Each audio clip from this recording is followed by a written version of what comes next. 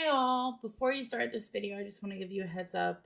I did find an editing program. I don't know how to use it and I don't know what I'm doing.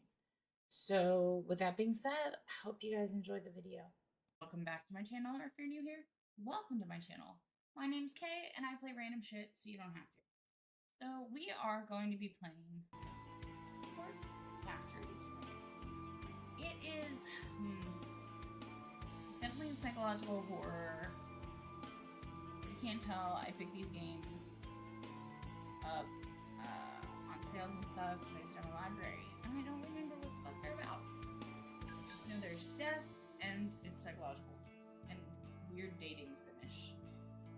So I forgot to put it here.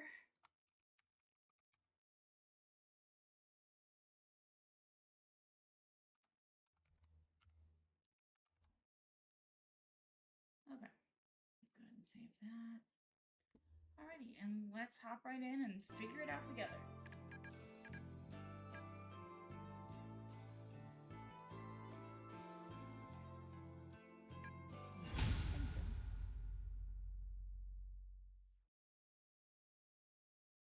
I do apologize, it looks like I'm looking so far down. My monitors are all kind of fucked up. And I need to have my husband fix them for me because they're heavy. June 12th, Friday morning. I know those bitches have been talking about me behind my back. They flash those fake smiles when I walk past. They wave half-heartedly and say things like, "Oh, hi, Emmy," or "You're the only one brave enough to pull off that look." They're all two-faced lying assholes. I hate each and every one of them. Amano, Sachiko, Kurosawa. Just look at them. Look at them. Everything about them is fake. Fake lips, fake nails, fake smiles, fake personalities. Look, I'll be the first to admit it. I'm a fake bitch too. But even I know I'm not as bad as them. I'm not horrible to every person I meet, just the ones I don't like. Ugh. It's not fair that I have to work with them. I just wanted a part-time job. Something breezy and casual. How was I supposed to know these delinquents would obsess over tormenting me? Mono is unbearable, but probably the least terrible of these, of the three.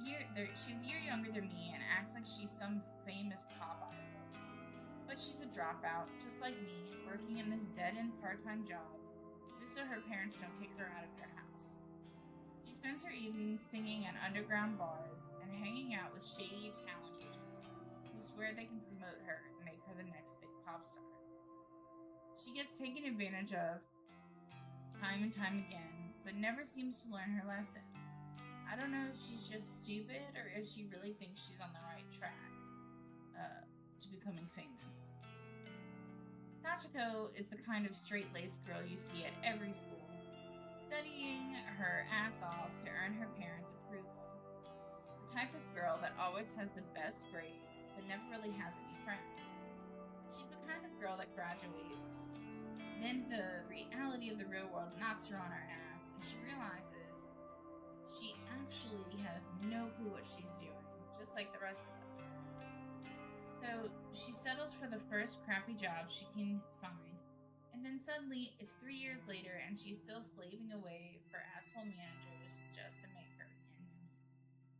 Instead of being humbled by her station in life, Sachiko decides to take her anger out on everyone around her. Oh, I just realized it's lighting up the one she's talking about. I've seen her slap customers out of frustration. Jesus Christ, how do you still have a job? Rumor has it that she strangled our boss on one occasion. Apparently, he's too afraid to fire her now. I don't blame him. I'm afraid of her too. And then there's Kurosawa. I could write an entire blog on all the things I hate about her. She's pretty, but she's very aware of it. She seems to have a new sugar daddy every few weeks, some poor old fool that she strings along and milks dry. She must be nearing 30, but all her friends are still in senior high school. More than a little weird. They hang out around the train station, bullying homeless people and shoplifting from the convenience stores. I'm pretty certain that she's done time once or twice. Kurosawa is just an all-around terrible person. She makes Amano and Sachiko look like saints in comparison. Honestly, I couldn't ask for a worse group of coworkers. Finally, there's me. Emi Katsumo. University dropout, part-time cashier, and up to my ears in debt. I live in a small apartment in a bad neighborhood just to keep my head above the water. My apartment building is filled with dead youth, loan sharks, junkies, perverts, and you name it. By some miracle, I managed to snatch up the best apartment in the worst building. Although the place is nice, the rent is questionably low.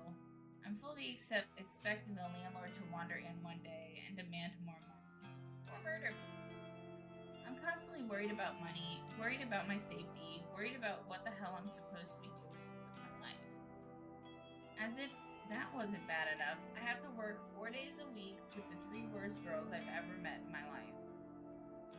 Today is no different from any other day. Amano greets me at the back door, her disgustingly puffy and pouty lips pulled back in a half snarl, half smile. I can smell the sickly sweet scent of too much lip gloss from 10 feet away. Oh, hi, Emmy. You're late again, you know.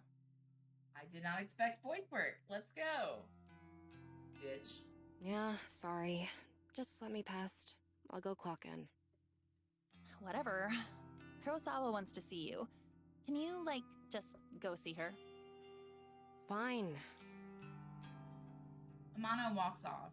I look around for Kurosawa. The stale stench of cigarette smoke eventually overwhelms the lingering scent of lip gloss in the air and leads me to her location. You wanted me? Katsuno, I need you to process a big refund. Don't mess it up, okay? It's for a regular customer. Okay, I can do that. What am I refunding? There's a bunch of shirts on the counter. Just ring them up and refund them for cash. You can leave the money in the envelope under the register. Fine, I'll take care of it. Thanks. I'm going for a smoke break. I decide to clock in before processing the refund. I won't be paid for this shift if the company doesn't know I came into work. I go behind the counter and retrieve the sign-in booklet. I flip to today's date and fill in my details. Done and done. The shirts that Kurosawa mentioned are lying haphazardly over the counter. I pick them up and scan each one. They're not cheap. The first rings up at 11,000 yen, and the next is 13,000. There are 6 shirts all up, each one a little more expensive than the last. They don't look worn, and the tags are intact. I'm supposed to ask for a receipt or proof of purchase before making a refund. The customer is obviously not here. Besides, the request came directly from Kurosawa, my superior, so I can't exactly refuse. The refund goes through the system successfully, and the cash drawer opens up. I count out the correct amount of money in 10,000 yen bills, then pop an elastic band around the cash and put it in the envelope. I also print a copy of the refund receipt and slip it in with the cash. Job done. I slide the envelope back under the register and lean against the counter, surveying the store. I can see that there aren't any customers around. It's still early in the morning after all. We don't usually get much business until around lunchtime. I hover around the register for a while, biting my nails and staring at the clock to pass time. Kurosawa eventually returns from her smoke break. Half an hour must have passed by now. Who does she think she is? Finish that refund? Yeah, I did it just like you said. Okay. She rummages around underneath the cash register and pulls out the envelope stuffed with cash. Her fingers flick through it quickly, counting each note, and she nods as they're Good work, satisfied. Katsuno. I'll pass this on to the customer next time they come in. No problem. Anyway, I'll take over the cash register for a while. You want to go tidy up stock? Yeah, okay. I'm not too bothered if Kurosawa wants to take over my registry duties. It's boring standing around. I'd much rather be doing something than nothing. As I head toward a rack of untidy jackets, Sachiko bumps into me. Sorry, I didn't see you there. Sorry, did she actually just apologize to someone, Sachiko, the customer abuser? That's fine. You okay? I haven't been sleeping real well. I'm just tired, that's all. Well, get some rest, I guess. Thanks. Look, while I've got you here, I know I haven't really been easy to get along with lately. I've got my own personal issues, but that's no reason to take it out on you and the other girls. I can't believe what I'm hearing. Sachiko has had a change of heart? So I'm resigning as of today. I don't deserve this job. I wanted to apologize and make sure there's no bad blood between us. Sachiko. I don't know what to say. I never expected this from you. Yeah. If you're resigning, do you have another job lined up? No, not yet, but I need to work on myself first. I have a lot to think about. Well, I mean, as long as you're sure about this. I am. In that case, then thank you for apologizing. I forgive you. Thank you, Emmy. Well, until next time then. Yeah. Until next time. Sachiko takes her leave. I'm still a bit taken aback by her sudden personality change. Did I misjudge her from the start? No, that can't be it. She has a history of abusing customers and coworkers. No way I imagined all that. Regardless, I'm actually kind of glad she's trying to get a grip on her life. I hope everything works out for her. If she's resigning today, then I suppose the only two terrible coworkers left are Amano and Kurosawa. I glance at Amano, who is standing by the door, waiting to greet customers. She has a vacant expression on her face, like always. I then look toward the register where Kurosawa should have been standing. But she's not there. Didn't she offer to take over register duties for me? Where the hell did she disappear to? I wander behind the counter. The register doesn't look like it has been touched. Out of curiosity, I slide my hand around under the register, and the cash stuffed envelope is gone. No sign of it. The receipt from the refund is lying on the floor. I bend down and pick it up. The standard refund receipt stating the value of the transaction. My name is signed at the bottom, since I was the one who processed it. The refunded money is gone, and so is Kurosawa. Did she? No, she couldn't have. Surely she wouldn't have run off with the money. No one would be stupid enough to risk their job over that, would they? Ah, there's Katsuno. You should go ask her about it.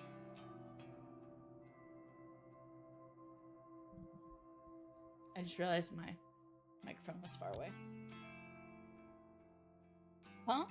Kurosawa is still here? She seemed to pop up from nowhere. Katsuno, a word, if you please. Ah, Hirota, the manager of the store. He normally spends his time in the office, out back, so it's kind of unusual to see him here. What could he want from me? Kurosawa was tending to the register when she noticed the system flagged a large refund as suspicious. Do you know anything about it? I saw that coming. Well, yeah, I processed a big refund this morning. Is that so? Do you have the receipt? Here. I hand him the transaction receipt. It is still between my fingers. He looks over once, then twice, his eyebrows furrowing. This is quite a large refund. No wonder the system flagged it. Did you get approval from Kurosawa before processing this? Yeah? Kurosawa was the one who asked me to process it, sir. I never even spoke to the customer that it was intended for. There's a sound coming from my bed or my dog. I'll be right back. And I'm gonna grab my sweater.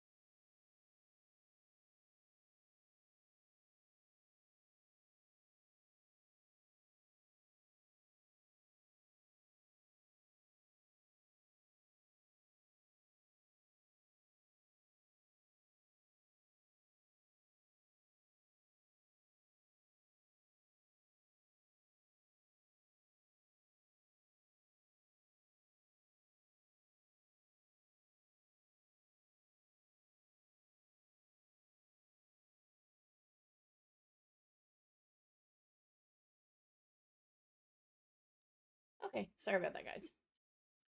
Sorry about that.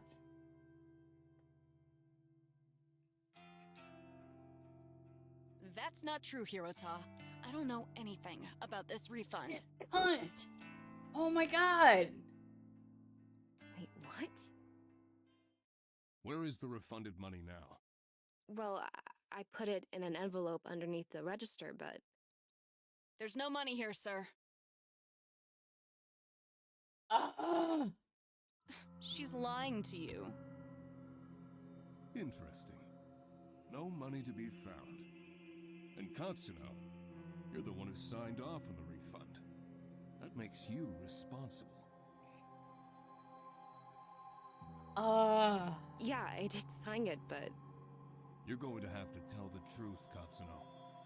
Did you take the money? Don't make me get the police involved.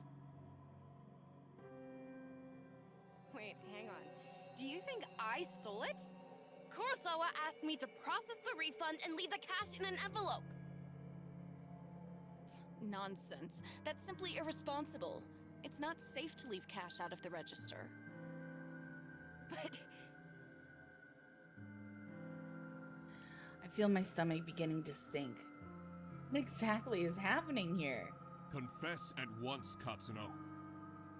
I didn't steal the damn money! If anyone stole it, it was that bitch Kurosawa! Enough! We're not going to stand here and argue about this like bickering school children.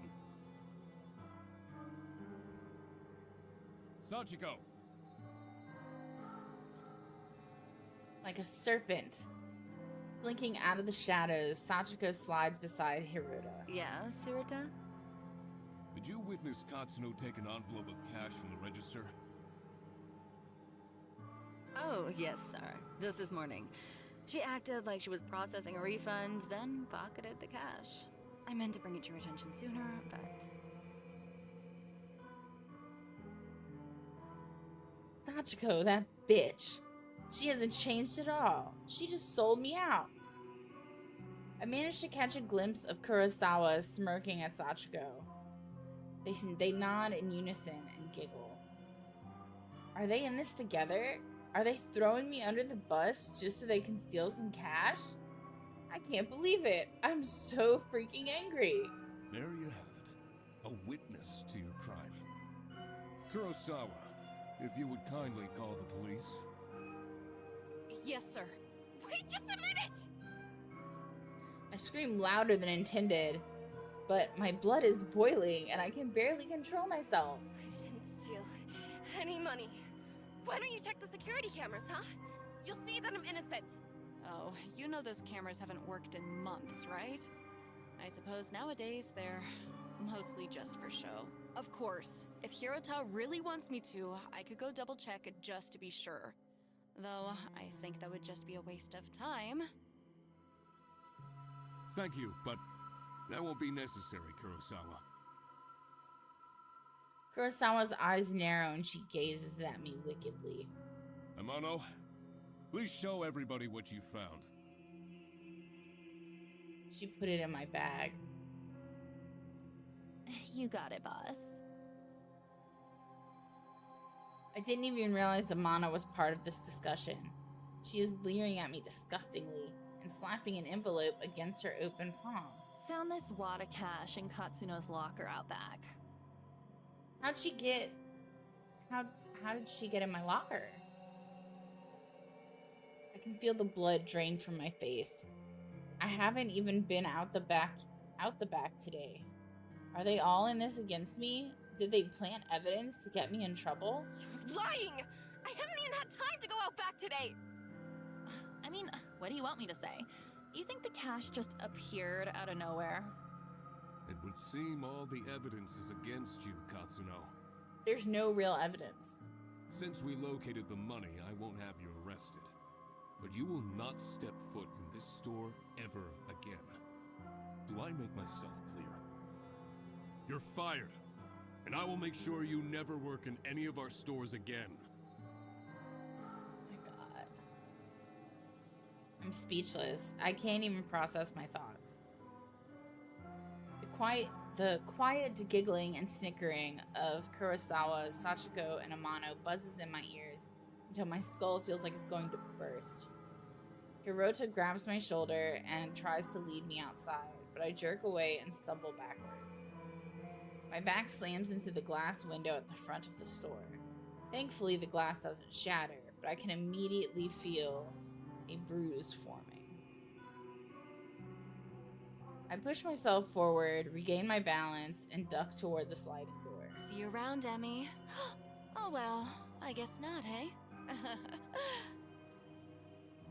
I blink tears out of my eyes as I dash through the store's front door.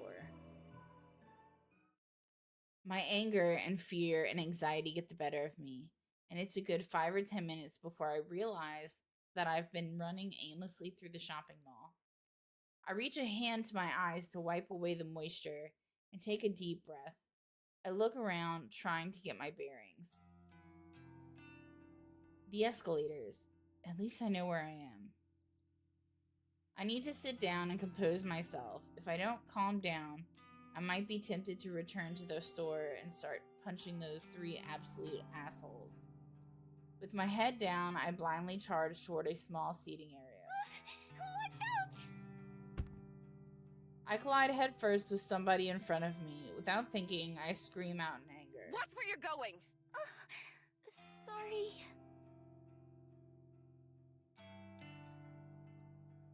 Wait, this girl. I know her from somewhere. Katsuno? Is that you? I know you. Have we met? Yes, of course. We graduated from senior high school together. Remember? Did we? Senior high school was more than a year ago. Feels like a different lifetime. How does she expect me to remember that? Maybe. Yeah, you're Sato, right? Aoi Sato? That's me. You do remember. Well, kinda. Sorry. I've had a crappy day. I just got fired, so I'm not thinking straight. You got fired? I'm really sorry. You bumped into me pretty hard. Are you hurt? I'm fine. Aoi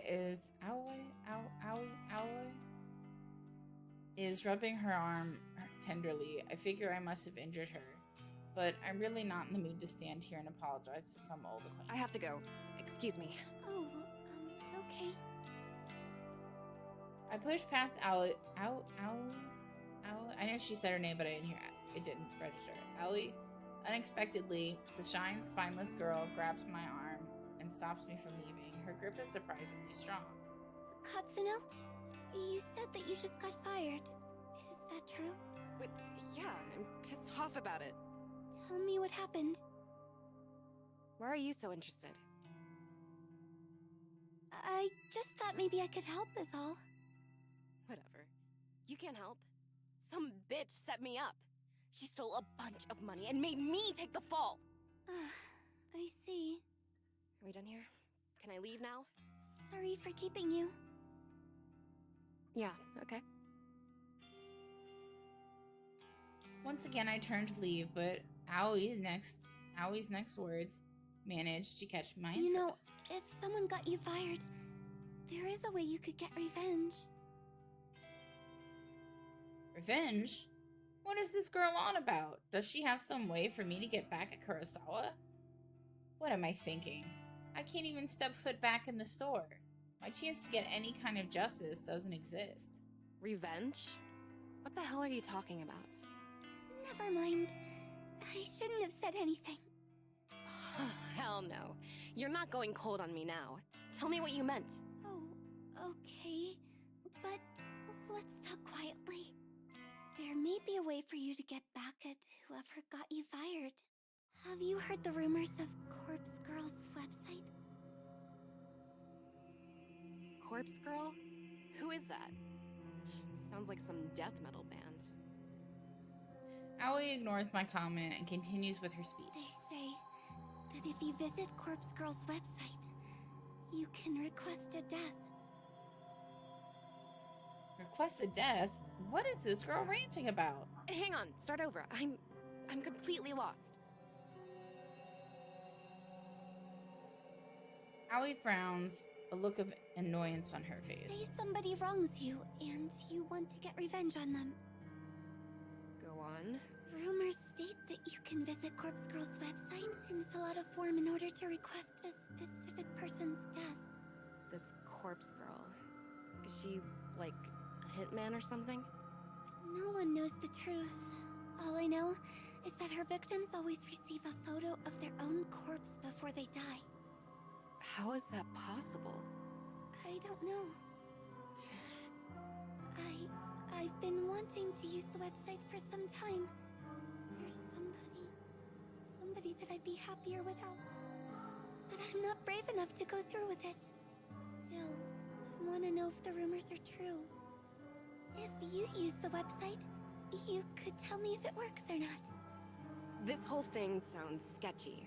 Risky. Are the police gonna come get me if I go on this website? I've got no idea. Well, thanks, I guess. Aoi doesn't make a further attempt to stop me when I turn on my heel and walk away. I don't know what to make of her suggestion. Can such a website even exist? The ability to request a death just sounds so unbelievable. And yet, I find myself unable to get the possibilities out of my mind as I make my way towards the train station. Corpse Girl, a website tailored for revenge. A good job in Kurosawa, Sachiko Amano. If I could remain anonymous, then no matter what happens, whatever fate befalls those girls, it couldn't be traced back to me.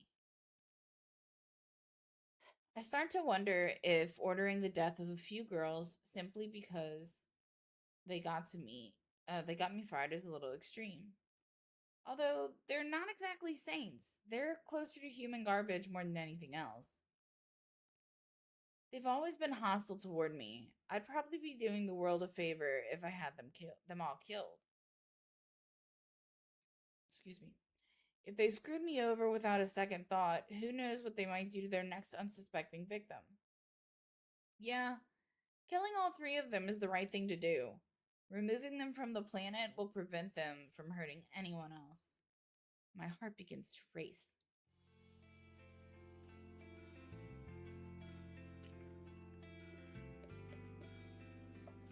The trip back to my apartment is boring. The train carriage is nearly empty, save for a few junior high school boys and a couple of women in business attire. I have a few seats all to myself, so I sprawl out and check my phone for messages. When I feel confident that no one in the carriage is watching me, I decide to search for Corpse Girl's website on my phone. I don't exactly know how easy it will be to find. Maybe I should have asked Aoi for the address. Well, a quick search shouldn't be too hard. I begin to type. Corpse Girl's website. A few results pop up on my screen, but none seem relevant. Excuse me. There are links to funeral services and anime fan sites, but nothing really matches what I'm looking for. Maybe this was a bad idea. I should probably delete my search history. Maybe just one more search. Corpse girl. Request. Death. My phone seems to lag for a few seconds as the search is submitted. Then, a fresh list of links appear. The top result catches my eye immediately. Corpse girl, revenge at your fingertips. This must be it. I click the link and the website loads immediately.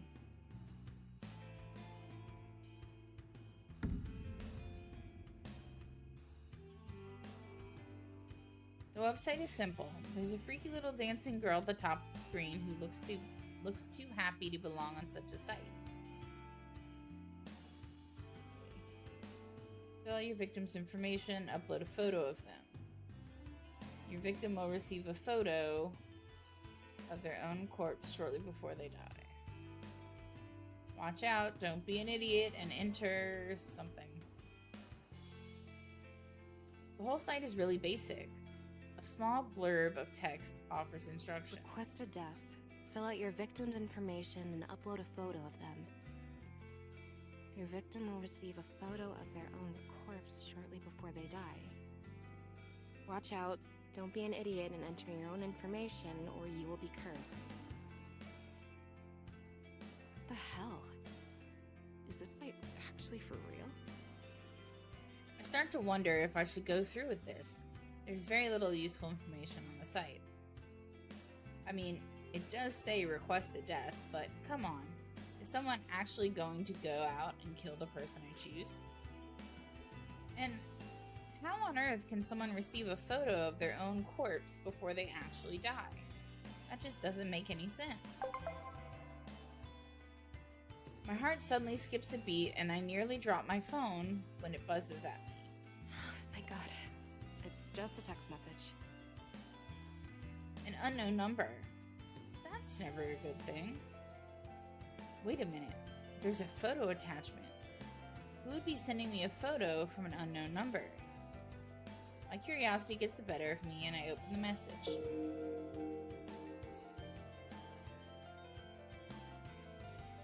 Kurosawa, you freaking bitch. I knew it. I knew she set me up, and Amano and Sachiko were in on it too. They made me process a fake refund to get cash out of the register so that my name would be on the transaction. And all for what? The bit of cash they'd have to split 3 ways? Kurosawa, I'll kill you! I'll kill you! A few of the junior high school boys nearly look at me with worried expressions. But I don't give a damn. I'm angry. I'm furious. Kurosawa is going to pay. I close Kurosawa's message and return to Corpse Girl's website. It's clear what has to be done. Oh, it's clear what has to be done. Sorry, wrong inflection. I'm going to request Kurosawa's death. I'll read the website's instructions one more time to make sure I haven't missed anything important. Enter the victim's phone number and upload a photo of the victim. I can't believe it. Kurosawa just signed her own death sentence. She sent me a photo of herself, and her phone number was included with the message. I fill in the phone number and upload the photo, my hands trembling the whole time. Sorry, husband.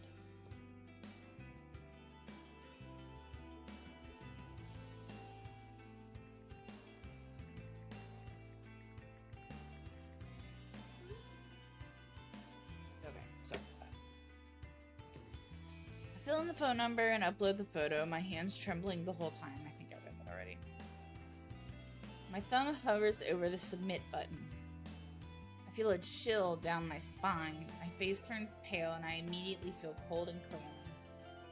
Is Kurosawa really going to die if I use this website? Or is this all a sick hoax? I run through the possible outcomes in my head. First possibility, nothing happens, and Kurosawa is none of the wiser. Second possibility, Kurosawa gets pranked by whoever is running this website. Maybe the administrator gets a kick from tormenting people. Kurosawa might just receive some spam texts or something like that. Third possibility, Kurosawa dies, she gets murdered, or some elaborate scheme is concocted to make her die accidentally. My lips curl in a frenzied smile. I like the third possibility the most. I slam my thumb down and smash the submit button. Prepare for the end, Kurosawa.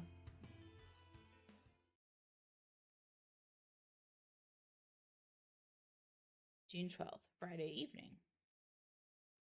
When I get home, I can barely contain my nervousness. I'm shaking as I open the door to my apartment. By the time I walk through the door, the sun has started to set behind the backdrop of the city. Even though it's not dark yet, I'm feeling physically and mentally drained. The drama at work this morning, the taunting laugh of Kurosawa, I feel exhausted, like I just want to crawl into bed and sleep. Despite my dipping energy levels, I can't extinguish the burning question flickering within my mind like a candle flame. How will I know if Kurosawa is dead? Will Corpse Girl's website notify me? No, of course not. I didn't give any of my personal information to the site. The entire thing was anonymous. And it's not like I can visit the store tomorrow and see if she comes into work. I'll be kicked out as soon as I show my face. So what do I do? That's it. I whip my phone out from my purse and open Noise, a social network app that all my coworkers are connected to.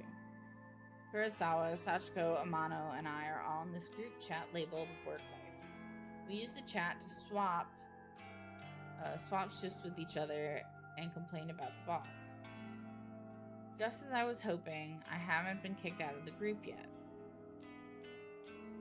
I swipe through the list of chat members and tap on Kurosawa's profile. Last online 1 hour ago. Perfect. If I use this app, I can keep an eye on when Kurosawa is active. She only has to be using her phone for Noise to detect that she's online. She doesn't necessarily have to be using Noise itself. It's the best way I can think of to monitor if she's still alive or not. It will do for now, at least. I wonder why Kurosawa sent me that photo of herself via a regular text message instead of through Noise. Maybe she thought she could be busted for it if someone got into her Noise profile. Who knows what that girl was thinking? Regardless, I'm thankful she made such a stupid mistake. I wouldn't have obtained her phone number if she had decided to message me through Noise instead. After all, Noise is strictly an online service. No need for phone numbers. Come to think of it, where did she get my phone number from? Well, no matter. It worked out in the end. I slumped down on the couch in front of the TV and keep my phone firmly gripped in one hand, my knuckles whitening. Sorry. I started to bite the fingernails on my other hand out of anxiety. In an attempt to distract myself, I switched the TV on and streamed some stupid reality show.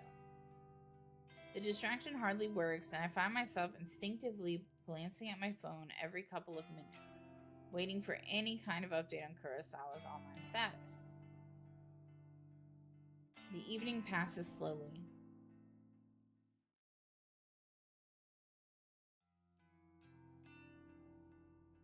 June 13th, Saturday morning.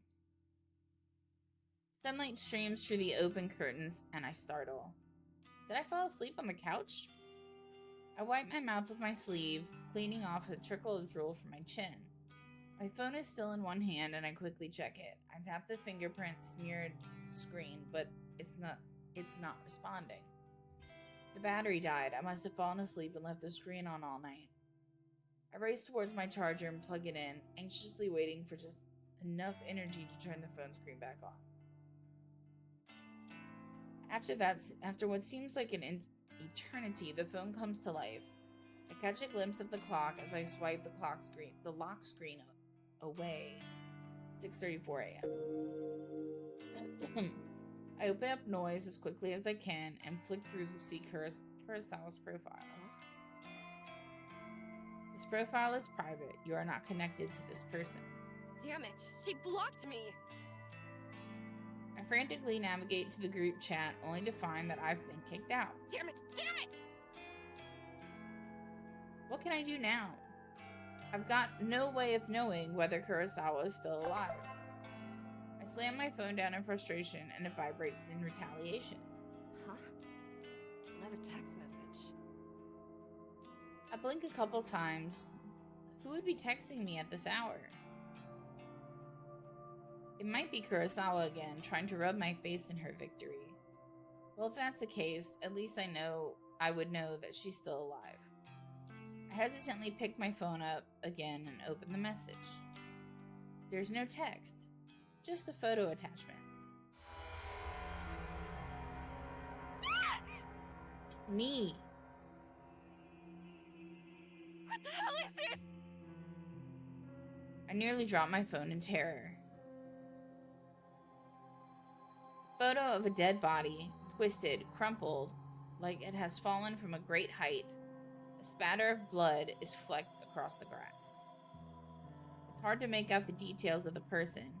Dirty blonde hair, familiar clothes, smudged makeup. This dead body, is it supposed to be me? There can be no mistaking it. Without a doubt, this is a picture of my own corpse. I shriek again, unable to process what I'm seeing. I'm so entranced by the battered corpse that it takes me a minute to notice the timestamp on the corner of the photo. It's today's date, but something is off. The time says 7:28 a.m. That's about an hour from now.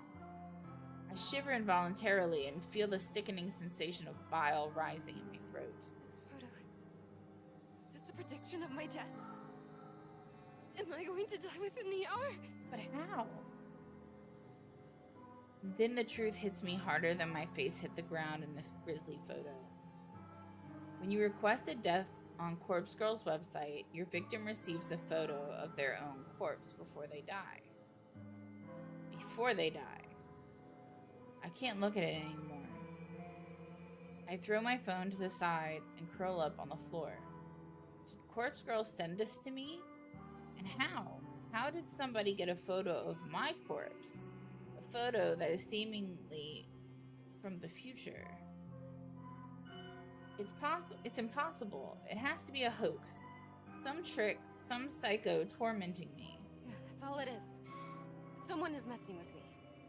Probably Kurosawa.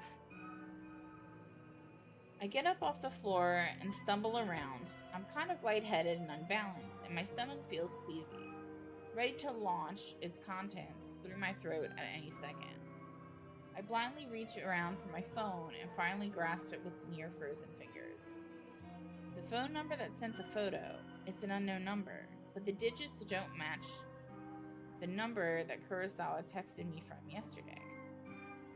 So it's unlikely this came from her.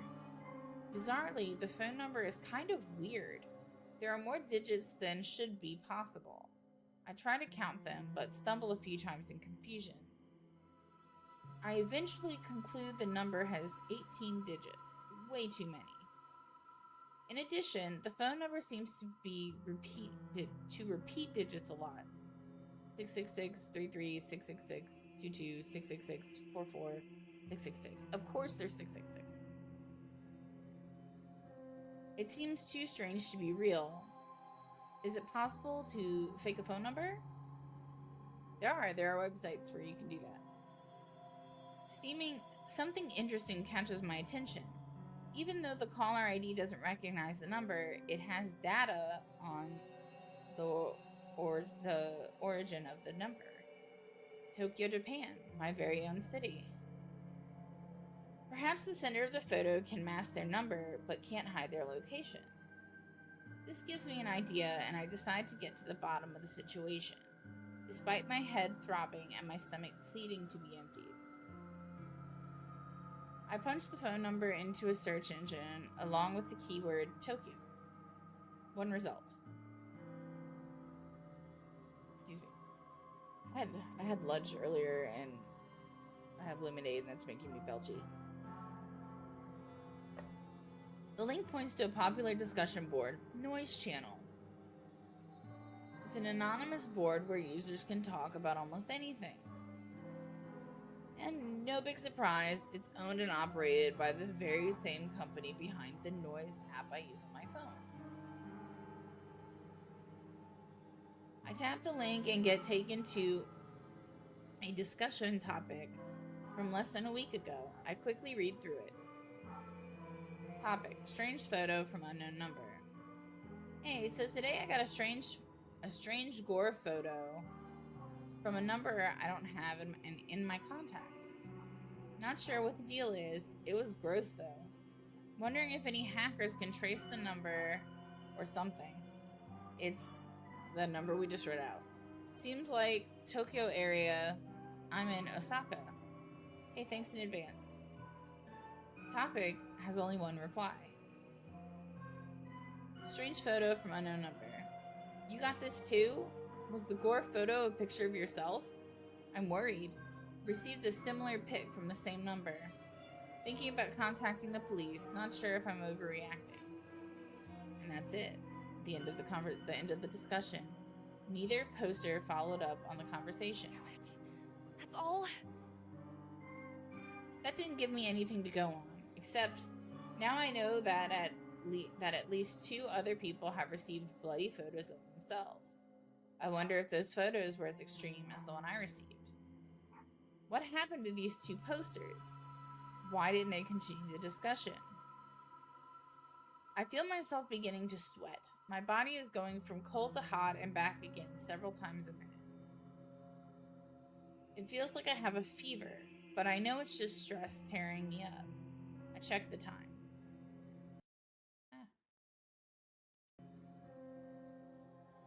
It's 6:59 a.m. About half an hour until the time printed on the photo. I take a deep breath and the doorbell buzzes. I freeze in place, unsure whether I should answer the door. In this sketchy apartment building, it's a risk to answer the door on any given day, before even taking into consideration that some psycho just texted me a photo of my own corpse. I tiptoe toward the door on stiff legs and gaze through the peephole. There's no one there. I breathe a sigh of relief. Maybe I'm just on edge and the doorbell echoed from someone else's apartment. Besides, I don't know of anyone who would visit me unannounced, especially this early in the morning. I slump on the floor, my back sliding down the door as I come to rest on the carpet, my legs splayed out haphazardly in front of me.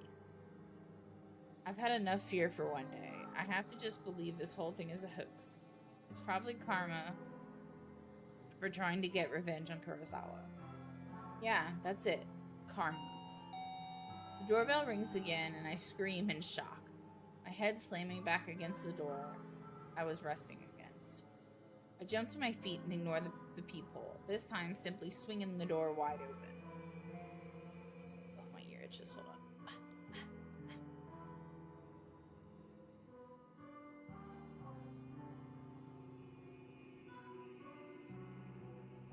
Okay, sorry. A gust of chilly morning air sweeps into my apartment, and I shut my eyes tightly against the sudden cold. My messy hair tangles in the wind and obscures my vision when I open my eyes. Quickly, I sweep the hair out of my face and look around. There's no one here except a metal trolley is blocking the walkway in front of my door. A stark white bag about the size of a human body rests atop the trolley. My heart begins to race as I immediately recognize what this is. On TV, they always show these trolleys using used in morgues to carry dead bodies around. Dead bodies. The vomit has been trying to escape my body all morning, finally finds its way out of my mouth. I retch and heave in the doorway until nothing is left inside my belly except the stinging stomach acid that threatens to burn through its fleshy container. The stench wafting from the trolley is overwhelming. Pinching my nostrils closed does little more than trap the horrific odor inside my own skull, and I gag and splutter involuntarily. Splutter? Never heard that word. My hand reaches forward, as though controlled by some being other than myself. I can't pull it back, and I can't prevent my fingers from grasping the zipper tag attached to the front of the body bag. I unzip the bag.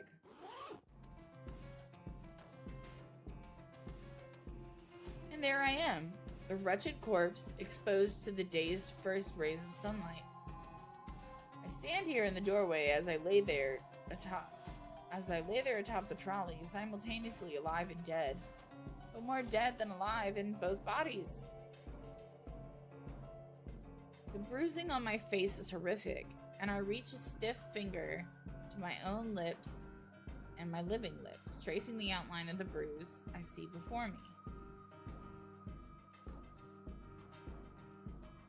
There's no pain where the bruises should be, and I breathe a sigh of relief, for why would there be any pain if I'm already dead? To feel pain would be absurd, and then I would really have to start worrying. I wonder how I died. Did I fall from a great height? Did somebody hit me with a car? Or did I collapse from some internal reason? Perhaps from organ failure or some undiagnosed sickness? Maybe I didn't die, and the corpse in front of me is alive, living and breathing just as I do while standing in front of myself. Maybe this is all a prank I've pulled on myself, dying just as a joke, but never really dying, always living until the point I actually die and is no longer a prank? What? My head is splitting. I can't think straight. All the thoughts in my mind are jumbled, and the meanings behind unspoken words disappearing behind foggy clouds inside my shattered skull. To clear my head, I step around my corpse and stand by the walkway's railing. That's how they get you. I bet. I'm on the 4th floor of the apartment building. There are 2 floors above me, so I could go higher if I wish. But I'm pretty sure a leap from here will be enough to render my living body identical to that of the corpse on the trolley. At this point in time, there exists 2 versions of Emi Katsu. One is living and is me, and the other is dead but is also me. I can choose now to be alive and dead, or be dead and dead. But I cannot choose to be alive and alive. So even if I choose to be alive and dead, I'll still only be half alive. But choosing dead and dead is nice and clean.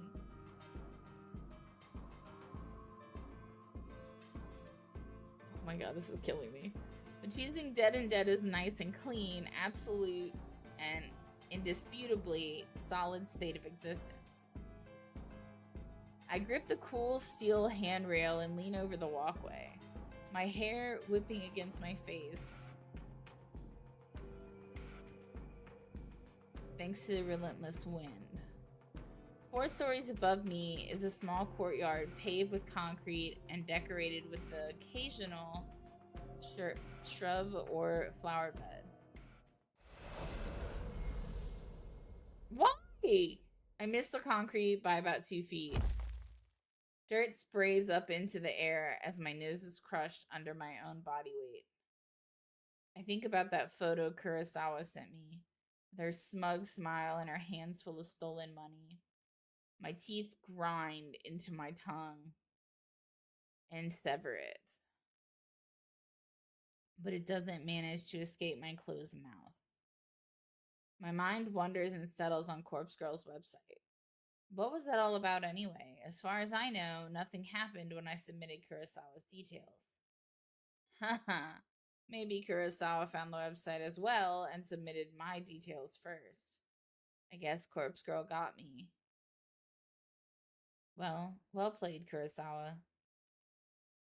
I think I can taste blood in my mouth, but it might be just a memory from some other point in my lifetime. I wonder if it was Aoi.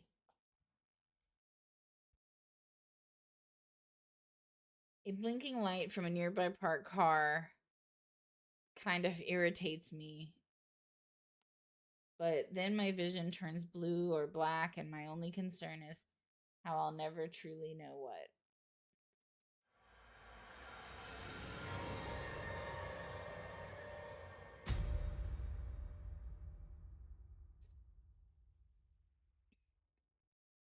Welcome to Corpse Factory.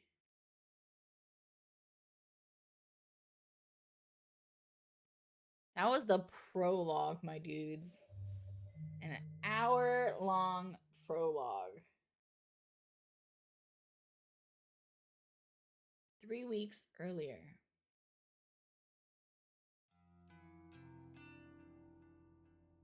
May 25th, Monday morning. I've always liked the shape of my eyes.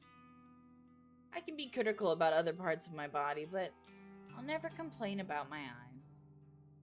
With or without makeup, I think they look great. Mother used to tell me I inherited her eyes, and my big sister inherited Father's eyes. To be honest, I don't see any of Father's features in myself or my sister, but I do agree that my eyes are exact replica of my mother's. Mother doesn't see too well anymore, and that might be something I have to also worry about in the future. But for now, my eyes are perfect, and I couldn't be happier with them. I wear eyeshadow and eyeliner to bring out my best features. Some people tell me I use too much makeup, that I tend to overdo it and make myself look intimidating.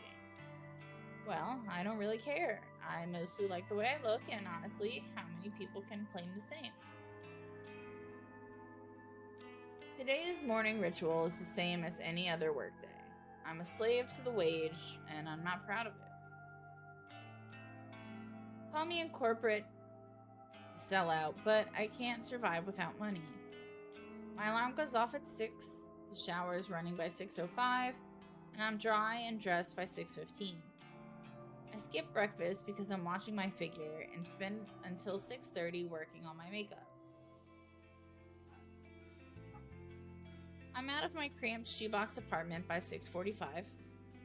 Sometimes I catch my neighbor running home from his overnight shift, and if so, I exchange simple pleasantries with him and continue on my way. Today, there is no sign of my neighbor, so I don't slow down as I descend the stairs and exit the building. Hitting the convenience store for a can of coffee saps another few minutes from each day. I prefer sweet milk coffees, but every now and then I'm in the mood for a rich black coffee. Regardless, I never start the day without it. I don't always need the energy boost, but it helps to stop my stomach growling. It's a milk coffee kind of day, so I pay for my favorite brand and get out of the store in no time. Canned coffee dives into my handbag as I continue on my way. The train station is always busy in the morning, and it's usually a struggle to navigate my way to the correct platform in time for the 7:12 train. Today is no different. My dog will not stop barking. Oh my god. My Chihuahua is 11, and he has no idea what he barked at. He just randomly decides it's time to bark.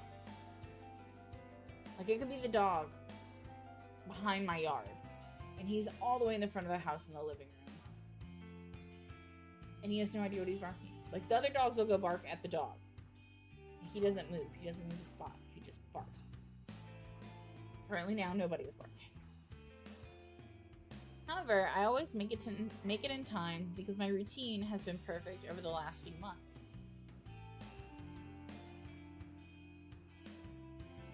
I board the train bound to Shinjuku. A cursory glance reveals there are no empty seats, so I push through the throng of bodies and stand against the carriage wall. Sorry. Excuse me. Whenever there are seats available, I like to sit and read, but it's much more common to have to stand and stare at my phone screen like almost everyone else. When I do read, I read the classics: Stoker, Lovecraft, Poe, horror, Western horror at that. It is my favorite genre. It's funny that they let you say that because, like, Japanese have, like, the fucking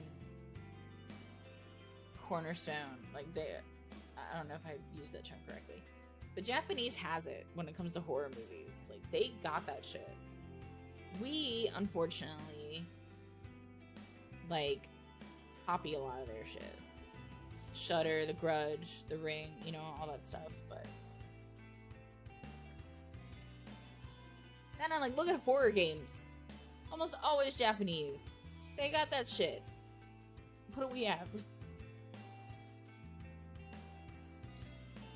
And of course, the faithful translations into Japanese are as good as it gets. My English isn't nearly strong enough to read these novels in their own language. If I'm stuck staring at my phone screen, I like to stalk people online. Acquaintances, or the few friends I have, lead such boring lives. They post about the most mundane topics all day, every day, acting like they'll shrivel up and die unless they get the attention they seek. I find their dull, tedious lives simply fascinating. From behind the safety of a glass veil, I can fulfill my voyeuristic fetishes and consume as much pointless information as I desire. Knowing every mundane tidbit of people's daily lives turns me on. This morning is the same as any other. I stare down at the phone held in my frail hand.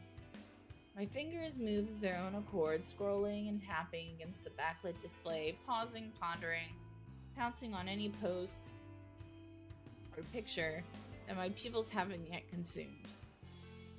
Standing in the train carriage, packed to the gills with people, I can't help but feel my face getting flushed and my steamy breath escaping my lips. I digest post after post, photo after photo, memorizing the comings and goings of every single person on my noise activity feed. I catch my breathing getting heavier, my gasps becoming short and sharp. Gray went to the dentist yesterday for a root canal. Mizuno shared some photos from her international vacation. Kawahara objects to owning pets and thinks all animals should be free. My cheeks glow crimson. My chest begins rising and falling quickly. I clutch the collar of my skirt, knuckles whitening, knees shaking. A few people in the carriage start to move away from me, but I barely notice them. My fingers keep scrolling and I hit the jackpot. A new post from a coworker at my office. Tomoe Watanabe. I think I said that right. She's a gal girl. Type with a heavy fake tan, bleached blonde hair, and questionable clothes. I hate her, but I love her posts.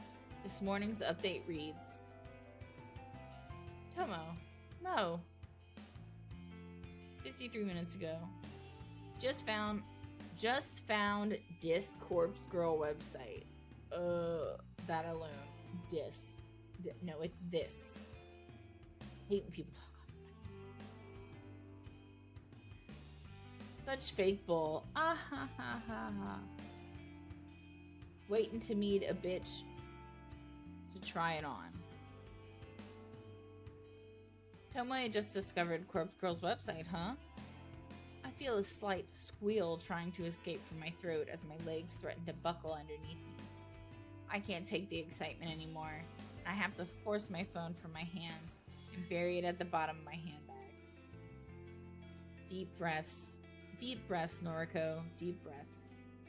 I need to calm down and control myself. Composure is key. I close my eyes and let a cool breath of air whistle through my slightly parted lips. Feeling a little calmer and no longer ready to explode, I analyze the information I just read. Tomoe wants to try out Corpse Girl's website. That's good. That's very, very good. Rumor has it that you can visit the website and request the death of somebody you know. How and if the victim dies isn't known to the public. Because of that, some people are pretty quick to dismiss the site as a hoax. However, the most interesting part isn't how or if the victim dies, but rather what happens to the victim before they die. Supposedly, the victim will receive a photo of their own corpse. How this photo exists from the victim's life is snuffed out isn't public knowledge. But the thought of this phenomenon occurring is utterly intriguing. Nevertheless, the site has been gaining popularity lately, at least in certain corners of the internet. Message boards like Noise Channel and other similar sites have picked up on the rumors and like to exaggerate the website's authenticity. The fact that someone like Tomoe, a rather dense, dim-witted individual, has discovered the website means that it's actually more well-known than I previously thought. It means that people are actually talking about it outside the internet. Chances are good that Tomoe will want to try it out and request the death of someone in the office, a coworker. Me, perhaps? She hates my guts as much as I hate hers. Finally, something exciting is going to happen in our dull work. The next station is Shinjuku. The doors on the right side will open. Please change here for the Chuo line, the Shonan Shinjuku line, the Saikyo line. As the automated announcement reads through a list of connecting train lines, I get ready to disembark. The train pulls to a stop, and I contort my body around the other passengers in an attempt to exit the train. Finally free of the tangled mass of flesh, I hasten my pace and navigate through the labyrinthine station. I take the exit close to my office and settle into a slower walk. I'm on time, and I never desire to reach the office any earlier than needed. It doesn't take long for the looming office tower to enter my field of vision. 32 stories of office space, all crammed into one sleek, slim tower. The name Temujin is stamped across the structure in gigantic block letters. If you're looking for this building in Shinjuku, you can't possibly miss it. Temujin carries the title of Japan's third biggest banking corporation.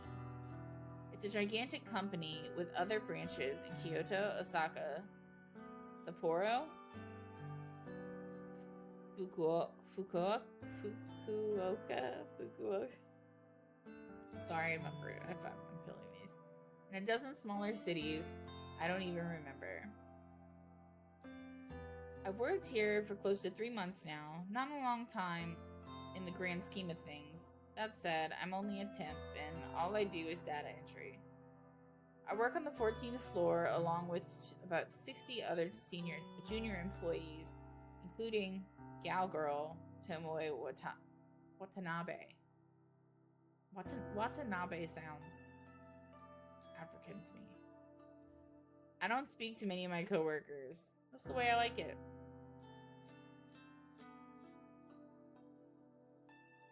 When I reach the building, I enter through the giant double doors and find myself in the familiar lobby. Comfortable couches line the walls, circling a reception desk.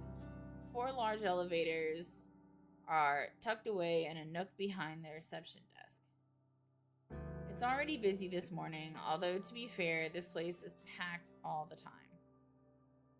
I avoid the crowds of sharply dressed business people, feeling a little out of place in my semi-formal skirt and shirt. Ducking into a newly opened elevator, I tap my employee ID card to a backlit panel and press the button for my floor. The doors close and the elevator begins its smooth ascent. I'm surprised to find that I'm the only one traveling up. I reach my floor and listen to the soothing chime as the doors open, revealing the open layout office before me. The static drone of workspace noise fills my ears. Conversation, ringing phones, fingers tapping against keyboards, photocopiers, even the steady low hum of the air conditioner contributes to the overall din. I make my way to my desk, stationed in the middle of the floor and surrounded by a dozen other identical desks. As I walk, somebody taps me on the shoulder gently. Good morning, Kurosawa. Shinya Fujikawa. My senior, though he's really only a couple of months older than me. He's worked here for a whole year after making an internship straight out of senior high school. He's not an intern anymore, though I'm not quite sure his job title. Morning, Fujikawa. How was your commute this morning? Fine. Same as usual. That's good to hear. Did you read any of your novels? He's referring to the horror books I like to read. I can tell from his tone that he doesn't exactly approve of the subject matter. I've known Shinya since junior high. We go way back, but I wouldn't exactly call us friends. However, he is the one that landed me this job, even though it's just a temporary contract. I've always had the feeling that he's a bit sweet on me. I could be way off the mark, though. Well, I couldn't get a seat on the train today. Too hard to read while standing. Ah, that's a shame. You, still haven't accepted my, friend request, did you know?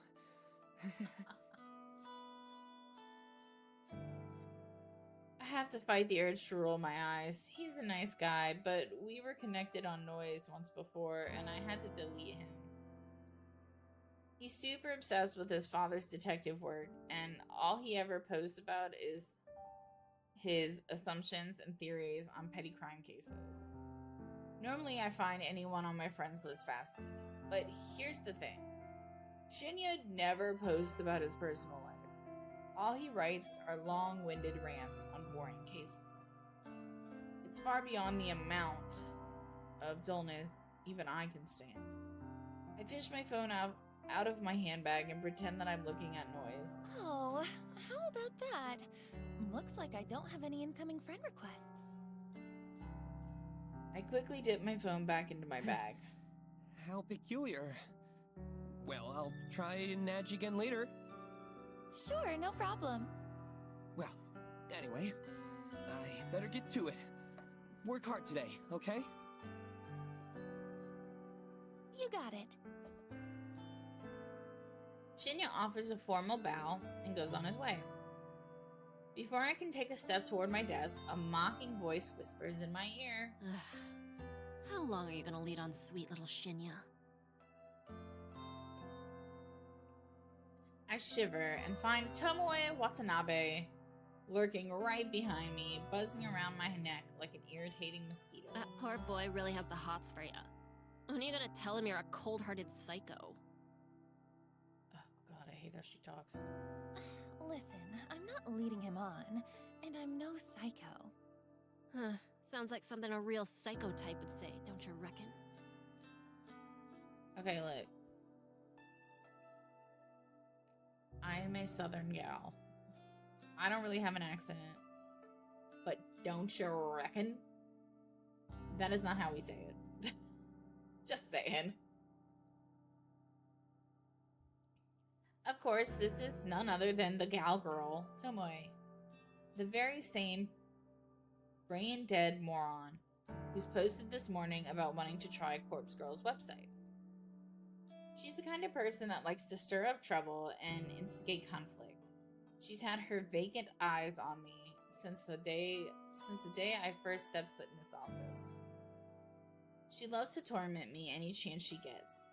Maybe I rubbed her the wrong way, somehow, though I'm not sure what I ever did to her. Even though she's a data entry temp like me, she's worked here just a little longer than I have. Unfortunately, that means I have to defer to her as my superior in the professional environment. She knows as much and likes to take advantage of the fact as often as possible. It's funny, you know. You don't look like the type of skank to lead on a goody-goody like Shinya. I told you, I'm not leading him on. Well, if you're not interested, maybe I'll take him out this weekend and tongue him at the cinema.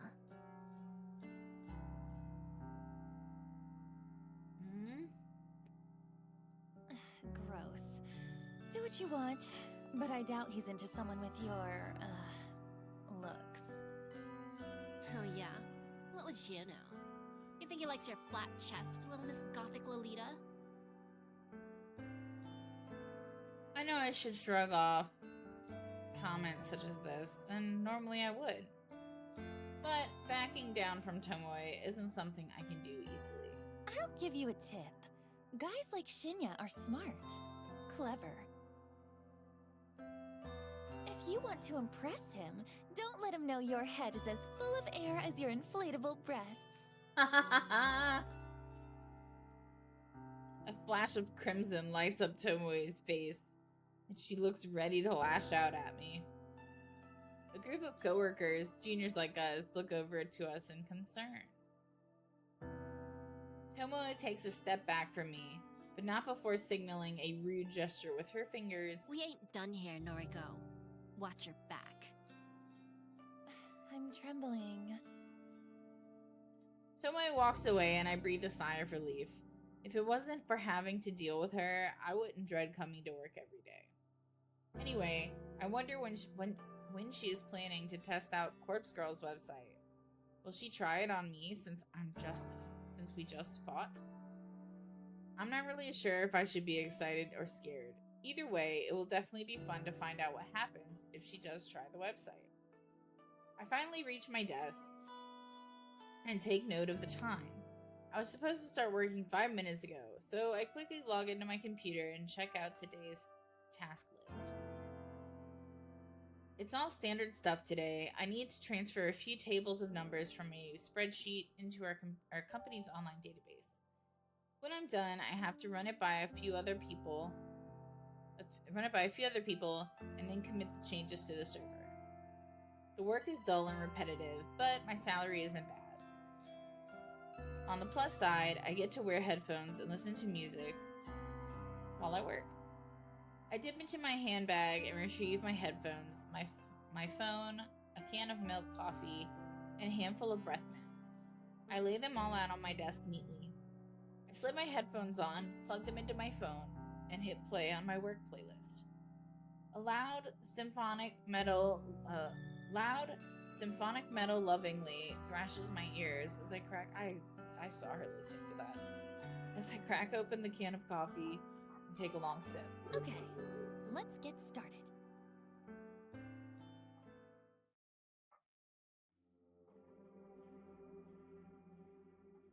I return home to my quiet, cramped apartment after work. The place is eerily silent, a stark contrast to the bustling office where I spend my days. Throwing my handbag onto the tiny coffee table, I pick up my laptop and sit on the couch. I lie back and get comfortable, letting the laptop rest on my stomach as it boots up. The welcome screen loads up, so I click a couple of times, open my web browser, and then head to a very specific website saved in my favorites. Corpse Girl's website. A cute dancing zombie girl is animated at the top of the page.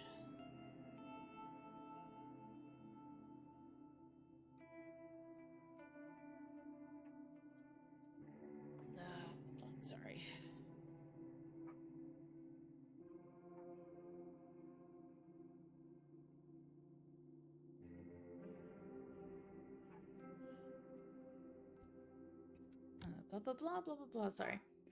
A peculiar irregularity that always makes me giggle. I noticed at the page preview, the page view counter at the bottom of the site is nearly the same as it was yesterday. There have been maybe 4 or 5 new visitors. I heave a sigh. Maybe the website isn't quite that well known after all. That begs the question, how did Tomoe discover it? Well, never mind that. My eyes scanned the website's content. Requested death. Big bold letters headline the site. The intention couldn't be clearer. Further information on the site is sparse. Brief instructions tell the user to fill in a victim's phone number and upload a photo. Aside from that, there's not much else to mention. It doesn't even ask for a name. After scanning the site, I move my mouse to the browser's address bar and click. I type a / after the website's address and then add the word admin. I hit the enter key. The login page presents itself with empty username and password fields waiting to be filled in. My fingers tap dance around the keyboard, and within moments, I'm presented with a brand new page. A blinking slab of text greets me. One new request. A crooked smile cracks my stony expression. Finally. Somebody has requested a death. Somebody has asked me, Corpse Girl, to kill a victim. This is where things get exciting. I giggle and feel my cheeks flush red. This is the first request I've had for about a week. I've been logging in every evening, fingers crossed that somebody has selected a new victim for me. Today, my wishes come true. I can't help but feel emotional at a time like this. My lower lip trembles and I feel tears welling up. I dab the corners of my eyes gently to avoid smudging my makeup. As I hover my mouse cursor over the view request button, familiar and pleasant tingling sensation surges in my chest, my stomach, my thighs. I shiver with anticipation, my hot and steamy breath beginning to fog up the laptop screen. I click the button. Request details. Today, 2:47 p.m. local time. Victim's phone number, blah blah blah. Downloading image, attachment. The victim's photo automatically loads on my screen. The person in front of me is a total stranger, but that's okay. It doesn't change the task set out before me. A woman, rather plain in her early 30s. She's well dressed with minimal makeup, and she's not really putting her personality on display. It's a nice photo. Better quality than some of the images I've received in the past. In fact, the photo looks like a corporate ID picture. I wonder if it was downloaded from a company database or website. Well, the source of the photo doesn't matter. The simple fact of the matter is that somebody has made a request for this person to die. It falls to me to fulfill that request, and as Corpse Girl, I take requests very, very seriously. I have the victim's photo, and I have their phone number. All I need now is to select a way for her to meet her untimely demise. I've previously thought about including an extra field on my website, an option for the user to choose the way they want their victim to die. After all, it would reduce the amount of strain on my creativity if the method was decided for me. But after careful consideration, I decided against it. Some people are sick, twisted. The cause of death could be far beyond my means and impossible to achieve. Therefore, allowing the user to define the cause of death just isn't feasible. Instead, I'll stick to my current modus operandi. Everything depends on the quality of the victim's photo. If it's detailed and the victim's features are easily distinguishable, then I can be rather creative with the cause of death. Perhaps the victim's face suffers grotesque burns, or she has an iron stake thrust through her skull. However, if the victim's photo is low quality and doesn't provide enough detail to identify the subject, I have to resort to the default cause of death. A terrible, unlikely fall from a great height. Maybe she slips, or maybe someone stumbles into her and sends her tumbling over a rail.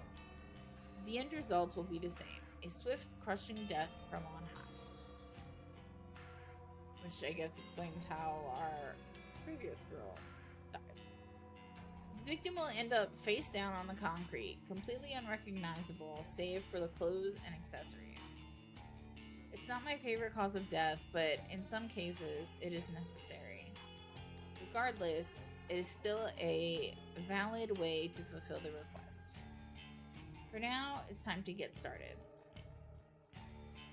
I can barely contain my excitement. I squirm against the couch, crossing and uncrossing my legs in a vain attempt to dissipate the heat rising through my body. Taking a deep breath, I try to calm my nerves and get to work. The victim will receive a photo of her own corpse, time-stamped with the date of her death. It's Corpse Girl's signature move, my calling card, if you will. Seeing an image of one's own disfigured corpse is sure to strike fear into one's heart. And that's precisely the reason I take this step, to make the victim panic and act rashly. First things first, I have the victim's photo on my add the victim's photo to my laptop. Excuse me, my laptop's hard drive. I store it in a folder discreetly named System Files, hidden away from the root directory of my operating system, a password encrypted directory, of course. Next, I open my photo image editing software and load the photo. Looking carefully at the detail in the picture, I can see that this will be a work of art. I can really go to town with this request. I minimize the software, open my web browser, and access a particular website. The database of the deceased, the DD, as it is known on the dark web, my secret weapon, the ultimate resource for my work. The DD is a collection of countless high-resolution photographs of dead bodies. Murder victims, crime scenes, suicides. If someone has died in one way or another, chances are good that some perverted individual has captured the moment in all its gory glory. I like that kind of stuff, but I'm diagnosably not mentally well, so. Such valuable images are essential to my work. Using these photos as a database, I can edit my victim's details into the picture. My process is simple. I start by locating the perfect corpse photo. I search the database, and in less than 2 minutes, I discover a disgustingly detailed photo of a woman with her entrails spilling from her stomach. Her face is blue, having suffocated before even having a chance to bleed to death. She's about the same age as my victim. She's of a familiar height and build. Finding a photo that specifically suits my victim's features is easy thanks to the DD's excellent catalog of tags and filters. I simply search for the keywords that match my victim's description and find a corpse that fits. Using this photo as a starting point, I digitally edit my victim's face onto the body. It's not some quick job that even a child can do. It's a painstakingly crafted work of art that would fool even the keenest eye. An hour passes, then 2, then 3. Before I know it, midnight has come and gone, but the work is nearing completion. All that remains is to add the final touches. I like to add specific distinguishable details to the image. A personal item or accessory, clothes, makeup, you name it, I can edit it in. With personal details added, I adjust the lighting and color palette, just slightly enough to make the photo truly unique. If the victim decides to reverse image search the photo and discovers that it's a forgery, all my work would be for naught. And with that, the masterpiece is complete. A grisly, gruesome, gratuitously gory gift for the soon-to-be departed.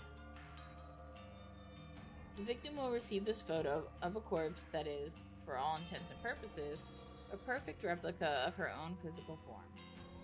She will open the image on her phone, and the life she once knew will crumble to pieces. My lips curl in a satisfied smirk. During my hours of work, my breathing eventually steadied. My excited nerves settled into a zen-like calm.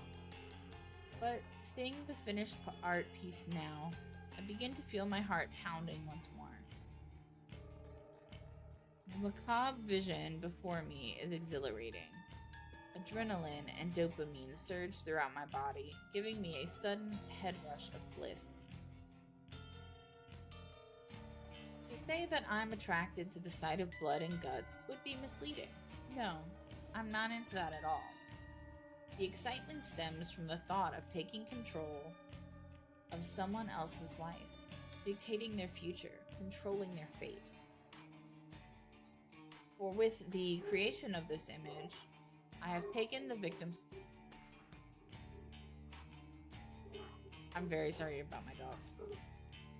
I've taken the victim's life into my own hands, like a puppet master pulling the strings of a marionette. Give me 1 second, guys. I don't know what the hell they're working on.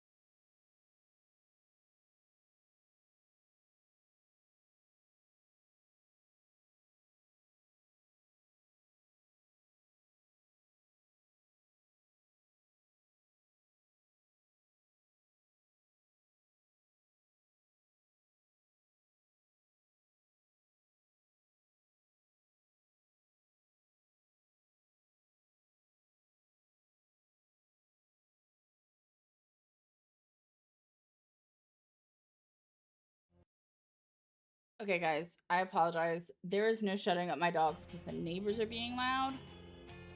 So we're gonna finish this part to where I think it's a good stopping point, and then we're gonna call it. That's right. My own hands need not become the stain. The hands of Corpse Girl have never been dirtied with the blood of a victim. This is the true nature of my work. Carefully crafting corpse photos in such a way to convince the victim that their fate is already sealed. That no matter what they do, they cannot escape the death that awaits them. And the date stamped on the photo is the icing on the cake, the ultimate driving force behind the victim choosing to end their life. A date so near the future, a time that has not yet occurred, a fiber of uncertainty carefully interwoven into the image that causes the victim to pause and consider the possibilities. Is this photo from the future? Is this truly my fate? How can I outrun a future that has been pre-decided? These are the thoughts that run through a victim's mind. Despair and dread flood the senses. Overwhelming anxiety gives way to calm acceptance. This is my dead body. This is how I die. Why should I fight it? And when the victim's last vestige of resistance gently breaks like a silk spiderweb being torn by a cool breeze, they finally give in. They invite their end. This is the way it will go down for this woman, this complete and total stranger. I'm confident, certain, convinced.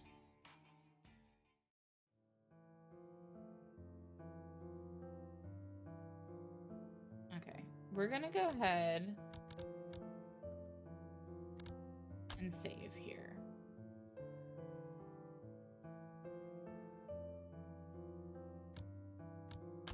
We're gonna save here. It's about an hour and a half, like I usually like to run. I'll be back either tonight or tomorrow to play some more. Save one more time. And that's how we're gonna do this. When I do eventually upload it to YouTube, I finally found an editing program. Don't quite know what I'm doing with it, but I do have like an editing program that I've kind of figured out. And when I do put that on YouTube, I'll have it all in one go. I did that with 14 days for the demo. I'm gonna try and do it with this one, but for now, see you guys in the next video. Okay, thanks, bye. And welcome back to my channel. If you're new here, welcome to my channel. My name's Kay, and I play random shit so you don't have to. We are going to go with more of Corpse Factory. And apparently I left the game up on. Time for story time. And apparently it's dark in here. That didn't really help. My light I don't think is hooked up at the moment.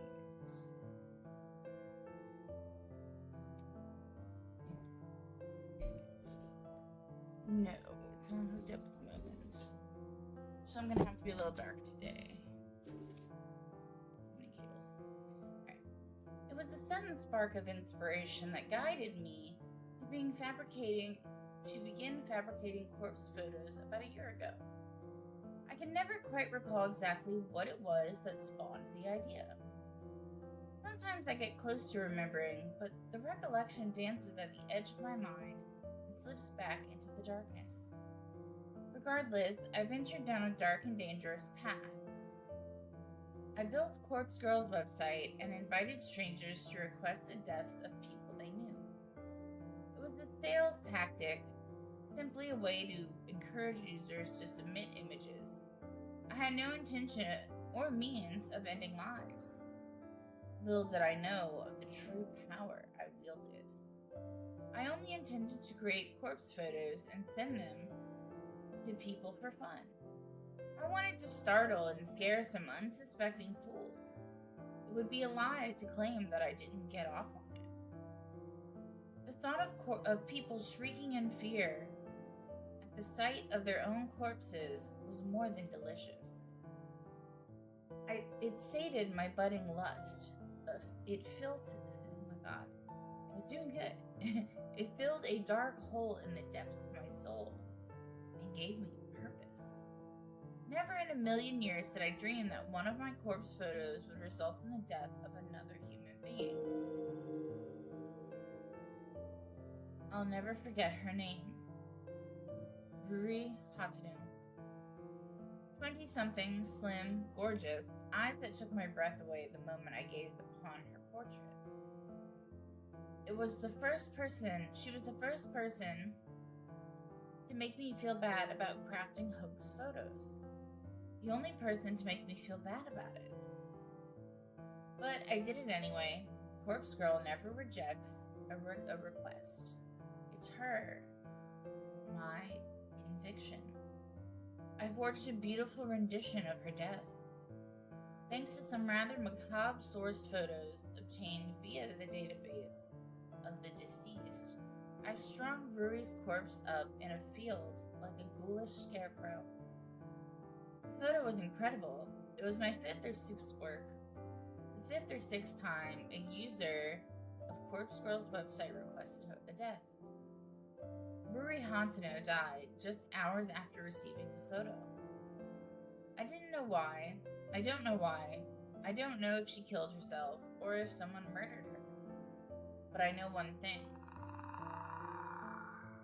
Ruri Hatano's body, her real body, was found in a field, hanging like a scarecrow, surrounded by crows. Her eyes had been gouged out of her skull, and her stiff fingers clutched her phone tightly. Oh yeah, look.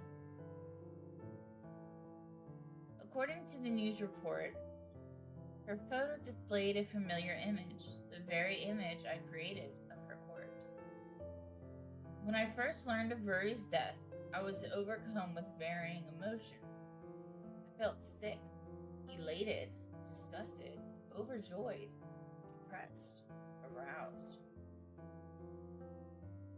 Had I somehow caused her death? Was Corpse Girl responsible for taking a life?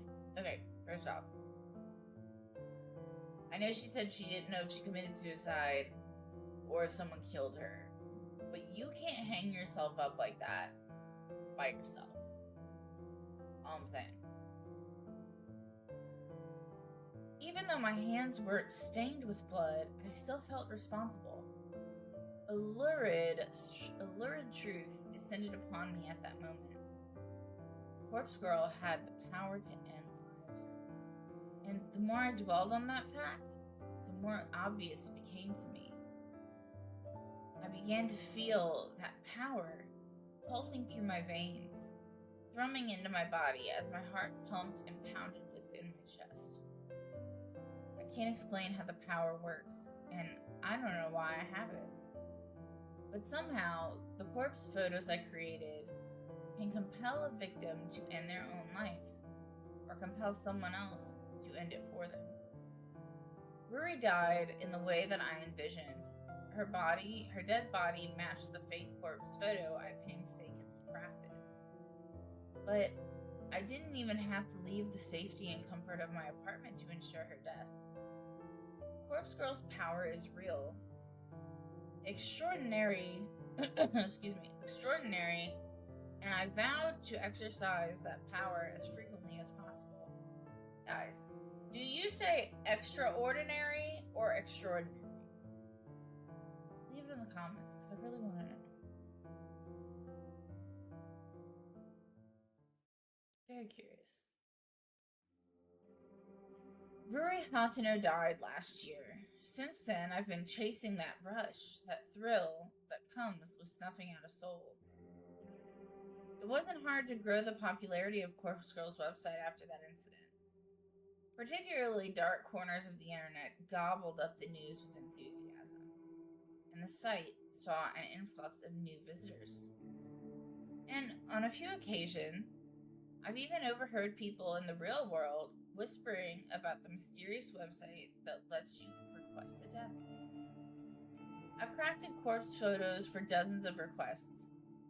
Each photo is more convincing and realistic than the last, thanks to my ever-evolving skills. But none of my recent attempts have been successful. Not a single person has dropped dead since Rory Hatano. I'm beginning to wonder if Corpse Girl power has fizzled out. Or perhaps I never had any power to begin with. Maybe Rory's death was simply a fluke, a morbid coincidence. I've spent countless hours doubting myself, doubting Corpse Girl. I've tried so hard to replicate that one success.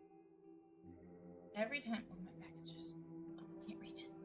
That one spot in your back that you can't, okay, I think I got it. Every time I received a request, I do the same thing as I did in Rory Hothaner's case. I edit the photo of the victim, I create a convincing corpse photo, and I timestamp it with the time of death. I send the photo to the victim, and then I leave the rest up to fate. But nothing ever comes of it. Excuse me, I got soda today. I know I was burping yesterday from lemonade, but I got soda. And I haven't had soda in a while. And it's so delicious. I usually just drink water all day. You wouldn't know that because a fat girl usually drinks a bunch of shit. I usually drink water all day, constantly. I'm not so delusional to think that in normal circumstances, a simple photo would be enough to convince someone to kill themselves. And even if that photo fell into someone else's hands, it wouldn't inspire them to go out and kill the victim. Of course not. However, these are no ordinary circumstances. I once activated a power beyond the ken of mortal men. I caused Rory Hauntener to die by her own hand or by the hand of another. I need to find a way to manifest my power once more, to prove that I, Corpse Girl, have the power of death and destruction at my fingertips. Once a new victim perishes, I know it will pave the way to more and more deaths. My website will gain popularity and become more than just an urban myth. People will live their lives in fear, forever wondering if Corpse Girl is lurking behind the next text message they receive. Yes, I can see the future I crave so clearly in my mind. I'm close to achieving my goal. I know I am. And when my dream comes true, I can finally...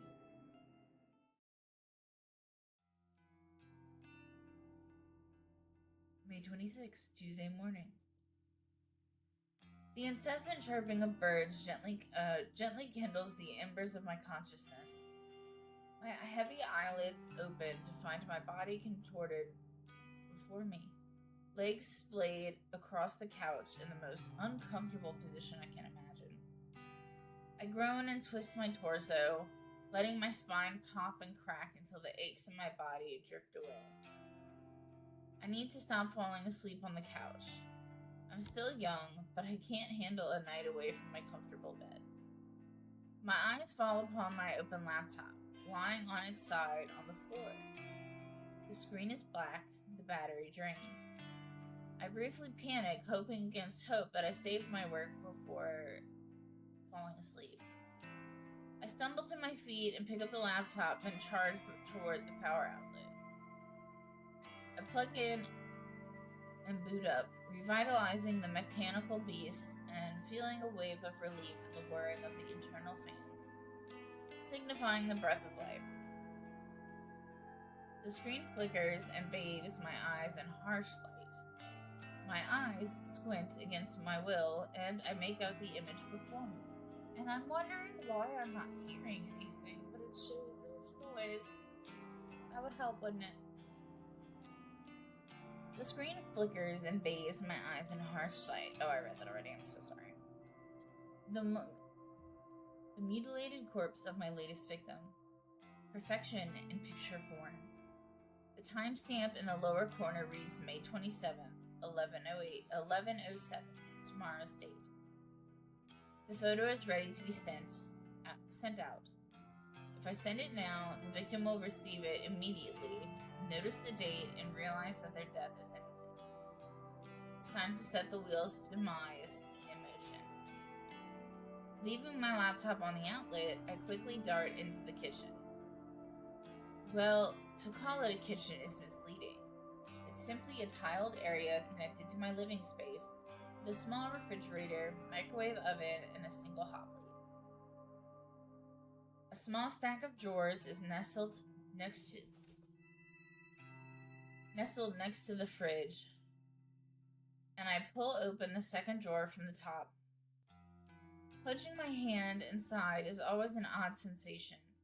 My fingers get buried underneath a dozen cheap plastic flip phones. I grasp one of the phones between my thumb and forefinger and remove it from the drawer.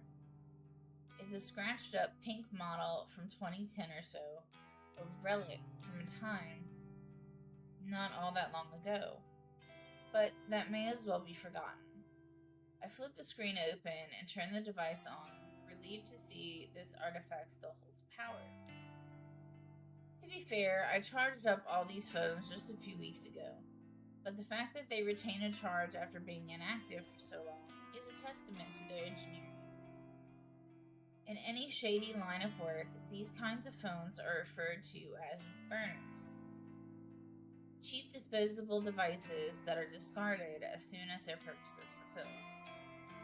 I acquired them by rather unsavory means, but that's neither here nor there.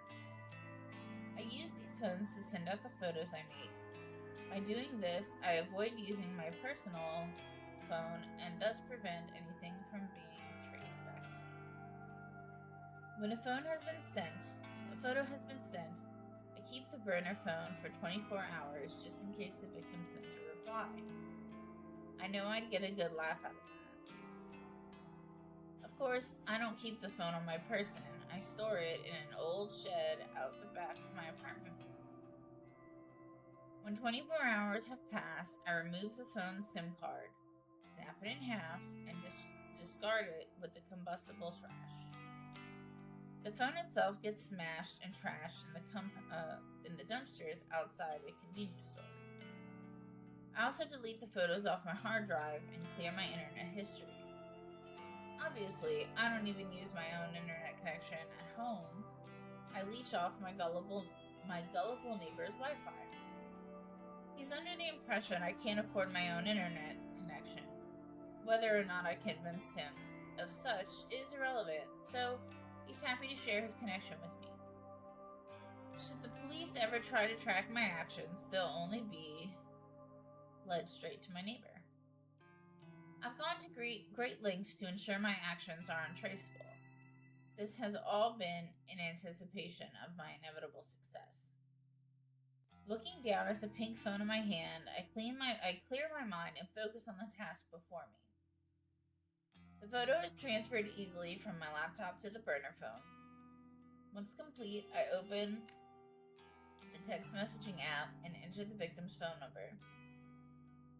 I leave the message field blank, but I attach the photo, of course. The victim will receive an empty text message from an unknown number with only an image attached. The message is just about ready to send, but there's one more flourish I'd like to add. I open a particular app I previously downloaded to every burner phone. It's simply called Number Mask, and it's one of the most ingenious apps I've ever used. The app asks for the number I want to use. I punch in my memorized trademark. 666-333, 666-22-666-44-666. Now, when I send a text message, the receiver will see these numbers appear on the caller ID. Not only does it mask the burner's real phone number, but it's an extra calling card to help boost my infamy. I smirk, my thumb hovering over the send message button. This is it. This is going to be my long-awaited victory. The second victim to end up dead. I just know it. This is the stepping stone to my success. Excuse me. The second of many bodies that will pave the way to my glory. Oh my god, that's what Soda does. I send the message.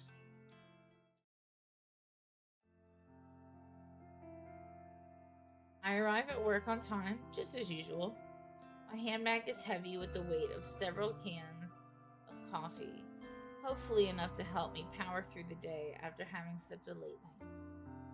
I can't help but yawn loudly as I wait for the elevator in the lobby. I need someone to explain to me what coffee does, because I can drink coffee right before bed and sleep like a baby. The Golden Girls taught me that. Like, I don't understand what coffee is supposed to do. Caffeine has never had an effect on me.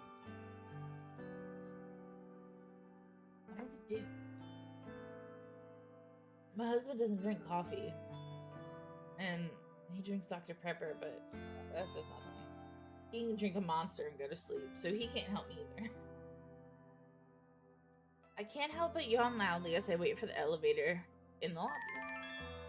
Just before the elevator doors open, my phone starts to ring. I step aside and answer the call. Hey. Hi, Noriko. Good morning. Did Said I it, call owie. at that time? Not at all. I'm just about to go into the office. Oh, should I call back later? It's no problem. Don't stress. Okay, sorry. The nervous, apologetic girl on the other end of the call is Aoi. Aoi Sato. I'm gonna go with Sato. An old school friend from back in the day. Though we never really had any common interests. We used to be inseparable at school. She was shy, I was introverted. It was a combination that worked in our favor, even if our conversations were a little on the boring side. To say that we're no longer shy and introverted wouldn't be entirely true. Aoi has gotten better, she's still definitely more outgoing. But she still suffers from a great deal of social anxiety. As for me, I'm still pretty introverted. My tolerance for being around other people has improved a bit, but I do prefer solitude. Visiting places I've never been to before puts me on edge. To call Aoi my best friend would be accurate. She's my closest confidant. Even so, she knows nothing about my part-time masquerading as Corpse Girl. No one does, and I plan to keep it that way. So, Aoi, what did you want to talk about? Oh, well, you see, that guy at work is still bothering me, and I wanted to see if you had any more advice for me. Ah, jeez. The older guy that always hits on you? Yeah. What a creep. You're 19, for God's sake. He must be, what, 50? I think he's 52. You know his actual age? Aoi sounds like Philo from Shield Hero. Well, whatever. If he's still bothering you, you have to take a stand. He's not your coworker, right? Just a regular customer? That's right. Then tell your manager. Have him banned from the venue. I can't talk to the manager. I don't want to cause trouble for the company. Jeez, girl. Sometimes you need to stand on your own 2 feet. I know. Well, if talking to the manager is out of the question, then you need to be firm with the creep. Tell him you won't stand for being groped anymore. His behavior is simply unacceptable, and if he won't change, you won't serve him anymore. He's scary, Noriko. I don't know if I can confront him like that. He's always drunk. Even before he comes into the place. I try not to serve him too much, but... Are you sure you can't quit that stupid job? Working at a maid cafe really doesn't suit you at all. I thought you wanted a government position. I do. I want to work in a cozy office, kind of like you, but you know I don't have any qualifications. Why don't I see if there's anything open here? Maybe Shinya can help out. He got me this job, remember? Shinya, maybe. He was always a nice guy, right? He's super nice. Stick in the mud, but a nice one. Noriko, don't be mean. Yeah. You want me to ask? Yes, please. If it's no trouble. It's no trouble. I'll talk to Shinya. Then maybe you can quit that crappy job and come work with me. Oh, that really does sound wonderful. Thank you, Noriko. I'd be so lost without you. Don't be silly. You're amazing, Aoi. Leave this to me. Thank you. I end the call and heave a sigh. Having to go and ask Shinya about a job actually is a pain in the ass, but I'd never admit that to Aoi. I want to help the poor girl. I really do. I'd do nearly anything for her. The elevator arrives at the lobby, and I step inside as soon as the doors open. Good morning, Kurosawa. Fujikawa. Good morning. Shinya takes me by surprise as I enter the elevator. Has he been waiting for me here? I wanted to catch you before we sit down to work. I sent you another friend request. Oh my Can you make God. sure you got it this time? Oh, yeah, okay. What am I supposed to do when he puts me on the spot like this? I try not to groan as I get my phone out and open it up. It's impossible to hide my screen from Shinya's peering gaze. Well, what Piercing do you know? gaze. I have a new friend request. Oh, great. It worked this time. Go ahead and accept it, please. Dude, I remember when, like, MySpace was the thing. And, like, that happened so much. And then eventually Facebook. And then it happened again. That's frustrating. Adults, too. Like, adults wouldn't get over it. Yeah, sure thing. I admit, I was one of those people as a teenager. But, like, now? I hesitantly accept the request. A little fireworks animation pops up on the screen with a celebratory message about making a new Yay! friend. Looks like we're officially friends now. So, can I call you Noriko from now on? I've never cared much for formalities. I try to adhere to them in the workplace, but honestly, I don't care if people refer to me by my first or last name, regardless of whether they're friends or not. That's fine. You can call me Noriko. Shinya's eyes light up. That seems to have made the boy happy. Thank you. Oh, you can call me Shinya, of course. Shinya. Hey, we've known each other since junior high, right? Shouldn't we have been on a first-name basis anyway? Yes, that's true, but we're in the office now, you know? It wouldn't do if you started working here and called me Shinya right away. I suppose. Anyway, I'm really glad we're proper friends now, Noriko. Maybe we can get a coffee sometime. I can't help but feel he's trying to push his luck as far as it will go. And suspicions I had about him having a crush on me are now confirmed. I brush a stray lock of hair out of my face and smile as sweetly as I can while I change the subject. Hey, actually, I wanted to ask you something. Are there any more temp jobs available here right now? Temp jobs, huh? Are you looking to pick up extra hours? No, not exactly. I'm asking for a friend who needs a new job. A friend of Noriko's. Well, let's see. We pretty much always have data entry roles up for grabs. Unless your friend wants something more interesting? Do they have any particular qualifications? Not really. Data entry is more than fine. Actually, you already know who I'm talking about. Remember Aoi Sato? Oh, I said it right, Sato. Aoi Sato. Yes, I think I do remember her. That really shy girl from our school days, correct? That's her, yeah. Wow. I never knew you were still in touch with school friends, Noriko.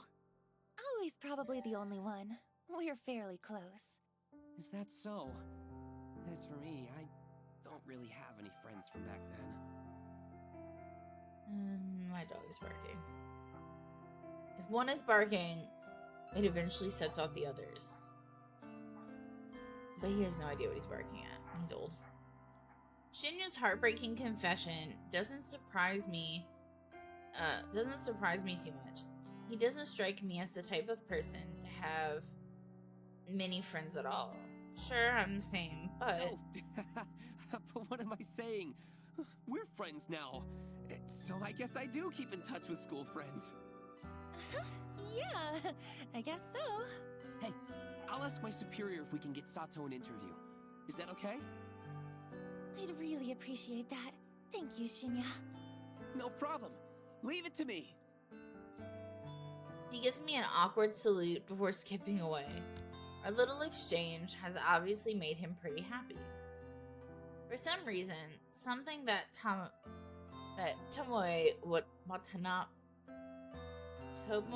Watanabe said yesterday pops in my head. She mentioned that I'm leading Shinya on, but that's not true, is it? I shake the thought out of my head. I'm just being nice to him. That's not wrong, is it? Oop, whoops, I clicked out of the screen. I take a seat at my desk and perform my morning ritual. From my handbag, I retrieve my headphones, coffee, and breath mints. Computer on, music playing, coffee open. My fingers tap rhythmically against the keyboard and I slip into the usual workday trance.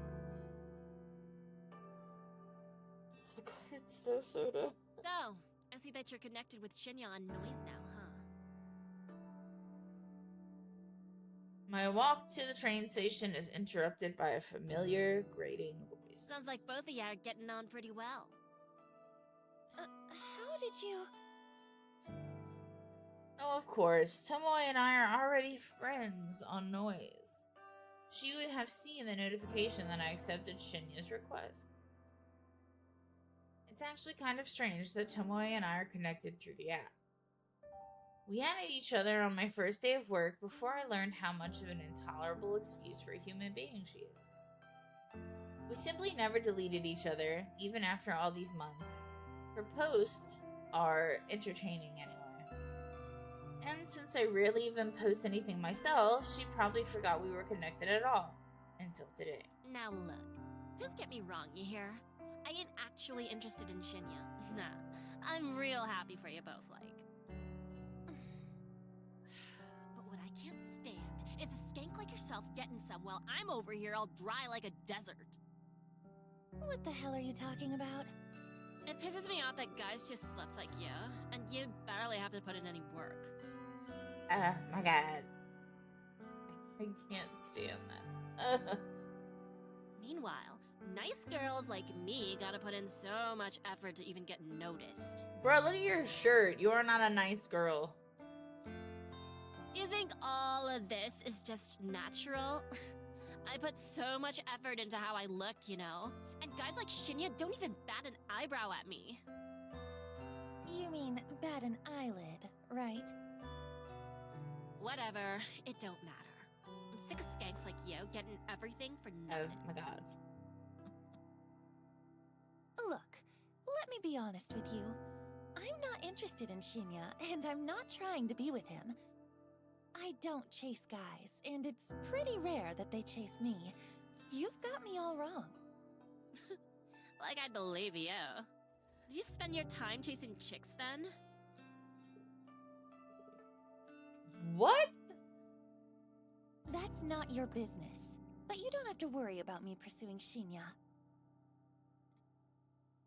Tell you what, any guy at the office is all yours, okay?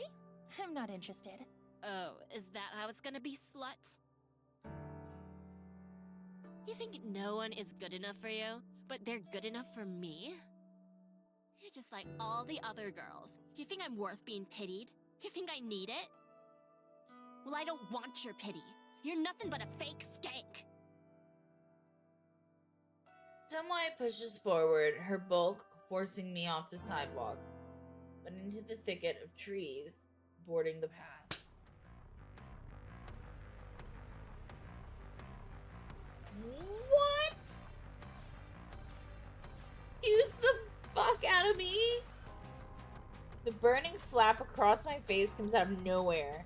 I'm blinded by white stars and my entire face feels like it's on fire. The strike is hard, sharp, vicious. It happens so suddenly that I'm having difficulty processing it. I'm having difficulty seeing it. I stumble, but my legs don't quite give out. My mind races, trying to put together what just happened. If I'm too loud, by the way, can someone tell me? Because, like, I have no idea. Let me move my mic a little bit. I'm not as invested in this yet as I was with 14 Days of Blue, but forgive me. Tomoe hit me. Why? Why did she hit me? There's a strange sort of disconnect in my mind. My body doesn't feel like my own. Like, this isn't actually happening to me, but rather I'm watching it happen to someone else. Time seems to slow down and speed up. All at once, the slap replays twice in my mind before Tomoe's hand even leaves my face. I catch a glimpse of her furious expression, red and strained and overcome with anger. I hate you. I hate everyone like you. Don't pity me. The second strike connects with my chin, and I flinch my entire body, paralyzed and with pain. She hit me again? Stop! I hate you. I hate you! Tomoe has lost it. She's absolutely furious, and I can't figure out what I did wrong. Her third attack is a curled fist aimed straight at my stomach. What is happening? Through sheer luck or complete accident, I tumble backward, narrowly avoiding the punch, and instead landing on my rear. The pavement is rough and hard, but I'm sure it feels a lot better than taking a fist in the head. Tomoe screams and rushes at me, but I scramble to my feet and grab her by the wrists. She flails wildly, her eyes looking like they'll pop out of her skull at any given second. Her breathing is harsh and ragged, and tears of rage have caused a flood of clotted makeup to run down her face. Calm down! Calm down! She struggles against me, slowly giving in as my tight grip prevents her from attacking me further. She begins to sob softly. I hate you! I hate everything about you!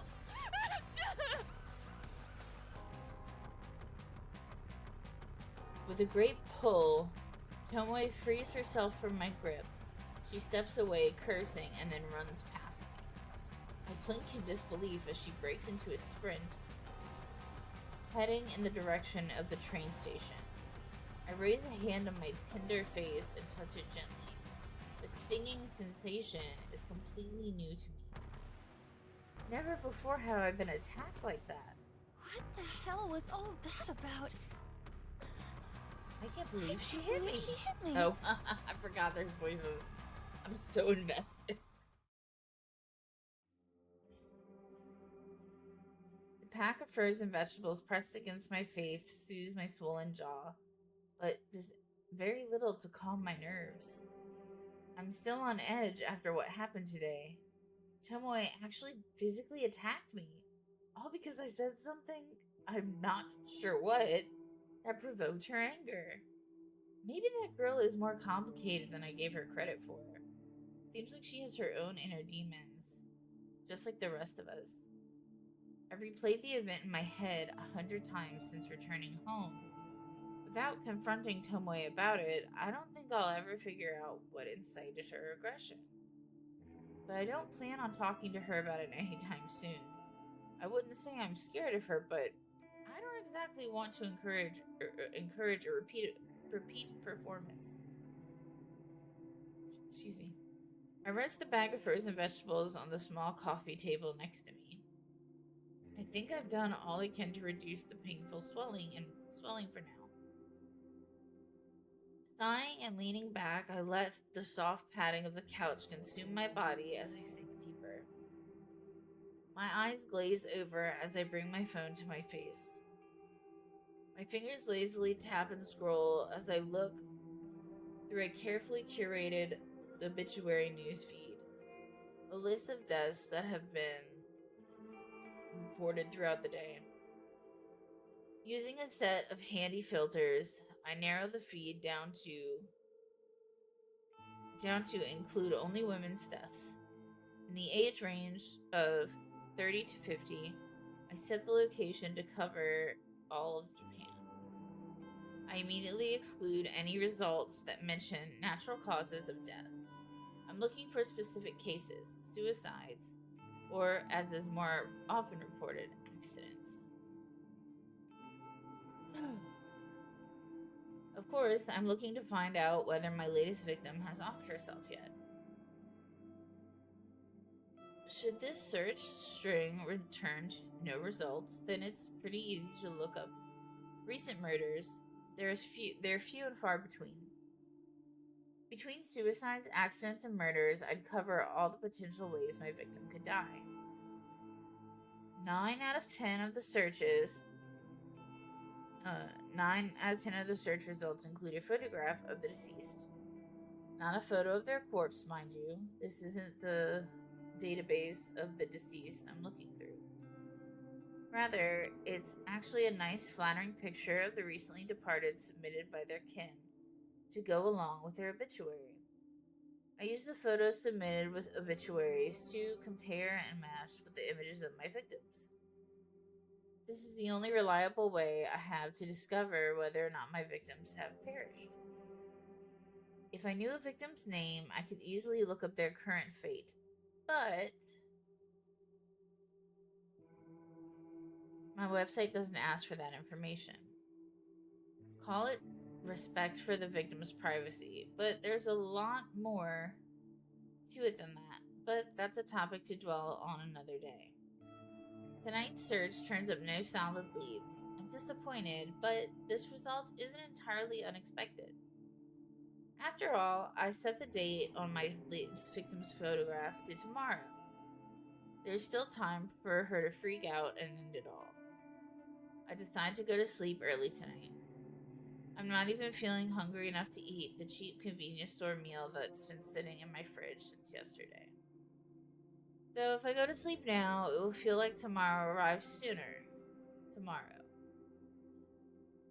I'll have to see Tomoe at work. There's no way I can avoid her since her desk is so close to mine. The idea doesn't sit well with me.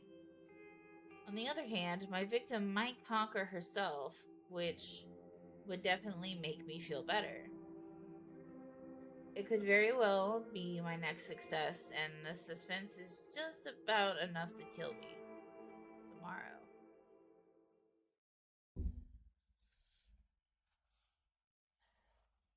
I have to blow my nose. I'm gonna go blow my nose, so I'll be right back.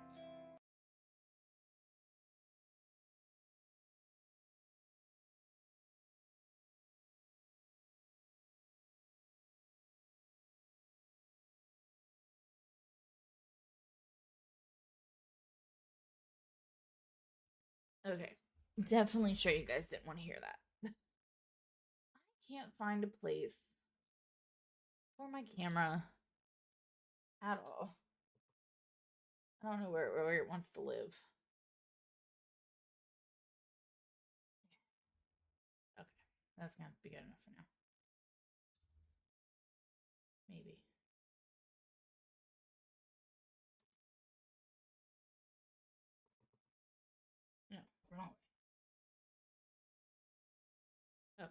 That'll be good for now, I think. Sorry. I need to move my monitors around for things to like actually work. No, that's alright either. I'll pull off. Okay. Alright, back to the... My typing is hesitant and distracted this morning. My fingers falter, misstep, and tap backspace repetitively. This is no good. I can't focus on my work while I'm staring at the top of Tomoe's head, popping up from behind a monitor a few desks away. Even my work playlist isn't inspiring me to pulverize the keyboard today. Normally, a blast of pure volume and a shot of caffeine is enough to carry me to the greatest heights of productivity. I press a finger to my pursed lips, trying hard to regain my focus. I absent-mindedly noticed that I missed the edge of my top lip when applying lipstick this morning. Damn, I'm really out of sorts today. At least I managed to apply some extra blush to cover up the faint bruising to my face. I might have overdone it a little, but it's better than looking like I had just stepped out of box. Good morning, Noriko! Boy, have I got some neat news for you! I'm so absorbed in my own thoughts that I barely register Shinya standing there in front of my desk. Noriko? Excuse me? Noriko? Are you in there? Huh? My eyes fixate on Shinya's goofy smile. I quickly remove my headphones. Fujikawa, Shinya. Sorry. Hi. Are you okay? Yeah, I'm fine. Tired is all. Oh, I hear you. I was up late last night. Boy, I must have been up past 10. Just could not put down this new crime thriller I've been reading. Oh, yeah, right. I was up late reading too. And there goes the soda. Time for water.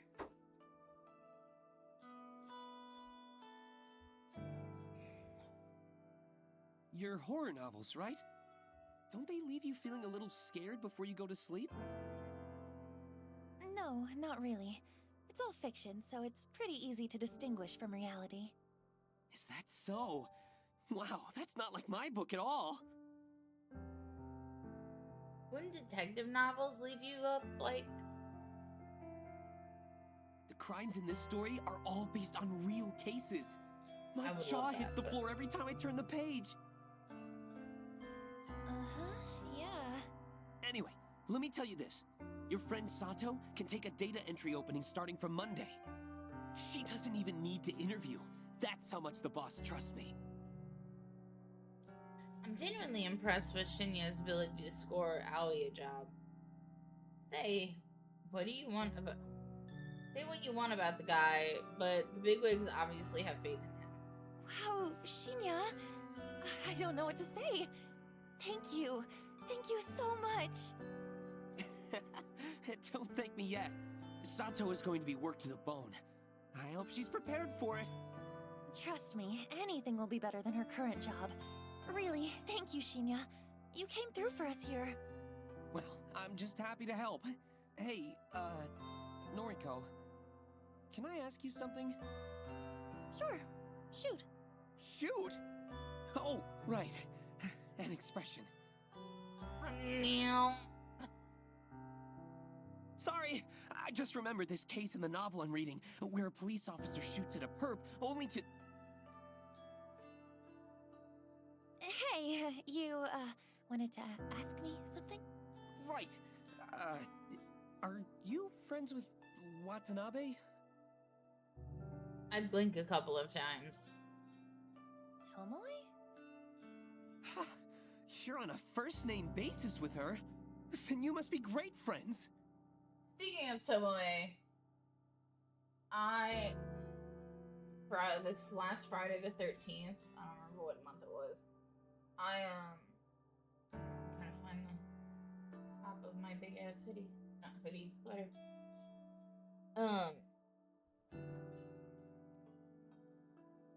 And I have an awesome Tomoe tattoo on the back of my calf. Junji Ito's Tomoe, mind you. Not this crazy bitch. I mean, I wouldn't say...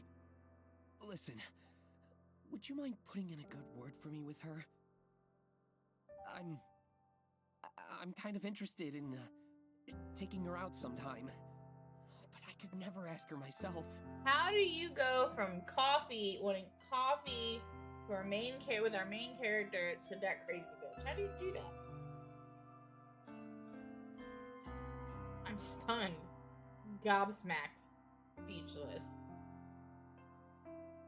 Shinya likes Tomoe? I thought he likes me. Is my intuition wrong? I wonder if the clues have been in front of me this whole time. What else wouldn't I have been seeing? Noriko? What do you say? Shinya, look. Honestly, I'm not really friends with Tomoe. I don't think I can help you. Oh, I see. That's a shame. I thought maybe you were close. We were close. Close in the fact that her face and my hand collided.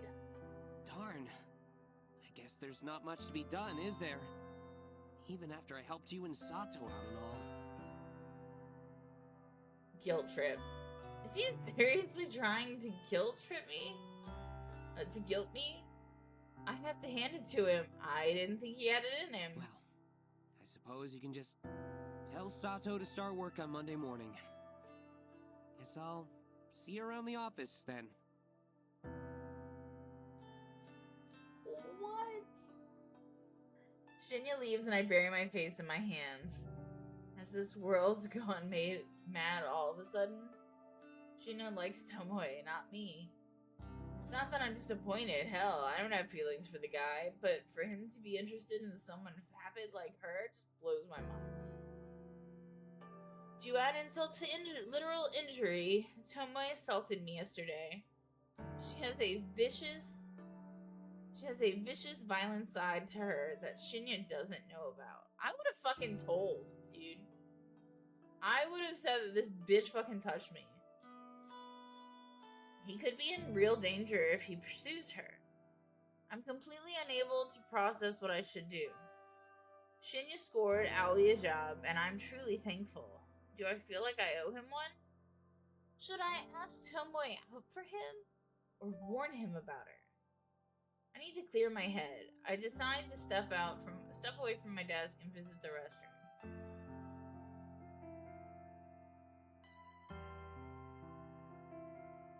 Though I've no need to use the restroom, I enter a stall and lock the door behind me. Sitting on the toilet's closed lid, I lean back and exhale. I'm getting too caught up in office drama. That's what the issue is. It's unlike me. I'm supposed to be stoic, unflinching. It's my ideology, my entire identity. My emotions are better locked away than stitched on my sleeve. I'm corpse girl, for crying out loud. My purpose is bigger than all of this. I'm destined for greatness. The day will come when people fear my name, right? I shake the doubts from my mind and pat my cheeks. That sounds like it would hurt if you got a giant bruise on your face. I'm doing all of this for the right reasons. I know I am. If I start doubting myself now, I'll never see my mission through. An unfamiliar jingle rings out through the restroom, echoing off the walls. It sounds like a phone alert, but where did it come from? It takes me a few seconds to realize. I have my own phone in my hands, and it's vibrating incessantly. I must have grabbed it subconsciously from my desk when I stood up. The screen is lit up, and a message reads, "One new article matches your custom filter. Dead body lol." Wait, what? The auto newsfeed I set up last night, it actually located something. I hurriedly unlocked my screen and opened a certain app. The same app I was trawling through last night looking for obituaries. A little unread mail icon sits at the top of the screen. blinking and practically shouting for my attention. I hit the icon and read the information presented to me. Article posted online today, 11/22. Keywords found 3. Miss accident numerical data range 30 to 50. Image data found, yes. Wednesday, May 27th. Miss Akane Tsurumaki of Chiba Prefecture was pronounced dead this morning at her personal residence, 8:38 a.m. The chief coroner reports that Miss Tsurumaki was involved in an accident resulting in self-asphyxiation. That's not how she died. She survived by blah blah blah blah blah. A funeral service will be held on Friday, May 29th. View image attachment? I hurriedly tap the button and gasp at the image as the image loads. It's her. The photo. It's unmistakably the same woman. Plain features, little makeup, no signs of personality. Akame Tsurumaki, the latest victim to receive a photo of her own corpse. My breathing stops all of a sudden. I'm gasping for air, my cheeks on fire, my fingers numb. I did it. My meticulously crafted photo caused this woman to end her own life. An accident resulting in self-asphyxiation, meaning she died by suicide, strangled herself, or held her head down in the bath. The news never reports anything as a suicide. It's such a taboo topic in this culture. Everything is always an accident. All this time, I've been trying to compel somebody to kill themselves. My corpse photos constantly becoming more and more elaborate, more and more convincing and realistic. And now somebody has died again because of me. Because of Corpse Girl. I was right all along. I do possess power. I have the power to end lives through my work, my art. I've known it all this time, and I've finally proven it.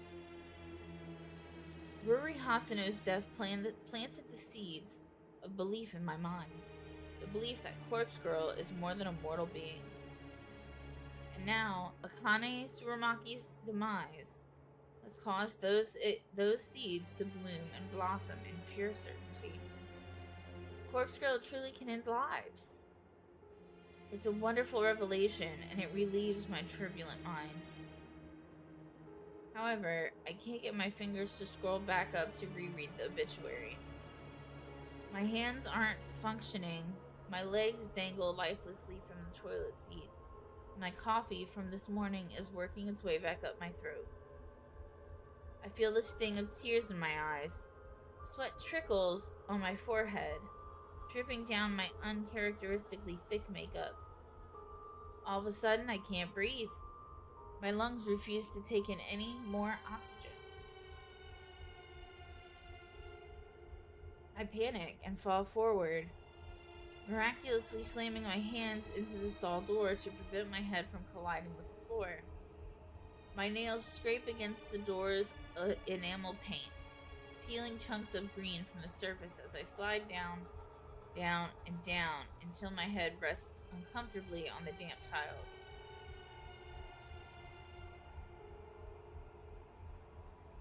My eyes roll back and my tongue lolls out of the side of my mouth, dangerously close to the tiled floor, and completely out of my sight and mind. I taste foundation and blush and a little bit of sweat, then nothing at all. Nothing at all as the still air envelops my taste buds. My photo killed that woman. That woman killed herself because of my photo. My photo killed that woman. That woman killed herself because of my photo. My woman killed that photo of herself because of that photo of the woman who killed herself in the photo. Oh my god. My eyes begin to regain their focus, and my stomach turns, heaves, and shakes. The warm coffee spills from my lips as I try to smile, but only manage to gurgle. The gritty paint underneath my fingernails has a rough texture, and I don't like that very much. I feel queasy and ecstatic at the same time. It's a horribly wonderful feeling that I could do without. So much for stoic, unflinching Noriko. Remember stoic, unflinching Noriko? This is her, writhing on the bathroom floor, her lungs working once more, and her breath ragged and gasping, sucking in air like a mosquito sucks in blood.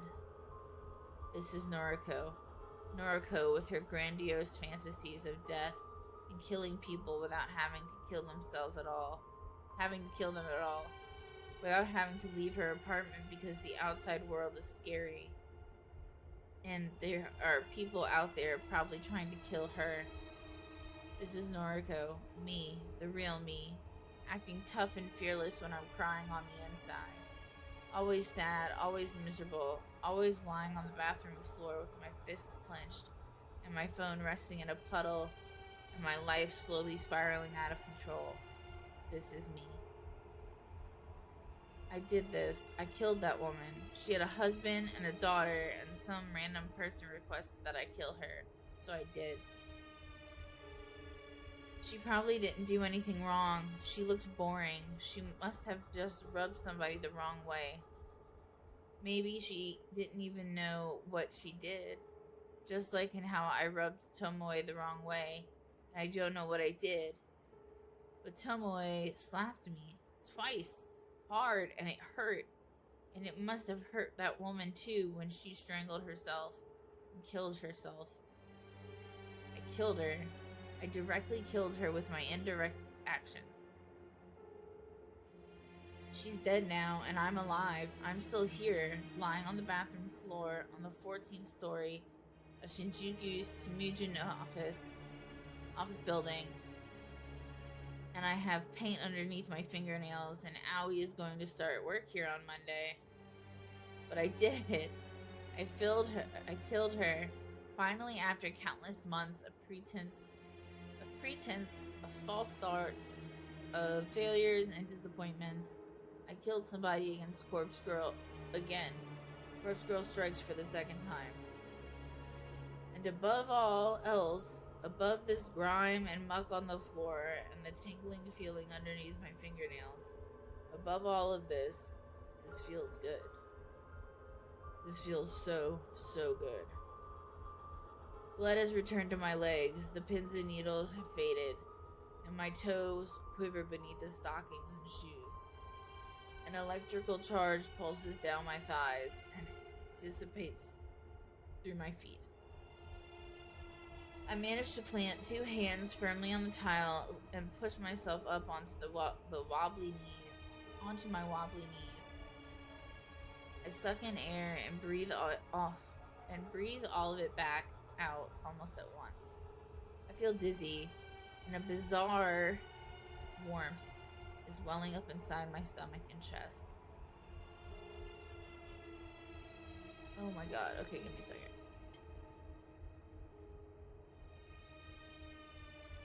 I managed to steady myself enough to sit back on the top of the toilet seat, with my feet planted firmly on the ground, my hands resting on my lap. I try to regain my sense of self.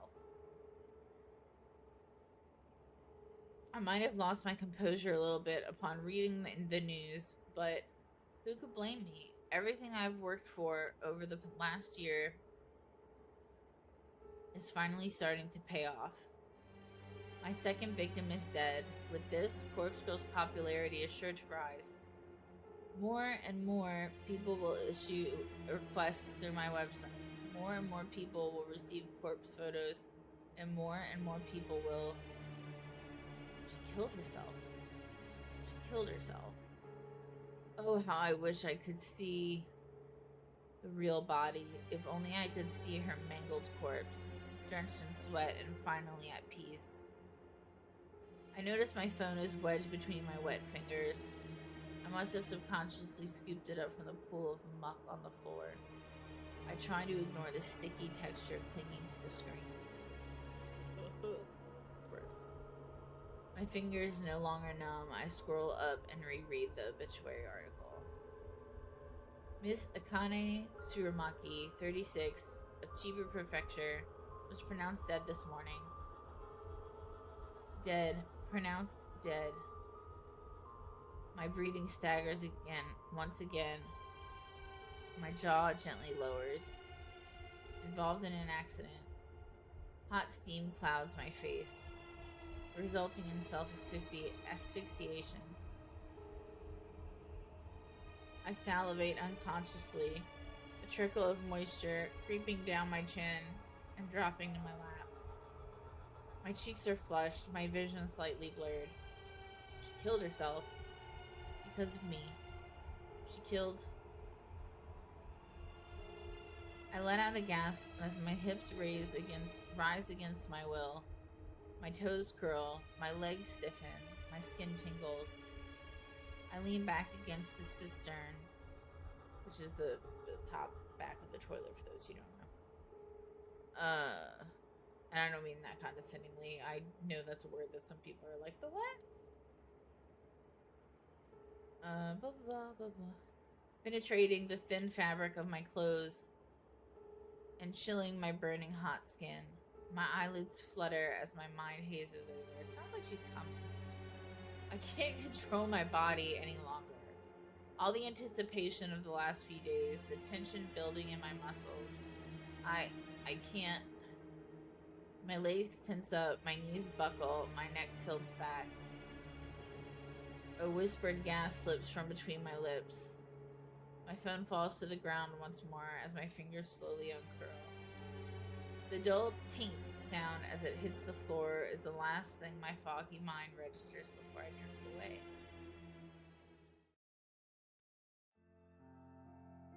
You look like horse shit. Tomoe's brazen drawl snaps me out of my dead-eyed stare. Looks like you've been sleeping in the sewer. It suits you. I don't know what she's talking about. I can't really focus on what she's saying. I realize I've been staring at my computer screen for about 20 minutes, rarely blinking. My mouth is dry, as though I've stopped producing saliva altogether. A dull throb in my lap causes me to cross my legs over the other in an abrupt attempt to get comfortable. You know, I'm talking here. It's rude to ignore your superior. I just choked on my swallow. I swallow and attempt to moisten my parched throat before speaking in a cracked voice. Do you need something? Thought you should know that Shinya and I are gonna hit the town on Friday night. Turns out he's fancied me for a while now. In the end, seems like the better gal won, don't you think? Seems that way. Is that all? I can tell Tomoe is trying to get under my skin. But I'm honestly not in the mood to deal with it right now. I thought you'd be more torn up about it. I don't care in the slightest. Why don't you go sit back at your desk? Whatever. Hey, maybe I'll meet you after work again. Why? So you can attack me again? I realized my voice was louder than intended. Bitch, good for you. A few people nearby tilt their heads quizzically. Tomo takes a cautious step back. Keep your voice down, psycho. Stuff like that's between me and you. You assaulted me. I should report you to the police. Don't you dare!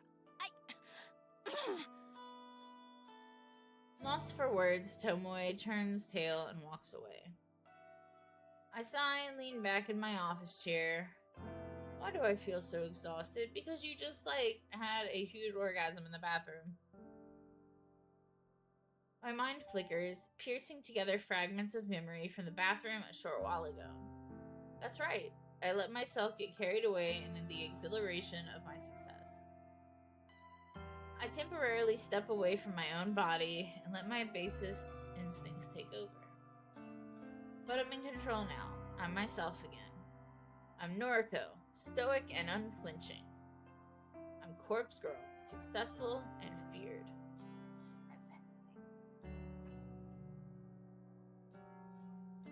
I can kill people as easily as I can manipulate a photo. People like Tomoe should be scared of me. People like Tomoe shouldn't mess with me. I'm in control now.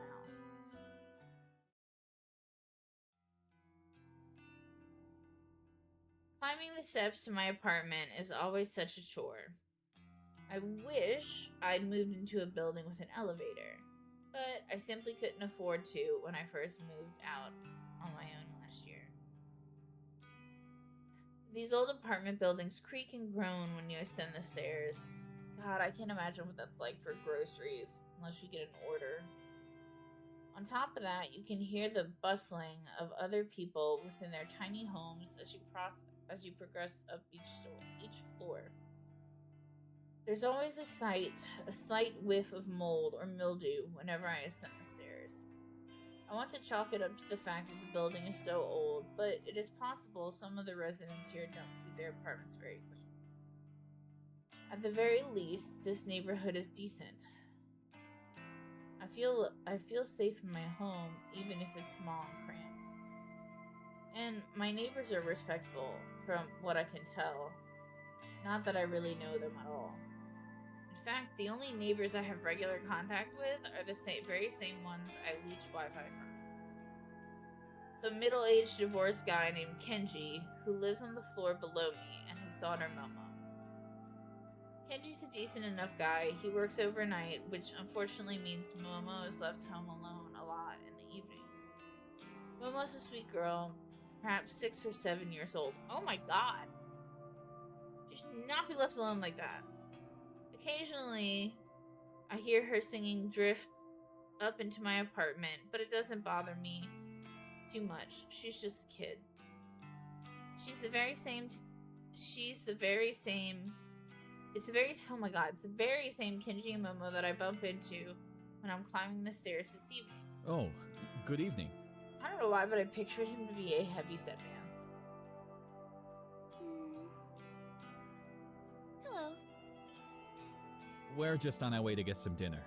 Isn't that right, Momo? Yes. That sounds nice. I hope you have a good meal. Thank you. Say, are you feeling okay? You look like you've been in some trouble.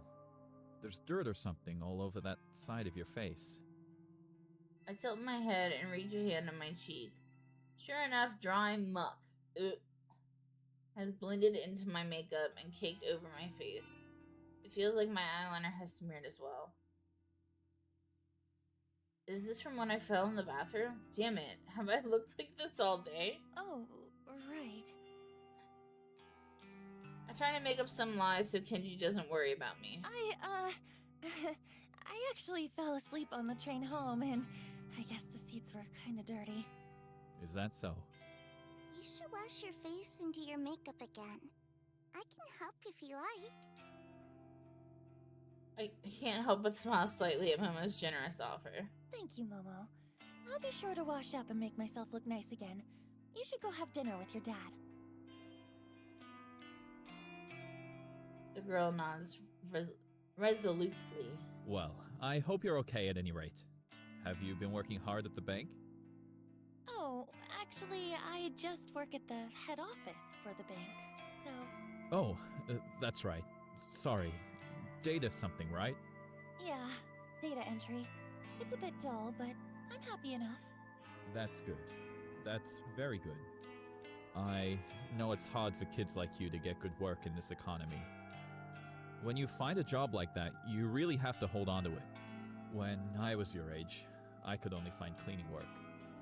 I must have had a dozen different janitorial jobs. Before I met Momo's mother. I blink a couple of times. It's not like I talk to this guy often. Really, we hardly know each other. Still, I've never heard him actually mention Momo's mother before. Most of the time, Most of the things I know about him, I've just pieced together from context. Mom? Of course, things are different now. I have Momo, and her mother isn't around anymore. Cleaning work doesn't cut it these days. I was really lucky to get into security. It means I can work overnight while Momo sleeps, and I can still take her to school every day. Security, of course. Now I remember. He did mention that when we first met, what he does for a living. If memory serves, he works for a private security company. I assume he guards corporate offices or parking lots, something like that. Anyway, what was I saying? Oh, yeah. Hold on to a job if you like it. That's very important. Thank you. I'm happy at Temujin, so I plan to stay there. Oh, I said it right. Hey, oh, that hurt my thumb. My thumb is still fucked up. For those of you who do know, my thumb is fucked up. Monday. I think Monday I go. And guess what? I have to go 2.5 hours away to my doctor. Because all the doctors around me suck. So. Very good. Oh, Momo was telling me earlier what she wants to do when she grows up. Weren't you? Dad? Sorry, I didn't mean to click. Come on now. Tell Nariko what you want to be. A scientist. Wow, a scientist. That's a great job. I'll be rooting for you, Momo. The girl blushes and hides behind her dad. She's inherited her mother's book smarts, I'm certain. She definitely didn't get her brain from me. Anyway, we're gonna get going. Enjoy your evening, Nariko. Excuse me. Thank you. You too. Bye-bye, Momo. Bye-bye. Oh shit, sorry. The two of them bow their heads and follow the rest of the stairs down. I continue up the next flight of stairs, reach the landing, then turn the corner to enter my own apartment.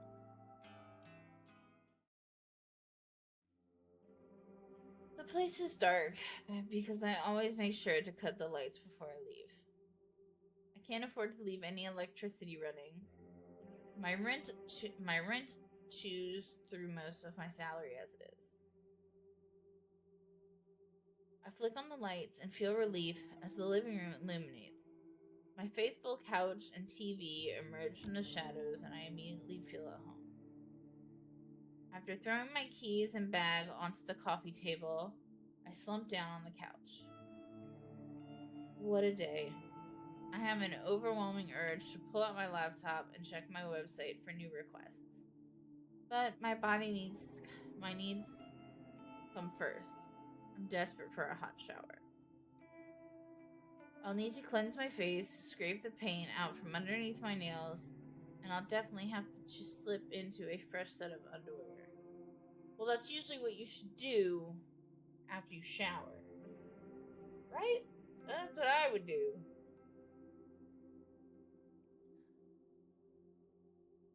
Whatever happened in that bathroom today took its toll on my body and my clothes.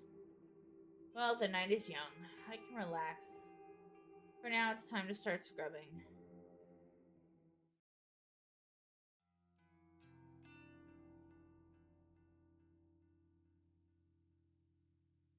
The convenience store is a little more crowded than usual.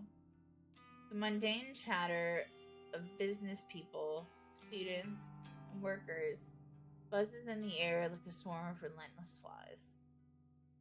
Throughout the drone of mingled conversations, I happen to catch a few interesting words here and there. Have you seen that one website? What do you mean by request a death? My lips curl in a half smile, half snarl. Since he always cheats, I thought I might upload his photo. And you think Corpse Girl really exists? To hear so many people talking about Corpse Girl's website is enough to make my nerves tingle. However, I know they're not talking about it because of Akane Tsuramaki's death. As far as I can tell, her death wasn't reported to the news as a suspicious case. The only source of information I could locate was her obituary. And that didn't mention anything about foul play, so there's no way anyone could know that Corpse Girl was involved. People are talking about the website in the same way they always have. Like it's just an interesting topic of conversation. An icebreaker. One of those things you tell your friends to entertain them. And therein is my issue with the website as a topic of conversation. It's just an urban legend, a point of discussion that inevitably fizzles out and is forgotten.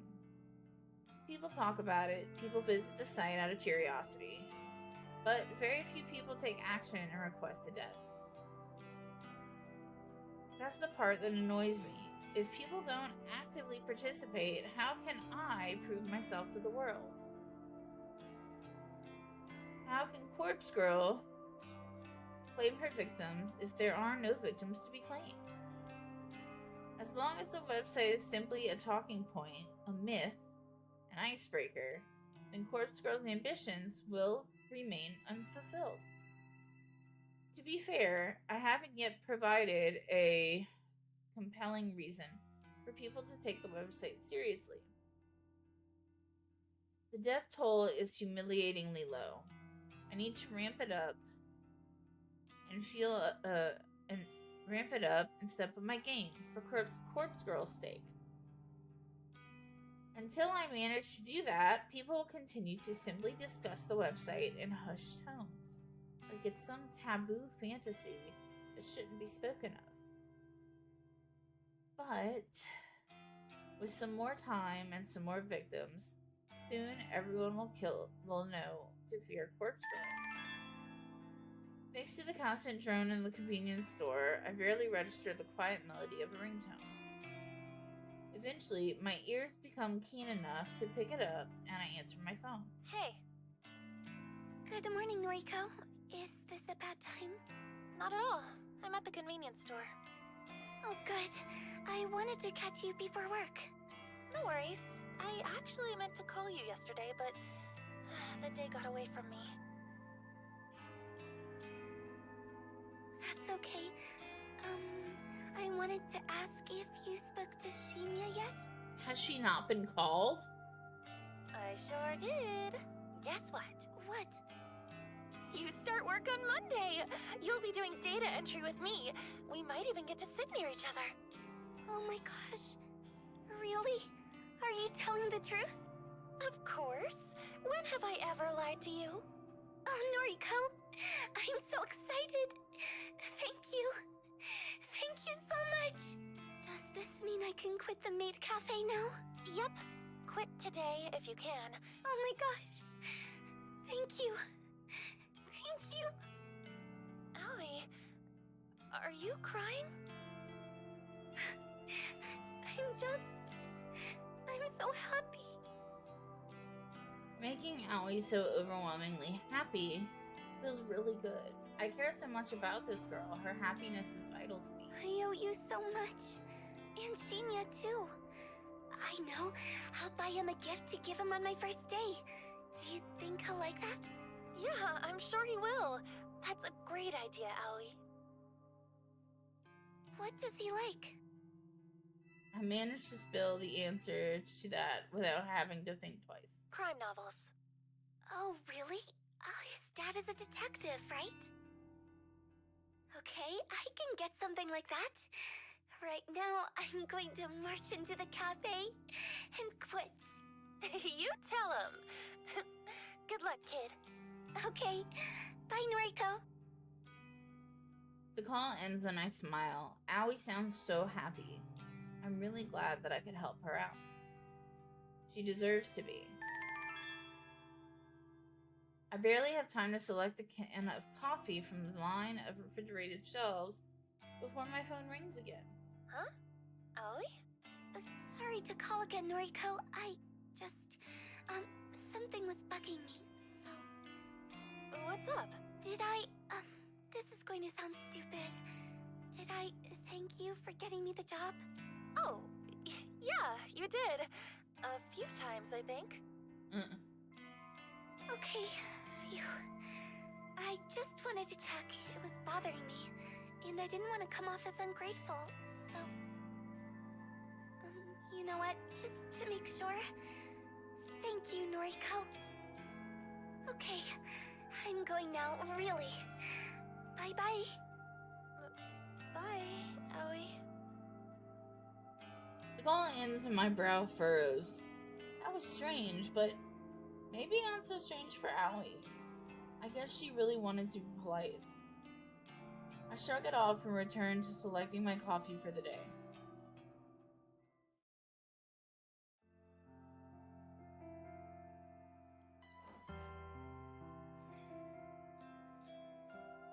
The office atmosphere is usually somber when I exit the elevator. There are few people around than normal. Some executives I rarely see on this level are hovering around in one of the glass screened cubicles to one side of the floor. I spy Shinya standing at his desk, talking quietly to the phone. He's nodding and bowing a lot, despite the fact that whoever is on the other end of the call can't see him. I want to ask somebody what's going on, but nobody seems to notice me arriving. I shuffle my way to my desk and sit down. I spend some time looking over a spreadsheet of today's tasks. After going through it thoroughly, Shinya arrives in front of my desk, seemingly out of breath. Noriko, has anyone filled you in yet? No, what's going on? Why is half the office empty? Well, you see, somebody within the company died yesterday. Why don't you just say who? Don't waste our time. Oh? Somebody we know? Shinya shakes his head slowly, his expression gravely serious. Nobody you would have interacted with. She was an exec, up on the 21st floor. Apparently, she never showed up yesterday, but her coworkers just assumed she was taking a personal day. People started getting the news in the afternoon. She was involved in some sort of accident, and now she's... Dead? Shinya glares at me, his narrow pupils seemingly accusing me of being tactless. Yes. Dead. So, I mean, I get it's a tragedy and all, but how does this explain where everyone is today? You should have received an email sent out by HR this morning. Basically, everyone is being offered professional grief counseling. Seriously? I think some people are taking up the offer, but I suspect some other employees are using the opportunity to skip out on work. Regardless, what happened to Miss Tsurumaki was a tragedy. So unexpected. I thought so. Oh man, I thought this would be what happened. Oh, god damn it, I hit the wrong button. I blink a few times, getting ready to turn back to my computer. Miss Tsurumaki? Wait, what was her name? Huh? Ms. Tsurumaki. It should be in the email. Bitch, I don't check emails. She had a young daughter and everything. It's really sad. Akane Tsurumaki. Why is she like cross-eyed? Though I've never met her before, her face appears in my mind with startling clarity. Self-asphyxiation, an accident. She worked here. I'm sorry, she worked here? Wrong inflection.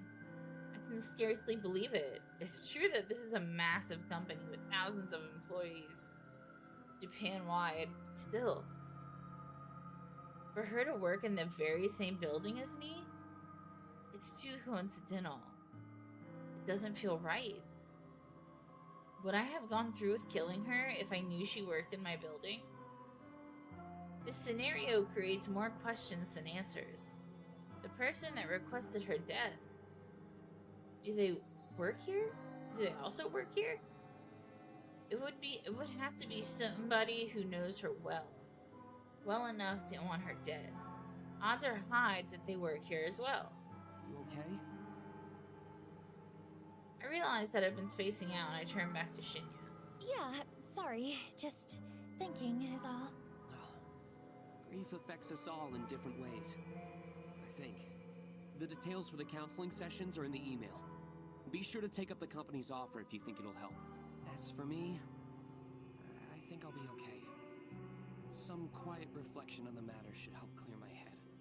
Sure, okay. Plus, I have a date with Tomoe to look forward to. It's important to look ahead in times like these, isn't it? I think I read that somewhere. Ugh, yeah, that's what they say. Very well then. Do your best today, okay? Right. Shinya takes his leave and I let my shoulders slump. I killed someone from my office building, but I didn't know that at the time. Could my involvement be traced? Well, I doubt it. No, I was careful to cover my tracks. I deleted the photos from my computer, discarded the burner phone's SIM card, and trashed the phone itself. There's no way anyone will find out I was involved. Besides, I don't even know if authorities are treating the case as a murder.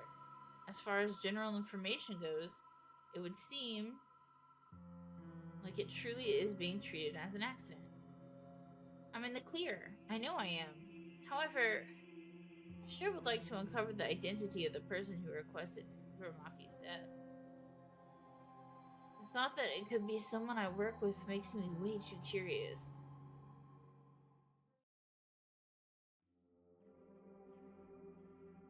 Alright.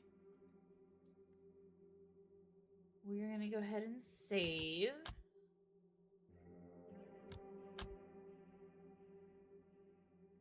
Double tap because that's how we roll. Alright guys, I hope y'all are enjoying this as much as I am.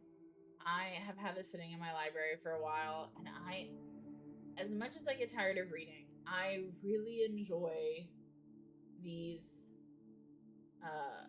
graphic novels. Not graphic novel, I don't know what you should call it, but I keep hitting my mic. I enjoy these. These are really fun. It gives you I'm not a dating sim person, but it gives you kind of that vibe with the psychological horror, which is my all-time favorite. So I'll be back around either tonight or tomorrow.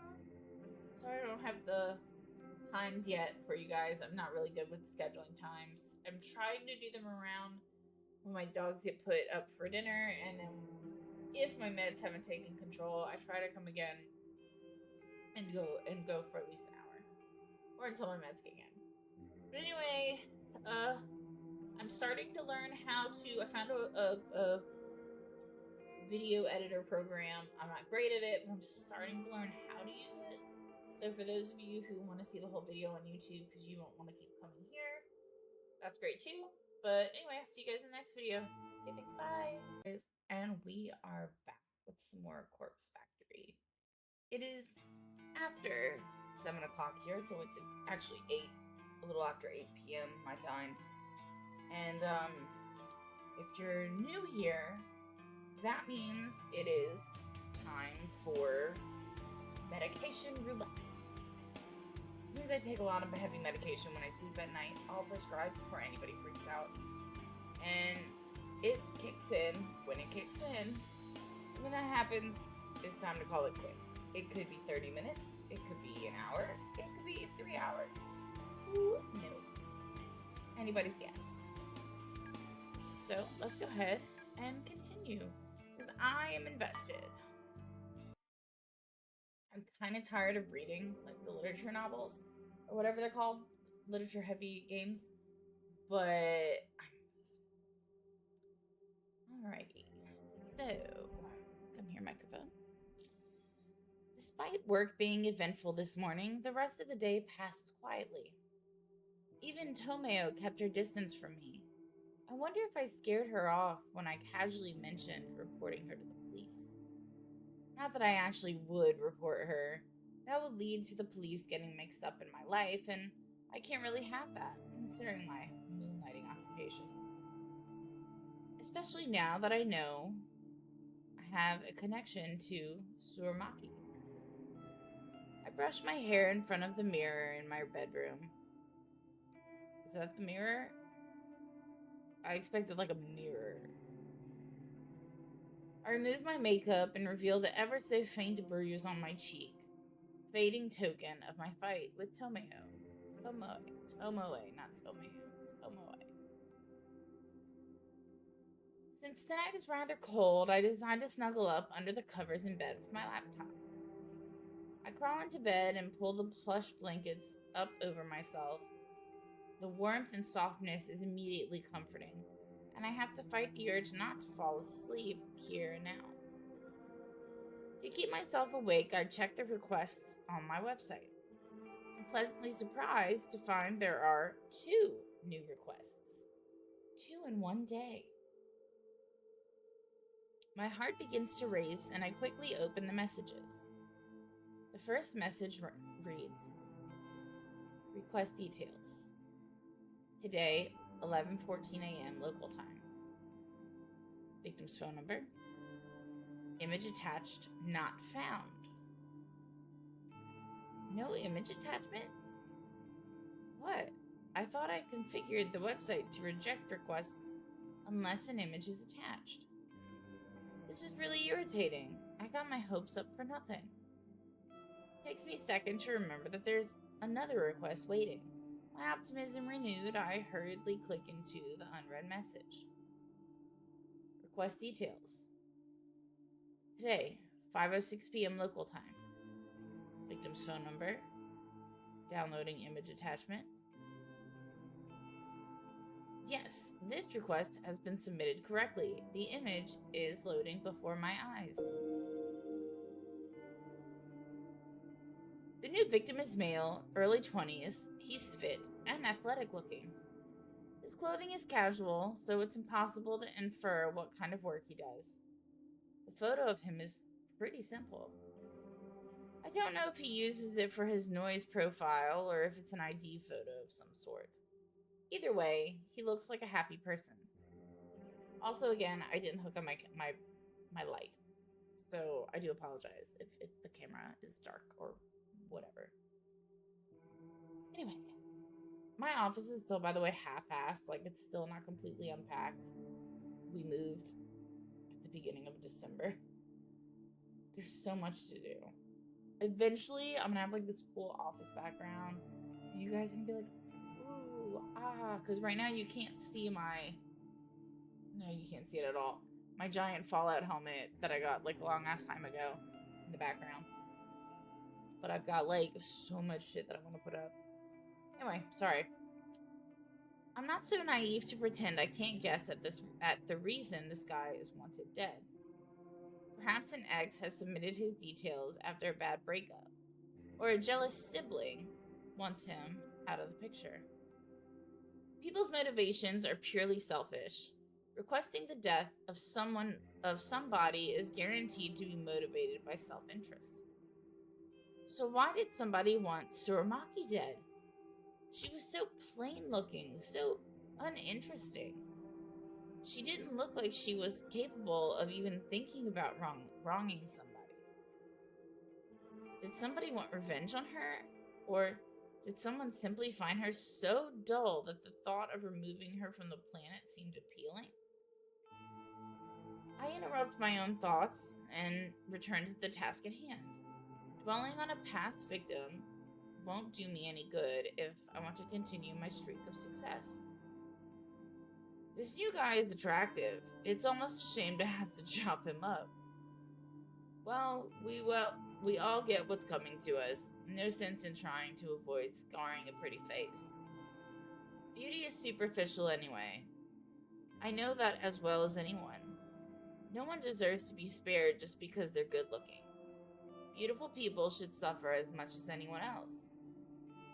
Beautiful people do suffer as much as anyone else. Take Allie, for example. She's gorgeous. Absolutely stunning. I forgot to put my phone on silent. Sorry. Definitely my type. But she suffers endlessly at the hands of cruel stalkers and patrons. So are we into ladies? Are we into dudes? Are we into everybody? Just something that pops up that you learn about the character. Everyone suffers, beautiful or not. We all cop the crap. We all cop the crap we're dealt. I've never heard of it that. So why fuss over a beautiful corpse? This guy, or Aoi, or even Tomoe on a good day, beautiful people die the same way as the average person. The guy on the computer screen probably doesn't even really deserve to die. I'm sure there's some petty reason his death has been requested. But I take all requests seriously. I won't turn a single one down. Corpse Girl's convictions will pave the way for her fame. With a smirk and a lick of my lips, I get to work. I've got a nice clear photo here, so I can go all out on the requests. I hit up the DD, the database of the deceased, and spend some time selecting a suitable base image. I hesitate between choosing an image of a corpse with a knife in his throat or a body soaking in a bloody bathtub with its wrists slit. The latter seems more normal or common to me based off of movies and TV shows, that the latter would be the choice for a pretty person. Either image would do just fine, but I really want something special for this latest victim. After all, I have to top my last success, right? Another 5 or 10 minutes pass until I gasp at coming across the perfect photo. Thanks to my clever use of tags and filters on the DD, this image matches my victim's description perfectly. 20 to 23 years old, athletic build, male. The corpse's legs are severed below the knees. Bloody stumps leak their vital fluids from on high. The body is hanging from a set of power lines on some suburban street.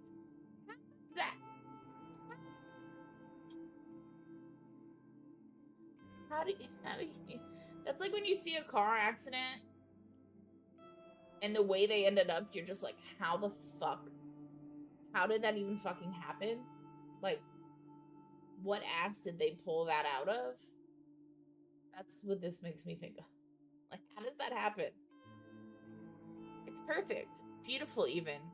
It will help me create a beautiful death for a beautiful person.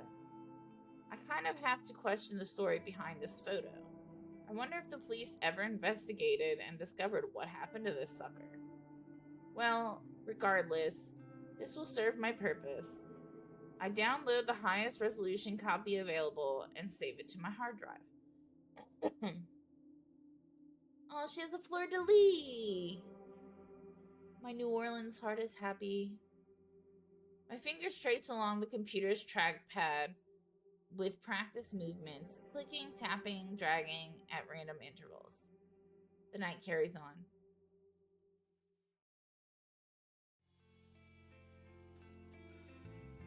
May 29th, Friday morning. My walk through the train station this morning is confident, cocky, self-assured. When I board the train, I even manage to take a seat for the first time in a while.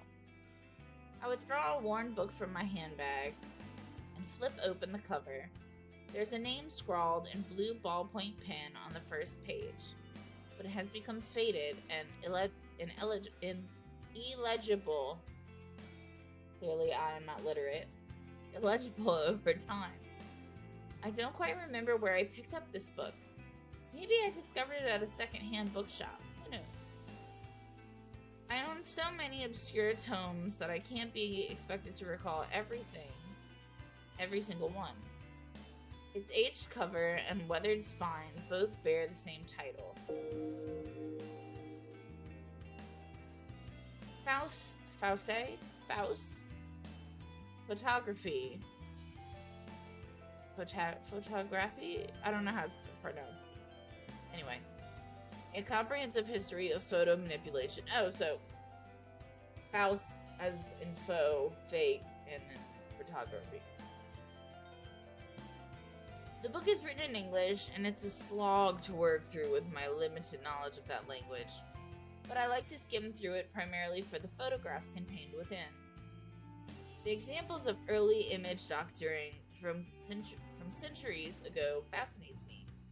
The book even features techniques and studies as recent as 1993, when it was first published. It's true that a lot of the techniques discussed within are no longer relevant in today's digital age.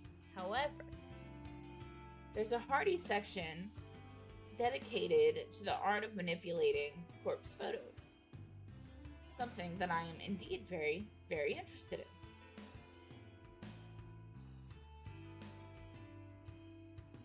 The most intriguing aspect of this section's content is that the featured artists perform the opposite kind of work that I do.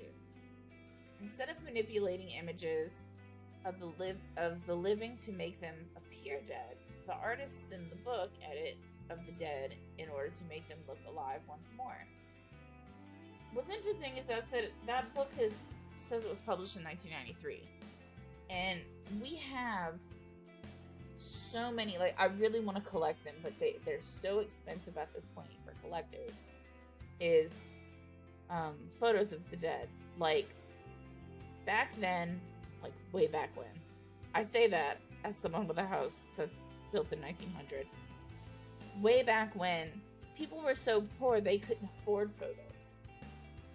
And so they would say, okay, so you have a husband, a wife, and a child. And the child died. Or one of the family members died. They get the photo taken where two people out of that three are alive and one is dead. But they try to make them look alive. And I think that's crazy. I want to collect those so much. I know someone I follow, they collect toe tags, which is also really fucking cool. I'm digressing, I understand. But we're talking about photos. So I think that's really cool. Like, I understand that, like, people who are morticians who work really hard to make a person look alive, but I'm in this group on Facebook that shows a lot of fucked up morbid shit. Like, I don't know how it gets past stuff, but like,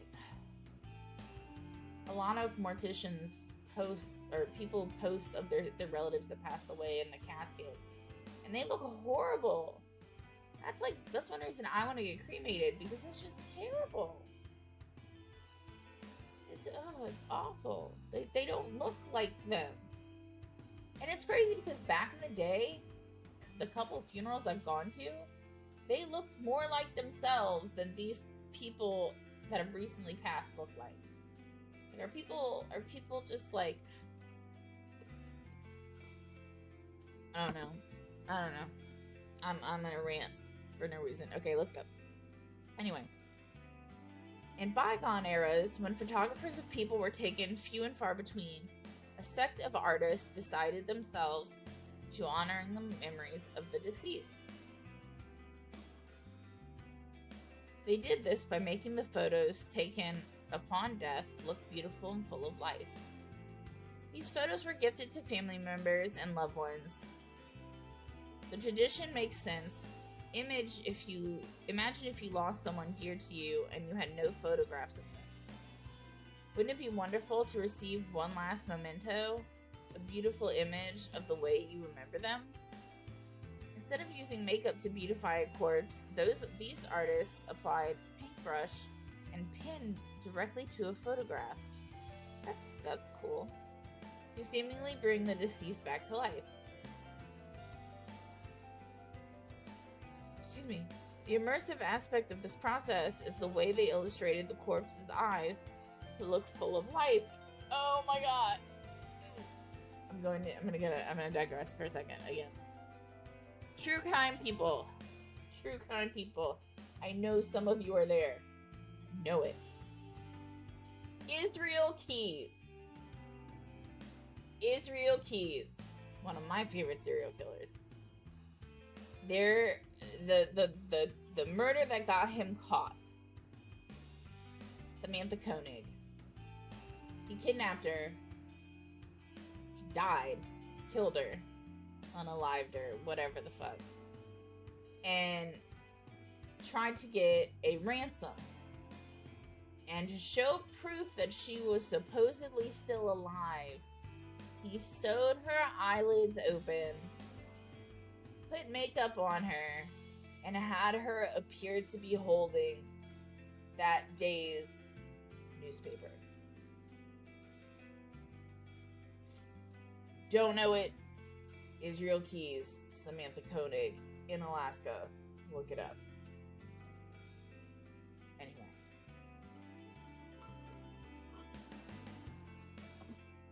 The eyes full of life made me think about it. Even though it's a far cry from the work I do, I can't help but feel some sort of kinship with the artists discussed in this book. Surely we are cut from the same cloth. Browsing through the images in this book inspires me to work hard at my own photo editing. Many of the pictures are in black and white, but to me, that drives home how impressive these old techniques were. I finished flipping through a chapter and closed the book. I hold the tattered tome close to my chest and breathe a sigh of satisfaction. The next station is Shinjuku. The doors on the right side will open. Please change here for the Chuo line, the Shonan Shinjuku line, the Saikyo line.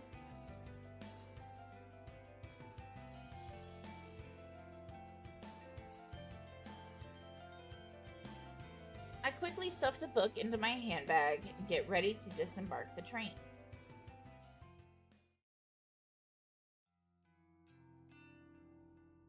When I'm certain nobody's looking, I carefully open the lid of the large dumpster in front of me. The stench of rotten food and who knows what else assaults my senses, and I reflexively gag and splutter.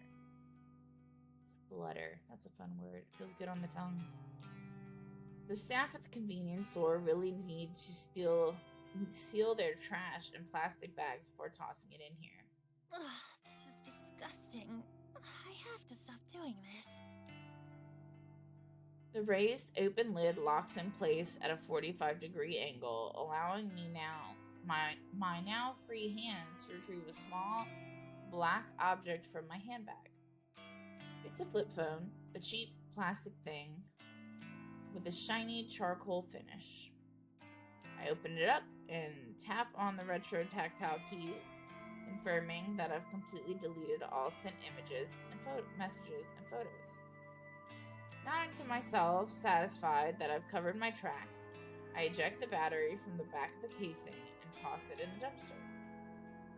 I then snap the phone in half along the hinge, separating the screen from the keypad. The screen crunches into pieces with a gratifying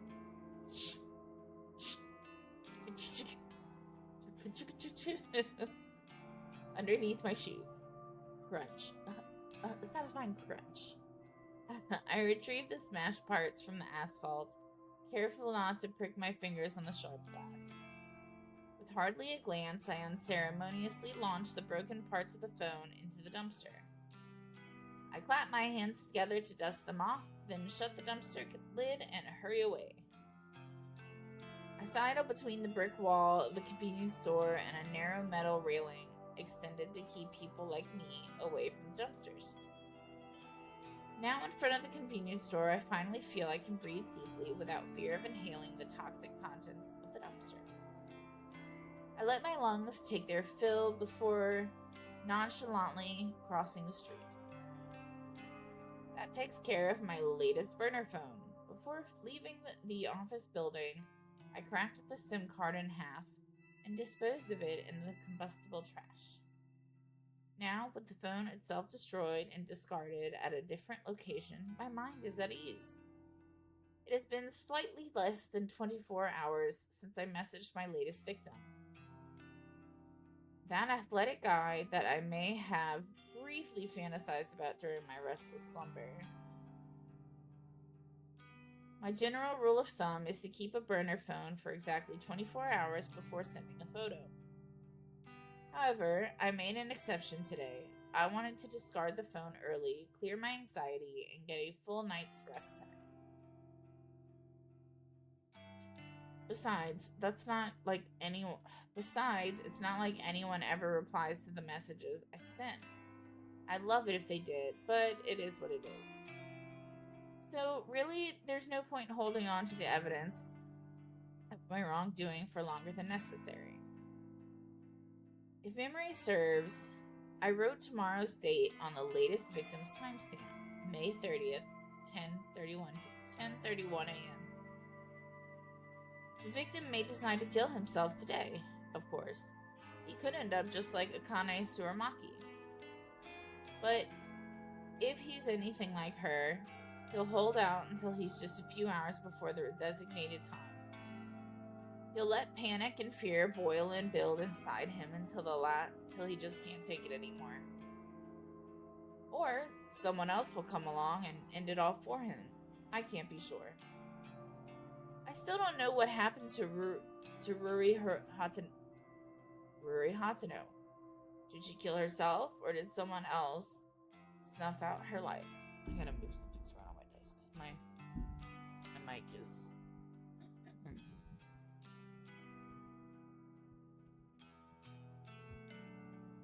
Give me a minute. Can't quite figure out where I want it to go.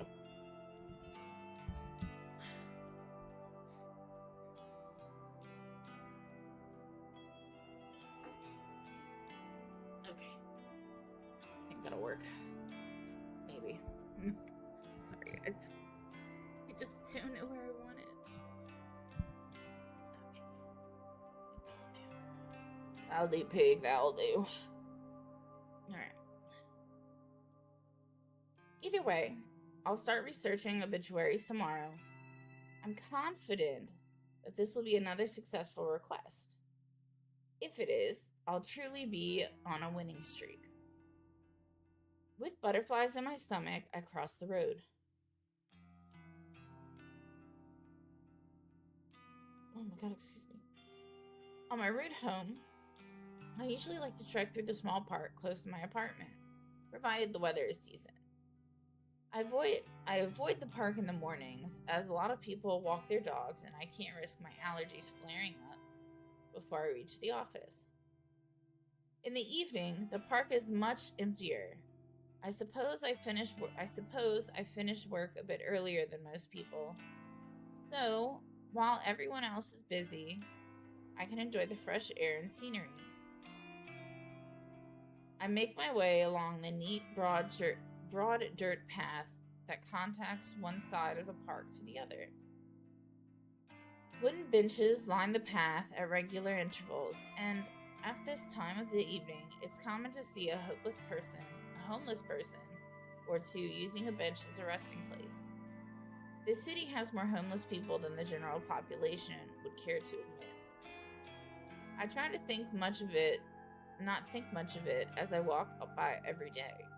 I already know that many people have it worse off than I do, but there's not exactly anything I can do to help, right? Should I be giving these people money that I can't afford to spare? Wouldn't I just end up homeless as well? I'm not exactly broke, but I live month to month on my salary. It's expensive to live on the outskirts of Akihabara. And commuting to Shinjuku every day isn't exactly cheap either. I wonder how much does it cost? How much does it cost to ride the train? Subway, whatever it's called. Train.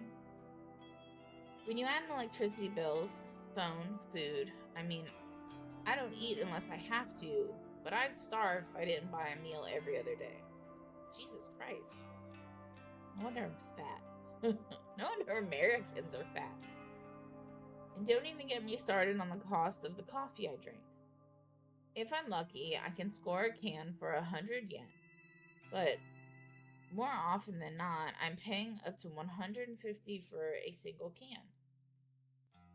Even if I were to buy canned coffee in bulk from one of those huge variety stores like Don Quixote,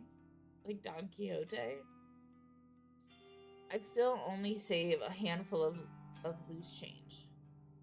And I wouldn't have access to the familiar selection I get at the convenience store. I'm just thankful that I don't have to go out for drinks after work like most of my colleagues. I don't go, not have to. If I had to buy a few rounds of beer every week, my bank account would definitely dry up. By avoiding that kind of group outing, not only do I save money, but I'm also not forced to spend more time around people. It's a win-win situation. Realizing I'm trudging along the path at a snail's pace, I tell myself to speed up my gait. Toward the exit of the park, the silhouettes of two people on a bench come into view. The sound of laughter carries on the wind, and I can't help but feel like I've heard the voices before. As I draw closer, a sinking sensation clutches at my stomach.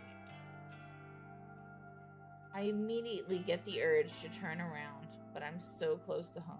Aha! It's Noriko! Fancy seeing her here. Oh, I knew it. Noriko's here. Tomoe! And Shinya. Tomoe glares and flips her long hair behind her ear with a shit-eating grin on her face. Shinya looks kind of out of place outside of the office. His face is filtered by an especially uncomfortable expression. I start to wonder why these two are here. But then I recall that Tomoe did mention they were going on a date on Friday night. I suppose it's just my bad luck that I would run into them on the way home. Though, what are they doing here in Akihabara? I hope I'm saying that right. I have to assume that Tomoe came here on purpose just to spite me. On your way home? Uh-huh. How's your, date? We're having a blast. Right, Chen? Yes, of course. A great time. He sounds like he regrets that date. I wonder if Tomoe has been dragging Shinya along against his will. Okay, well, I'll leave you to it. Hey, we're gonna grab some chicken. Why don't you come with us? No thanks. I can't think of any worse way to spend an evening than eating with Tomoe. Please come with us, Noriko. He's like, please don't leave me alone with her anymore. Shinya has a dejected look on his face. It's pitiful, but he brought this date on himself. Why should I have to bail him out? Sorry, I've got things to do tonight. Are you sure you're not just avoiding eating? Afraid to gain a bit of fat?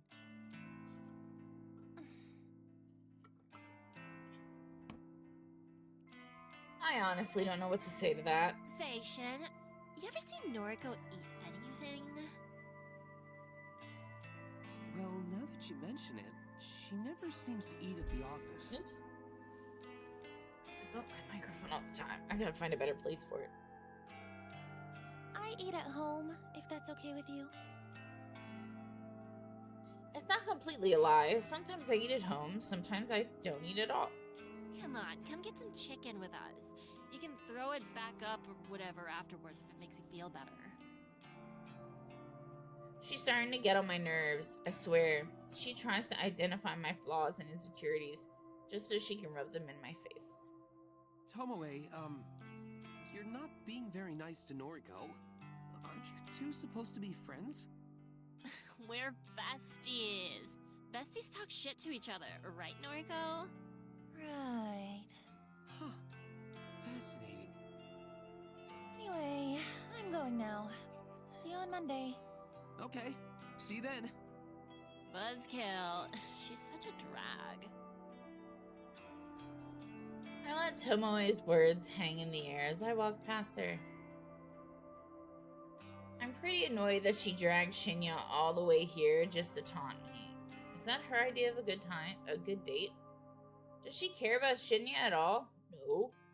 Or is this whole thing just to annoy me? Yes.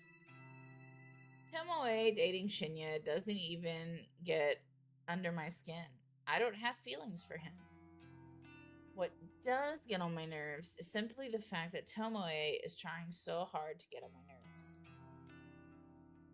Of course, it wouldn't be fair if I could carry on my way home without one final interruption. Tomoe calls out to me again. Your friend Aoi is gonna start work with us on Monday, yeah? Oh, fun. I can't wait to meet a friend of Noriko's. I grimace. I suppose Shinya told her about that. I turn back to face them both. Don't even think about messing with Aoi. That girl has dealt with enough crap at her last job. Oh, has she? Maybe big, strong Noriko can protect her now. I'd do anything for her. She's my best friend. If you had any friends of your own, you'd understand what that feels like. Well, I got plenty of friends. And only some of them are sluts like you. Yeah. I'm going. I finally managed to disengage from the conversation, even with Tomoe's mocking laugh piercing the air. I exit the park, cross the road, and walk down the block leading to my apartment. Tomoe, I have to wonder if that girl exists solely to irritate me. I have to tell myself she's not worth my time. I can't let her taunts get to me. Grin and bear it, as they say. That's the stoic, unflinching Noriko we know. Oh, it's what you got it. Running a hand through my hair, I smile and approach my apartment building.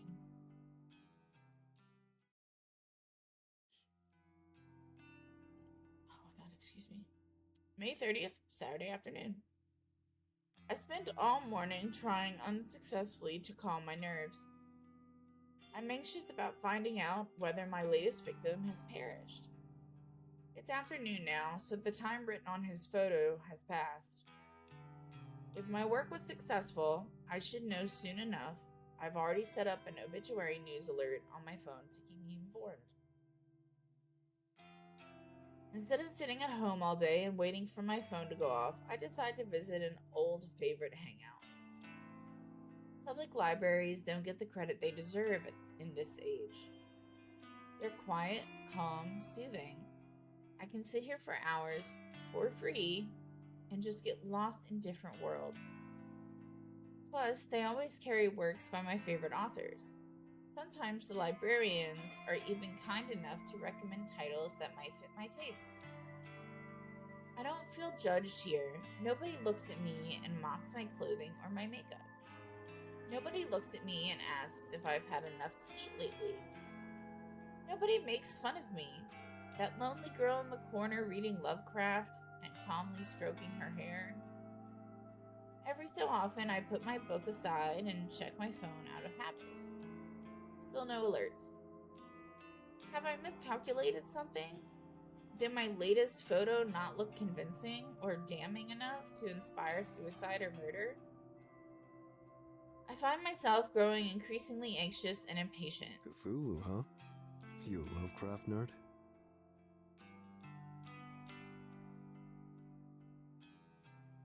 Oh my god.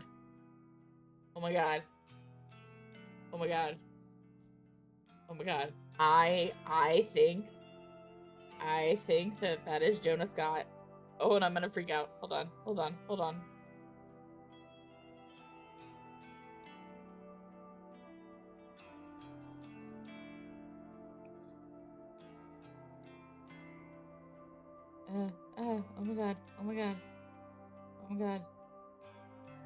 my god. Voices. Give me voices.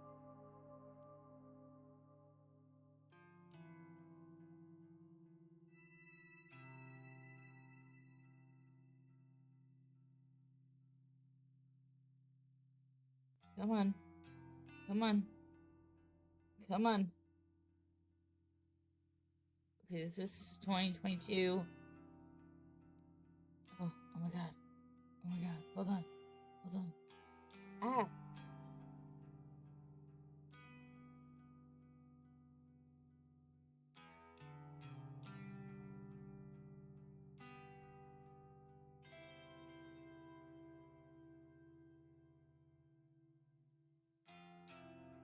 Come on. Come on. What are you doing to me? Okay, here we go. So we need 2022. I am obsessed with Jonah Scott's voice. And I'm usually really good at knowing the sound of it.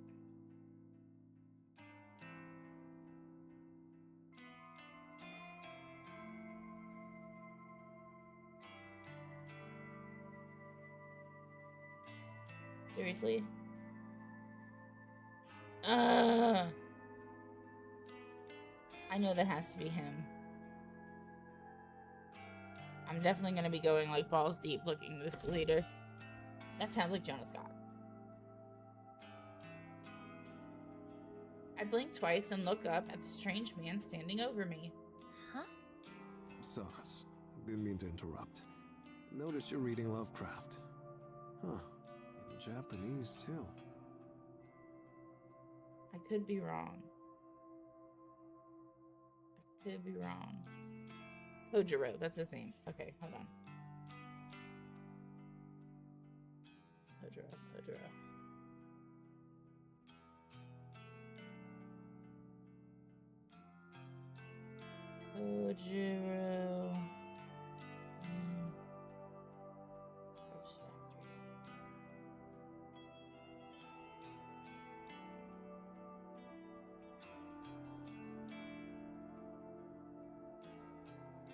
Slay.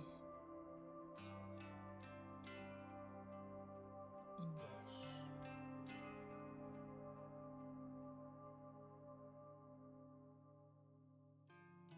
Oh. I don't know who that is.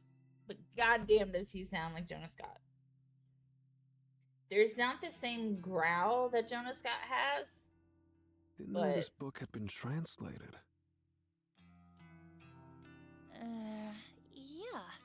My English isn't great, so I read the translated versions. That's mad. Do they translate esoteric names? Can't imagine Cthulhu being easy to write in kanji. Well, it's written in katakana, so... Course. Kojiro. The man extends a hand, and I can't tell if he wants me to shake it or pass him my book. What? I'm Kojiro. You? Noriko. Kurosawa. Nice. Just Kojiro for me. No last name. Call me Koji. Why can't we have your last name? You don't have a last name? Used to. Lost it. Fire, you know. I'm just Kojiro now. Is that a joke? This guy is weird. His clothes smell like they've been stashed in the back of a closet for a decade or two. His face is unshaven and his eyes are scarily clear and focused, despite being smashed by a pair of thick glasses. Didn't mean to keep you. Soz again. I'm looking for Nobel Sinclair. He around here? I don't like when people say that. Saws. Is that like the same age as people who go like... Oh, my fingers don't even want to do it. This? Is that what that means? Is it sorry? Does it mean... Someone tell me. Does it mean sorry or does it mean... So... Like S-O-O-O-O? I don't care enough to look it up. Like I did for Jonah Scott. But... I mean, I don't know. Who? Writer guy? Did that book about befriending the dead? The librarian told me to check these shelves. Book about befriending the dead, huh? Sorry, I don't really know. No worries. I'll find him. You know, you look like the type who'd enjoy his books. Not to judge you by your cover. But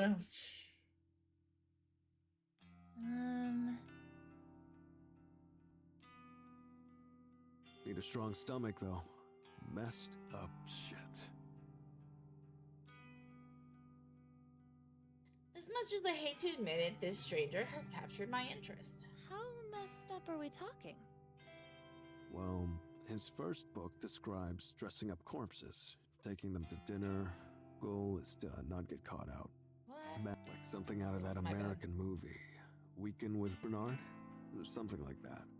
It's Weekend at Bernie's. Showing my age. And that wasn't morbid at all. That was hysterical. Second book goes nuts.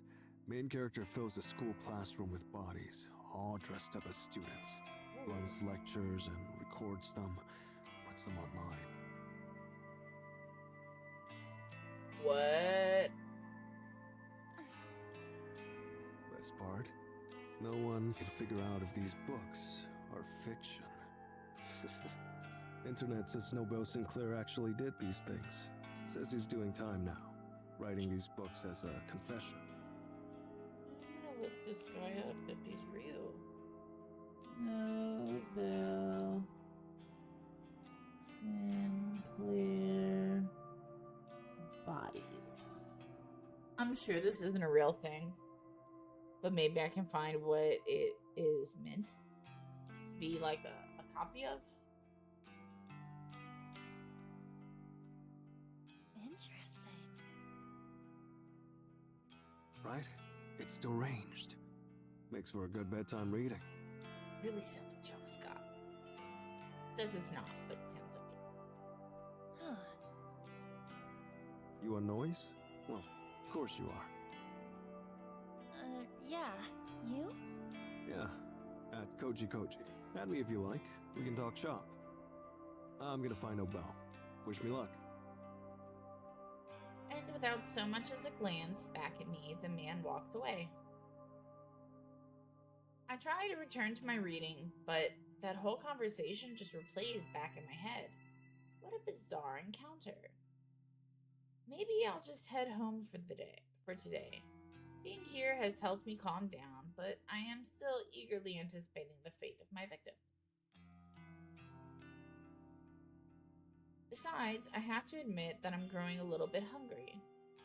Maybe onigiri, a rice ball from a convenience store, will tide me over until tomorrow.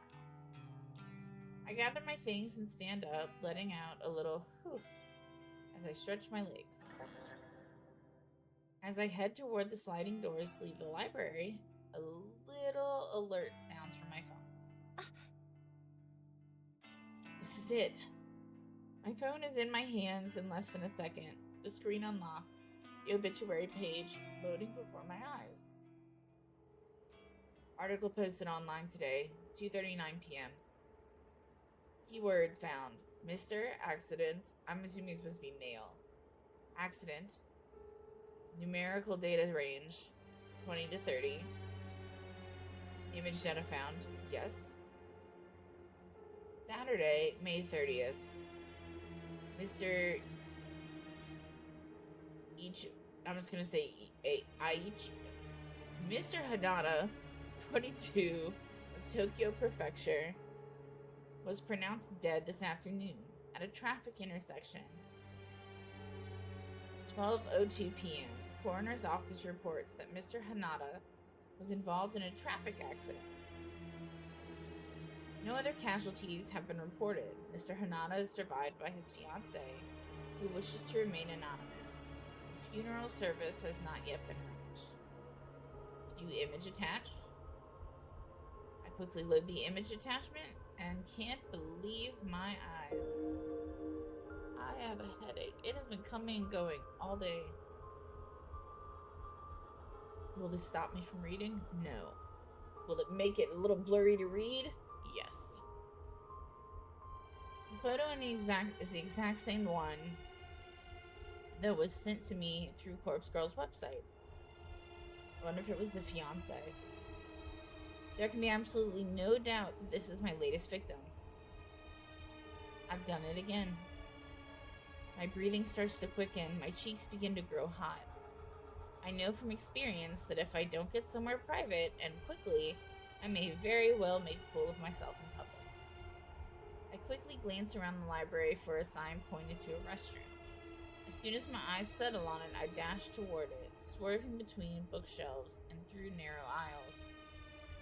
There's one door for a unisex bathroom, an unremarkable beige portal.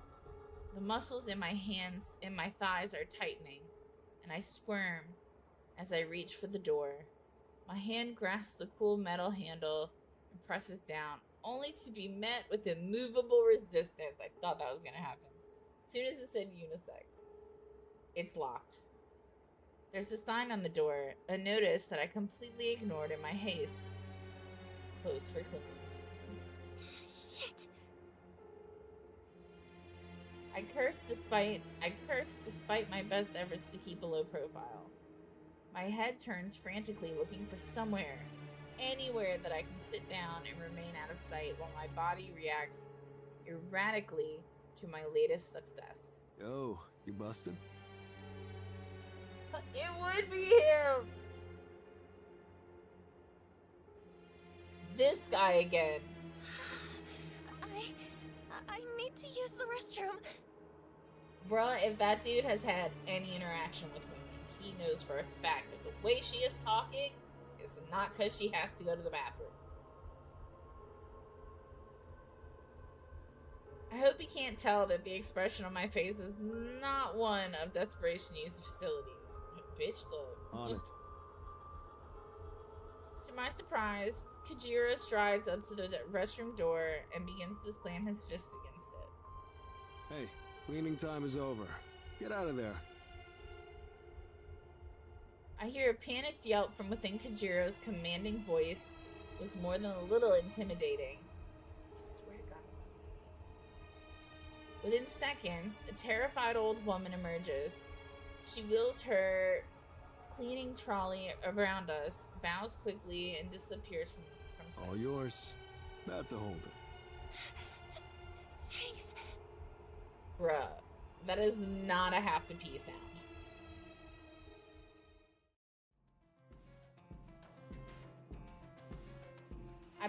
I dash past Kajiro, unable to believe what is happening here.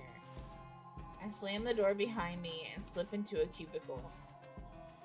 As soon as I sit atop the toilet's closed lid, my legs begin to shake uncontrollably, and I have to lean backward to steady myself. Ichi Hanada, I know that's not what it is dead, killed in a traffic accident. That could mean anything, but I'm willing to bet that I caused his death. After seeing the photo of his dismembered corpse, he might have purposefully crashed his car. Or perhaps someone else rammed his vehicle, intent on murdering him on behalf of Corpse Girl. I still don't know how my power works. I don't know why these victims end up dead. But the cause of death ultimately doesn't matter. What matters is that Corpse Girl is victorious once more. I find myself panting, squirming, struggling to restrain myself. It's never good to hold in an O, ladies. My vision fogs, my knuckles clench, and with barely a fanfare, I begin to cool down all of a sudden. Just like that, the overwhelming urge to explode simply flutters away. Huh. My breathing regulates, my legs solidify, the rest firmly on the ground. I told you I couldn't read once my glasses were off. This experience wasn't nearly as staggering as last time. Maybe because I was so confident that this victim would die, my body already prepared itself for it. Maybe have I already become desensitized to my ability to wield death itself? I won't pretend that I'm not disappointed. That exhilarating feeling I experienced last time, the complete and utter loss of control. It was addicting. I craved experiencing it again. Still, I need to remind myself of the most important thing. I fulfilled the request issued to Corpse Girl. That's 2 new victories in a row. 2 victories in a single week. Why is my phone lighting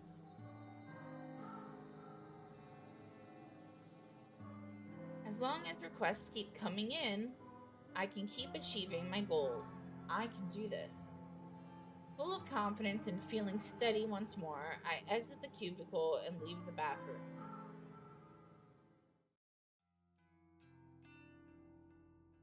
That strange man, Kojiro, is waiting for me at the end of an aisle. You good? Yeah. Hey, thanks for... You know, I really needed the bathroom. Course. Been there. Gotta go when you gotta go. Look what I found. Kojiro holds up a book with a plain black cover. Nobel Sinclair's latest. Dazed by the Dead. It's a ripper. Oh, what's that one about? Falling in love with the dead. Read it already last year. Time for another go. Oh, here.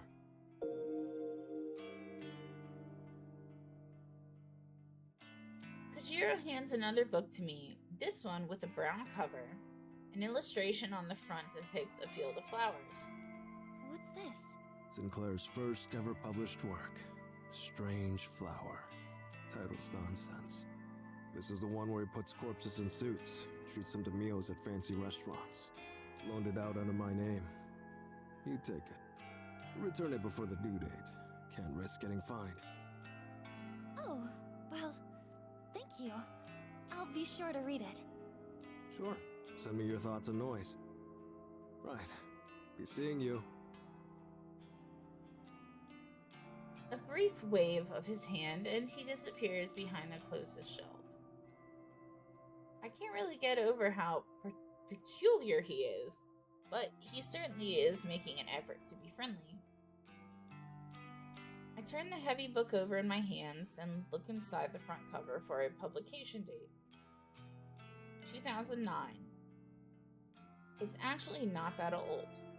Definitely not as old as the fiction I normally consume. I shrug and hoist the bulky tome underneath my arm, then make for the library's exit.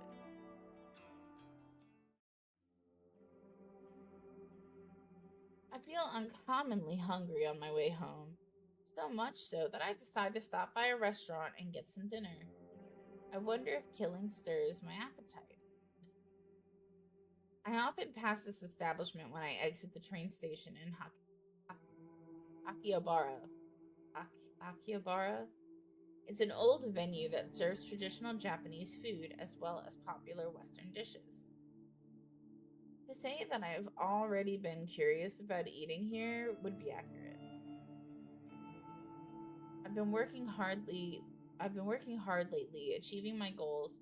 I can afford to treat myself to a cooked meal, right? Why do I find it so hard to justify them? I'm even going to eat at a booth tonight, another rarity for me.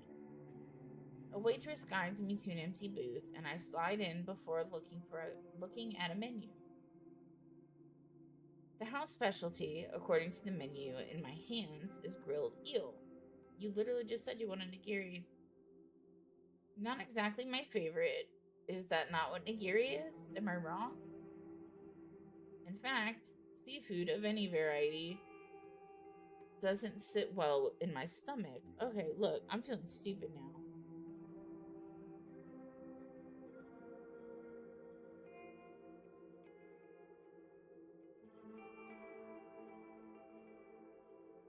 Okay, no, never mind. It's just a style of something. Okay, cool. Then what is eel? It sounds very similar. Anyway, I decide to pass on the specials and order something I know I can digest.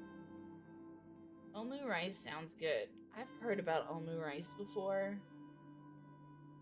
but I don't remember. Like, I've seen it in another game. What did we play recently? I don't remember. I used to eat it a lot as a kid. Omelet rice and ketchup. Oh, that's what it was. Egg and ketchup sounds good. Like, scrambled eggs and ketchup is very normal in my family, but not on rice. What's not to like? Plus, it's only 700 yen before tax. The waitress returns to take my order, and I confidently point out what I'd like. She offers me a smile and hurries off to the next table. Perhaps my recent victory streak has given my courage a boost, because I hardly feel awkward or anxious sitting here, surrounded by people eating and drinking on all sides. I'm somewhat calm and at ease amidst the hustle and bustle of the restaurant. I almost feel like it might be nice to have company, a friend, perhaps Aoi, or even Shinya. Might be nice to talk to and pass the time with. Oh well, in a way, I do have some company. I retrieve a book from my handbag. Very same book Kojiro lent to me, and I open it up to the first chapter. Strange Flower. An odd, apparently meaningless title. Still, it comes highly recommended by an eccentric stranger, so it must be good. My meal arrives when I'm a few pages into the book. I thank the waitress and look at the omu rice before me. It smells good. It's presented beautifully. I can probably eat at least a quarter of this portion without feeling ill. I pick up a spoon and slice through the middle of the omu rice, causing a puff of steam to billow up. Throwing caution to the wind, I scoop up a good amount and bring it to my mouth. It's delicious. There's no other word to describe it.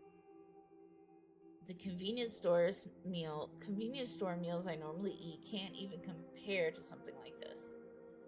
The egg is soft, the rice is fluffy, and there's just enough ketchup along the top.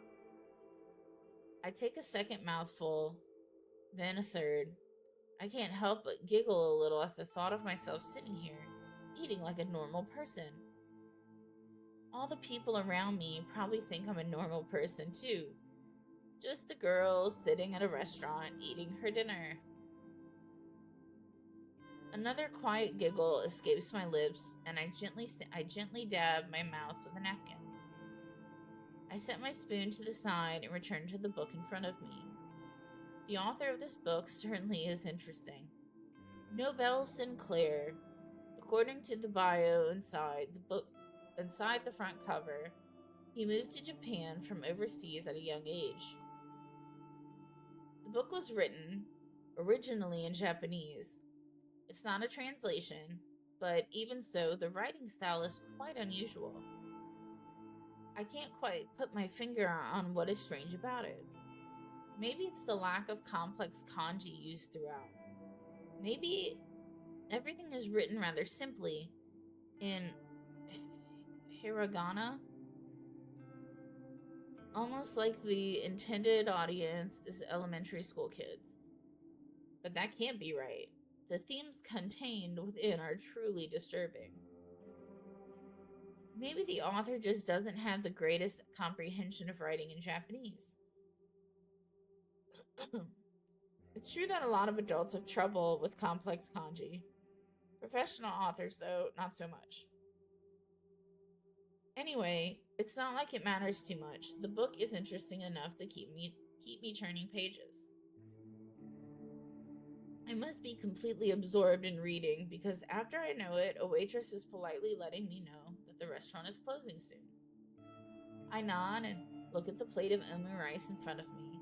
The meal has gone cold and I only ate 3 bites. Still, I'm feeling full now and I really enjoyed what I did eat. I don't even feel an added weight on my hips as I get to my feet. That's definitely a positive thing. I stretch my arms and legs, put my book in my bag, and offer the waitress some money along with the bill. Why are you not getting your food to go?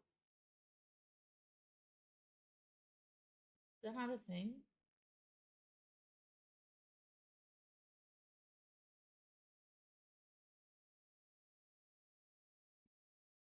A blast of frigid night air nearly sweeps me off my feet when I step out of the restaurant.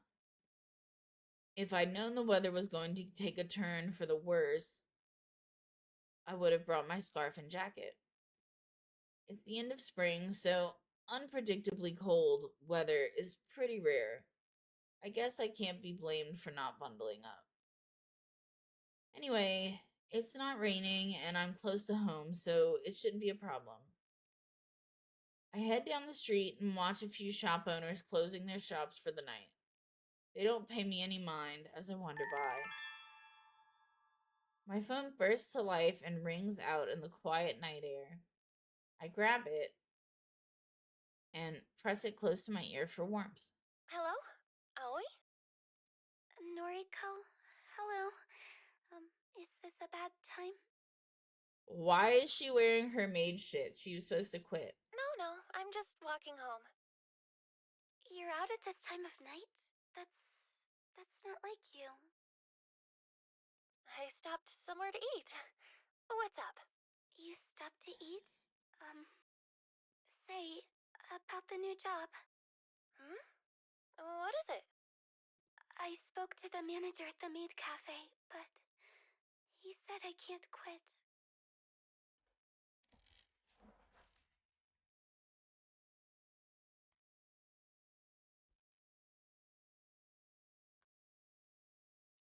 I'm sorry. How the fuck does your boss say you can't quit? He said that? Oh, well, it's not up to him. You have every right to quit. Did you tell him you've landed a new job? Yes, I told him. But he said he spent so much time and money training me that if I quit now, he'll treat it as stealing from the company and he'll call the police. And if the police think that's true, you're stupid. What a load of crap! Hang on. Are you at the cafe now? Yes, I just finished my shift. We're closing up. I'll be right there. I'm only a minute away anyway. I'm going to give your manager a piece of my mind. No. Noriko, you can't. Just watch me. I'll be right there.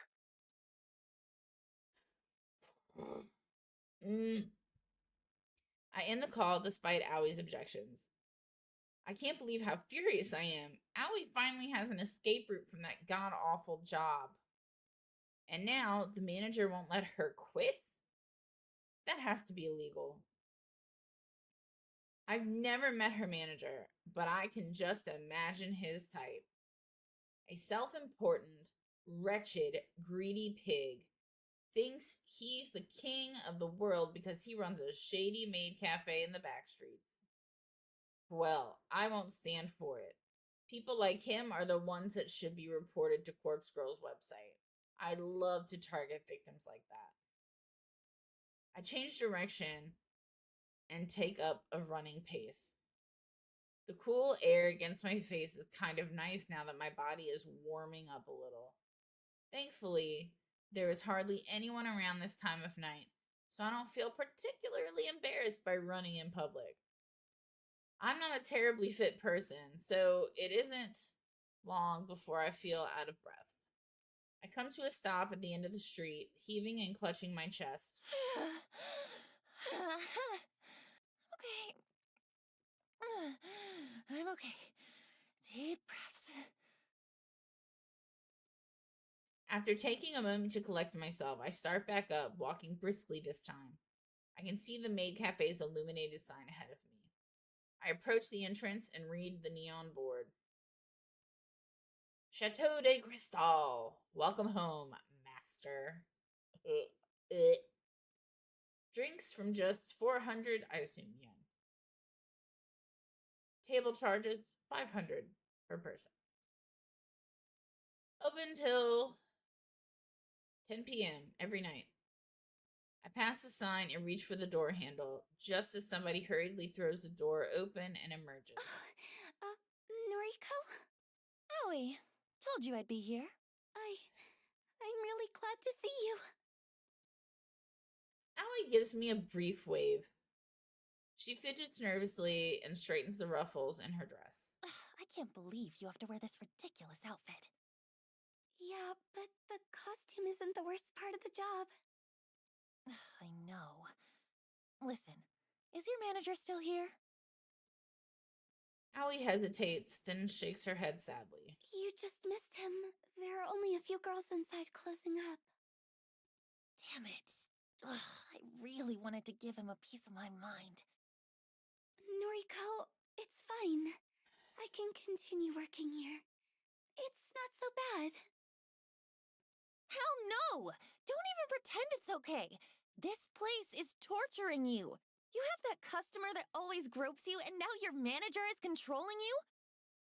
I won't stand for it, and you shouldn't either. But what can I do? Leave! I'm honestly stumped by the question. In all my hastiness to get here, I never even thought through a plan for Aoi. Damn it, that heartbreaking expression on her face. I just want to grab her, hug her, tell her everything's going to be okay. So, why can't I? Aoi. I know you don't feel like it, but you're the strongest girl I know. All the shit you've dealt with over the years, all the shit you're still dealing with. You're brave, whether you know it or not. My issues pale in comparison to yours, but you still get up each and every day and do your best.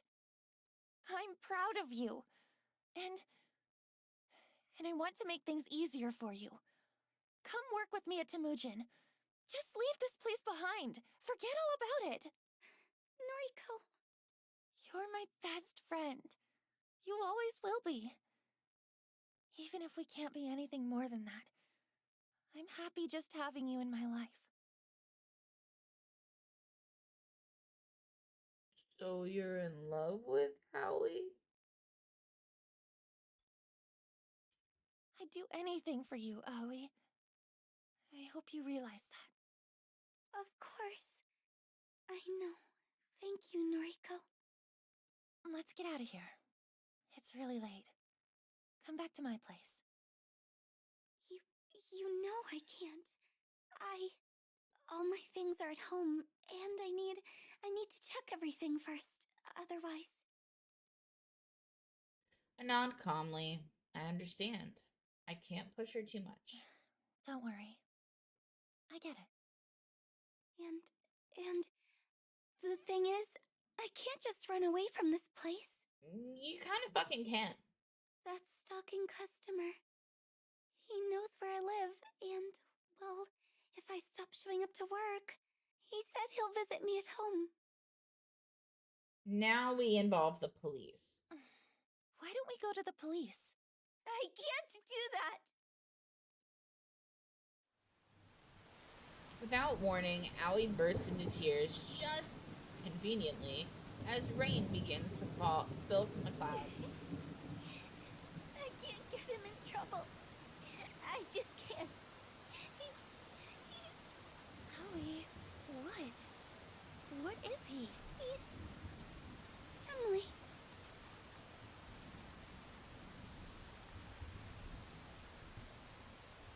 So family is groping you! Oh! Oh my god. Oh my god.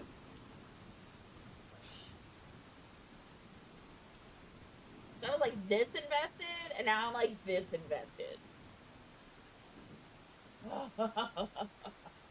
Oh.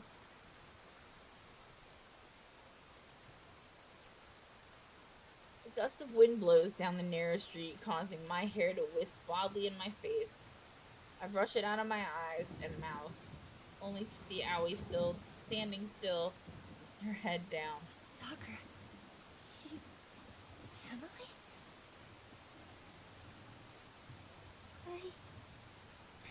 never bring myself to tell you. But surely you must have wondered why I've put up with it for so long. I don't know what to say. I'm stunned. You're putting up with it because you don't want him arrested.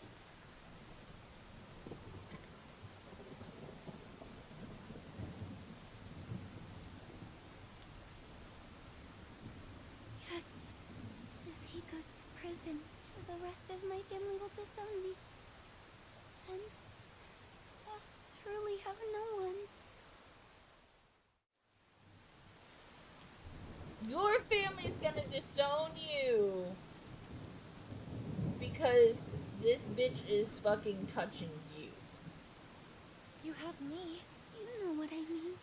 I'm just going to go home for tonight.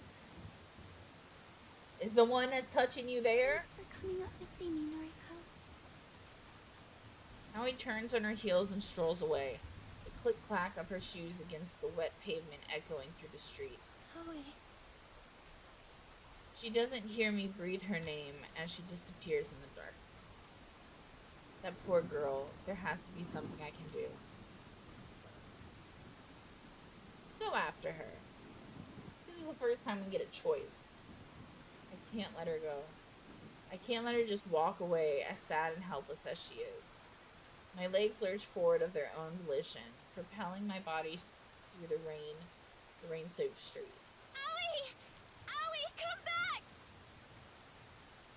My shout echoes in the night, my weightless words falling through the air like the very rain that patters against my face.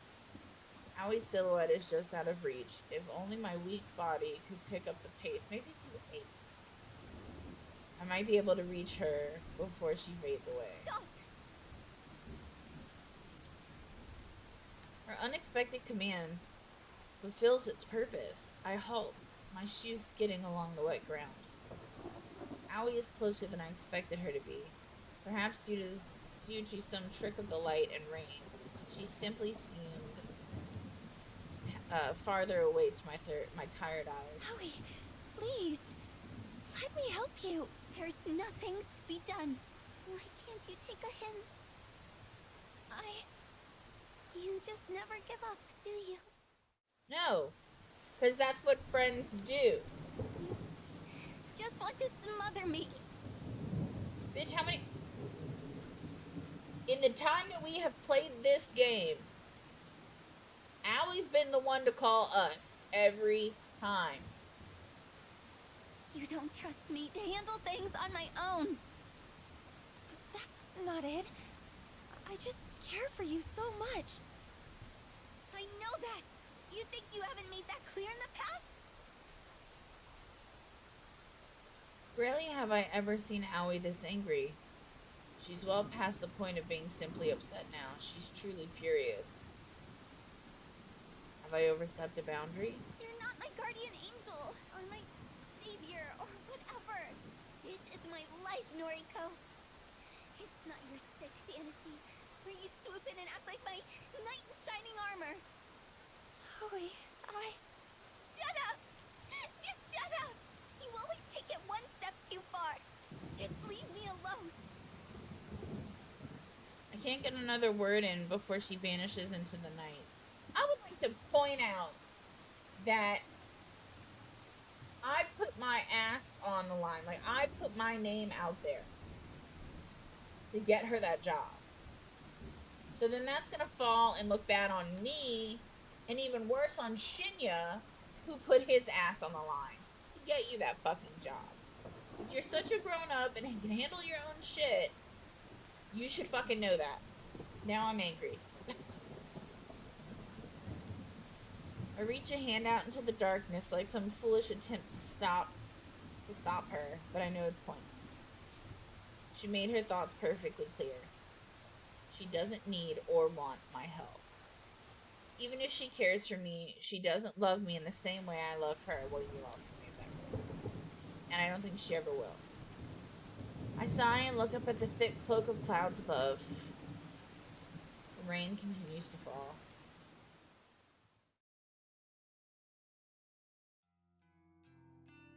May 31st, Sunday afternoon. Today drags on and on. Oh, do you have a cold too? I have to ask because in every anime, if any of you guys are anime fans, in every anime, someone gets like the slightest bit wet from the rain, like a drop, then they have a cold. And why is it in anime a cold is like having pneumonia? Like you are going to die from a cold. Someone tell me these things. My husband's seen like everything, and he still has no answer.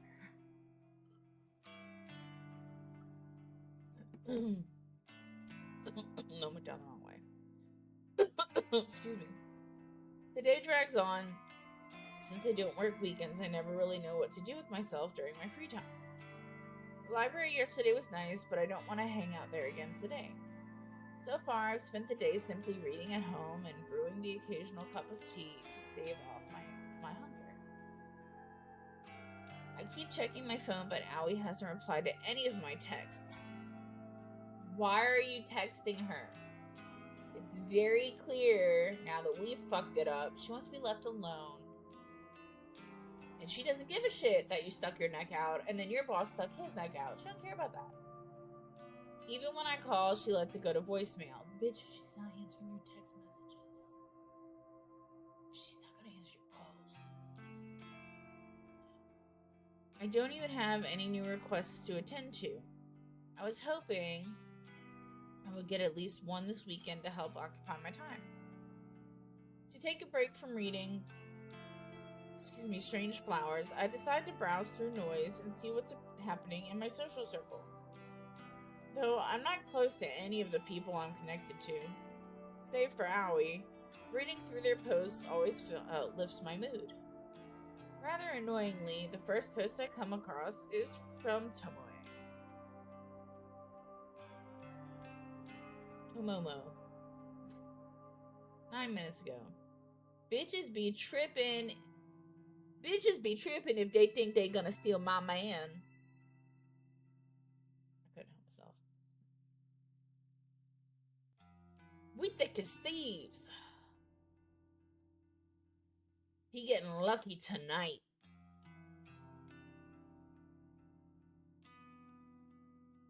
The garbled post is accompanied by a photo of her and Shinya getting cozy together.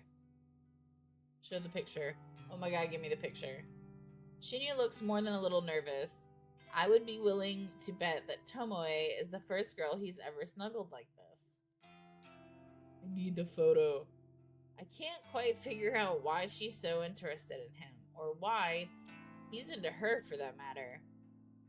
At first I thought Tomoe was just trying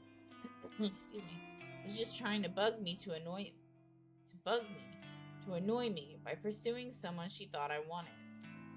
But surely this is taking it too far, right? Haven't I made it clear that I just don't care? As for Shinya, maybe that boy really is into the blow-up doll look. I guess I understand him less than I originally thought. I noticed that I've been frowning while looking at Tomoe's post, so I decide to slam my finger down on the thumbs down button. A little text box below the post now reads, Noriko Kurosawa disliked this. My frown breaks and I smirk.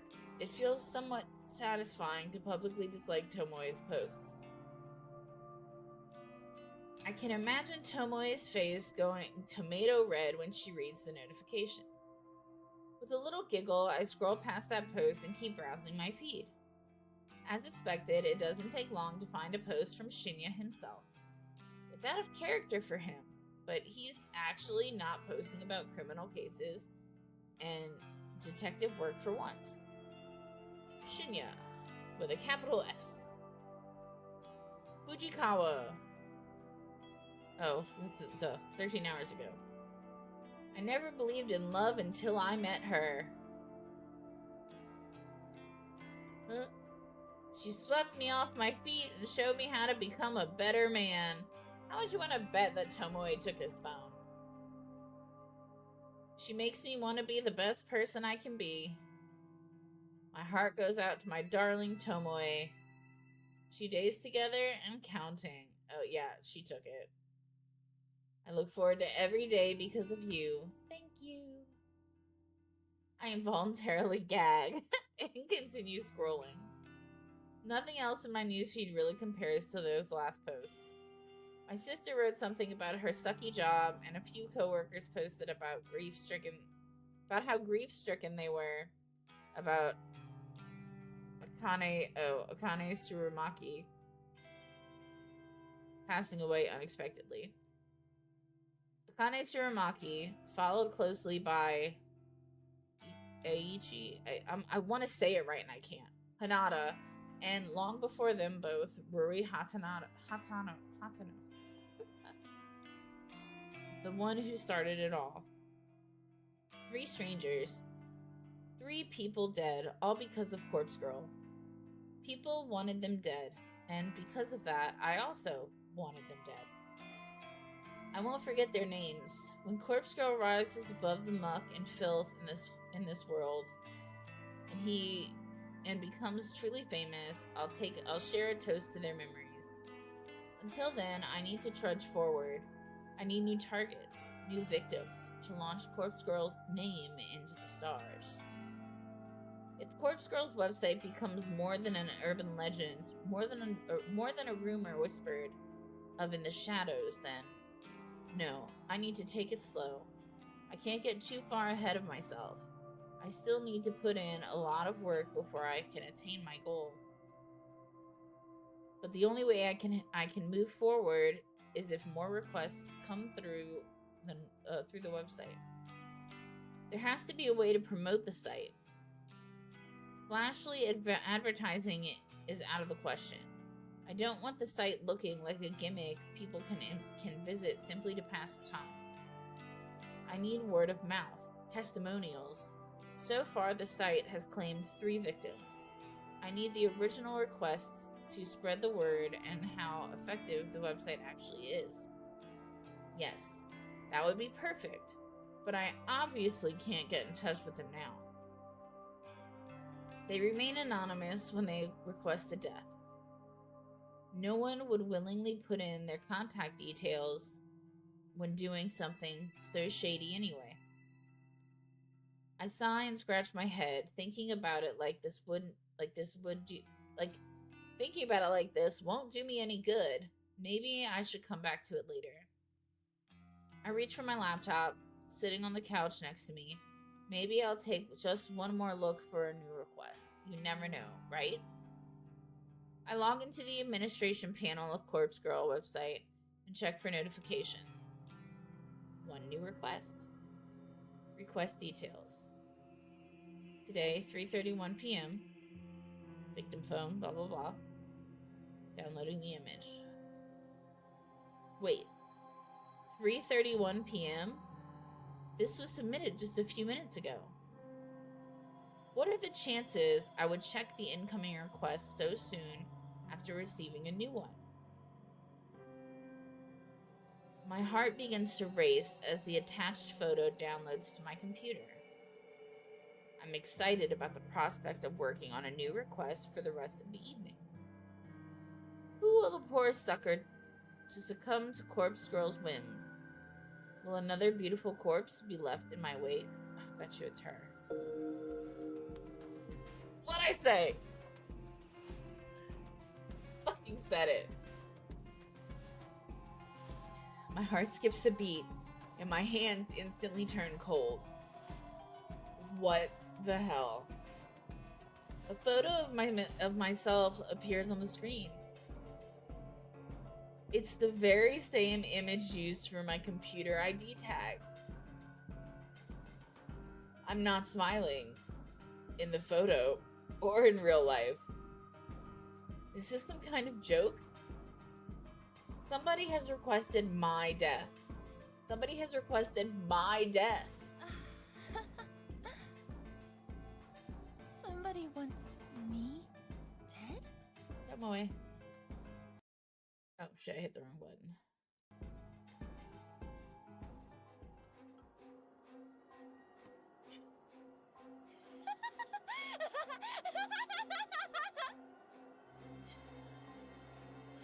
I can't believe it! It finally happened! Okay, so she was waiting for this to happen. I know exactly who requested my death! Tomoe!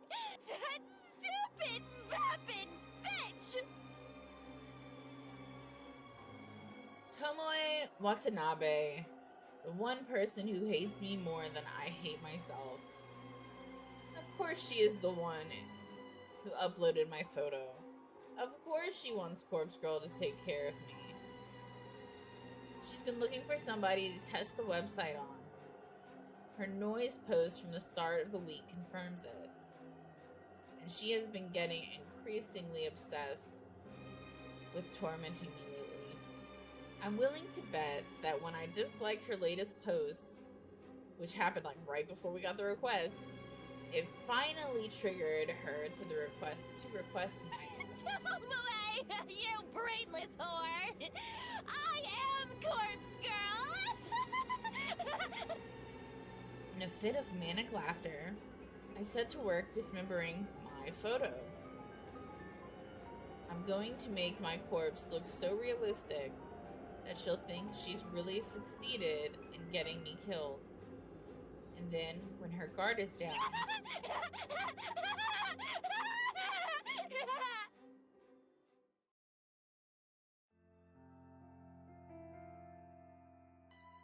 June 1st, Monday No morning. sign of Sato yet? I wonder if she got held up. It's not exactly professional to be late on your first day of work. I grind my teeth and hope that Shinya can't sense my anxiety. She'll be here. I don't believe the bitter words that tumble out of my mouth. I send another message to Aui's seemingly abandoned phone, not really expecting a reply. Actually, she's not the only one absent. Tomoe isn't here either. She's not, you say? He doesn't need to tell me that. I've been watching her desk like a hawk ever since I came in this morning. There's a small surprise waiting for her in her top desk drawer. Courtesy of yours truly. I've been eagerly anticipating her arrival for an hour now. We had a late night last night, so I wonder if she woke up on time. I wouldn't want to know that. I taste something foul in my mouth. I don't really need Shinya's recap of his night with Tomoe. Don't you have work to do? Of course. I need to. His vocalized thoughts trail off as he wanders away. I return my focus to the keyboard in front of me. As I type letters scrawl across my screen, seemingly lower than usual. No Aoi, no Tomoe. The static drone of the office environment is just as loud as ever, but without those two here, something feels off. Excuse me. Aoi shouldn't be missing her first day of work. She told you she wasn't quitting! And say what you want about Tomoe, at the very least, she's punctual. For her to be this late is very unusual. Kurosawa, a word, if you please. We haven't met you yet. A soft but sharp voice snaps me out of my thoughts. I look up to find a middle-aged woman standing over me, one hand beckoning me in an intimidating fashion. Kotomi Ida. Is it Ida or is it Ida? Because Ida from My Hero has two eyes. An executive who oversees a lot of our juniors on this floor. I deal with her a few times a week. She's a serious and critical person. But I've seen a warmer side of her when she chats with colleagues of her own level. Miss Ida, did you need something? Yes, it is Ida. Please, come with me. I reluctantly rise from my chair and follow her through the office. She leads me to one of the glass-screened cubicles that line one wall of the office. Special spaces reserved for meetings and temporary workstations. Take a seat. I follow her instructions, sitting down on one of the bright and colorful plastic chairs that fill the small enclosure. A new employee was supposed to start work today. Sato, an acquaintance of yours, if I'm not mistaken. See, I said it, put her ass on the line. That's right. I've been trying to get in contact with her. I see. You understand that it doesn't reflect well on Sato's character if she can't arrive on time for her first day of work, correct? Yes, I understand. Believe me, it is very out of the ordinary for her to do something like this. I'm sure. Fujikawa recommended Sato for the job based on your personal request. Told you it would look bad on us. You need to be aware that since Fujikawa holds rank over you, he is the one who will be reprimanded for hiring an unsuitable employee. Now, I wouldn't go so far as to say that he will be punished. Rather, his recommendations will be denied for the foreseeable future. And any attempt he makes to climb the ladder, so to speak, will be vehemently refused by the other executives. I said the shit. Oh, I called it out, man. Isn't that a bit extreme? All of that because of one temp employee that didn't show up for work? That's the way these things go. I've seen it dozens of times. The reason I'm telling you this is because you should feel some sort of responsibility to apologize to Fujikawa. You should. I said that too. I had no idea. Honestly, Enough. This isn't an open discussion. Apologize to Fujikawa, and see if he will find it in his heart to forgive you. And please advise him to seek employment elsewhere. I don't foresee his career with us flourishing anytime soon. Oh my god. That's all. Tomi abruptly exits the cubicle and leaves me alone, sitting in a stupid-looking green plastic chair. I take some time to compose my thoughts before also walking out. I don't know what to say to Shinya. I don't even know if I should say anything. Surely Kotomi is being a bit extreme in effectively halting Shinya's career in Temujin. This is all because I recommended Aoi for the job. I feel like an idiot. But how was I to know that Aoi would prove unreliable? She said she was not leaving her job. And still, it's far too extreme. Kotomi is out of line. Something else is at play here. I can feel it. Maybe Kotomi wants Shinya gone for her own reasons, but I can't imagine why. He's a junior employee and not exactly the type to step on anyone's toes and make enemies. I return to my desk in a bit of a huff and slump into my swivel chair. My eyes fall on the empty can of coffee next to my computer. Next to my computer screen, and I begin to wish I'd purchased more than one this morning. Glancing over the top of my screen, I can see that Tomoe still hasn't arrived.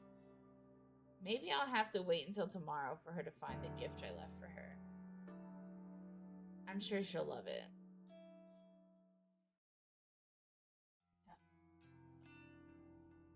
I'm starting to get really annoyed with this game.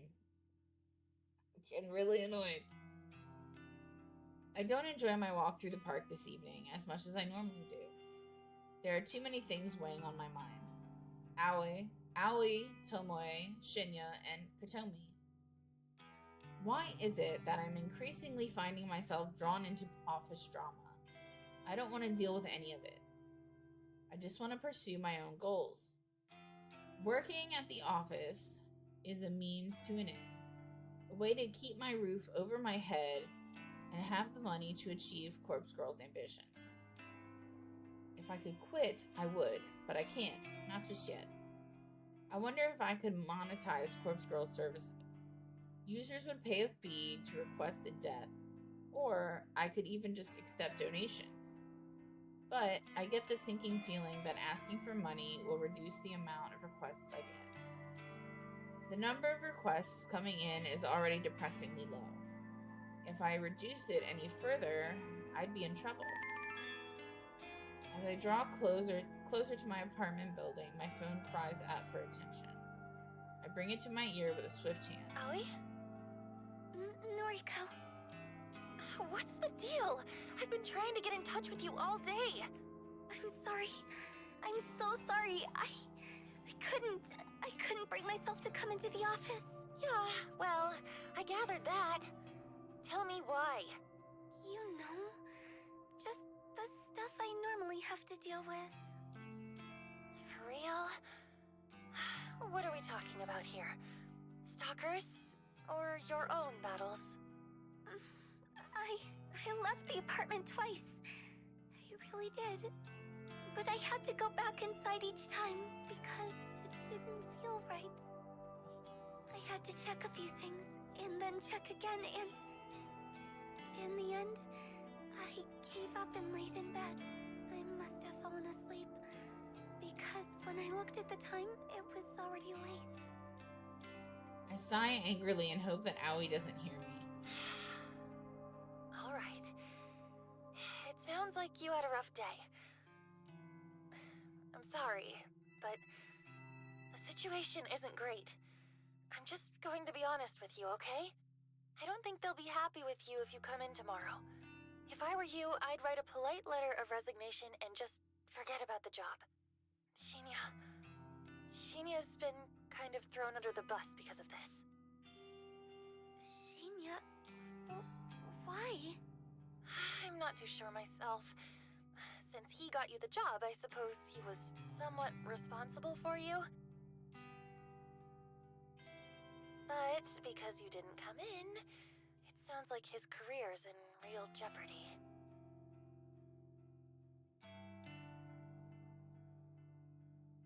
Alright, after this conversation, we're gonna go ahead and leave. Oh God. Oh no. Take a breath. You didn't know something like this would happen. I didn't either. I did! I think this one exec has it out for him or something because it's too much of an overreaction. I can't believe it. I never wanted to cost him his job. I know. You didn't mean for this to happen. Look, I'll try and smooth things out a little. I'll talk to Shinya tomorrow. You need to look after yourself right now, okay? Promise me you'll just take it easy tonight and relax. Okay. Forget this ever happened. Noriko will look after everything. Bitch, you yelled at me not to the other day. Thank you, Noriko.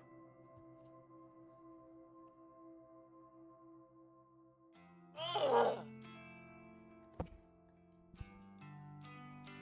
You bitch at me about coming to your aid and being your knight in shining armor. And now you're like, oh, Noriko, I need your help.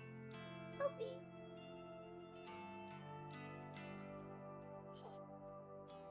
Yeah. Okay. Get some rest. Talk to you soon, Aoi. Bye-bye. I end the call with a heavy heart. I don't actually have any idea what to do. When it comes to Aoi, I always feel obligated to just tell her everything that will help her feel better. If I could genuinely follow through with my words and genuinely make things better for her, then, well, maybe we'd have a bit of a different relationship than we do now. But I probably missed my opportunity for that a long time ago. In senior high, I was never really truly understanding of her, and that cost me too much.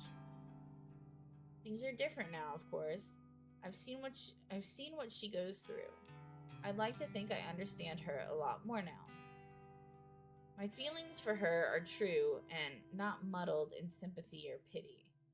If this was a different life, I hadn't made all those stupid mistakes, I would be happy to be with her.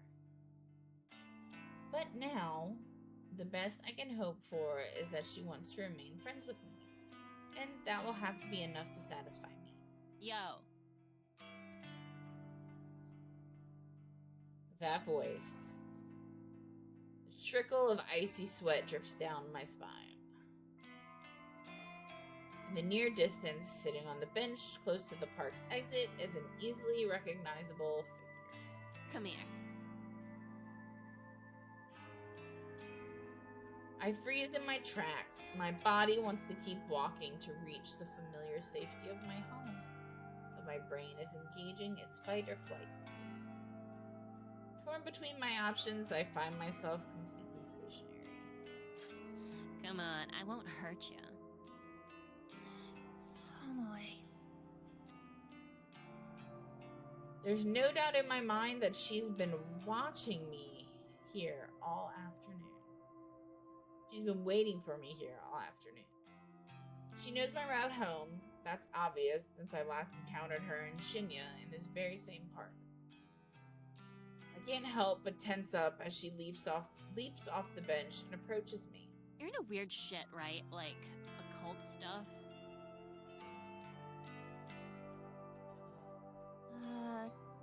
Maybe? Is that what you came here to ask me? Nah, just listen, okay? I wanted the opinion of someone freakier than me. She knows how to flatter a girl. It's kinda dumb, you know, but have you heard of that Corpse Girl website thing? Who does she think she's talking to? More importantly, how should I respond? I've heard rumors. Yeah, right? I heard rumors too, so I checked it out. I thought the whole thing was really funny. Like, could it be for real? Anyway, maybe I kinda used it to request a death. Is that so? Tomoe has pretty much straight up admitted that she was the one who requested my death. After all, I know exactly how many requests come through the site. The latest one had to have been from her. Yeah, and, well, you know how the site works, right? Fill me in. All you do is put in a photo of a bitch and her phone number. Then she's supposed to drop dead. Simple as that. Thing is, no one knows how it works. Or if it works, actually. Right. Okay, so you requested somebody's death, and what happened? Well, This is it. This is where she admits that she uploaded my photo. I've caught her red-handed. you see, the dumb bitch went and died.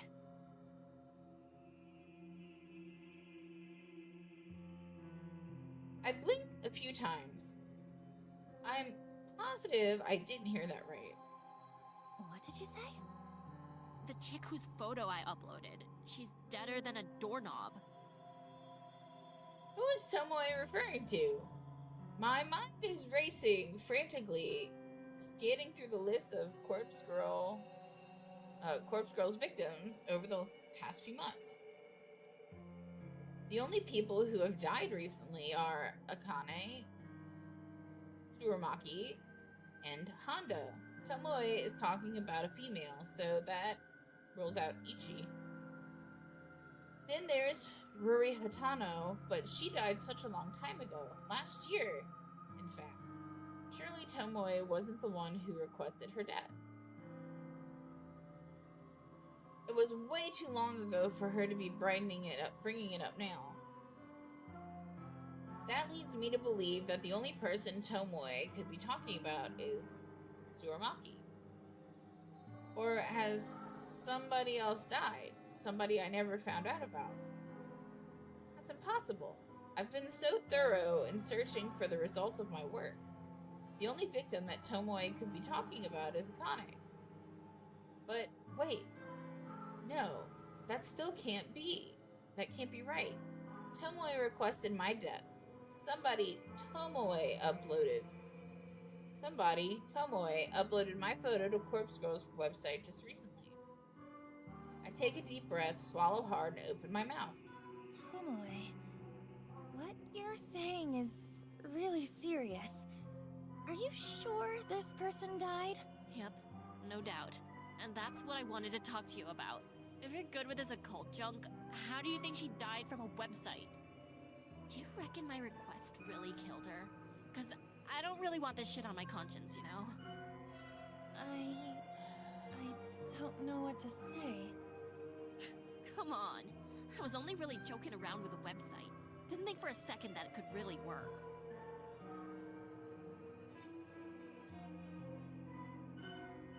Hold on.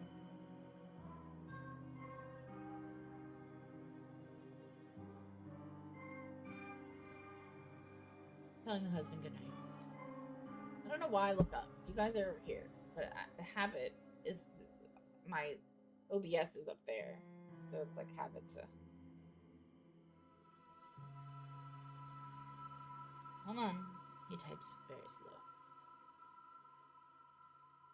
Well, they're talking, so it's fine. But now, this bitch is cold in the ground, and I can't sleep at night. Keeping Shinya close is the only thing making me calm lately. Tomoe seems to be showing a little remorse.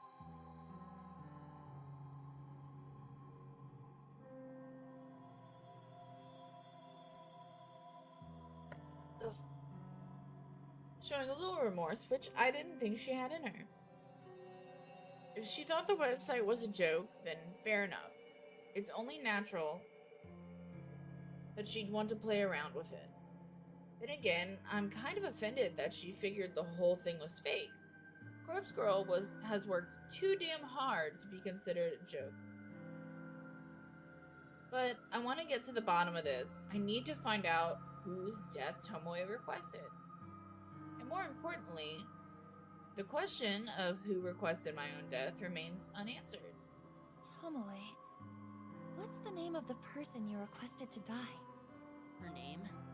Oh, you might know her. It was that skank from our office, Akane Tsurumaki. Kane Tsurumaki. Sure enough, she's well and truly dead. Tomoe isn't wrong in believing that the website killed Akane. Also, husband's going to bed, so we aren't stopping this once this is done. We're going to go a little bit longer as long as my body allows. Tomoe once posted on Noise about wanting to try the website. She was waiting to find someone to try it on. If I recall correctly, the request for Akane's death came through Corpse Girl's website shortly after I read that post. Perhaps Tomoe made the request on the very same day. So then, Tomoe was the one responsible. I assumed the person who requested Akane's death was someone in our office, but never figured it would be a junior data entry temp like Tomoe. How did Tomoe even know Akane?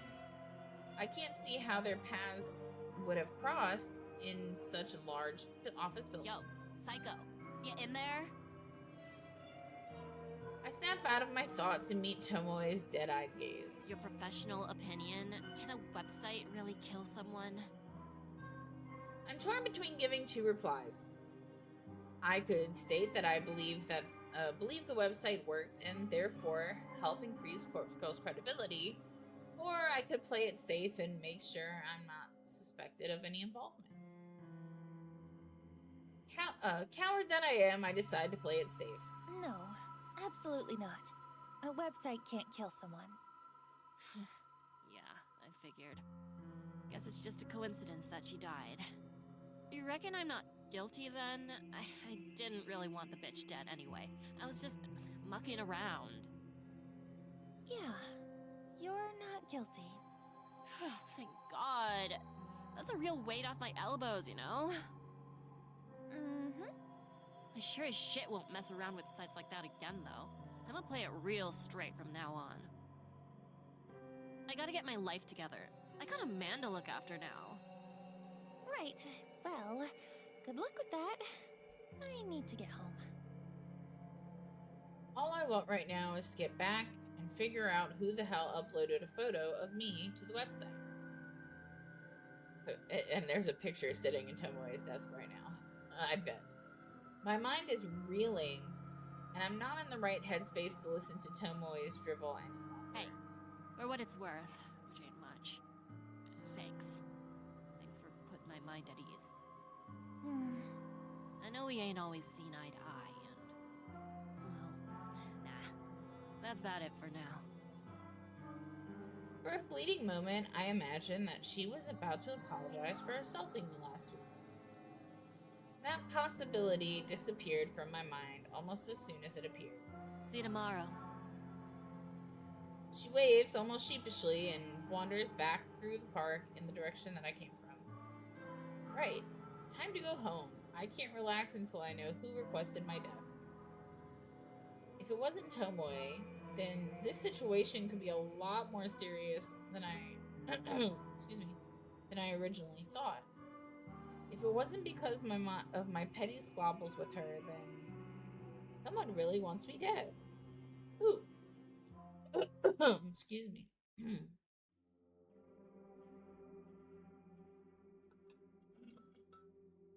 Oh, I'm already out of water.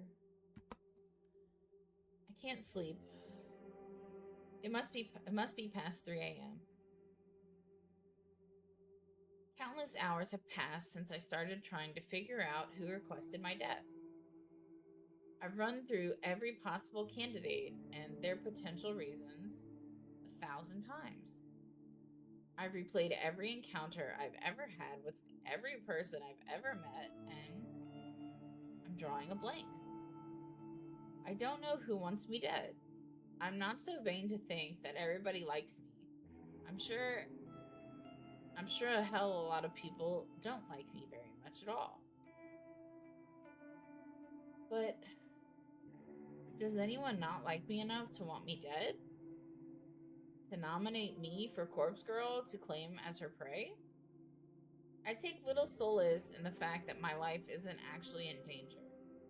Corpse Girl's victims are only brought low by my hand.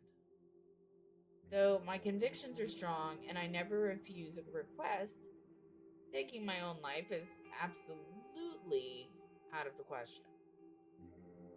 This is the one and only request I will ever refuse. And it's not for the sake of my own life, but rather for the sake of Corpse Girl's continued existence. I will not let her die and be buried with me. However, now that I've eaten of the knowledge that somebody genuinely wants me dead, I can't cure my upset stomach. No amount of mental reassurance will quell the sickness rising inside of me. The top candidates are of course those closest to me. I've crossed Tomoe off the list. Her relief at knowing Akane Suramaki's death wasn't her fault convinced me that she wouldn't make the mistake of messing with the website twice. Add to the fact that she came to me for reassurance. Well, it's safe to say that she's not the person I'm looking for. So that leaves the people I deal with on a daily basis. Aoi Sato, my best friend. Oh my god, where was I? My best friend since junior high, and the first person I ever fell for. She rejected me gracefully during senior high, so gracefully that we still remain friends to this day. Would she want me dead? It's doubtful. She wouldn't even report her stalker, a guy who she's apparently related to the police because she didn't want him arrested. Then there's Shinya Fujikawa, another acquaintance from school and now my coworker. He has even gone so far as to call us friends now that we're connected on noise. I've never been romantically interested in him, but I was under the false impression that he had feelings for me. He's a wannabe detective, but he doesn't have the competence to follow in his father's footsteps. He doesn't strike me as the type to want somebody dead, let alone to go through with requesting somebody's death. Still, quiet, guarded people like him can really surprise you. When you take those three out of the equation, the people I deal with daily are very few. There are the higher-ups and execs at work like Kotomi Aida, but our dealings are so short and simple that I'm sure I barely even register on her radar.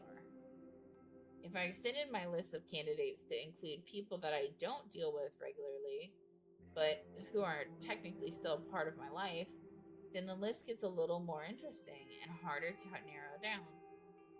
Kenji and Momo Ogawa, the father and daughter living in my apartment building. They're sweet, kind, and considerate. Couldn't imagine they'd want to kill me unless I'm really using up too much of their internet bandwidth and they just can't take it anymore. There's my elder sister, of course, Yuriko Kurosawa. We haven't talked in over a year at least. She's scum, but probably not the type to randomly elect her own sister for death. Probably. She's on parole, so I have to believe she wouldn't do anything to jeopardize her freedom. And there's Mother. Asuna Kurosawa, good lord. She's simply not in a position to submit my details to Corpse Girl's website. My struggling brain can't think of anyone else currently in my life. That guy we met, but she said that there are no phone numbers on the Noise app. My struggling brain can't think of anyone else currently in my life. I have a very small social circle, it's true. All the people that fill my Noise... I just stuttered real bad. My Noise news feeds have either already been named on this list, or they are from such a small, long ago part of my life that they wouldn't even remember I existed anymore.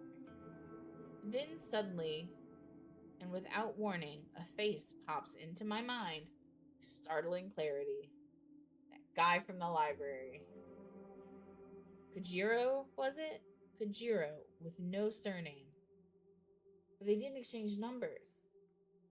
He was bizarre, eccentric, didn't seem like the type of person that gets outside much. Kind of like me, I suppose. His eyes were so clear, it was unnerving. They say the eyes are the windows to the soul, but I couldn't see anything of substance through his lens. Out of everyone I've mentally listed and seen, he seems like the person most capable of taking someone's life. That's a biased opinion, based on little to no knowledge of him. It's just the impression he gives. However, I have to ask myself, would he want me dead? Me, a person he met one time at the library? In addition, the photo of me that was uploaded to my website was from Temujin's corporate system. It's the very same picture that I wear on my ID tag. How would Kojiro have accessed it?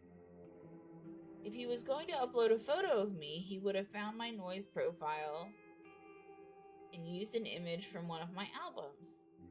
There aren't too many photos of me on there, but there are enough to identify me. The guy is suspicious, but I don't think he's the one who I'm looking for. Yet, I can't get his face out of my mind. But she flat out said you can't get numbers from the Noise app.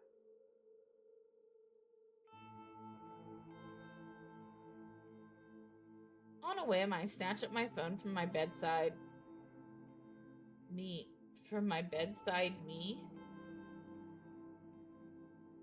What is a bedside me? And unlock the screen. The bright light shines like a beacon in the darkness and nearly blinds me. But I squint and navigate to the Noise app. Kojiro. He told me his Noise tag, didn't he? If I can remember it, it'll save me the hassle of having to look through hundreds of profiles with the same name, just to find him. It was Koji, I think. What was it? At Kojiro? No, too simple. Koji something. I start to type different variations until an auto-predicted result pops up. At Koji. That's the one. I tap the result and instantly arrive at his profile. The info in his About Me section is pretty vague, but judging by the display photo, I'm certain this is the right guy. Koji. Just your average guy, taking my days one at a time. Introvert. Anti-social, anti-establishment, anti-everything. Lol. I like peanut butter though. Bruh! Same. I scroll through his feed and see that he hasn't posted anything for quite some time. His most recent post is from a year ago, and it's just an updated version of his display picture, where he has cropped out a woman's face and a body so the focus is just on him. That's... I open up a direct message just to him and start typing. No, Rico, that's fun. Hey, is this Kajira from the library? It's Noriko. Kurosawa. Since it's past 3 a.m., I'm not expecting a reply, until I instantly receive a message in response. Hi, late night? He replied so quickly. I swallow and gather the nerve to ask him what's on my mind. Yes, I can't sleep. Have you heard of the Corpse Girl website? The screen states that he's currently typing a message, but then the notification simply disappears and no message comes through. Is he ignoring me? Then, yes. I don't like how he's typing, it's bothering me. So, he does know about the website. The question is, was he already familiar with it? Or did he just look it up after I mentioned it? Also, how did he get your phone number? What are your thoughts? Is it real? Yes, love it. Big fan.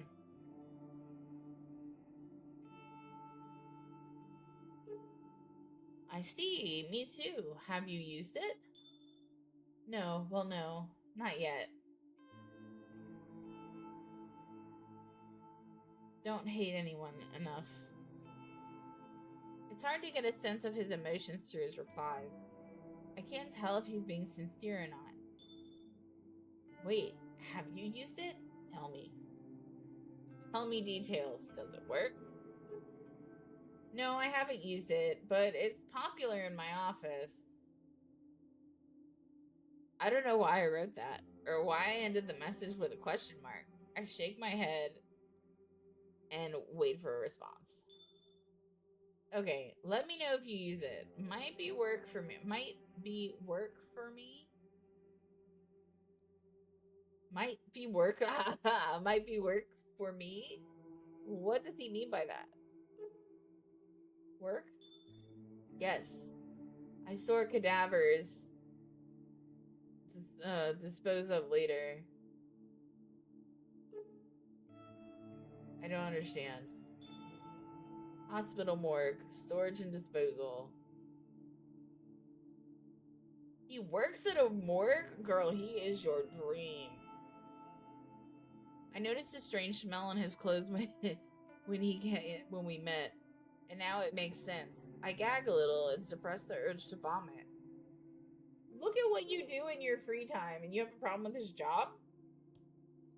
So if someone dies, they get sent to you, even for like suicides and murders? Yes, all sorts.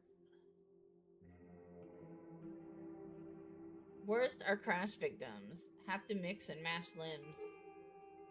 Have you ever received a victim of Corpse Girl's website?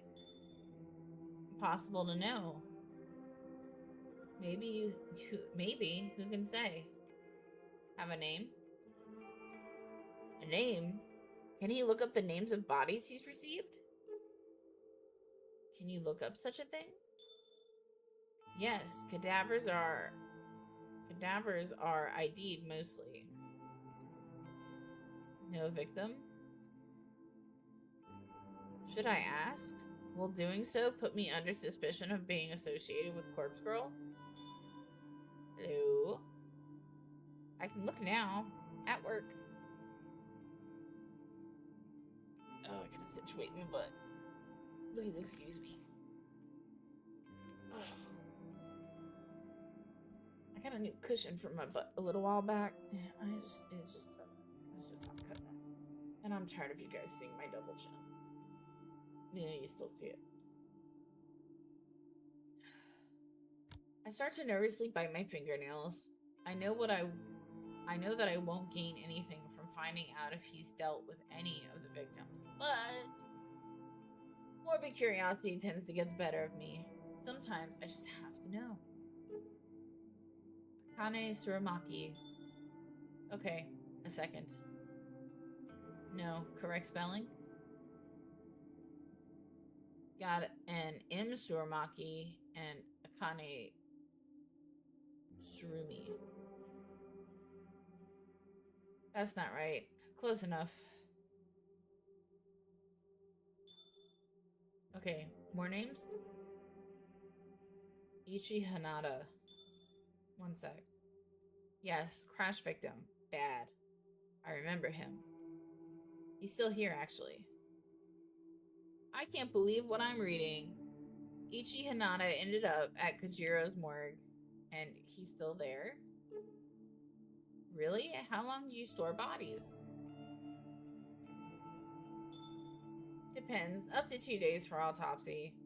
No autopsy for him. No need. So he just sits here. Cold chamber 31 BB.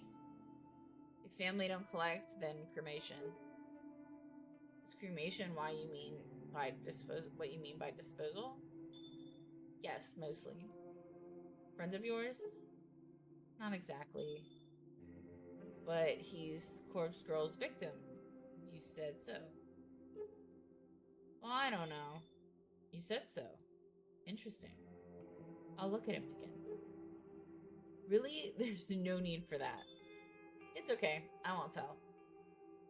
How did you do it? So what's gonna happen? I swallow hard. What does he mean?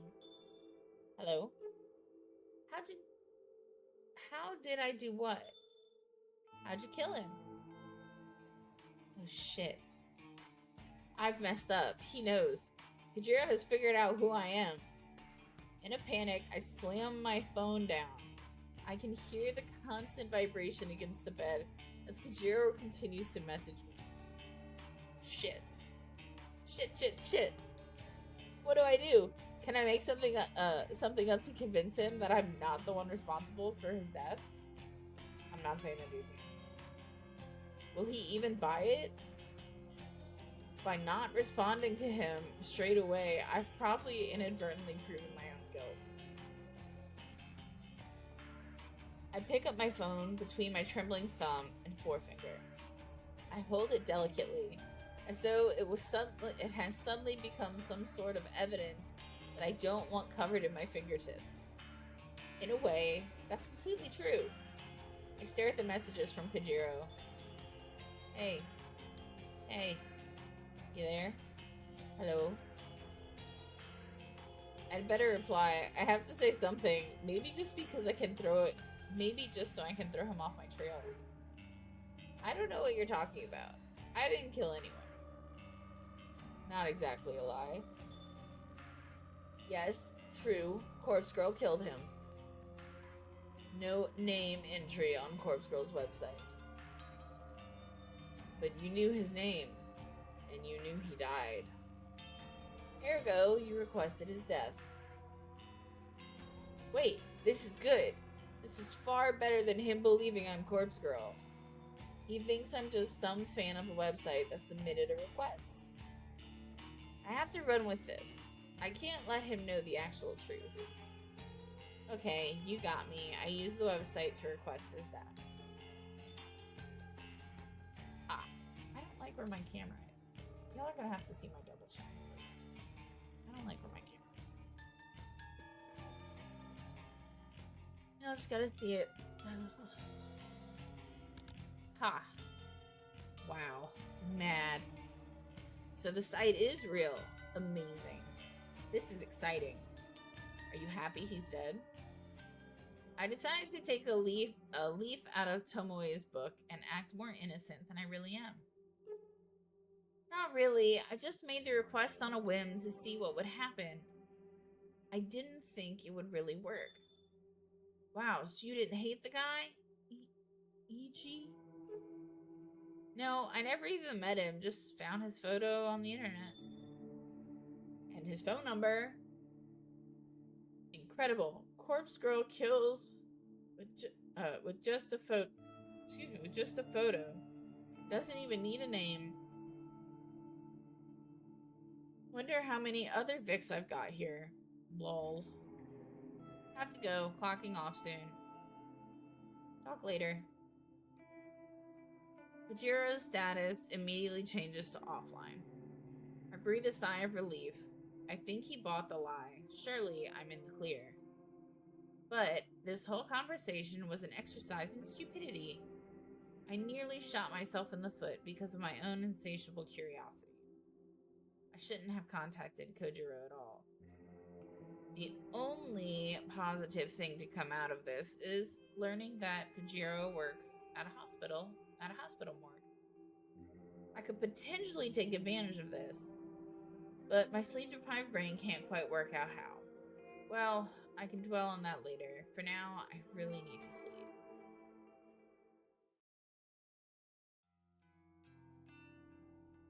Alrighty. This is where we're going to save. Double tap because that's how we do it. Anyway, guys, thank you for watching, whether it's here on Twitch, or you watch this on YouTube later, or you don't watch it at all. Whatever works. Thank you guys for being around. See you later. Okay, thanks, bye. Welcome back to my channel, or if you're new here, welcome to my channel. My name's Kay, and I play random shit, so you don't have to. We're gonna go ahead and hop right back into Corpse Factory. I'm getting invested. I hope that anyone who watches this at any point, Twitch, YouTube, what have you, I hope that you get invested too, because shit's starting to go down. My alarm erupts with a shrieking scream and scares me awake. My eyes don't open immediately, and instead I find myself tossing and turning, trying to bury my face in my pillow. I can't have had more than 2 hours of sleep. And now it's already time to get up and go to work. How the hell am I going to function today? I drag my heavy body from the bed and slide it into the pair of slippers resting on the floor. With a yawn and a stretch, I leave my bedroom.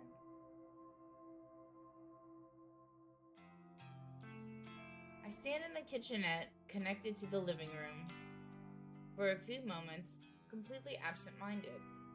I open the refrigerator and stare blankly at the dismal contents. A small tub of peach yogurt sits on the top shelf, and a half-empty jug of oolong tea rests at the bottom. I drag the yogurt and peel off the lid. I grab the yogurt and peel off the lid. Without even fetching a spoon, I simply pour a little into my mouth. I consume about half of the tiny portion and wipe my mouth before throwing the leftovers in the trash. This bitch does not understand leftovers. The night before, she went to a restaurant, took 3 bites of food, and had this huge dish that she could have brought home and ate. Whatever. That will be enough to spike my energy for the morning. When you normally run on an empty stomach, any amount of calories can work as a pick-me-up. I make a mental note to collect 2 or 3 cans of coffee from the convenience store on my way to work. They should carry me through the rest of the day. The rest of the early morning is spent applying makeup and getting dressed. I'm out the door at the same time as everyone, every other day.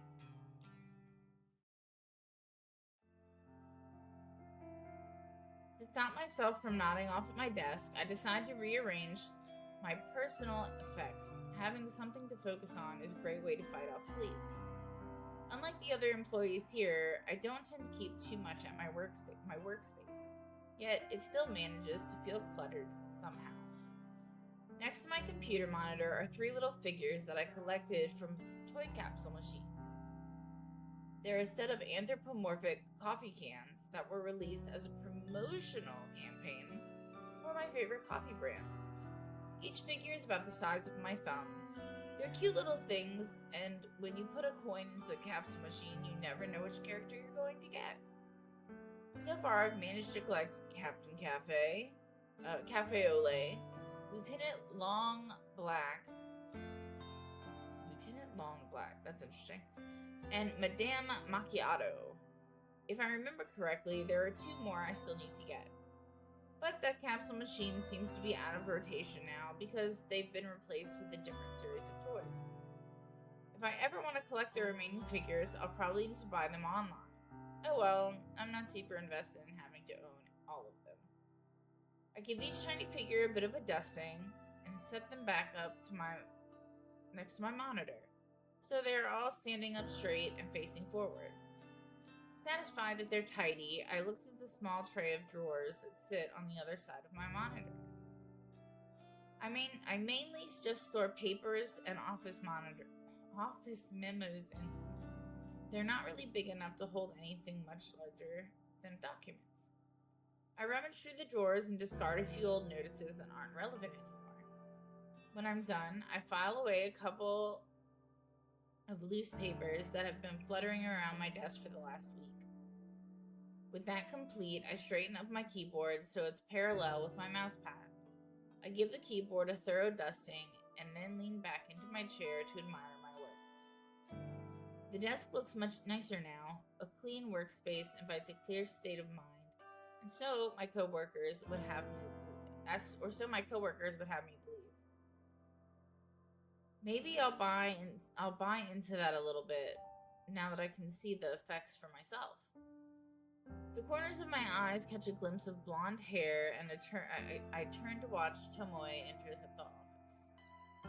She nods at Shinya as she walks by his desk and continues nonchalantly toward her own workspace. Since her desk is in my line of sight, I have the perfect vantage point to watch her put her belongings down and take a seat. I feel a sudden stirring of excitement as she sits down. It's almost as if I'm anticipating something to happen. Was something supposed to happen with Tomoe today? Have I forgotten something important? Yes. My tired mind can't really focus on those thoughts. I try to ignore the mild surge of adrenaline that started pulsing through me when she took her seat. I distract myself by starting up my computer and looking over the list of today's tasks. It looks as though I need to correct a few entries. I uploaded to the company server yesterday. In my previously distracted state, it's possible I made a few typographical errors. That's fair enough. I'll get to work on correcting the data. I open up a few programs and listen to the whirring of my computer tower, nearly drowned out in the clamor of the office environment. The next sound I hear eclipses the noise of the computer and the office, completely and absolutely. A terrified shriek slices through the air like a knife, leaving a deathly ringing silence in its wake. I scramble to my feet purely out of instinct, scanning for the source of the scream. I don't have to look very far before my eyes fall upon a distressed Tomoe, kneeling on the floor and clutching her face. She is on the ground next to her desk, staring down unblinkingly, her fingers white from the strain of coffee at her own, clawing at her own head. In the sudden chaos of people rushing to her side, I somehow managed to notice that one of the drawers on her desk is wide open. An open drawer? As tired and exhausted as I am, the significance of the open drawer isn't lost on me. I immediately realized why my body subconsciously felt excited when Tomoe came into the office this morning. I left something in her desk drawer. Something I wanted her to find. Yesterday's obsession with discovering the identity of the one who requested my death caused me to forget my rebellious strike against Tomoe. I left something in her drawer yesterday, thinking she was the one who submitted my photo to the website. Then she didn't come into work, and it completely slipped my mind. After she confessed to requesting Akane Tsurumaki's death, I erased my suspicion of her being the one who targeted me. But I didn't remove the item from her drawer. I'm in deep, deep shit now. Before I can lurch forward from behind my desk, Tomoe turns her head to face me. Her cold, grim eyes stare onto mine, refusing to let go. The trickle of crimson blood seeps from her scalp. Oh God. Where her fingernails pierced her skin during her panicked scream. Swallowing my nervousness, I break eye contact with her and stare down at the flat object that was the focus of her outcry. It's a familiar photograph, a printed image on a glossy paper, traditional, old school, and just as effective as I had hoped. Though I can't make out all the detail from this distance. The composition of the photo doesn't elude my memory. It depicts my very own corpse, toppled backward over a tombstone. A bloody slash traces across my neck. A laceration lines my stomach, and a knife protrudes from my breast. That looks like a steak, honey. My black hair is a tangled mess, my dark eyeliner smeared and smudged. The grimace on my face is the unmistakable mask of death. Noriko Kurosawa, stoic and unflinching in death. Noriko Kurosawa, dead atop a random tombstone in some nameless cemetery. A bizarre yet ultimately unremarkable way to die. It suits me perfectly. I'm proud of the work that went into this photo. The objective was to punish Tomoe for requesting my death. To create a work of art so horrific that she would beg for forgiveness when she found me still breathing. But the scene playing out before me is unlike anything I had imagined. Tomoe's face is scrunched up with hatred, the veins in her forehead threatening to burst and shower the office with sanguine gore at any given second. Whether or not she thinks this is some sick prank is beyond my knowledge. All I can decipher from her expression excuse me, hold on.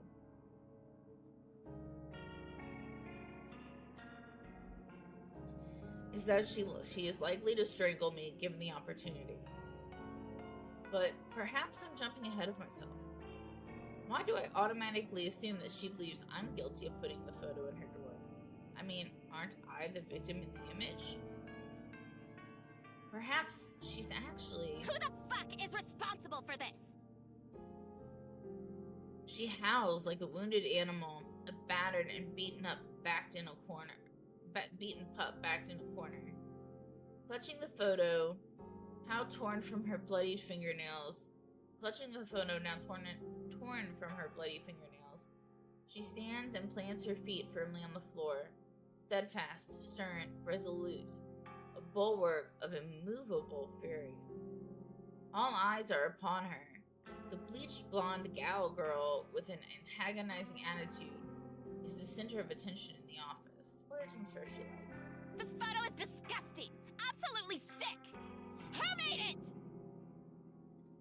From the confused and puzzled faces of the 20 or so employees huddled around, it's obvious that no one really knows what Tomoe is talking about. The photo is small, and with her clutching it tightly and waving it around frantically, it's impossible for anyone to make out the detail. I'm bold enough to assume that no one else has managed to properly glimpse it yet. And maybe I can prevent our coworkers from getting a closer look if I act fast. I dart out from behind my desk and approach Tomoe. Let me see. Tomoe aggressively thrusts the photo toward me. I take a cursory look at it and gasp loudly to add credibility to my acting. Adopting a fake countenance of shock, I grab Tomoe by the shoulder and pull her close to me. I bow my head against hers so we stand intimately in the middle of the crowd. forehead to forehead, our eyes fixated on one another. I hope my beating heart isn't loud enough for Tomoe to notice as we stand against each other. I whisper softly, my pulse quickening as I try to make my words sound urgent and confident, rather than broken and anxious. Come with me. I need to talk to you. Tomoe tenses and stiffens, but she murmurs something that sounds like agreement. I pull away from her and grab her wrist to lead her out of the office. We exit from the throng of... Oh, I squeaked, I think. We exit from the throng of onlookers, scratching their heads, and dart toward the elevator. Shinya says nothing as we pass him. He just looks on with a pale face.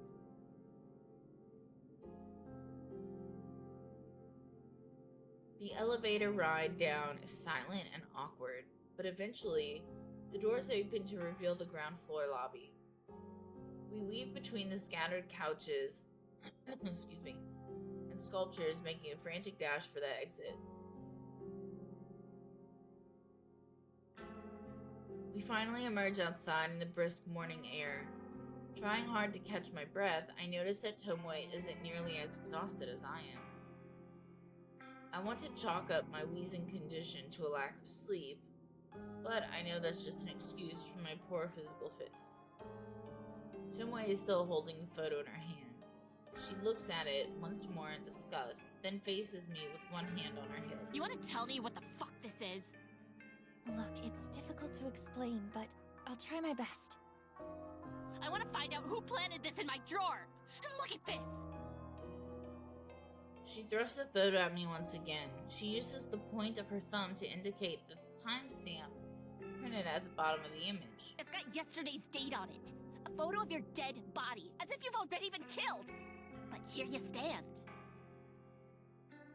Sure enough, the photo bears yesterday's date. The time states 9:06 p.m. I marked it as such when I was under the belief that Tomoe would find it yesterday morning. I wanted her to anxiously wait out the day until my death accompanied the rising moon.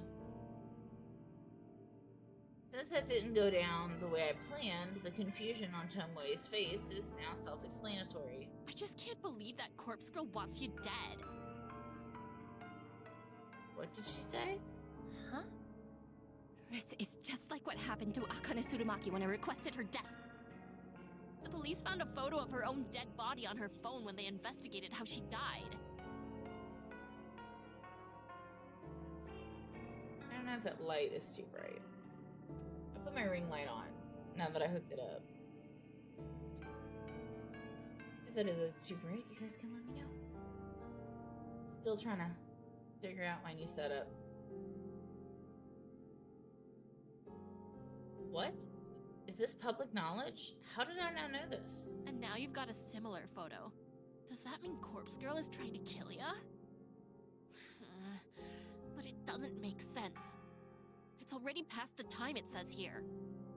And why was the photo in my desk drawer? What do I gotta do with it? I'm still reeling from the information about Akane Tsurumaki. The police discovered the corpse photo on our phone? Of course they did. Of course they would investigate her death. It was foolish of me to assume the photo wouldn't come to light. Tomoe grits her teeth and tenderly touches a finger to the bloody cut on her scalp, the place her fingernails slashed in the anguish. She looks at her fingertips in revulsion and sighs. Look, maybe it's my fault that Akane Tsurumaki ended up down the well. Maybe it's not.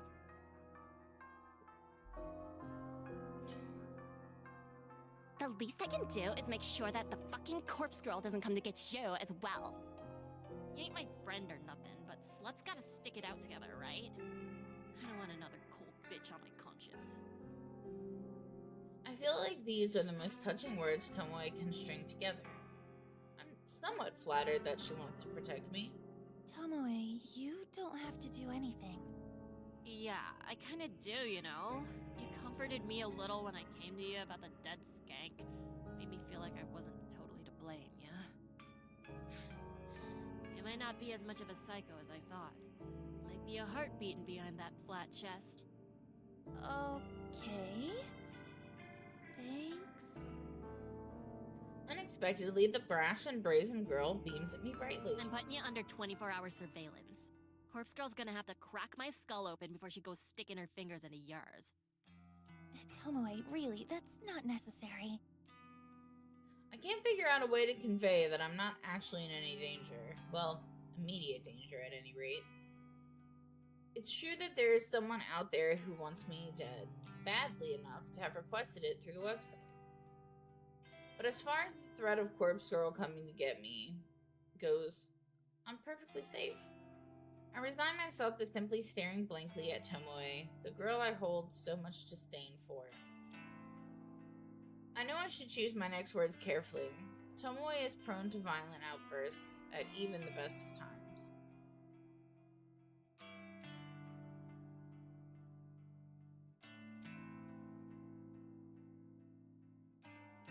We'll be nice. We'll be nice. I'd feel better with you looking after me. You're damn right. Ain't no one gonna protect you as good as me. Tomoe reaches forward and ruffles my hair in a tomboyish manner. I grimace and bear it until she's satisfied and retracts her arm with a laugh. Now what are we gonna do? I don't totally believe this Corpse Girl person really exists, but still. Something or other killed Akane Tsurumaki. I'm pretty sure it wasn't suicide, what with the photo and all. Since you got one of them photos too, I reckon someone's out to get you. Yeah, about that. How about we hunker down at my place after work? Gals night in, right? If someone tries to break down the door to get to you, I'll show them what's what. She really is insistent. I almost can't believe this is the same girl that slapped me across the face last week. I feel like we could almost be friends at this rate, but what happens when she finds out I'm not actually in any danger? Will she think I used her? Betrayed her? What if she finds out that I'm Corpse Girl? That would probably be the trigger that provokes her into slashing my throat herself. Tired as I am and feeling weak of will, I simply nod. Sure. Let's go to your place after work. Yeah, that's what's up! We'll do a snack run, okay? Gotta have chocolate and cake on a night like this. All of a sudden, she freezes and stares intently into my eyes. Shit. Sorry, I didn't mean to... It's fine. Snacks sound good. Hey, don't feel pressured to eat, okay? I got a big appetite, so nothing will go to waste. She grins, looking proud of herself. My expression softens somewhat. Somehow, Tomoe is displaying the minimum amount of humanity, of human decency, and yet it's very touching. We've somehow broken down a wall between us and removed the animosity that was hung in the air since the day we met. Suddenly, she reaches out her hand, the photograph held gently between her fingers. Here. Better you have it than me. Looking down at the photo, it's pretty clear that it's me in the image. I suppose it would be best to delete this evidence. I shred the photo carefully, making sure to completely destroy any of my defining features in the image. With the photo completely ripped beyond recognition, I toss it in a nearby room. Tomoe smiles at me, and we enter the office building side by side.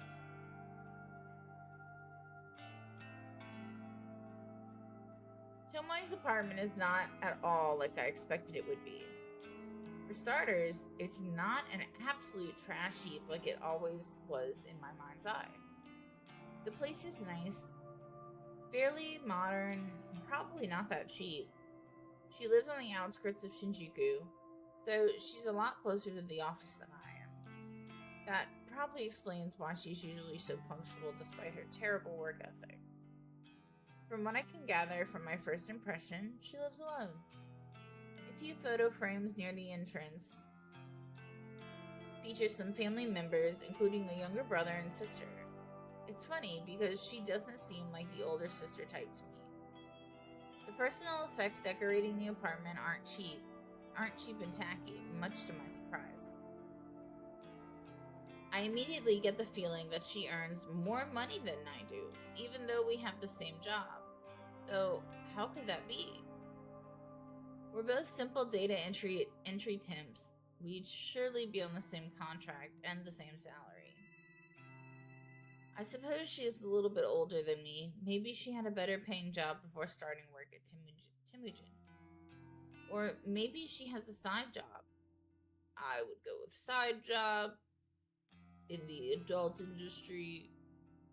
Either way, there's no way she could afford to live here on the same salary as me. So, would you like a cup of tea? I've got oolong, green, barley, hojicha.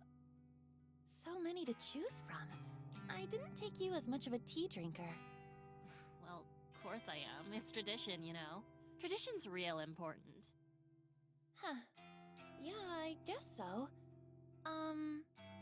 Hojicha for me, please. Sure. Coming right up. As Tomoe busies herself in the kitchen nook, I continue scanning the apartment. A fairly large TV sits atop a sleek cabinet against one wall of the living room. A comfortable-looking sofa fills most of the room, but gives way to a small kotatsu in the corner. During winter, a kotatsu is a very valuable piece of furniture. It's a small, low table with a blanket to cover your legs. Underneath, there's a tiny space heater designed to warm up the enclosed area. Bruh, if I did not have dogs, I would have one of these. I like your kotatsu. I can't even fit one in my apartment. Oh, yeah. They're great, right? Dad actually made that one for me. Your dad made it? I look closely at it. I don't know much about woodwork, but the whole thing looks very solid and well made. Even the blanket spread underneath the table surface is pleasing to look at. It's probably not cold enough to flick the heater on, but feel free to sit down there if you like. I don't know why my throat keeps being stupid. No, that's okay. I'm warm enough. The memory of my childhood flickers at the edges of my mind, like a moth dancing around a flame. Sitting at a kotatsu as a child with a warm cup of cocoa and my big sister reading a book aloud to me. I shake my head. That was too long ago to even attempt to remember clearly, and the past never really mattered much to me anyway. Tomoe has finished pouring tea, so she sits 2 ceramic mugs atop the coffee table and calls out to me. Tea's up! Thank you.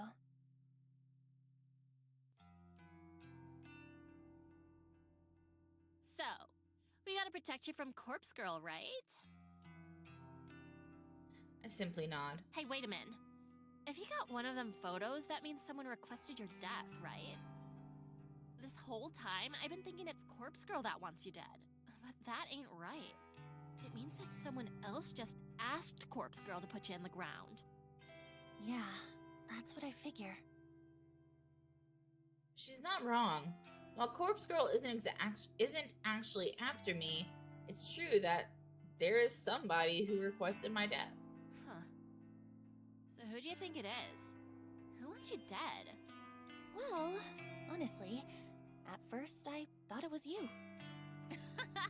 Yeah, I mean, last week I might have been tempted to chuck your photo on the website, but nah.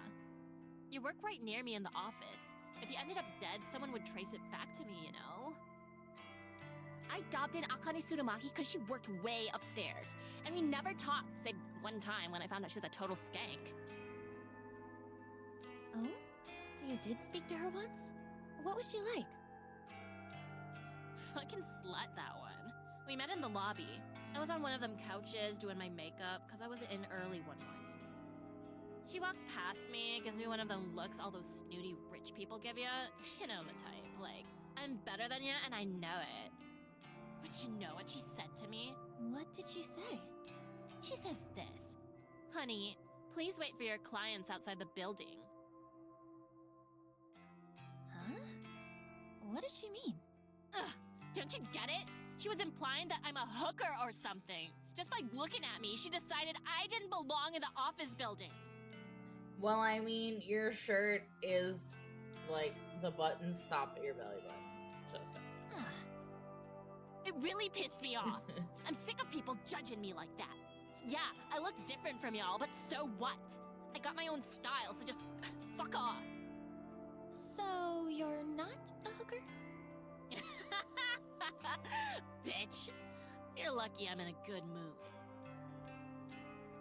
Tomoe looks like a fucking gym leader from Pokemon. Sorry, I was just kidding. Yeah, I know. You're not so bad, Noriko Kurosawa. Thanks. You're not so bad yourself, Tomoe Watanabe. We share another laugh, and I feel my tense and guarded persona slowly slipping away. This girl, this person that I detested just days ago, did I have her all wrong? We clashed countless times while working together, but now we're suddenly becoming closer. Why is that? It's almost as though some sort of maternal instinct kicked into gear inside Tomoe, and she feels the urge to keep me safe. Is it still over? Is it guilt over Akane Suramaki's death? Is it because she's happier overall now that she has a boyfriend? Does dating Shinya make her less pissed off at the world and less eager to lash out? I don't know the answer, but I'm glad we've been able to set aside our differences. Right. Now we've got some tea. Why don't we watch some trashy TV? It's not exactly my preferred way to spend an evening, but Tomoe has welcomed me into her home. We've all but buried the hatchet. It's only fair that I extend a hand of friendship as well. Okay. Trashy TV sounds great. Let's do it. Yeah. Tomoe cheers and picks up the television remote with a quick flick of her wrist.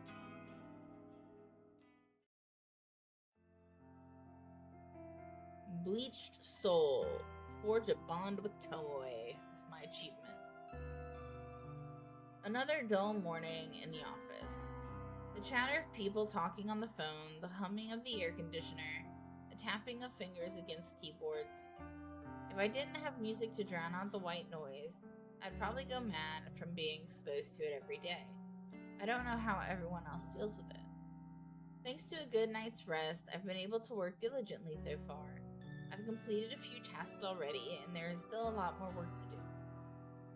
As I continue to pulverize my keyboard with thin, brittle fingers, I look out over the office floor to see who's around. Shinya sits at his desk, his expression scrunched up in concentration, and he absent-mindedly scratches his face with the blunt end of a pen. You need to go apologize to that boy. Turning my gaze, I observe the back of Tomoe's head as she works attentively at her computer. She hasn't said anything to me since we arrived at the office this morning. Because I now know that she's not the one who requested my death, I feel more at ease around her. And with the photo of my own corpse destroyed, I can put yesterday's unplanned events behind me. I need to be more careful in the future.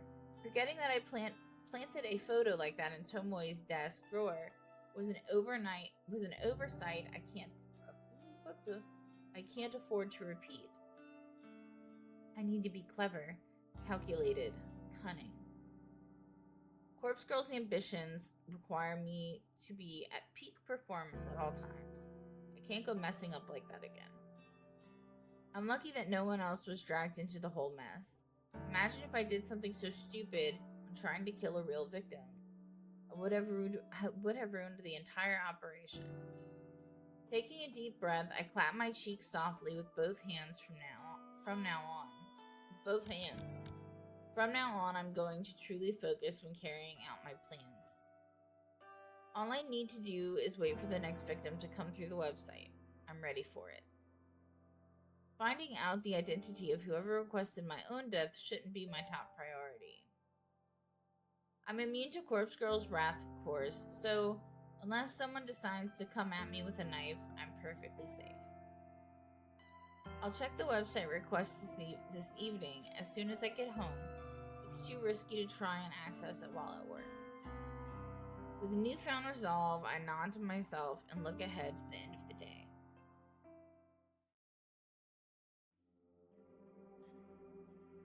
The flickering notification on my laptop screen prompts a wicked grin to slip my face into. I can read. One new request. I don't waste any time before opening up the details of the request. My heart begins to pound, and I feel the welcome rush of adrenaline flooding through my body. Request details. Today, 10:55 a.m. local time. Victim's phone number, blah blah blah. Downloading image attachment. My eyes widen at the sight of the uploaded photo. Two people. Two identical women. Twins. Identical twins at that. The woman on the left is circled in red. She is obviously the requested victim. But without knowing them personally, it's impossible to distinguish between the two. They both have the same stunning features, lustrous hair, and contagious smiles. This truly is an interesting request. I immediately jump to the conclusion that one twin wants the other dead. That's not the only possibility, but I'd like to think it's the case. It makes it exciting. This type of request only serves to reinforce my resolve. I can't wait to start gouging out the victim's eyes. She will leave behind a truly beautiful corpse.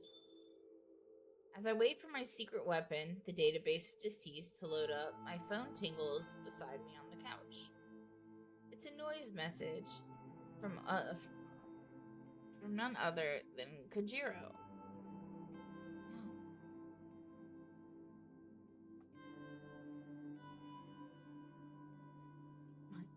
Under my shoulder hurts. Hey, you there? About last time. Hi. Hey, that guy? I'm not gonna say. Hanada gone today. Is that so? Where did he go?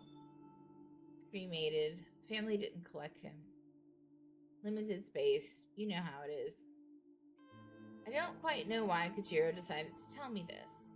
I suppose he still thinks I requested Ichi's death. So, I see. More names?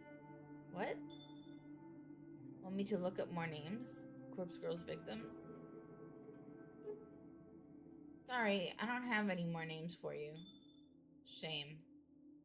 Tell me if you request more deaths. Oh. And do you know her identity? Oh. Corpse Girl? Yes. No, sorry, I don't know who she is. Okay. Is it you?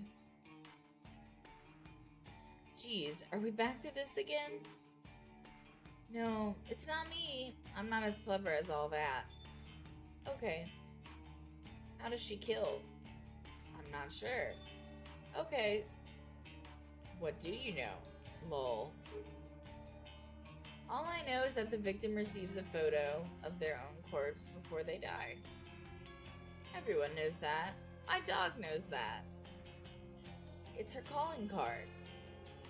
You had a request fulfilled. Tell me more. I don't know what else to tell you. Lame. Okay. By the way, BT dubs. I saw the photo. What photo? Hanada. Photo on his phone. The calling card. Huh. How did Kojiro see it? Sure, he deals with dead bodies, but surely personal possessions are removed from deceased before they enter the morgue.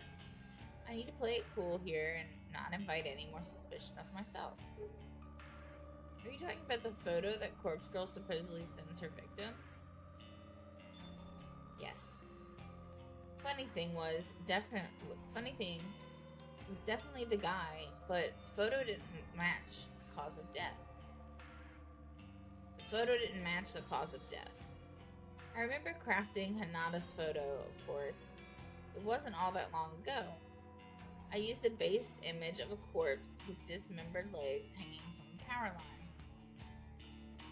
It was a memorable image after all. It made a fearsome sight, but it's not something that could be easily replicated by suicide. Or by murder, for that matter. I said that didn't make any sense how that could happen. So I never really expected Ichi to wind up looking like the photo. From what I read in the obituary, he died in a traffic accident.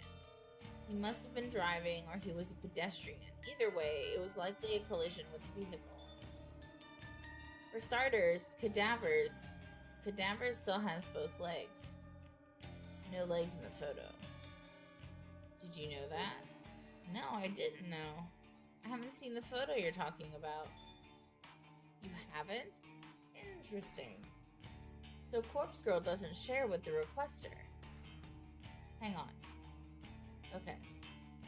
So only the victim sees the photo. Here. Kojiro shares a photo in the chat. Sure enough, it's a snapshot of the corpse photo I produced for Ichi Hinata. Maybe he must have copied it from the victim's phone. Photo from Corpse Girl. Compared to this. Another photo is shared in the chat. This one I haven't seen before. It's Ichi Hinata's true corpse, sprawled forward in the driver's seat of a wrecked car. It's very interesting, this photo, because the way it was made to sound was he was just completely obliterated. Seeing a genuine corpse photo doesn't come as much of a surprise to me. After all, I've spent countless hours trawling through the database of the deceased. I've seen more than my fair share of destroyed lives. There's not too much blood in this photo. It's kind of lame compared to the gorgeous rendition of his death that I lovingly crafted. It's still not entirely evident that what led to Ichi's car collision. This very well could have been a genuine accident. For my own ego, I have to at least pretend that Corpse Girl had a hand in it. Thoughts? The real death doesn't match Corpse Girl's photo at all. Why do you think that is? I feel pretty clever and manipulative by putting the question on Kojiro. I want to lessen the suspicion of my true involvement as much as possible. You're asking me? Well, some theories. Corpse Girl's photo is a scare tactic. Nothing more. But don't know where photo comes from. She convinces the victim to kill themselves. What the hell? How could his very first theory be right on the money? Just who is this guy? Is he stalking me or something? Does he actually know the truth? Second theory. Corpse Girl comes after victims. But a genuine accident happened first. Ichi Hinata died before she got to him. The second theory is off the mark, but I can see why he came to that conclusion. Regardless, this is the theory I want him to believe. I think the second theory is most likely. Why would someone kill themselves from seeing a photo? Doubting my own methods like this leaves a sour taste in my mouth. Not that simple. Photo is personal and timestamp adds urgency, realism. Could be effective, especially in someone anxious and gullible. He's right, of course. Although causing death in this manner was never my intention when I first started Corpse Girl's website. It's a possibility that did occur to me when Ruri Hanato died. Wait a minute. How did you even get these two photos? Lol. Now she asks. Police on scene like to share. More morbid the better. Dead guy with corpse photo on his phone fits the bill. They sent me both photos. We played spot the difference, lol. Disgusting. I never knew the police could be so disrespectful to the dead. While I really can't talk at the very least, I'm not in that line of work. Bruh, I worked in intake booking. And police share a lot. And that's not to talk bad about my boys in blue. I back the blue really hard. I do. But like any other job, you have your really good coworker, like the really good workers and the really shitty ones. And unfortunately, there are shitty ones in the force. And it sucks. It really does. Because the ones who are really great at their job get, they get the rap because of the bad ones.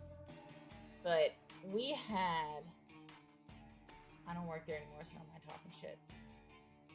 The worst ones, honestly, that I came across, like, I loved every officer that I dealt with. Because in intake booking, we deal with them a lot. But my problem was the detectives who dealt with, like, the bitches on backdoor.com and dealt with, like, hookers and shit. They were just repulsive. But any other officer I dealt with was fantastic. They really were. And you really didn't come across ones that were shitty to the people they arrested and things like that. Just these nasty motherfuckers. And even anytime I've come across or dealt with police officers myself, like if I was speeding or something, I don't think I've ever dealt with a shitty one, ever. So, yeah, that's story time. I have a lot of those if you haven't noticed. Anyway, coffee? Huh? Get coffee with me. Yes, no? Unbelievable! This guy wants me to meet up and grab coffee? Has this conversation really given him the feeling that I'm interested in him? Does he think we've bonded over a discussion of dead bodies? Yes, and listen to him talk. I'm about to tell him no, but some part of me hesitates and halts my fingers. Tajiro has connections. The morgue, the police. It's not inconceivable that he might be a useful tool in the future. At this stage, I'm about 80% sure he doesn't know my true identity. It might be safe to meet up with him. On the other hand, I get the impression that even if he knew who I really am, he'd only be impressed. It's a gamble. It could be beneficial, or it could lead me to me being caught out. I've never heard caught out. I've never heard that term, phrase like that. I might even get arrested for my involvement in 3 deaths. You know, I don't know how the Japanese police work, but I don't think that would do anything. Though, is what I'm doing really illegal? I'm not so sure, but I don't think a jury would take my side. That's why I have to err on the side of caution at all times. Majiro. Okay, let's meet. I type the words and hit send before I have any more second thoughts. It might be a fatal mistake, but if I'm clever enough, I can wrap him around my finger and utilize his connections. Cool. Message you tomorrow. Bye. Kujiro's status immediately changes to offline. I rest my phone on the couch, and look back to the laptop screen in front of me. The smiling, beautiful faces of 2 identical women stare back at me. That's right. I was about to start working on this most interesting request. I still have plenty of time before I need to get to sleep. With this thought in mind, I set about the task in high spirits.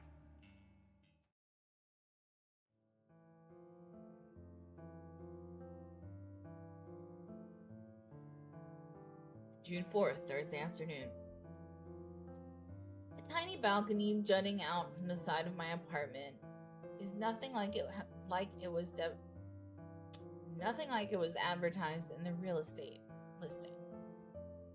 When I first saw the misleading photos, I thought it would be a spacious and bright and open-air hideaway that I could use to get some fresh air and improve my health. I wanted to set up a tiny garden and grow some plants. Nothing that would require a lot of work, but something that could occupy my spare time. In reality, the balcony is a depressing amalgamation of steel and concrete that saps away any desire to stand upon it. It rests in the eternal shadow of the surrounding buildings and manages to catch the sun rays for about 4 minutes every day. It's an understatement to say I was disappointed when I ventured out upon it for the first time. I suppose if nothing else, it's a good vantage point for looking out over the city, but that's the only positive thing I have to say about it. As I stand here with my back against the railing, calmly sipping a lukewarm mug of green tea, I breathe a sigh of relief. I should be at the office. I should be tapping away at my keyboard, getting through the backlog of work that has accumulated this week. Instead, I'm here at home, tired and strained and wearing thin at the seams. I called in sick this morning. I don't know if my supervisor bought the lie, but he did tell me to stay home and feel better. So that's what I'm trying to do. It's my own fault I feel this way. It's my own fault that I stayed up until 4 a.m. I know that a lack of sleep exasperates my condition. What condition? Are we going to find out? I know that skipping meals and refusing to take medication makes me feel this way. I know that I do this to myself. I know. But this is me. This is what I do to myself as I try to take on each day. This is the way I stretch myself thin for no reason other than because some days I don't want to be better. What is your condition? I just want to be. I want to stay up late and work on Corpse Girl's requests. My body's need for sleep doesn't come before my ambitions. I want to eat only when necessary because when I'm slim, I look beautiful. Oh, you have an eating disorder. I want to be beautiful just like her. Ooh. I want to skip my medication because taking the same pills every day is a hassle and expensive, and I question whether I really need them anymore. Bruh, as someone who takes so much medication. If I can just stay at home like this, I don't need the medication. I even came out to the balcony that counts as being outside. So why do I need to take the pills? It's true that when I skip a few days, I end up like this. I try to convince myself that I'm fine, that I'm fixed. I like I was some broken thing that has been magically repaired. But I end up staying inside all day, with the curtains shut and my eyes locked on a screen. I know how that goes. I know that when I stay on top of my medication, I can go to work, and the park, and the library without a second thought. I can get out on the train and not worry about strangers breathing on me or touching me. I can go to the convenience store and leisurely look around. I even went to that restaurant last week and read a book while eating dinner. And no one even tried to cut me or abduct me.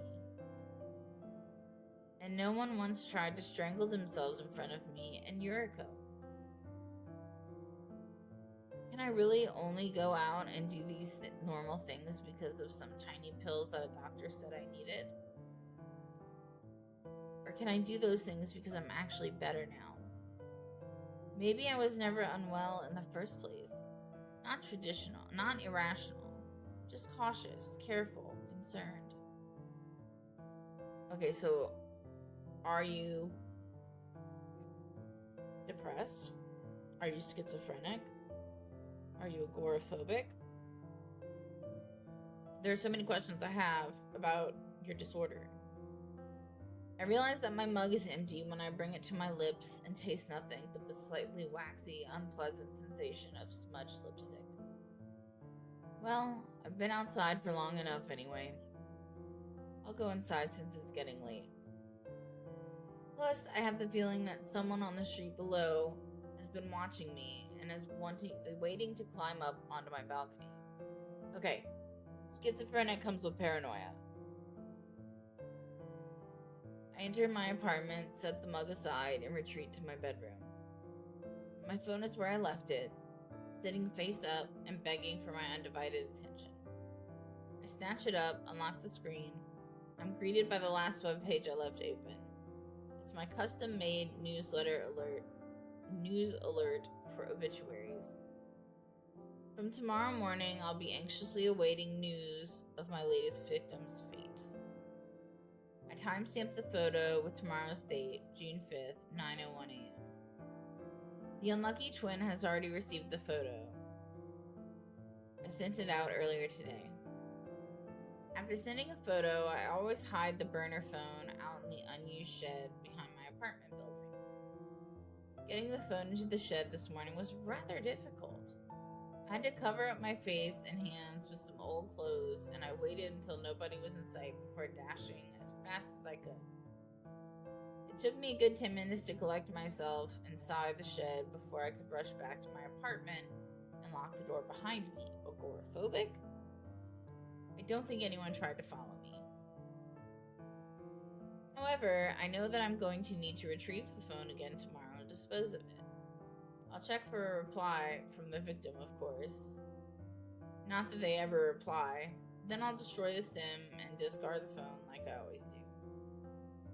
It might be difficult to get out there to the shed again. On top of that, I really should go to the office. Oh, and then there's tomorrow. There's one more thing I'm supposed to do tomorrow. Bajiro wants to meet for coffee. I'm not so deluded to think that I can pull off all these escapades tomorrow and in my current state. I resign myself to reaching for the bottle of medication on my dresser. Maybe another week of taking these pills won't be so bad. They tend to increase my appetite, which is really annoying. It's a constant struggle to try and ignore the hunger that tears at my stomach. And it doesn't help that they wreak havoc on my libido. I never know what to expect. Bruh. Any type of mental health med fucks up your libido. Like, we're all adults here. I only try to cater to adults. Yeah. Any mental health med, any libido you had is usually gone. Fun fact.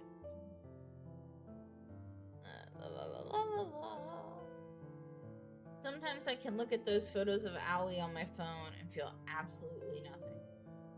Other times I can simply be scrolling through noise while standing on the train and feel an overwhelming urge to explode.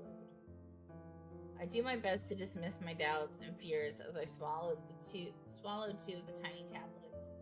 I follow up with a sip of water from the bottle kept next to my bed, and I fight the urge to retch. I take a shower to freshen up. After that, I should curl up in bed and read. I need to conserve my strength for tomorrow, so an early night is in order. Maybe tomorrow's the day I'll finally feel better. You never feel better. There's never that day. June 5th, Friday morning. Where the hell were you yesterday? Did you miss me? Nah, just glad you haven't bit the dust yet. That's so sweet. Tomoe leans in close to me, almost uncomfortably so. Listen, have you had any trouble with Corpse Girl? No, I think I'm in the clear. Well, I guess the time marked on the photo has long passed. Maybe you really are safe. Yeah. Thanks, though. Thanks for what? For thinking of me. Ah, shut up. Tomoe's face is glowing red with embarrassment. Despite our differences, our interactions regarding Corpse Girl have helped us bond a little. I'm not counting on Tomoe and I having a lasting friendship. Even just quiet peace might be expecting too much. I think it's in Tomoe's nature to want to pick fights with people, regardless of whether she's close to them or not. I wouldn't be surprised if we end up quarreling again, no matter what. No matter what. Oh my god, I can't read. No matter how much we learn to respect I'm each at my other. desk if you need me, but don't bother me, you know? She waves and leaves that cryptic statement in the air behind her. I return my attention to my computer and mark a few tasks on my list as completed. The next person to waddle up to my desk and interfere with my work is Shinya. You weren't in yesterday? Nope. Are you well? Yep. Okay. I've been meaning to speak to you about Sato. Aoi? Yes, the thing is, I'm kind of in deep water because of her not showing up to work. And then resigning immediately.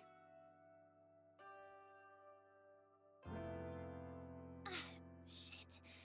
I was supposed to talk to you about that, actually. It kind of slipped my mind.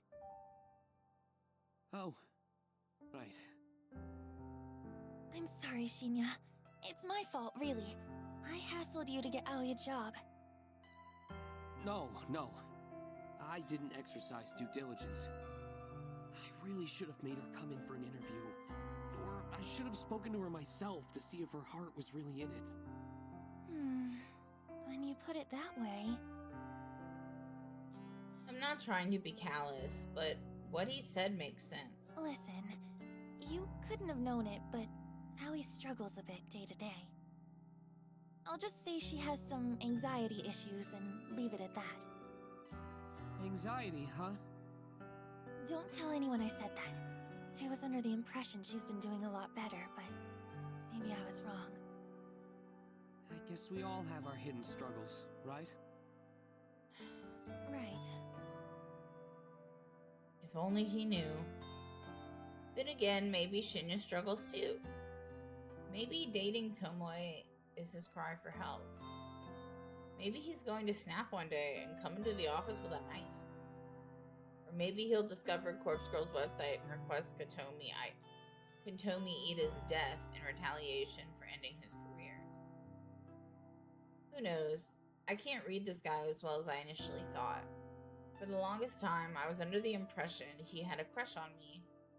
So what would I know? Anyway, I hope Sato feels better soon. Maybe she'll find a job that suits her one day. Maybe.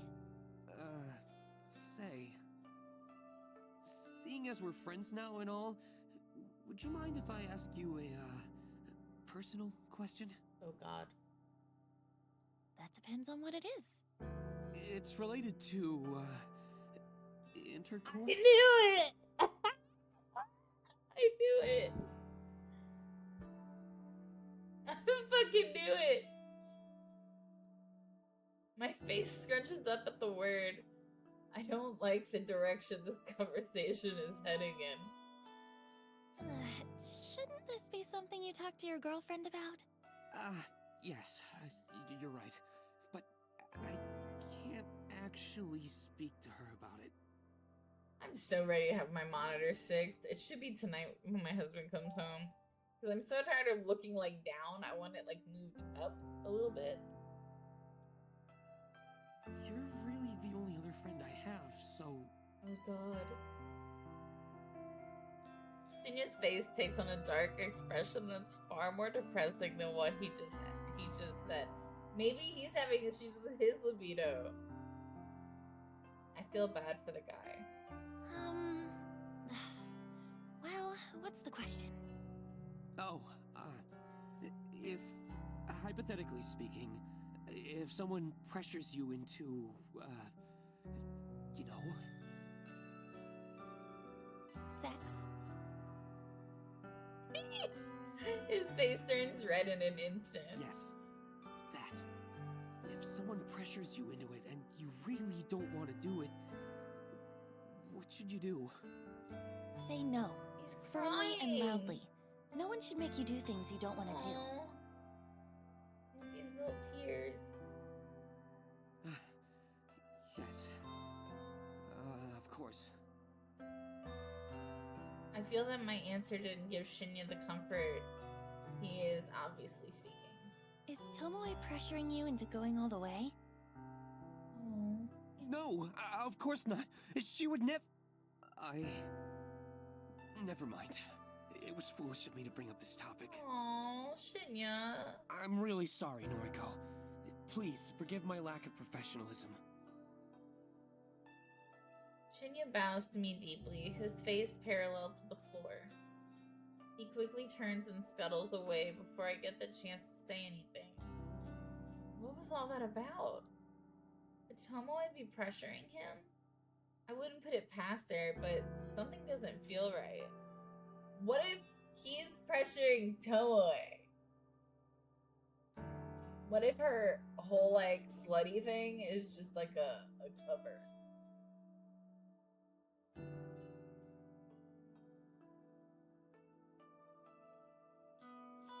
She seems really smitten with him. Would she really push him like that? Maybe it's guilt from not being able to prevent his career going down. For not being able to prevent his career. Maybe it's guilt from not. Okay, sorry. Like, the reading just wasn't like reading. Not being able to prevent his career going down the toilet. But I feel like I should try and do something to help him. I watch Shinya get on the elevator, and once the double doors close, I get up from my desk and scoot over to Tomoe's workstation. Hey, can I have a minute? This is weird. Normally I come to bother you. Yeah, sorry. Have you and Shinya ever gone all the way? Huh? We've only been together for, what, a week? You think I'm some sort of slut? Yes. Hey, don't answer that! Look, not that it's your business, but no, we haven't. Shinya's sweet. He's old-fashioned, you know. He wants to really get to know me before we go down that road. And I'm happy to wait. The last few guys I dated only ever wanted one thing from me. And that gets old real fast, you know? Okay, I believe you. Why are you asking me anyway? Did Shinya say something to you? No, I was curious, that's all. You think we're real friendly now, don't ya? Well, I don't mind some girl talk. Come talk to me anytime. Thank you, I'll do that. Tomoe waggles her fingers in a goodbye wave. Spirit fingers. And I return to my desk. If I take Tomoe at her word, which I find myself doing increasingly often, then she's not trying to get Shinya to do anything he's uncomfortable with. So that can only mean one thing. Someone else is pressuring Shinya. But the guy admitted to me only today that his only friends are Tomoe and myself. So, who is he talking about that he brought up the subject? I think he's pressuring her. If that's the case, he's pressuring her. I think. I could be very wrong. But I've been right about quite a few things in this game so far. I'm a little worried that I haven't received the new alert for an obituary today. My latest victim, that twin woman, had her photo timestamp set to 9:01 this morning. If my method worked like it has the last few times, then she should be well and truly dead by now. She should have slit her own throat, or someone mysteriously should have come along and slit it for her. It's not like I've managed to identify how Corpse Girl's power works. I'm no closer to figuring out why her victims die. All I know is that they do it. They do die. Oh my god, excuse me. And yet, I can't find any matching obituaries for the day. I've tried searching manually too. I can't always rely on my automatic filters to get it right. I've scoured every source I can find and have come up with nothing. It's possible that she hasn't killed herself yet. It's possible that she's planning to do it. Or maybe someone else is still plotting to kill her on Corpse Girl's behalf. It's also possible that this time my victim won't die. Depressingly, that puts me back at square one. My winning streak will be over before it really begins if the corpse photo has no effect.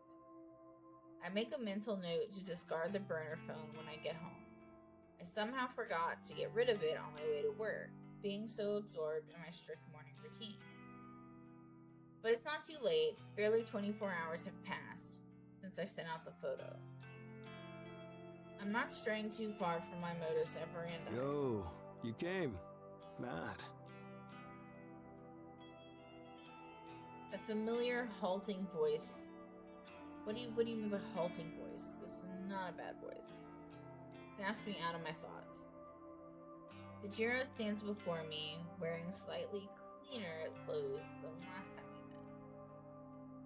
It's very possible that he interpreted this meetup as a date, and he decided to wear his absolute best outfit. The smell of the morgue is only faint upon him, thanks to the desperate cover-up scent of strong cologne. Hi. Can I sit? Please. Kajiro pulls up a chair and sits across from me. He's relaxed and awkward all at once. His tall, lanky form doesn't really seem to fit in with the tiny, cozy cafe he selected as our meeting. Waiting long? No, not really. Great. Ordered yet? No. What do you recommend? House blend. Fantastic. They roast it here. Also, the chocolate gâteau is amazing. I'll order 2 slices. Thank you, but I'm not hungry. Coffee is fine. Roger that. The waitress eventually comes around and Kajiro places our order in fluent French. I think the waitress is taken aback as she bows politely and humbly asks him to repeat himself in Japanese. Once our order is settled, Kajiro leans forward and looks into my eyes. You wear glasses? I subconsciously reach a hand to my face and check if I am indeed wearing glasses. Of course I'm not. No? Why would you say that? Kajiro leans back casually and I shrugs. don't remember. Maybe you had them on last time. Last time? Is he referring to when we met at the library? I've never worn glasses. Sorry. Don't be sorry. Just making conversation. This place is great, right? It's true that the cafe possesses a quiet, comfortable atmosphere. The smell of freshly roasted coffee lingers in the air, and the display of various cakes at the front counter doesn't make me ill. I can make out the faint sound of acoustic music in the background with vocals and what I presume to be French. All in all, it's a nice place. Kajiro chose well. Oh, is this place expensive? I just don't have much money, that's all. Don't worry, it's on me. How's work? The bank, right? I cocked my head to the side. Did I even tell him what I do for work? I don't recall saying anything on the subject. I work at the head office for Temujin, not in an actual bank. That's so. Huh. Read your profile wrong. I relaxed somewhat at this explanation. Of course, he would have to read my noise profile before meeting up with me. That's pretty normal. I don't keep much personal information on there, but it's true that my workplace is listed. Our conversation is put on hold as the waitress returns with 2 cups of coffee and a single slice of chocolate gâteau. The cake is delicate and moist, and my stomach growls a betrayal of my convictions. Kajiro thanks the waitress in French, and she once again bows in embarrassment and takes her leave. A bite? He scoops up a section of the cake with his fork and holds it out to me. I wave a hand politely and shake my head. Oh well, He takes a bite and looks immensely satisfied at his choice of dessert. Could eat if you wanted. You're skin and bones. Excuse me? Just saying, could stand to gain some weight. The nerve of him! Who would say that to a young woman? Okay, look. Even before I gained the weight that I gained, thinking medication, I always, when I see somebody that's like really, really thin, and I know people have health problems. I know there could be 1,000 reasons why they're thin. But the first thought in me when I see that, I would never say it to their face, obviously, is I want to feed you. Let me feed you. But I am polite, I do not say it, but like if I'm walking somewhere with somebody, I'm like, I really want to feed that person. I'll have you know that I eat perfectly well. Think. Whoa. Sorry. Wasn't trying to be mean. You're gorgeous. Just saying, some cake wouldn't hurt. I'm gorgeous? I feel a little flushed, and I look down at my phone to avoid Kajira's warm gaze. Try the coffee, please. I reach for the cup in front of me, more due to the pleasant aroma than Kajira's suggestion. I take a sip. It's been served at the perfect drinking temperature, and it's absolutely delightful, rich, and delicate. I could drink this all day. I've probably been wasting my time drinking canned coffee. This is the real deal. Thoughts? For the first time since Kajira arrived, I smile. It's wonderful. Right? I like your smile. This guy is really laying it on thick. I didn't come here to be swooned. Still, the praise is kind of nice, even if he is just trying to play me with the oldest lines in the book. I figure I should switch the subject to encourage him to stop flirting. So, how long have you worked in the morgue? Wow. Good question. Okay, let's see. 34 now. Started there at 22. Damn. 12 years. Never thought about it. Shit, I'm old. No, not at all. You're older than I expected, but really, it's no big deal. How old are you? Can I ask that? I don't mind. I'm 20. Oh, he's way older than her. Phew. Okay. Right. He's like, dear God, please be older than 18. Is that an issue? No, of course not. You're mature for your age, or I'm out of touch. You're out of touch. I can't help but giggle. Wow.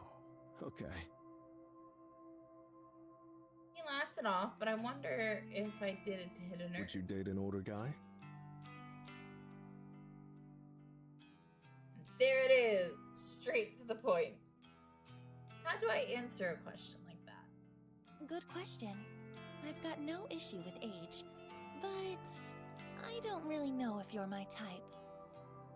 And if I can be honest, there is someone I have feelings for already. That's so. Unrequited love, huh? Something like that. Props can't compete with that. I hate that. Stars, probs. Well, that's okay. I mean, you're stunning. Out of my league. Thrilled to be friends if nothing else. Friend sounds nice. Mad. What does this even mean? He raises his coffee cup and a toast, then takes a sip. Maybe I had him wrong. He might be a bit more mature than I gave him credit for. If he can take rejection without pressing the point, that speaks a lot about his character. So, corpse girl. Interesting, right? How does she do it? The photos, the killings, all without knowing the Vic's name. Yeah. Wonder what her death count is. 3, 4 if I'm lucky. I try not to say this aloud. Eiichi Hanada. Car crash. Eiichi. Planned. Okay. Cut the brake line. Drugged. I have no idea. Sorry. But you requested his death. Yes. I did lead him to believe that. I'll have to continue. I'll have to continue to go along with it. And for no personal reason? I just realized, I think... You know what? That's right. I wasn't sure if I was mirrored. I didn't remember. That's right. Brutal. Don't request my death, okay? We'll see.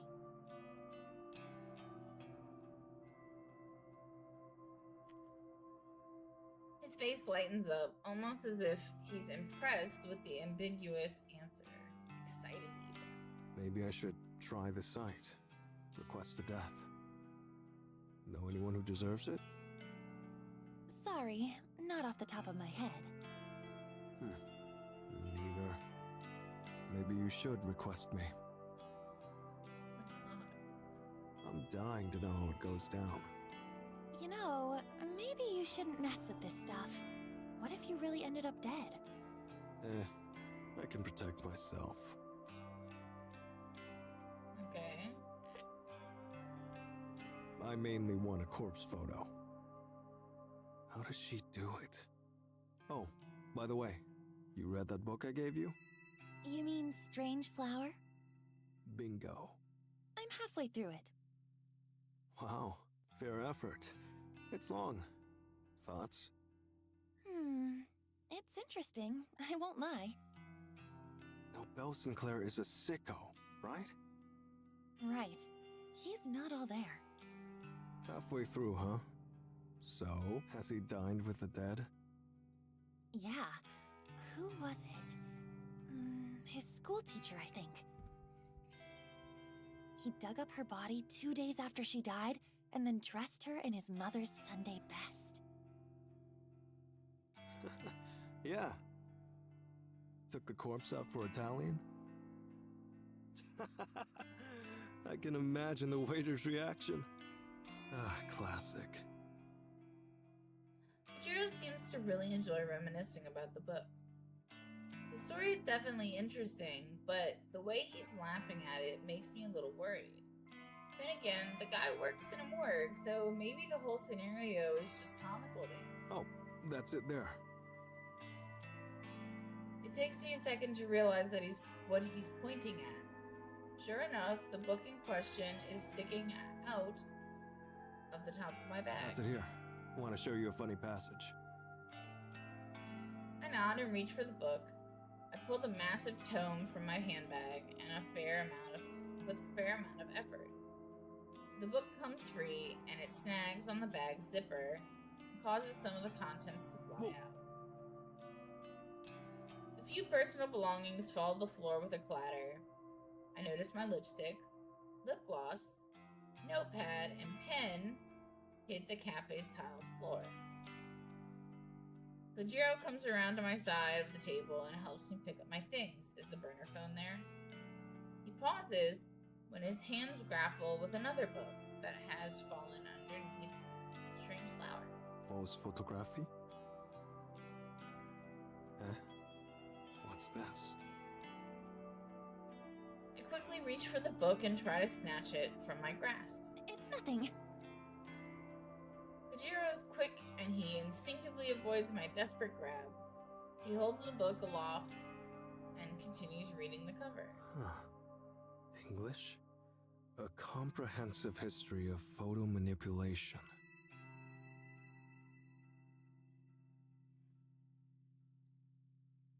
He returns to his seat and flips through the pages as I finish packing my belongings away.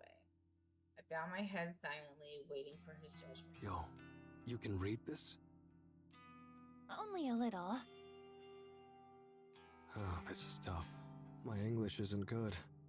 Thought it was French at first. Huh. These images.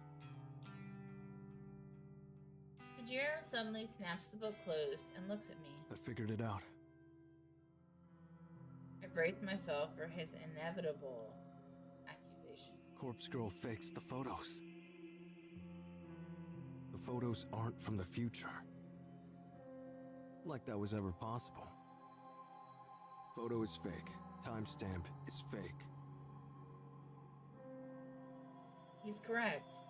But will he go back to assuming that I'm Corpse Girl? Hey, why do you have this book? Are you editing photos? I mean, I have an interest in it, but that's all. This book is old. Doubt the techniques are useful anymore. Still, it's interesting. My theory. Thoughts?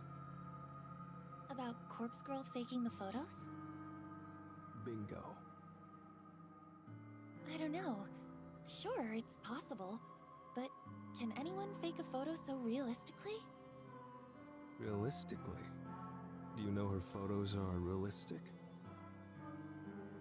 Thinking quickly, I snap back with an answer. You sent me that copy of Eiichi Hanada's corpse photo. The one Corpse Girl apparently produced. True. It was good, right? Pretty convincing. Very convincing. Is photo manipulation that good? I suppose if someone skilled enough was doing it. If it's not photo manipulation, then one more theory. What is it? Maybe the subject in the photo is a corpse. I'm confused. Of course it's a corpse. What's your point? Sorry, hear me out. It's a photo of a real corpse. Just not the victim's corpse. Corpse Girl acquires a real corpse, dresses it up, just like in Strange Flower. She makes it look like the Vic. It's convincing because it's real. No photo manipulation. Huh, I see. Immediately, my mind starts to kick into high gear. Kajiro has unknowingly presented me with an unexpected idea. Unprecedented idea. What if Corpse Girl does get real corpses? What if she dresses them up, wounds them, makes them look like a carbon copy of them? Then she holds a photography session to capture the magic. The realism will be amazing. It will be way more convincing than manipulating a photo, even though I've become pretty good at it. It will be the next step up in realism. It's sure to convince victims to kill themselves. If Corpse Girl's victims can be relied upon to kill themselves, then I don't have to continually question the cause of death. I wouldn't need to worry about whether some mysterious third party is wandering around slaying people on Corpse Girl's behalf. All of the deaths would be caused by suicide. It would be predictable. Conquering victims would simply be a matter of forging a convincing enough corpse replica. But the legwork involved in acquiring corpses would be... That's it! The answer is sitting right in front of me, with a smudge of chocolate cake on his chin and an empty coffee cup resting in his hands. Say, hypothetically, would it be easy for Corpse Girl to even have access to dead bodies? Legal ramifications aside, could she possibly have a source of cadavers to desecrate at will? Yeah, it's not impossible. Take someone like me. I have the morgue. I'm there alone, mostly. Someone like Corpse Girl makes me an offer. I'd give away spare corpses, no problem. Of course, I could get busted. It's not about losing my job. I'm not going to prison. Oh, my camera froze. Oh no! Hold on.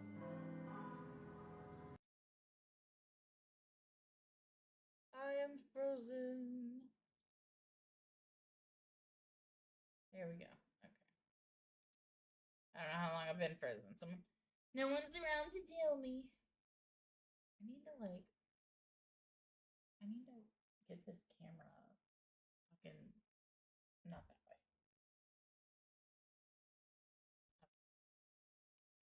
That'll have to do for now.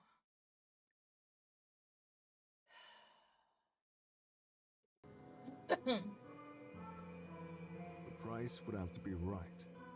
But that's just me. Employees in other morgues, well, can't speak for them. Interesting. So you would willingly work with Corpse Girl if the price was right? Yeah, I've said it before. Big fan. I support her work. It's fascinating. If she really is using cadavers to make photos, then, well, I'm offended she didn't come to me for help. This is amazing. I never imagined this meeting could be so lucrative. If I want to get my hands on all the corpses I'll ever need, I can just ask him here and now. I find myself breathing heavily, and I notice that my cheeks are warm and my head feels slightly airy. It all comes down to whether or not I really want to step up my game. The way things are, well, the twin woman, my latest victim, doesn't seem to have given up the ghost. Maybe I'm being impatient, or maybe my work just isn't as lucrative, as convincing and powerful as I want it to be. Then there are these cases of previous victims. Akane Suramaki killed herself, but there's no doubt about it. And Eiichi Honda, it's highly possible his car wreck truly was accidental. I may not have had a hand in that after all. Ruri Hatano, my first ever conquest, the cause of her death still eludes me. There's no way she could have killed herself in the position her body was discovered in. She's the whole reason that I started suspecting someone else's involvement in the first place after all. So, there's one definite suicide, one potential murder, and one death that was an accident, a traffic collision that happened to coincide with the date I wanted the victim to die. Okay, so as far as the guy with the accident, the car accident, I think that maybe he was so in his head that he wasn't paying attention and got in the car accident. That's my theory. I'm sure we'll never know. Statistically, there's no way to know how Corpse Girl's power actually works. It's almost like deaths are just caused at random. And when you pile in the countless failures I've encountered over the past year, well, my success ratio isn't very impressive. If I could truly compel victims to simply kill themselves, then I would take the guesswork out of the whole thing, that's for sure. With Kajiro's help, I could acquire cadavers and make them look like victims. The work will be completely different to photo manipulation. I need it. Hold on.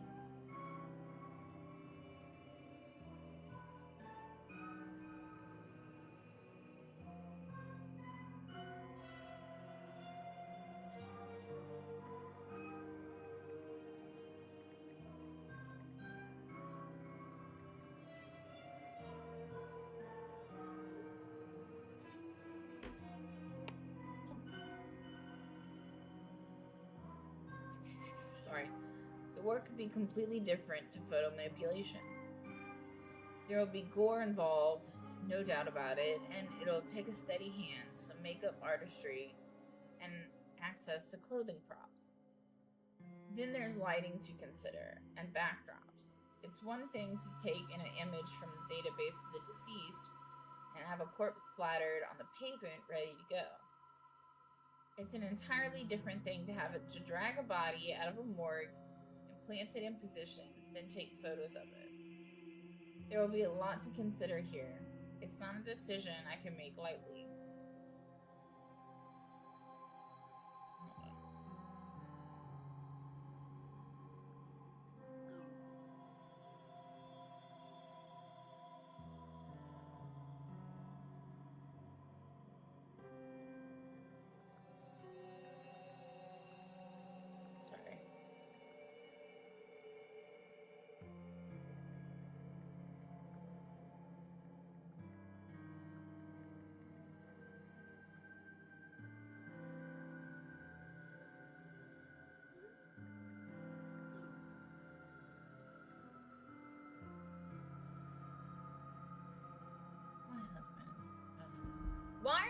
so disgusting and perverted.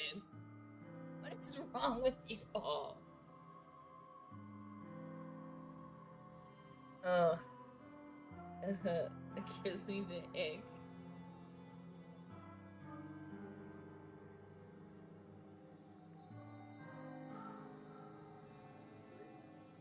Oh my god.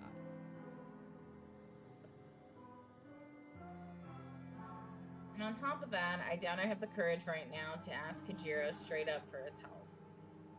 But if I do go for it, I'm absolutely positive it will lend a massive amount of credibility to Corpse Girl's mission.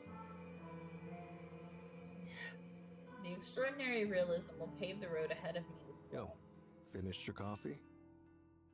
Oh, I quickly take a sip and drain the cup. that was delicious. Thank you for treating me. Very welcome. Shall we head off? Yes, let's. Any plans for the night? Yes, sorry I can't hang out longer. No problem. I had fun. Kajiro stands up and conjures his wallet. He leaves a few bills on the table and then steps toward me. I stand up too, and playing my best hand, I quickly lean forward and plant a soft kiss on his cheek. That's not fair. That's leading him on. The maneuver is surprisingly difficult thanks to his height, and I don't think I pull it off as gracefully as I planned. Oh, Thank you for the date. Will I see you again? I give him my best alluring look as I bat my eyelids gently. yeah, of course. You're leading him on! You told him, oh, I love someone else. I love someone else. I don't know what to do with my fucking camera.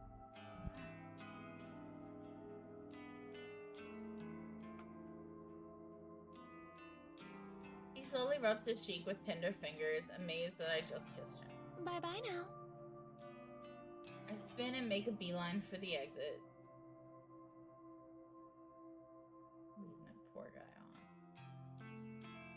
I hope my trembling legs don't waver me as I step out onto the pavement. It's not in my nature to try and seduce somebody for my benefit. So much so that my attempt at it has left me feeling rather queasy. I don't know if I pulled it off, but now that I've left the cafe, I can't look back to see what effect I had on Kajiro, if any. I cross the road, and a shiver runs down my spine. I hope I'm prepared for what I'm getting myself into.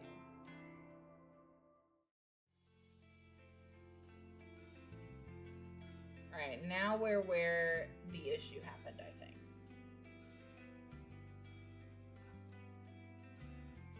My neck needs to crack.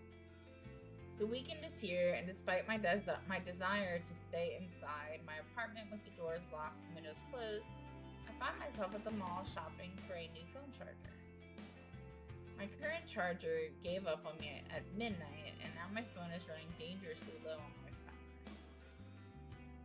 I tried plugging into different outlets. I tried plugging into my laptop, but nothing I did gave my device even the slightest amount of charge. I thought for sure I had a spare charger lying around, but I turned my apartment inside out trying to find it. Didn't even find the right type in my drawer of burner phones. So either the charger has died, which is the best case scenario, or my phone has become faulty. I hope the latter is not the case because I really can't afford to purchase a new one. Getting it repaired is out of the question. I refuse to hand it over to somebody for a day or two and go without it. So I'm hedging my bets on the issue being with the charger. If I can buy a new one, all my problems should be solved. This is what I tell myself as I scurry through the crowded mall, dodging left and right to avoid careless people trying to bump into me. I want to know why you have to go to the mall. Like, there should be thousands of places you can buy a phone charger. This is what I tell myself as I scurry through the crowded mall, dodging left and right to avoid careless people trying to bump into me. I I know there's an electronics store around here somewhere, and even a discount store will probably have a budget charger that will fit my device.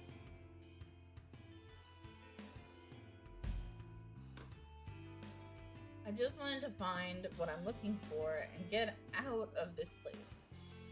As I blindly navigate the area, I think back to last night when I first noticed my phone was no longer charging.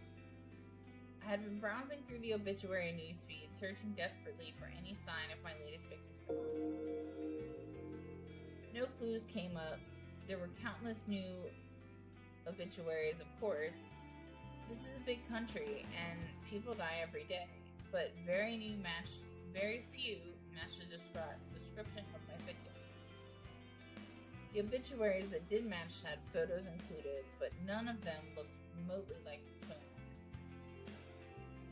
It was dead end after dead end. I might have just accepted the fact that the latest request would go unfulfilled. But accepting it makes me angry. Very, very angry. I find myself stomping through the mall more often than simply walking. A few people glance at me, but I don't pay heed. I wanted that woman to die. I wanted her twin sister to rejoice or despair at the fact that befell her own flesh and blood. I wanted her to feel the fear of seeing her own corpse in a photo. I wanted her to feel the cold and clammy hands of death tugging at her skirt, whispering to her, inviting her to spiral down and down and down and down. Spiral down and just die. I give up. To die. To spiral down. To die. Oh, to give up, not I give up. Spiral out of control. I wanted her to die. I wanted her to die. I wanted her to die.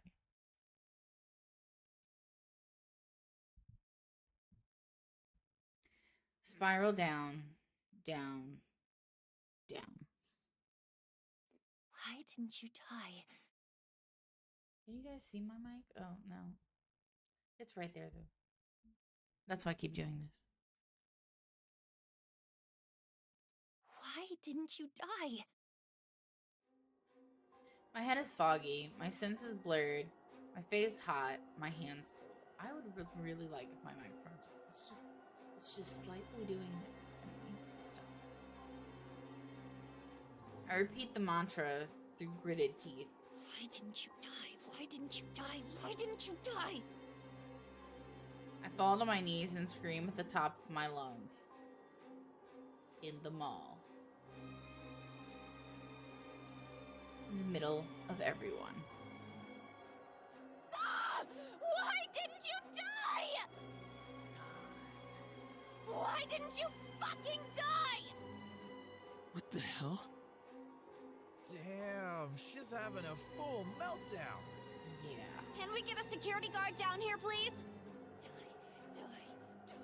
Die. Bruh. Die! Is she going to kill somebody? I'm scared. I'll kill her. I'll find her. I taste blood in my mouth. My tongue is numb. My teeth chatter. I'll find that twin bitch. I'll find that twin bitch. I'll find that twin bitch. I'll kill her myself. I'll kill her myself. I'll kill her myself.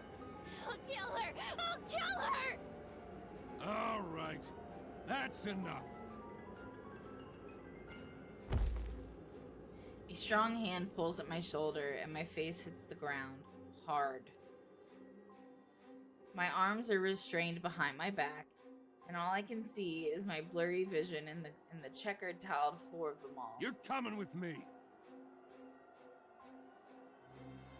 My limp form is tugged backward and my head lolls to the side. I shut my eyes and let the blackness envelop me.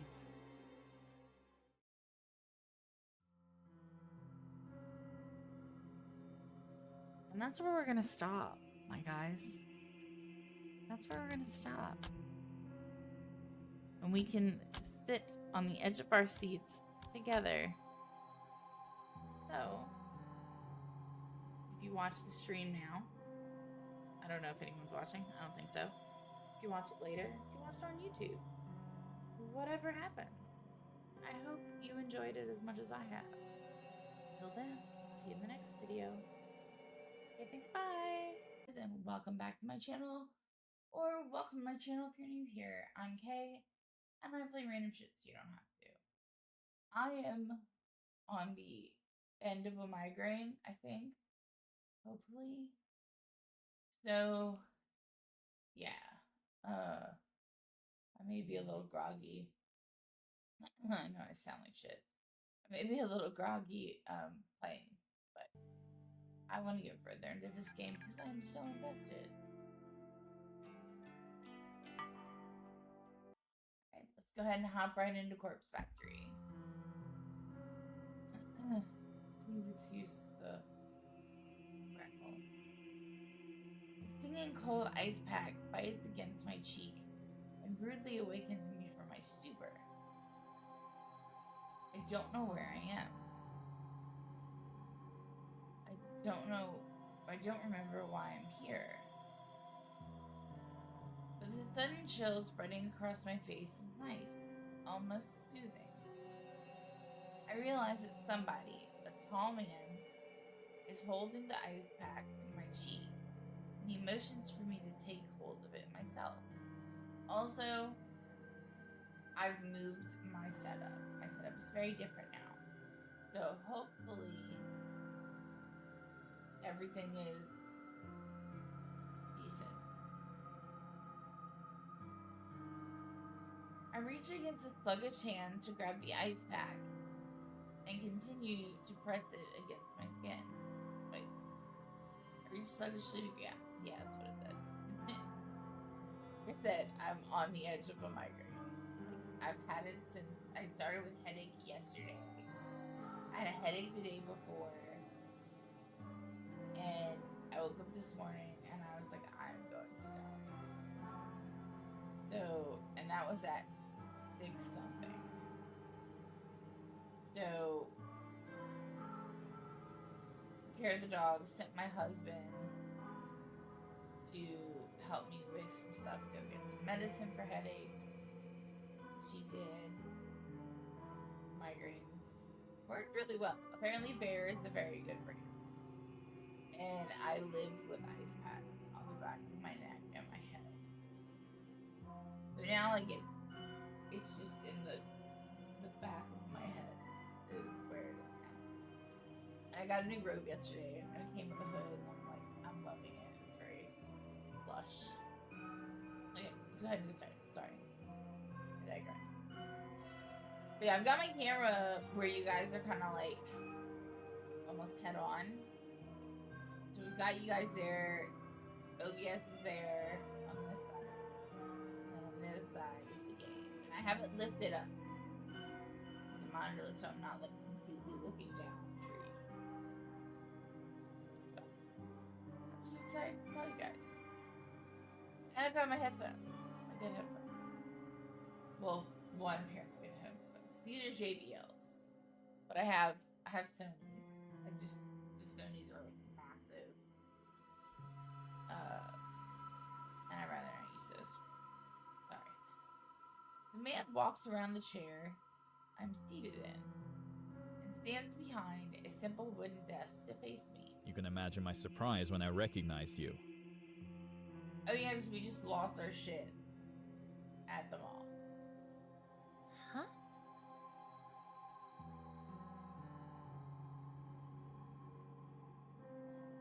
Opening my mouth in attempt to talk causes a dull ache in my jaw. I apologize for treating you so roughly.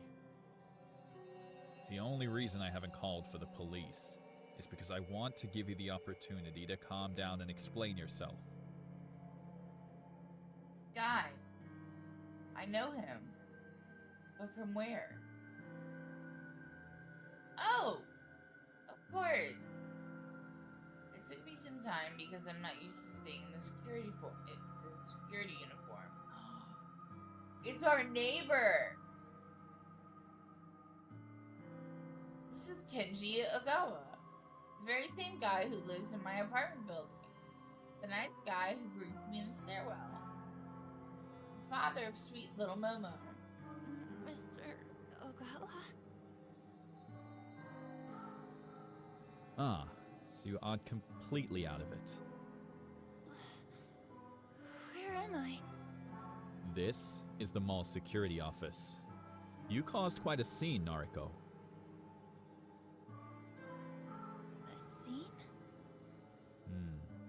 You don't remember. Well, give it some time. I'm sure it'll come back to you. I tried to think hard about the circumstances that led me here.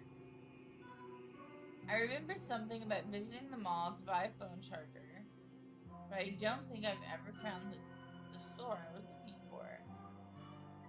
Some kind of anger or fear or something. Some familiar primal emotion got the better of me. Listen, Nariko. I've always thought you were a sweet girl. And Momo looks up to you, you know. Please, tell me that you're just not feeling well. Please tell me the things you were screaming aren't true. The things I was screaming. An image of a smiling woman flashes in my mind. A twin woman with beautiful features and lovely hair. The victim, the one who didn't die. That's right. I remember now. I lost my cool. I became so overwhelmed with frustration that she didn't die. I must have broken down and unleashed my anger here, right in the mall. Stupid. Stupid, stupid, stupid. This is all because I went outside. I went somewhere I don't normally go. I'm usually fine about going to the office. It's familiar. The convenience store is fine too. In fact, my whole meticulously planned morning routine rarely bothers me. The shopping mall? What was I thinking? So I haven't been keeping up with my medication. Even if I was on top of it going somewhere out of my comfort zone, there's always a risk. I need to start regulating my intake, taking a pill or two every other day, or when I feel like it, isn't going to help me. Skipping days at a time and just popping a few in my mouth when I need to leave the house isn't what I'm supposed to be doing. I need to follow the guidelines. I need to keep a strict schedule of when I take it. Damn it, Noriko. I'm supposed to be calm all the time. Stoic, unflinching Noriko. What the fuck am I doing? Nariko, you still look a bit flustered. Do you want to lie down for a bit before talking to me? No. Okay. Well, do you want to explain what happened? No. Huh. I never took you for a troublemaker. Please, Nariko. I'm begging you. Don't make me call the police. You were screaming about killing somebody. You were manic. You can't just act like that in public. You scared 100 people just trying to make their way through the mall. You scared me. A knock at the door causes Kenji to flinch. Ogawa, may I enter? Ah, yes. Please come in, Mr. Fujikawa. The metal door separating the security room from the real world opens with reach. A broad, intimidating man enters the small room and displaces all the air inside. I feel like I'm going to suffocate. This her? Yes, sir. She's calm now. Indeed. The man, who seems to be some sort of detective, looks me up and down with a sour expression. Miss, your name? don't answer him. I see. Sir, if I may, this is Nariko Kurosawa. She's an acquaintance. Is that so? An acquaintance? Well, that speaks volumes about your personal life, Ogawa. No, doesn't. Sir. Leave us be. I wish to talk to her. Yes, Mr. Fujikawa. Genji bows, his grim smile cracking under fear as he exits the room. The detective, or whatever he is, towers over me. He pulls out a badge from inside his jacket and flashes it at me. My name is Fujikawa. I'm a detective, an investigator for the Tokyo Metropolitan Police Department. You must understand that we take death threats very seriously in the police force. Huh? Excuse me, but Kenji said he didn't call the police. Kenji? Ah, Ogawa. Well, never mind what he said. I was here already in regards to another case. I happened to witness your little outburst. Ogawa was kind enough to allow me a moment to interview you personally. Right. So, what do you want to talk about? Listen, if I were in your shoes, I'd drop the sardonic act. I have reasonable grounds to arrest you here and now. His voice drips with pure venom. I just realized my microphone is way the fuck over here. And my monitor moved. Hold on. Okay. What the fuck?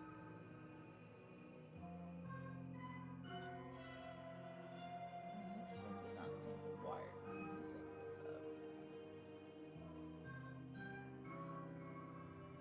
Hold on. In a moment, too.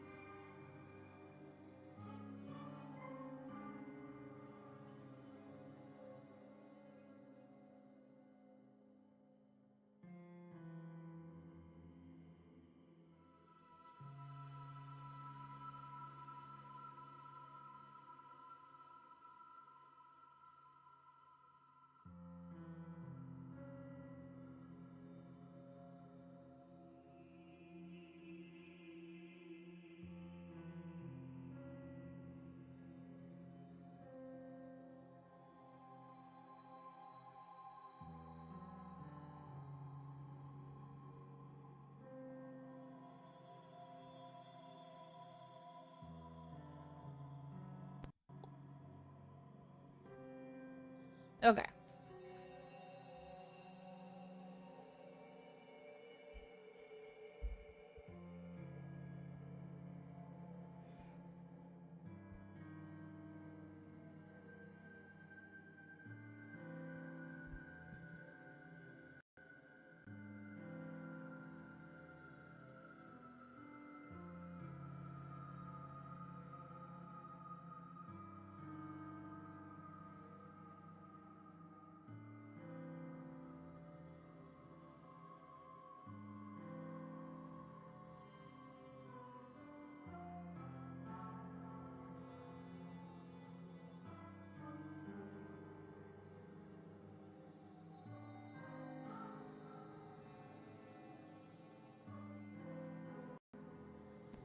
Hello. Okay.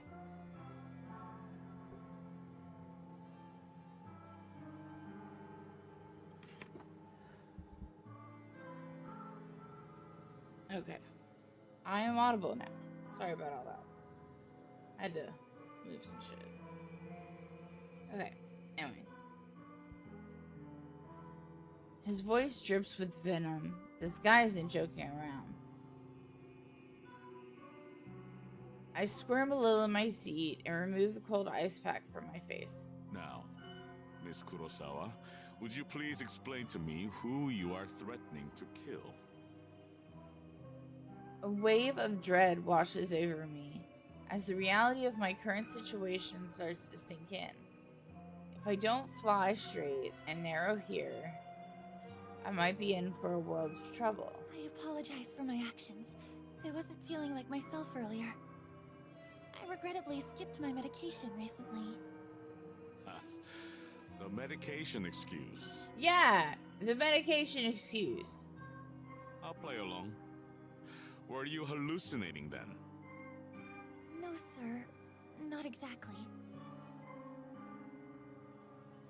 I need to come up with something, and quickly, or I'm not getting out of here anytime soon.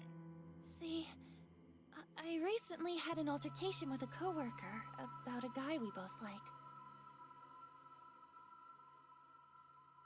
The detective rolls his eyes at me. Go on.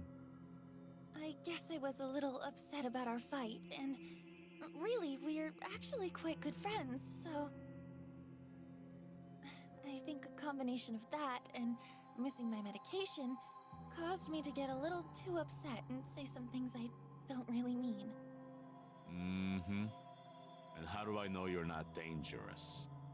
Are you carrying any weapons, Miss Kurosawa? Weapons?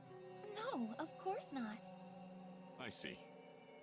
Well, you're going to have to permit me to search your belongings. You understand that I can't allow you to leave until I have established that you're not a threat, right? The detective lurches forward and roughly grabs my handbag. Hey! He tears it open and rummages around inside. I'm somewhat relieved that I'm traveling lightly today. I even left the 2 books I'm reading at home. He finds nothing of interest in the bag, save for one thing. My phone. He taps the screen, toggles the power button, and smacks the phone against his open palm. Is this broken? I realize that the last drop of battery power must have finally drained. I'm probably lucky for that fact. If he found certain things on my phone, I might be in trouble. It's not like I keep corpse photos on there. That's what my collection of burner phones is for. But there are certain things that would be incriminating if they fell in the wrong hands. My noise chat log with Kojiro, for starters. And then there are those images of Aoi and Tomoe, and that famous singer that had her phone hacked and her private photos uploaded to the net. Aoi knows I have her photos. She's okay with it. Tomoe doesn't know about hers. That would be hard to explain.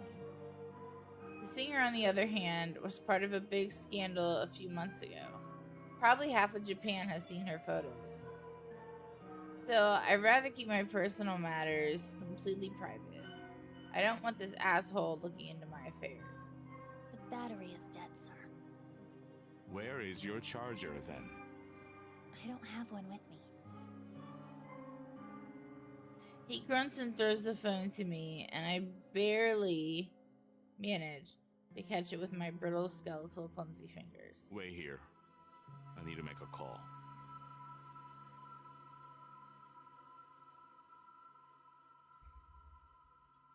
He leaves the room unceremoniously, and I heard the scraping shriek of a steel deadbolt locking the formidable door behind him.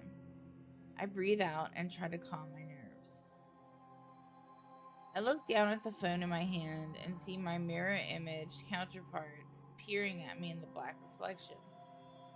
I don't look as good as I normally do. My makeup is smudged, which is strangely becoming more and more common for me. I think I've gained some weight.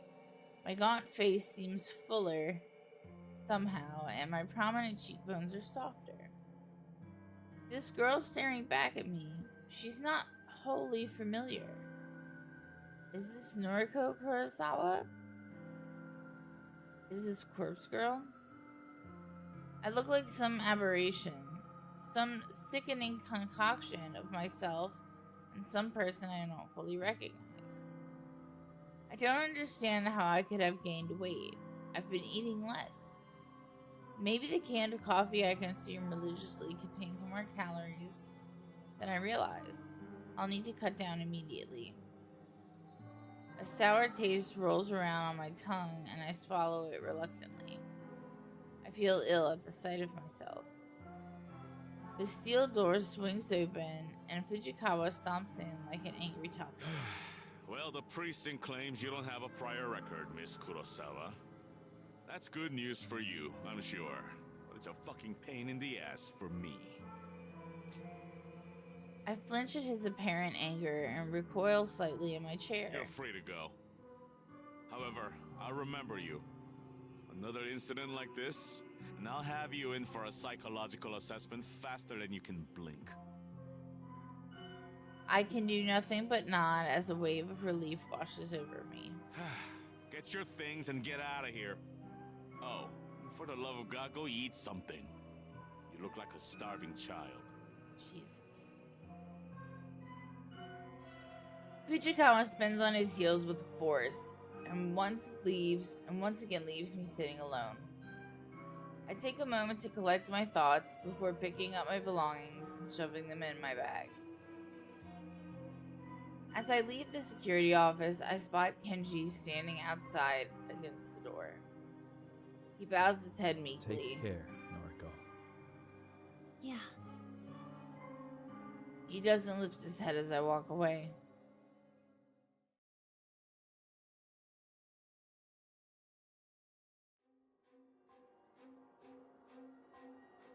So much for stoic, unflinching Noriko. Remember stoic, unflinching Noriko? This is her. Weak of flesh and weak of will. Weak, weak, weak. Noriko can't control her emotions. Noriko can't face the world outside without the help of peppy pink pills. I feel like I have my voice turned up way too high. Let me trim it. Y'all can let me know if it's a problem. Okay. Hopefully that's better. Noriko, Noriko, Noriko. She keeps calling herself that. I keep calling myself that. But I'm more than that. More than her. I'm Corpse Girl. I'm bigger than the frail body before me. Why do my looks matter in the grand scheme of things? What does my ego matter? I want to be beautiful, thin, gorgeous. Kojiro called me gorgeous. It made me feel good. But that doesn't matter. None of it matters. Corpse Girl matters. She will succeed, and the world will continue to spin. I need to gain weight or lose weight. I need to look like Aoi with her small frame and cute features and that bust that's too hard to look away from. I need to look like Tomoe with her fuller figure, her obscure fashion sense, and those oddly beautiful eyes that she doesn't deserve. I need to look like Yuriko with her bad haircut, terrible piercings, and trashy clothes. I need to look like Mother, who is just like me and Yuriko. Yuriko combined, but with vacant eyes that used to be sparkling and clear, but now just glaze over whenever you try to talk to her. I need to look like Noriko with her dark hair and her intense gaze and her healthy, acceptable frame. I don't need to look like this skeleton, this living corpse. I don't need to look like this physical embodiment of hunger and longing and lust and fear and stress and anxiety and uncertainty and ambition and exhaustion. Fuck you. I curse at the mirror and spit on my own reflection. Fuck you! I clench my fists until my nails dig and tear and pierce my flesh, letting blood trickle between my knuckles and drip down to the carpet. I don't want to be you! I'm better than you! I'm better than you! I'm better than you! But I am you. I am Corpse Girl. It's what I always wanted. It's that sense of belonging that I always sought. It's that feeling of home, and I reclaimed after I reclaimed after home was lost. After Mother moved and Yuriko got put on ice, and after I found this apartment that felt so strange at first, this is who I am. I love your hair, your eyes. I love you. Don't ever leave me. Don't leave. I raised 2 fingers to my mouth and kissed them gently, then pressed them against the mirror. I love you. Don't ever change. Well, that was something.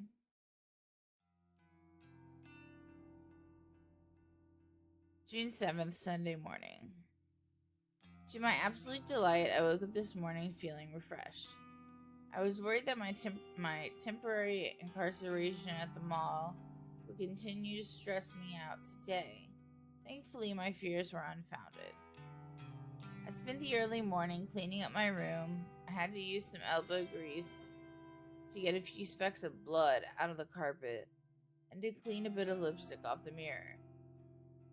I even took my medication with a tall glass of water, and I didn't skip the pills I don't like this time.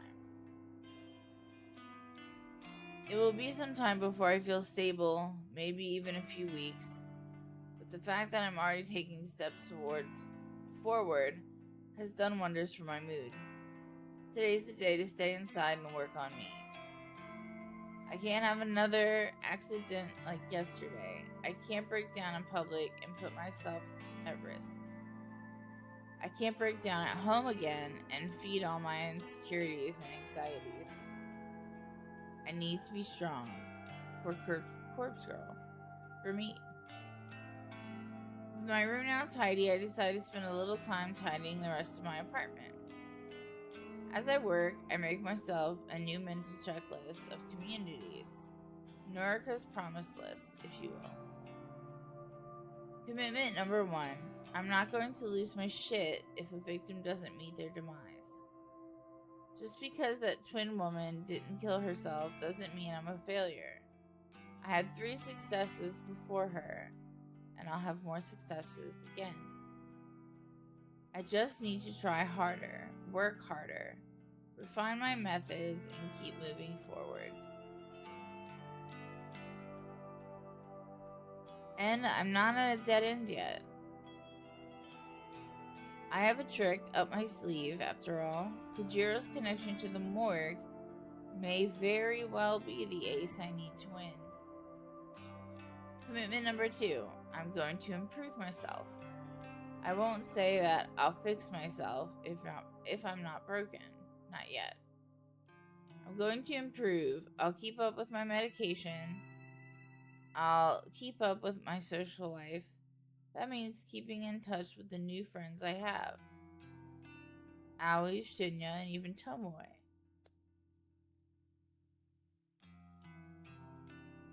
Oh great, my neighbor has fucking music blaring. The whole neighborhood can hear. I'm going to eat a little bit more, not much more, because I want to stay slim, but enough to give me some more energy, more motivation. I don't want to be weak anymore. I'm trying to find my pocket. Commitment number 3, the last one. I'm going to get over Aoi. I love her. I've loved her since high school. In those days, she always stood by me. My insecurities and anxieties never pushed her away. She knew what I was going through, what I still go through, and she could relate to me. She has her own compulsions and anxiety to deal with, so I can't lean on her like I used to. Instead, it's my turn to help her out. But I will move on from obsessing over her. She isn't ready for a relationship, and she explained all the reasons why when she rejected me so long ago. Clinging to the hope that one day we'll be together isn't good for my current state. I need to be moving on, moving forward. I need to let go. She is, and always will be, my dearest friend. I'll always love her, but I will let her remain as simply my friend, and I will find someone else to call a lover. This last commitment really makes me feel like a weight has been lifted off my chest. Instead of obsessing over Aoi, spending countless nights lying in bed looking at her photos, thinking about her at odd hours of the day, instead of all that, I'll be able to move on. Even if it takes time, I'll find someone who wants to be with me. There are plenty of fish in the sea, as they say. I can't say there's anyone in particular I have my eye on just yet. My social circle is pretty limited after all. Shinya's a guy I'm simply not interested in. There's no spark there, and there never will be. Tomoe, as irritating as I find her, is oddly alluring to me. I don't like her clothes, or makeup, or the whole aesthetic she has built for herself, but some part of me would like to spend a passionate night with her. Then there's Kojiro, that weird, awkward, strange alien creature that I can't just wrap my head around. He said I'm gorgeous. He really said that. He's too weird. I feel like he's the kind of guy that would stalk you and stab you if you ever broke up with him. For now, I can't think of anyone I would seriously pursue. But I'll give it some time. I have all the time in the world. I found myself smiling as I finished tidying up the apartment. Having a nice clean place to live really does help to lift the spirits. Unfortunately, I still haven't managed to get rid of that lingering scent of mold that always wafts around. It's a musty odor that seems to be ingrained in the very walls of the apartment building for as long as I've lived here. I know it's not coming from my apartment because it's pretty easy to smell from downstairs too. And as far as I can tell, my place is completely mold free. I might not be the best at cleaning, but if nothing else, I keep disgusting mold out of my home. Still, the occasional odor aside, my place is clean and cozy. I lay down on the couch and stretch my body, letting my taut muscles stiffen and then relax. But the day is still early, and it feels good that all my chores are already complete. The icing on the cake is the fact that Corpse Girl has 2 new requests sitting patiently in her inbox. I logged in earlier and saw them, but decided to sort out my cleaning first. Now I can reward myself by spending the rest of the day working on the new requests. I can hardly contain my excitement at the prospect. 2 requests to work on is better than I could hope for. And I'm sure at least one of these new victims will fall. My positive attitude will go a long way to ensure my success. Success this time. What did I click? Oh. Accidentally clicked out of the...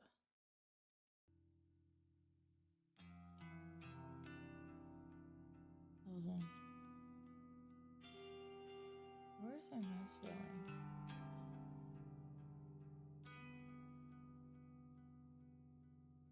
Okay, so I was trying to figure out where my mouse was. I changed my monitors around, so I'm trying to figure out, like, where my monitors were going. Sorry. A positive attitude will go a long way to ensure my success this time. Unable to restrain myself anymore, I snatch up my laptop from its charging point next to my couch. I flip open the lid and gaze at the photos that I downloaded earlier. My 2 new victims, fresh blood. The first is an older male, maybe in his 50s, typical businessman type. Excuse me.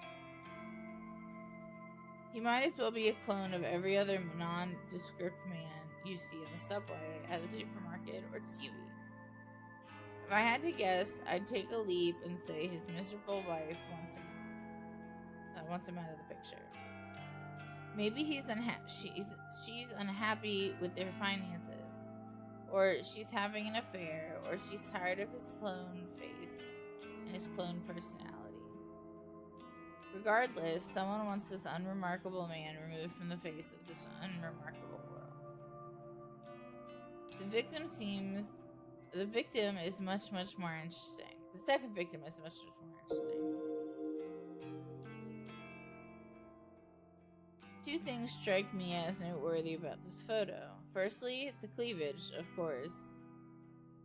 Secondly, the image is a photograph of a photograph. Somebody has snapped a picture of an actual physical photo and uploaded it to the site. The photograph is in good condition, as though its owner values it above all else. A signature is scribbled across it in white ink. It's an autographed photo of someone who is perhaps moderately famous. I don't recognize the woman in question, and the signature is such a mess that I can't make out even a single kanji in her name. Regardless, I would be willing to bet that a disgruntled fan has requested her death. If she's an idol or a singer or an actor, it wouldn't be unheard of for something like this to happen. A fanboy gets to meet her a few times. They shake hands at events, whatever. He asks her out and she politely declines. And then the obsession begins. If the fanboy can't have her, no one can. Kill her. Kill her. Well, that's the theory I slowly pieced together as I examined some of the finer details of the photo. The reason behind their requests doesn't matter. They never matter. I'll kill them all the same. I'm going to work on the woman's photo first. I'll timestamp her photo with tomorrow's date and send it to her this afternoon. That should give her about 24 hours to give up on life and light herself on fire. Maybe I'll do the same with the businessman. I'll give him a timestamp set 24 hours from when I send the photo. It will be kind of fun to schedule 2 deaths to occur around the same time. It will make tomorrow a very exciting day. With my goal set, I load up the database of the deceased and get to work.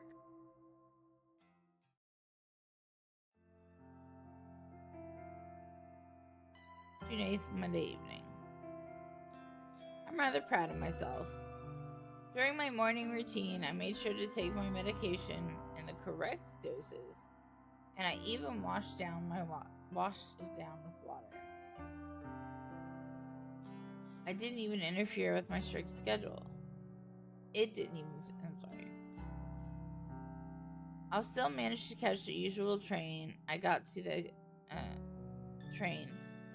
the convenience store at the usual time, and I arrived at the office without a hitch.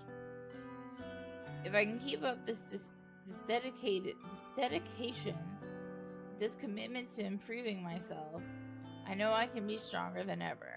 Strong enough to fulfill Corpse Girl's ambitions. I greeted both Shinya and Tomoe when I came into the office, and even made small talk for a few minutes. Since the day has nearly ended, I'm going to make an effort to chat with them again before heading home. Being social will help me get through this. That's what Aoi used to tell me anyway. At least before she stopped being her social self.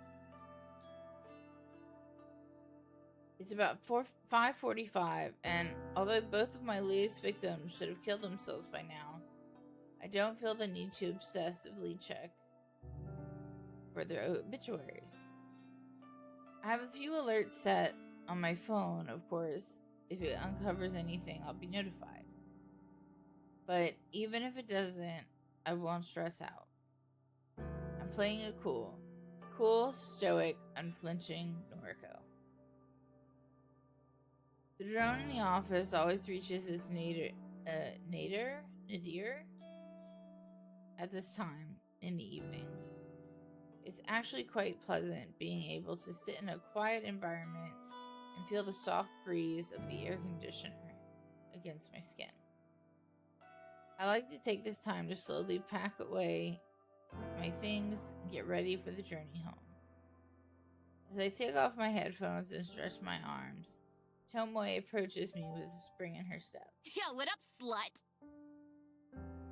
About a week ago, I would have taken Tomoe's greeting as an insult.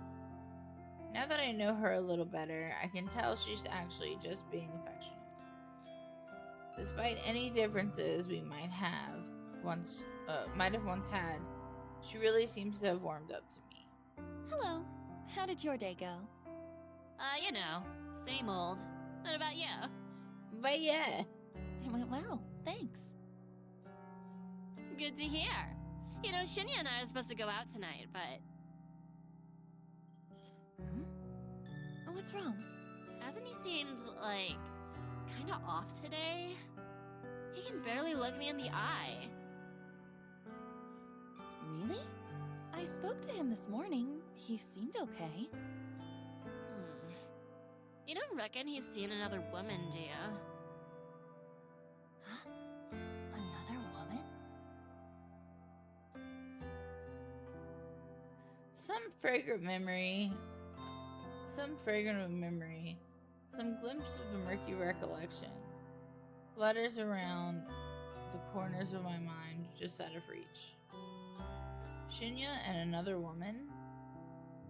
Something is on the tip of my tongue, but I can't quite formulate my thoughts. Shinya isn't the type to cheat, though, so I don't know. Cheating? No, Shinya wouldn't do that. He was so nervous when he spoke to me about being pressured into sex. Oh! That's it. The memory that was flitting around the edges of my consciousness had come to light. Shinya spoke to me, hypothetically, about being pressured into sex. He said Tomoe wasn't the one pressuring him, so who was he talking about? Is this really something I should talk to Tomoe about? If Shinya's really having a hard time and acting different around Tomoe, then her relationship could really be in trouble. But is it even my place to say anything? Shinya spoke to me in confidence. He's my friend. But Tomoe is my friend too, and she seems genuinely worried about him. I take a deep breath. This is just office drama, like usual. Noriko would normally just reject it all and ignore these people. But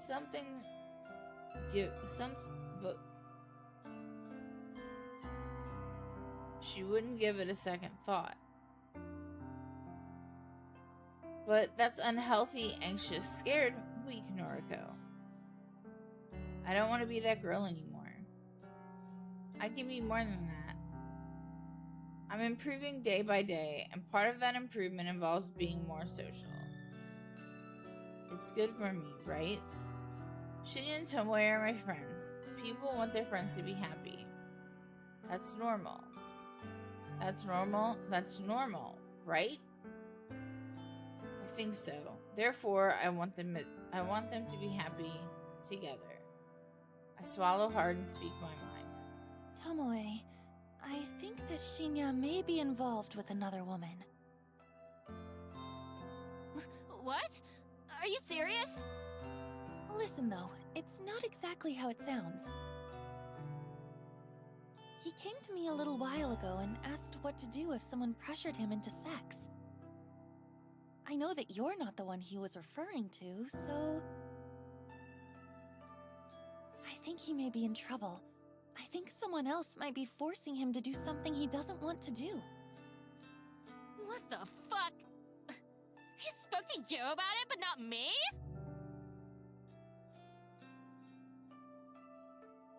Tomoe, he seemed really depressed about it. I think he wanted to resolve the situation without having to worry you.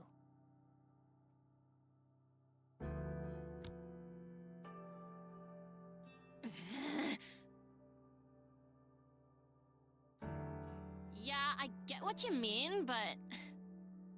Who the hell is trying to seduce him? I'm afraid I have no clue about that. Sorry. Okay, that's fine. Thanks for telling me this anyway. Now at least I know something's up with him. I'm gonna speak to him. I'll make him cough up what's what. Are you sure that's the best thing to do? Yeah, cause I'll let him know that I'll take care of everything.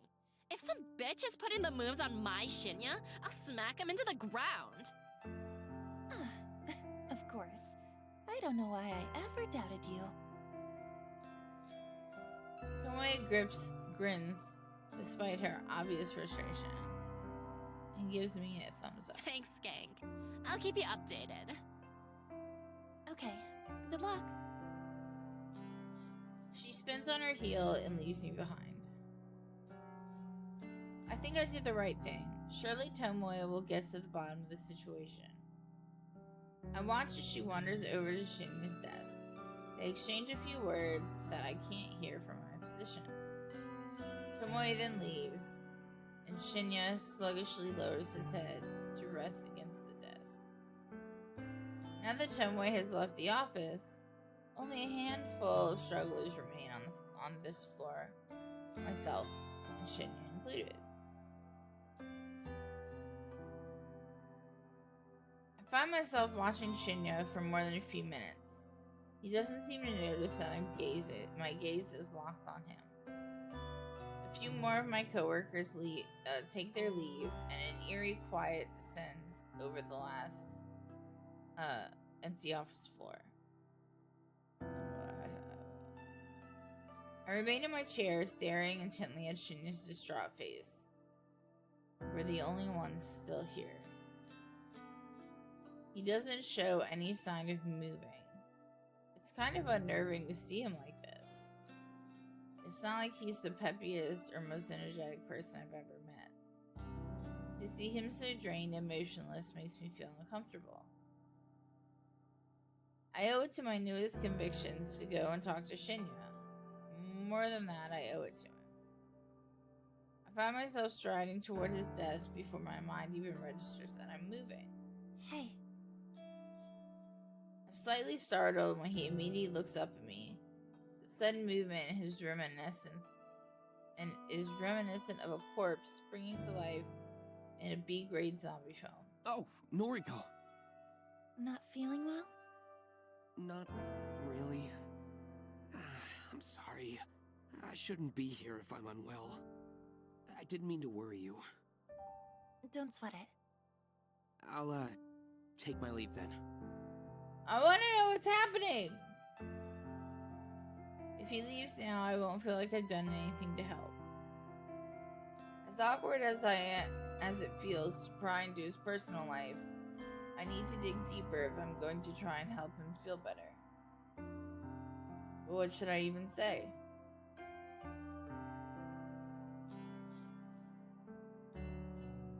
Tell me what's wrong.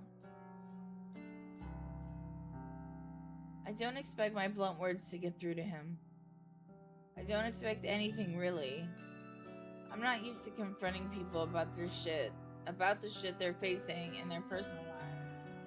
I'm usually content to simply sit on the sidelines and watch. No need to worry. I'll be okay. He tries to smile, but his composure cracks under the weight of his blatant lie. I quickly try to piece together what I know about this current situation. Based on the slivers of information I've been drip fed. I'm certain that someone has been sexually assaulting him. At the very least, someone has been trying to force him into doing something he doesn't want to do. I don't know who that person could be. It could be someone from the office. It could be someone from his private life. I'm confident that it's not Tomoe. Shinya isn't the kind of person to ever stand up for himself, and he's probably not the type of person to speak up when he's feeling down. This recent composure reveals volumes about how he's truly feeling. Whatever the situation is, it's painfully obvious that Shinya is a victim. Whatever is happening in his life is not his fault, and he's too proud or stoic or embarrassed to seek help even from his own girlfriend. If I don't put one foot forward and cut to the chase, chances are Shinya will never build up the courage to ask for help before it's too late. Someone is sexually assaulting you, right? He doesn't say anything. He doesn't even flinch, which I've given him credit for. This is the guy who couldn't keep from blushing the last time the word sex was mentioned. Around. Yes. His calm response and even calmer demeanor divulges his inner turmoil. I see. I don't know what to say next. I see probably wasn't the best starting point, but I am truly at a loss for words. He confessed so readily and I expected more resistance. Can you tell me who it is? I can't tell anyone. Not you. Not Tomoe. I can't even tell my father, and he's a detective. A powerful authority figure. There's nothing I can do. I'm trapped. Trapped. It's a feeling I'm all too familiar with. It's a feeling shared by countless victims. Not that Shinya and I have ever gone through the same trauma. Part of me can't help but wonder if that feeling of helplessness is what flashes through the minds of my own victims. Actually, I don't have to wonder. I know it to be true. Realization makes me feel simultaneously queasy and satisfied. What will happen if you tell someone? I don't know. If the truth comes out, I could lose my job. I could lose Tomoe. I wonder if it's that boss lady. Job? Then it's somebody here we work with. Somebody in this very office has been taking advantage of Shinya. It's somebody here then. I speak my thoughts aloud and he looks directly at me. How? You're worried you'll lose your job if you come forward. It's obvious. Sorry, I'm not trying to sound rude. If this person found out you came forward, you'd lose your job. Then it's someone in power. A manager. An exec. And that's why you can't tell me. That's right. I nod. I can see the predicament. So, you don't have to say another word to me. Huh? It wouldn't be your fault if I stumbled upon someone assaulting you. It wouldn't be your fault if I was around to witness it. Noriko. A gleam of resolution sparks from deep within Shinya's cloudy eyes. It's almost as if he's come up with a brilliant scheme. A scheme that I not so subtly planted within his mind. Shinya takes a deep breath before collecting his bag. I'm taking the elevator up to the executive offices. Please don't follow me.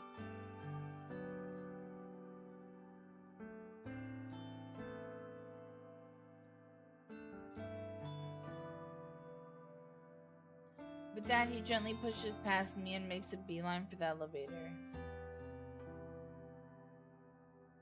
As the door closes behind him and the familiar thrum of the elevator pans out around me, I stand still and close my eyes. I count to 100 in my head, giving Shinya a generous head start. The sun dips behind the office towers in the distance, while my eyes are closed. When I finally finish counting, I open my eyes to a dark and empty office. With a deep breath, I walk in the traces of Shinya's footsteps toward the elevator.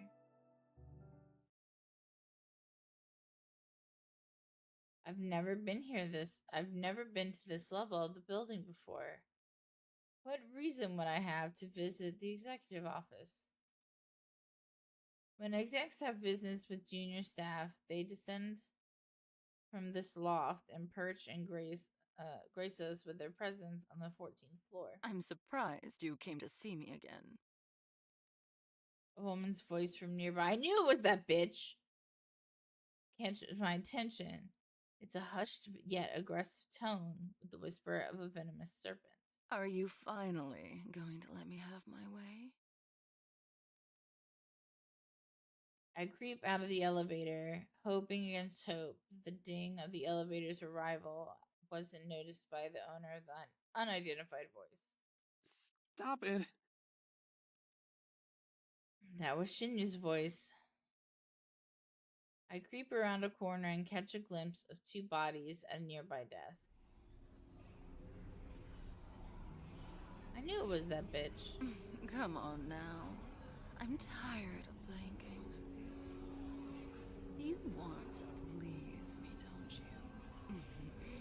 I'm your superior, after all. How can you expect to get ahead in this company without sucking up to your superiors? I don't like that. Hitomi Ida. I knew it was that bitch.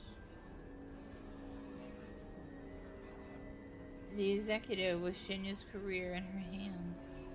The very same woman who blamed Shinya for the mishap with hiring Ali. So that whole situation was more in depth than I originally thought. It was never about Ali. It was about holding power over Shinya. Miss Ida, please, I just came here to... I don't want to hear it. Take your shirt off.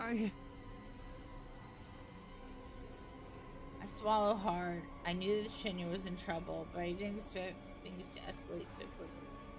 Okay. This is where you pull out your phone and record what's happening.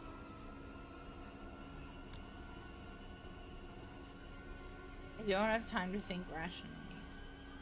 I stride forward rather loudly and purposely bump into a desk, sending a potted plant tumbling to the carpeted floor with a dull whomp. I think she should have just stopped and recorded it for a while. That way you have evidence. Hitomi's neck pivots at full speed, and she turns to face me. Her eyes narrow into hateful slits as she withdraws from Shinya. Within seconds, Hitomi has abandoned Shinya and drawn close to me. Kurosawa, what in hell's name do you think you're doing here? This level is for executives only. I should have you thrown out of here by security. Fujikawa isn't an executive either, Miss Ida. And he looks quite at home here. Shinya stands in the background, shyly tidying his shirt. Hitomi's eyes somehow narrow even fuller to the point where I'm certain she can't possibly see anything. Fujikawa's business here is none of your concern, Kurosawa. Leave. Now, or I'll have you forcefully removed. I fold my arms over my chest and dig my heels into the ground. I'm not one for confrontation. I'm not one to hold my ground against a powerful adversary. And yet, this vivid image of Tomoe has bloomed in my mind. Tomoe, so strong-willed, head over heels in love with Shinya. Tomoe, who would do anything to protect the guy she adores. In Tomoe's absence, it falls to me to protect Shinya. Fuck off, you filthy skank. I can't believe the foul words that tumble out of my mouth. Apparently, Kutomi can't believe it either, because her eyes finally widen and her jaw drops. She looks like a stupid fucking idiot. Somehow, Tomoe's indomitable spirit seems to have inhabited my body. My words echo for her. That, or I've just managed to find a temporary burst of courage.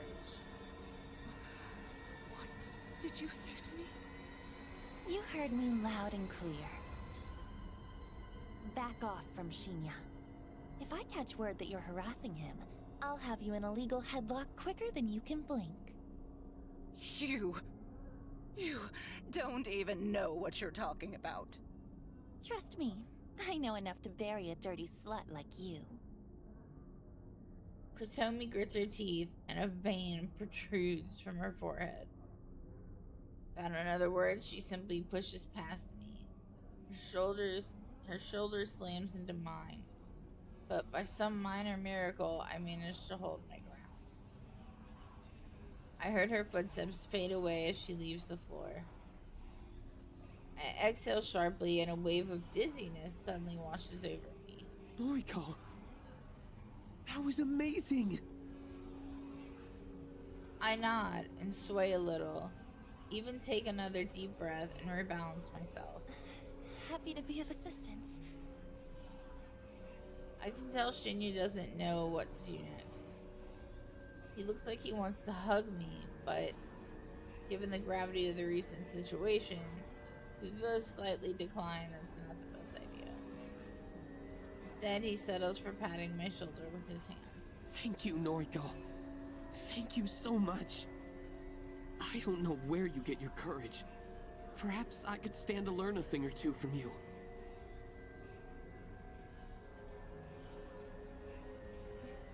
Don't sweat it. I'm going to go home for now. I hope that's okay. Of course. Go get some rest. Shinya smiles for the first time in a while, and he releases his hand from my shoulder. After he's gone, I collapse into a nearby chair, listen to the frenzied sound of blood pounding through my veins.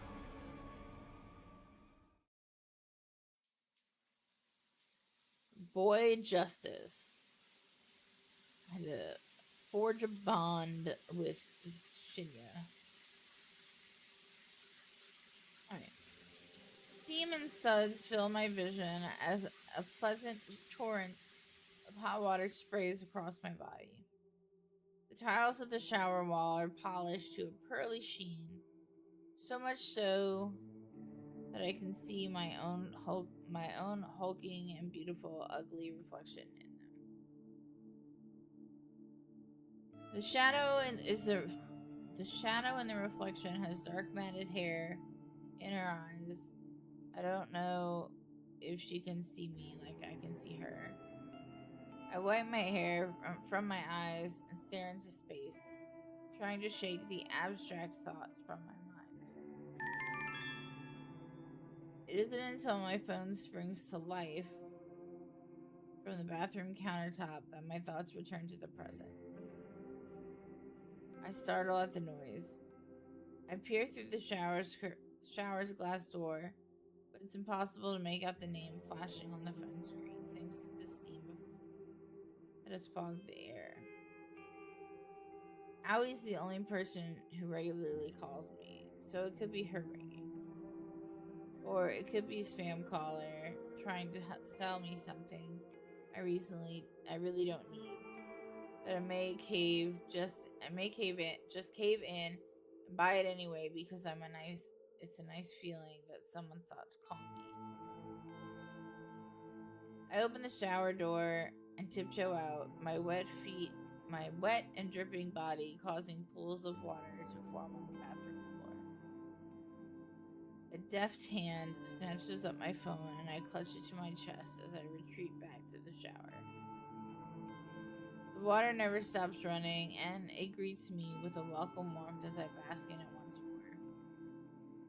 My phone is a fairly new model, so it's conveniently waterproof. I take advantage of this feature on occasion. It's nice to be able to submerge myself in water and browse the web to truly escape my thoughts. Heavy droplets smack against the phone and dribble down, but my eyes ignore them as they scan the screen. The incoming call is a voice chat request from noise user Koji. Kojiro's calling me? I answer the call. Noriko? Hey. Hi. Good time? Sure. Mad. Wanted to tell you something. What does that even mean? I saw a post on... This call has static.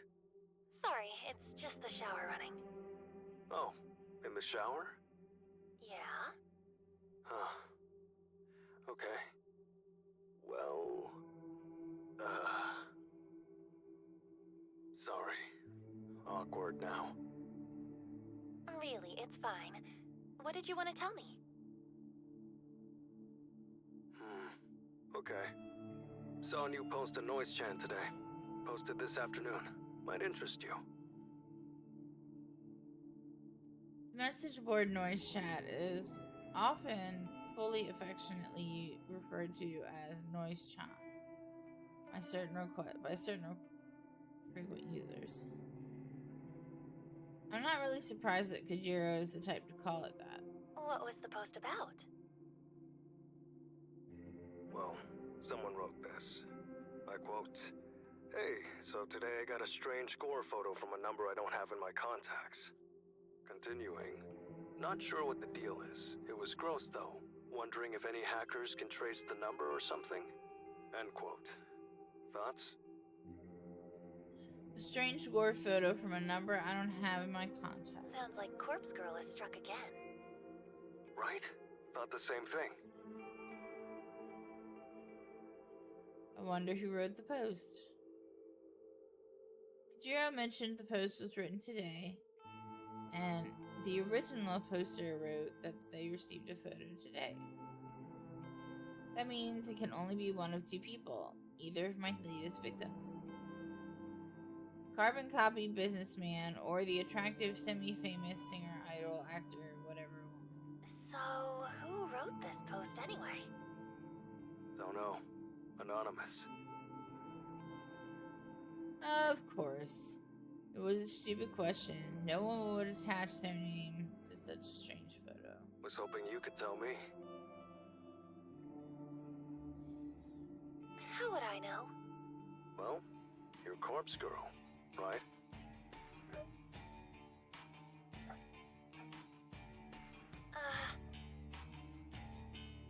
This again? Kojiro just doesn't let it slide. What does he suspect me now? Why does he suspect me now? What did I do this time? It's okay. We can discuss later. Oh yeah, the original post has a reply. It does? I'll read it too. Quote, "You got this too? Was the gore photo a picture of yourself? I'm worried. Received a similar pic from the same number. Continuing, thinking about contacting the police. Not sure if I'm overreacting." End quote. So the first post received a reply. Interesting. Very interesting. Both posters talked about receiving a photo. That can only mean that one of them is the boring businessman and one of them is the semi-famous woman. However, the fact that they've taken the discussion online instead of just slitting their own throats is rather troubling. Were the photos not convincing enough to make them kill themselves? Or not enticing enough to summon another entity to snuff out their souls? Was this attempt just a repeat of the failure I had made with the twin women? Anyway, enjoy your shower. Let's talk tomorrow, Corpse Girl.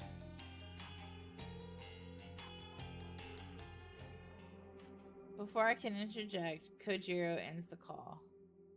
Shit. He's once again assuming my true identity. He's assuming correctly, but that's besides the point. Well, maybe it doesn't matter too much. Maybe this will actually save me some time and effort. If he already knows I'm Corpse Girl, it should be easy to strike a deal with him in exchange for access to a fresh supply of cadavers. That is, if I decide to walk that path and take this game to the next level. Thinking it through, I may very well have to go ahead and do that. My last 3 victims have not ended their lives as I planned. My success rate is very, very low. That's a depressing fact, and one that the old Noriko would probably have thrown a tantrum over. Not me. Not new and improved Noriko. I turn off the running water and step out of the shower. A shiver scuttles down my spine like a spider at the cold, damp air as the cold, damp air clings to my naked form. Throwing my phone onto the bathroom counter, I reach for a towel and wrap it around my corpulent, emaciated body. The thick flab of my skeletal arms jiggles as I dry myself off. When I'm satisfied that my fleshy and cadaverous body is completely dry, I grab a second towel and wrap it around my hair. A cursory glance in the mirror as I leave the bathroom reveals my gaunt face and prominent cheekbones. I let the feeling that even though I've been gaining weight, I am thinning out more and more. Although my body isn't perfect, I'm still in love with my eyes. I wouldn't change a thing about them. While my frame simultaneously grows plumper and slimmer, I hope my eyes will always stay the same. I flick off the bathroom light as I exit. Entering my bedroom, I sit down on the bed with a towel around my body and another one around my hair. My laptop is lying open on the sheet, so I pull it toward me. A few clever keywords and a search engine quickly leads me to the post on Noise Channel and Kojiro just informed me about. Sure enough, he was telling the truth. The original poster submitted this just today, and the following up reply was submitted shortly after. I skimmed through the text to see if there are any clues about either poster's identity. However, nothing really stands out. I retain my assumptions that my 2 latest victims, have created these posts. I spend a little time applying various moisturizing creams to my skin before dressing in my bedwear. I'm feeling pretty relaxed by the time I finish. Perhaps I'll spend the rest of the evening reading a book in bed. Or I could try and plan out my next move with Kojiro. Should I come forward, claim my identity, and request access to his morgue? It's a big step. This seems to be the time for me to make a bold move. I can't keep working on requests that are doomed to fail. I need to start succeeding for me, for Corpse Girl. I pull my laptop to me once more and began brainstorming my plans.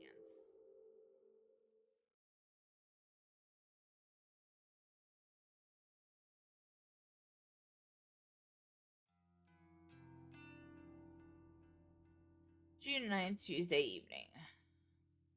He should be here by now. I was pretty clear about meeting at 5:30 p.m. It's already 5:45 and he isn't even in sight. I thought for sure that he wouldn't miss a chance to meet up with me again. I can't contain my nerves. I try to tell myself that I'm only angry because of trepidation and I'm not actually angry at him.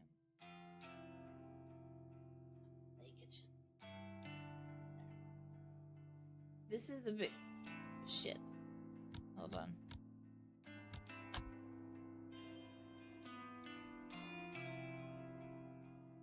I assume he will take it in stride. This is a big moment for me. I've never once revealed my identity to anyone. I assume he will take it in stride. I wouldn't be going through this if I didn't firmly believe that. Hi. My neck jerks in reaction to the voice. There you are. I'm late? I make a point of checking the time on my phone and nod. Sauce. Traffic? My God, I hate how it talks. You drove here? No. What? Okay. What did you want to discuss? I have a request for you. And a confession.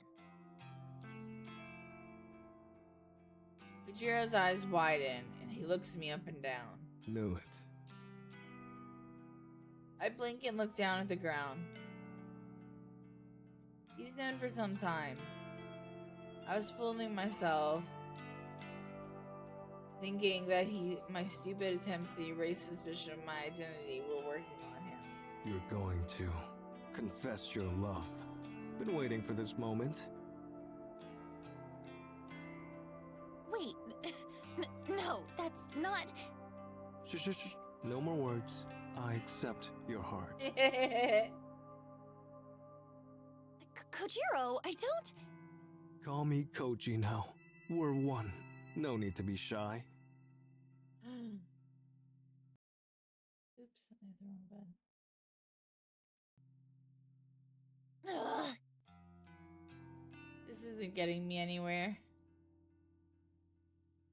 Thanks to my frustration and nervousness, I simply blurred out my true confession. I'm Corpse Girl. Kujiro doesn't react. Well, he cocks his head a few degrees to the side. Slowly and surely, if you can even call that a reaction to my sudden outburst. Yes? Okay. So, a kiss to commemorate our love? Did you even hear what I just said? Of course. I'm Corpse Girl! I'm the one behind the corpse photos, and the deaths, and... It feels kind of strange to say these things out loud. For some reason, it leaves a sour and bitter taste in my mouth that I can't swallow. Yes, I know.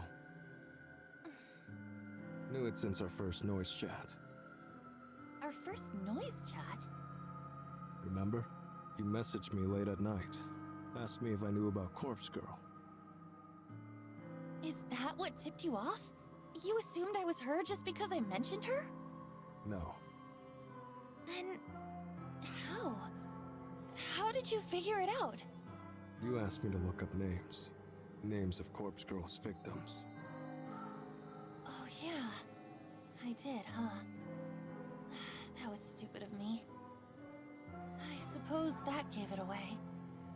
No. God damn it, I keep accidentally clicking out of the... Other people could have known those names. Then... come on, throw me a bone here. How'd you find out? You said you requested Eiichi Hanada's death.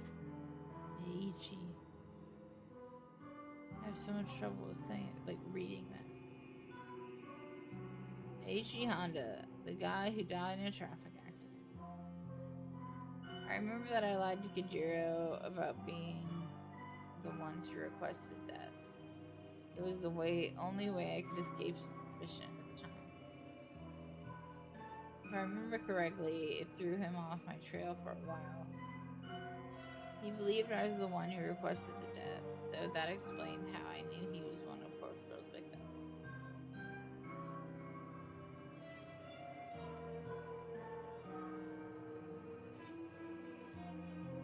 How to hate my neighbor.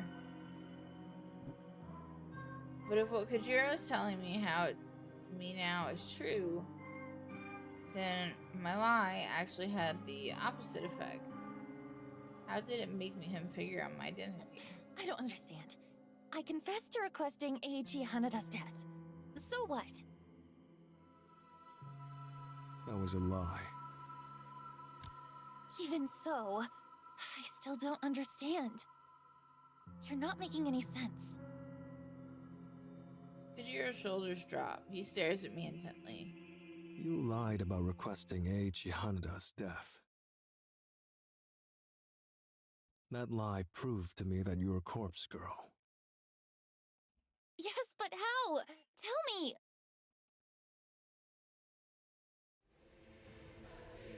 I was the one who requested Eiichi Hanada's death.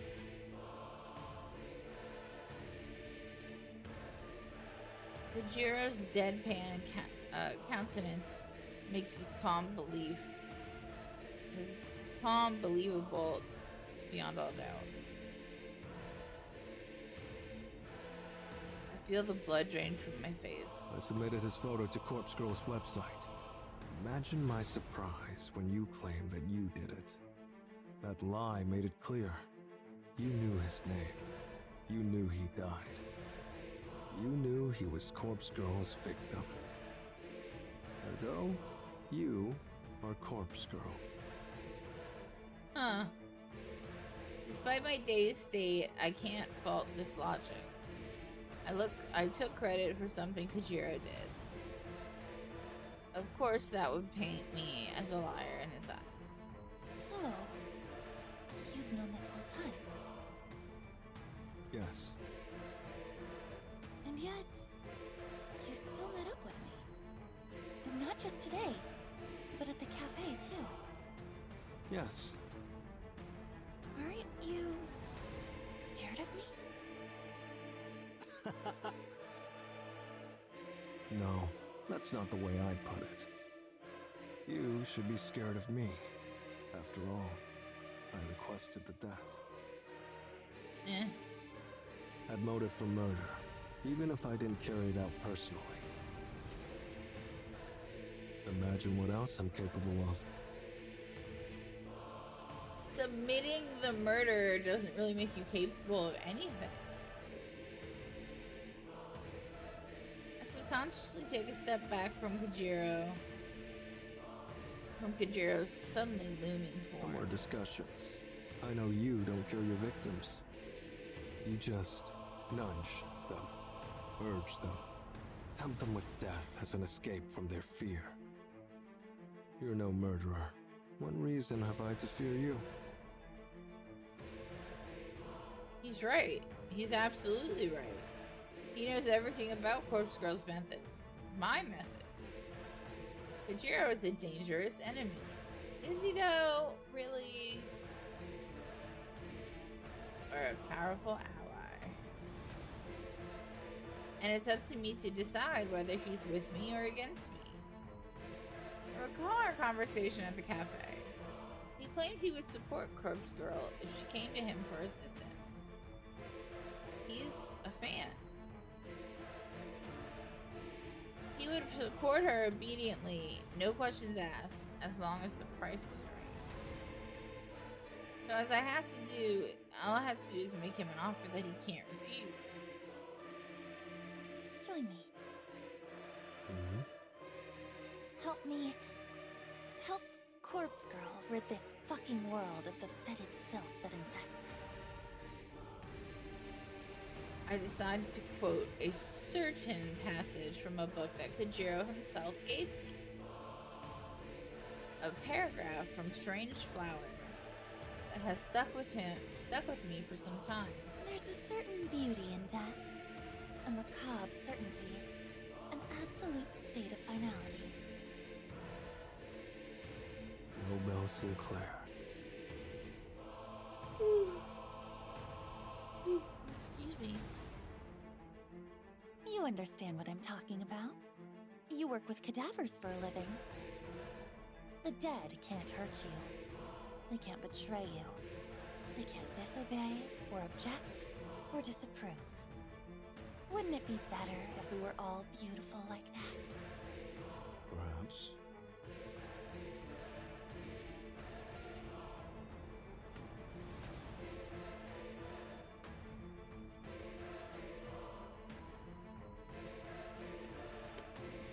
Didn't expect Corpse Girl to be so vain. Is your motivation simply to impart your own ideas of beauty to the world? No. There's more to it. Of course. Me, myself, Noriko, may be vain. But Corpse Girl isn't burdened by such petty notions. Her ambition is pure.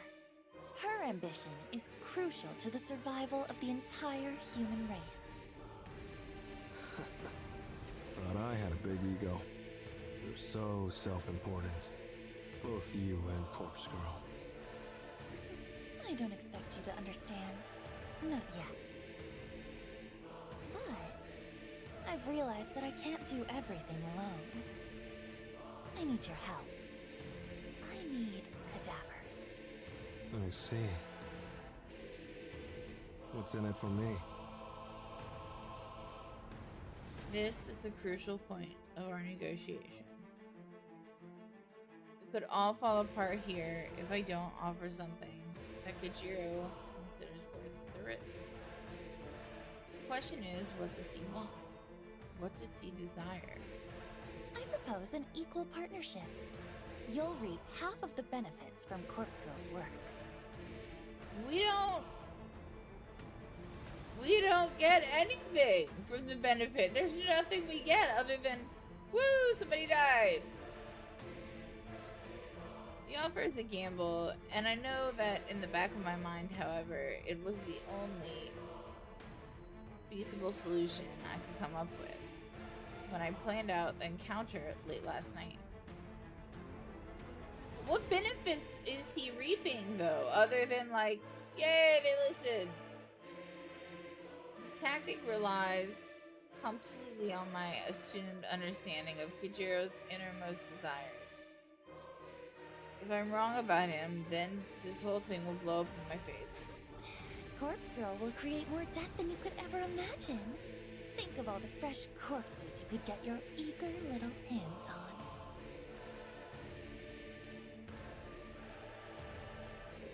Kojiro shakes his head, his lips pursed in a thin line of disapproval. Sorry, already got my fill of corpses. Morgue's full enough as it is. I narrow my eyes and stand my ground. I can't back down now. I'm so close to unraveling him and his secrets. You've always wanted to mimic Nobel Sinclair. I can see it in your face, in your very soul, whenever you praise his work. You want to emulate his actions and experience his escapades firsthand. You want to dress up corpses, take them out to dinner, perform all manner of bizarre social experiments with the dead. It's your passion. But living vicariously through Nobel Sinclair's books isn't enough for you anymore. And that's where your fascination with me, with Corpse Girl, stems from. As soon as you figured me out, you knew I was your gateway to satisfying your lust for the macabre. You work with cadavers all day, every day, but you can't get them out of the morgue with eyes on you at all times. But I can. I have the perfect plan on how to withdraw all the corpses we could ever need. Half of them for you, and half of them for me. An equal partnership.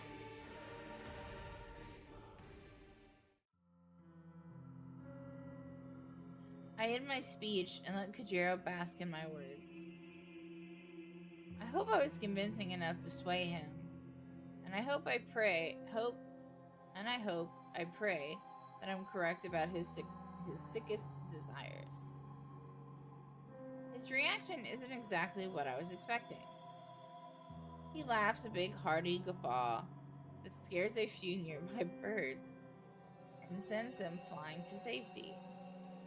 Clapping his hands together slowly, he inches closer to me so I can feel his breath across my face. Figured me out? I'll play along. Say there's a way to get corpses out of the morgue without getting busted. Don't you think I'd have found it by now? Perhaps you're not as clever as you think you are. Perhaps. But you have the answer? I do. I guarantee it will work. Excuse me. A bead of sweat forms on the back of my neck. I'm not exactly bluffing because I have planned out this whole scenario in detail. But until I actually try to pull off such a maneuver, I can only speculate that it will work. I need to exaggerate my confidence long enough for us to rally together. Something about you makes you seem trustworthy. So be it. Consider us partners. For now. You accept? Sure. Don't make me regret it. But listen. What I do with my share of corpses is my business. No nosing about. Got it? Oh, is he a necrophiliac? Don't tell me he's the necrophiliac. You still want to keep secrets, even if we'll be working together?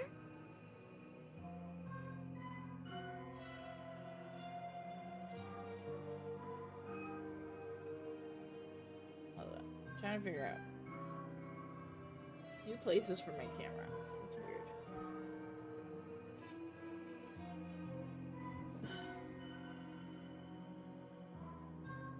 Okay. That's where you're gonna live for now. Shouldn't we be open and honest and build a trusting partnership? Here's the deal. You don't pry, and I'll assist you with Corpse Girl's work. I'll help you craft your elaborate photos. No charge. I get privacy, you get an assistant. He's a necrophiliac! I just know it. Ah. Mutually beneficial, wouldn't you agree?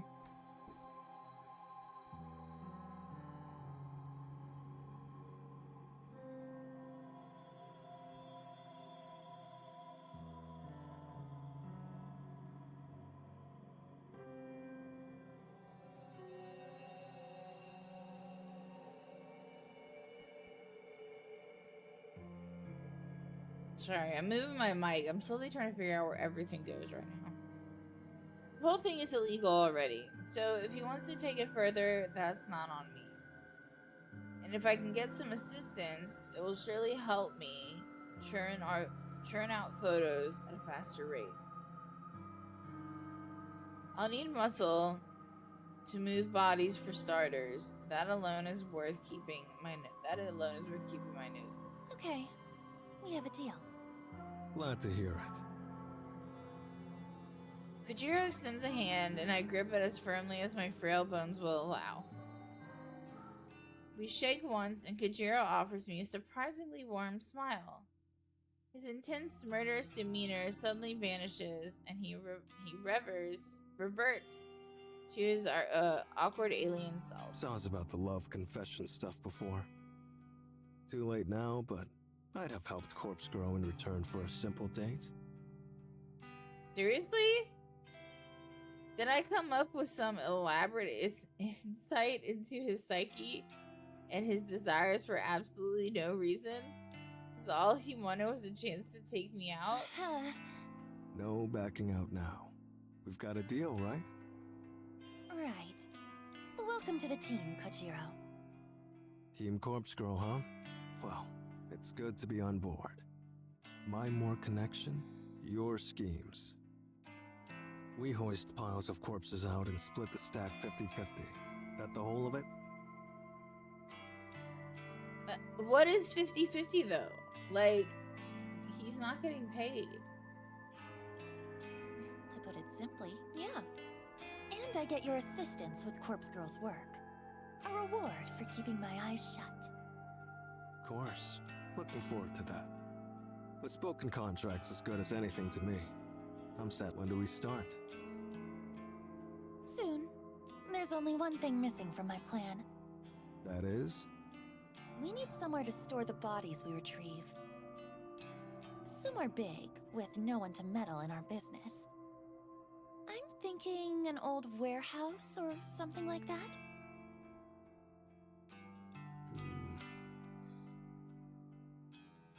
A warehouse, huh? What about an abandoned factory? I might know a place. A factory? An abandoned factory, all for our corpse collection. I like the sound of that. Alright. Here's where we're gonna stop for now. I was waiting for that conversation to end. We double tap, always. Alright, guys. So that's gonna be it for now. I hope you're enjoying it like I am. If you're not, too bad. Anyway, I hope everybody has a good day. And, see you in the next video. Okay, thanks, bye! Welcome back to my channel. Or if you're new here, welcome to my channel. My name is Kay, and I play random shit so you don't have to. We're hopping right back into Corpse Factory. And, we're gonna see how it goes.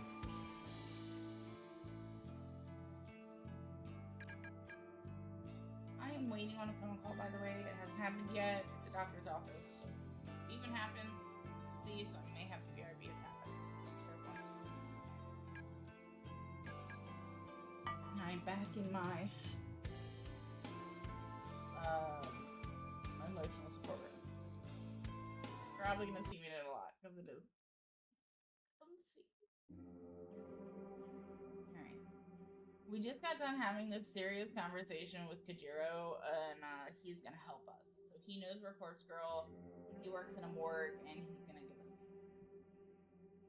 It's pretty late by the time I get back home. I'm completely wiped out. That conversation with Kajiro took way more out of me than I would have guessed. My entire mouth feels parched and dry. Parched and dry. So I read that. Parched and dry, and probably due to a combination of nervousness and talking far too much. Still, I'm pretty happy with the end result. The meeting was worth stepping out of my comfort zone. I'll wait for Kajiro to get back to me, but about the abandoned factory. Once we secure a location like that, our real work will begin. I figure I should turn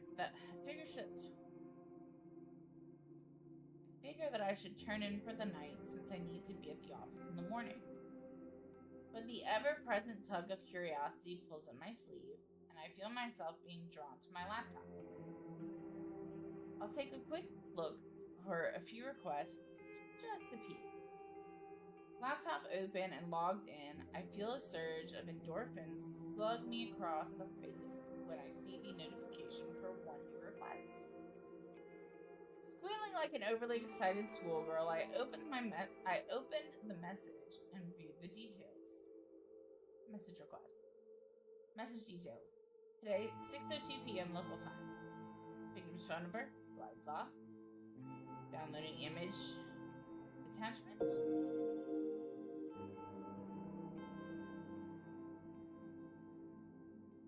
Yes. The photo loads almost instantly and fills the screen. A woman, middle-aged, with a stern expression, well-groomed and dressed in business attire. And immediately familiar. Kotomi Ida. Hitomi Ida is the one we found that is sexually assaulting Shinji, her coworker and old friend. I'm in complete disbelief. Seeing this request come through the site gives me a disorienting sense of deja vu. I rack my brain for the cause. Wondering if I've lived this moment before. The answer hits me quickly, despite my mind's exhaustion. Hitomi Ida isn't the first coworker of mine to have her death requested. Though I didn't know at the time, Akane Tsurumaki also worked in my building, and her death was requested not all that long ago. Hitomi Ida marks the second person to be wanted dead within the company, and she is an exec, just like Tsurumaki. I wonder if this is simply a coincidence, but surely it has to be. After all, Tomoe confessed that she was the one to request Tsurumaki's death, and she seemed to regret doing so.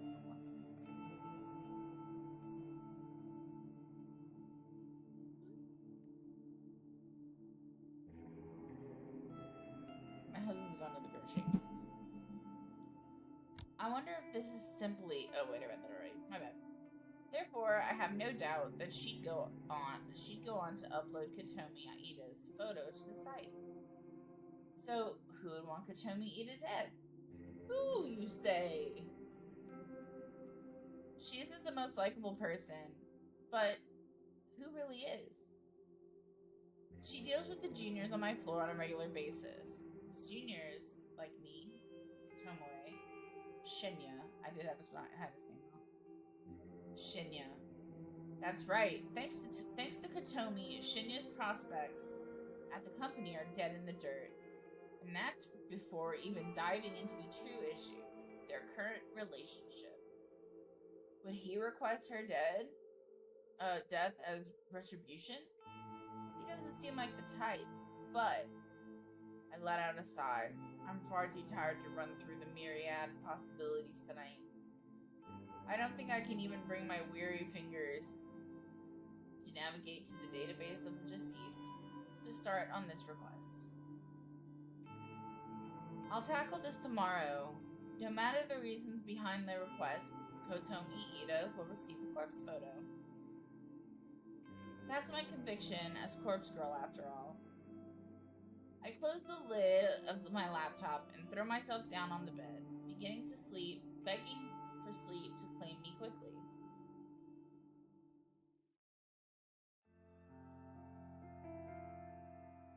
June 10th, Wednesday morning. I need to talk to you. What's with that look? Got something up your ass? Come on, just follow me. I grab Tomoe's wrists and guide her away from the labyrinth of desks into the elevator waiting patiently for us.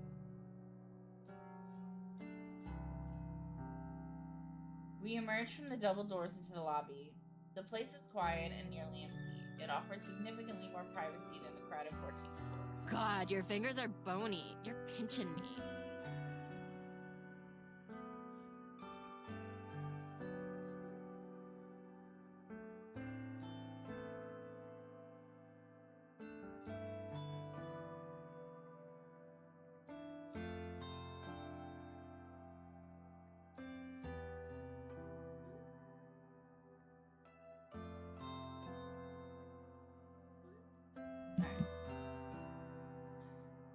Sorry. I let go of her wrist and she rubs it gingerly against her clothes. Anyway, what's up? I hesitate for a moment. Even though I ran through the scenario in my head during the train ride, I'm still anxious about playing it out now. But this situation involves Tomoe either directly or indirectly. As my friend, she needs to know. I think Corpse Girl is going to target Kotomi Ida. Huh? Did she get one of them photos? Her reaction is fairly indifferent. I thought about being involved in Tsurumaki's death. After being involved in Tsurumaki's death, this news would have more of an impact? Well, no, I don't think so, but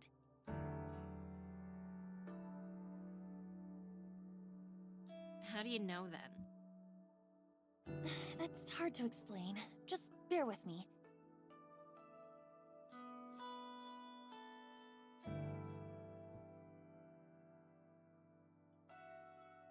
Kotomi and Shinya had a falling out. Because of her, his career here is at an end. I'm sure he told you about it. Yep. That makes sense. Shinya would confide in his girlfriend about his career.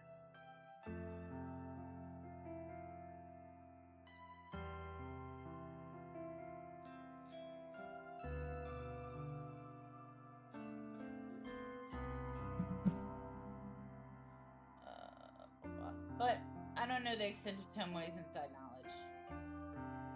I doubt she knows the true nature of their relationship, judging by how nonchalant her reaction has been so far. So, if you can kind of guess what I'm getting at? What? I think, maybe, that Shinya requested her death. Shinya? Nah, he don't have it in him. Besides, that bitch has it coming. She does? Yep. I'm surprised you found out about it, but I plugged her photo into Corpse Girl's website yesterday. I'm stunned. I can hardly formulate a response to Tomoe's confession. Absolute skank. She deserves to die. But why? After you requested Akane Tsurumaki's death, why would you... Look, it's not about Shinya's career, alright? I spoke with him, real deep and meaningful like. He confided in me, but since we're friends, I suppose I can share it with you. Kotomi Ida has been sexually assaulting him. That was like a whole nother voice for a second. Seriously? I feigned a surprised reaction. In reality, I'm just more than taken aback that Shinya actually confessed to Tomoe. It's been going on for months, he says. And now she's fucked his career up, so he'll have no choice but to leave the company. He leaves, and she gets off free without anyone finding out about what she's been doing to him. I'm drinking soda, so there will be burping. Can you guys hear me okay? Like, I just realized my microphone is...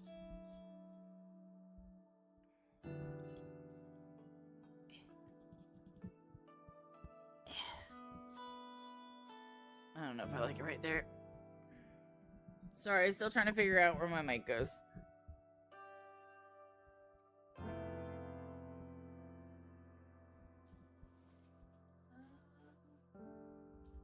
Yeah, I guess that's how it's gonna be. Okay. I hate her. I hate her so fucking much.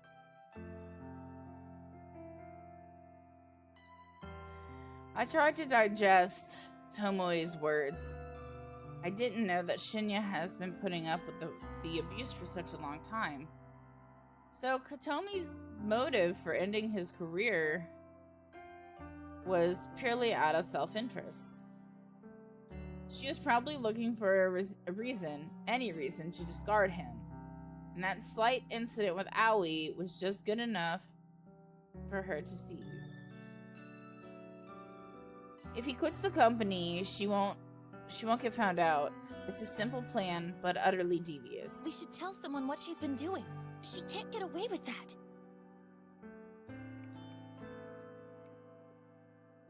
She ain't gonna get away with it. Corpse Girl's coming for her, remember? I can't wait to hear the news about Kotomi winding up dead somewhere. I hope she gets her throat slit. Again, that sounded like a whole nother person. Yeah. But hey, how'd you find out about it? Tomoe cocks her head and gives me a concerned look. Oh my god, where did my husband put my tissues? Not tissues, it's a giant roll of toilet paper. Sorry.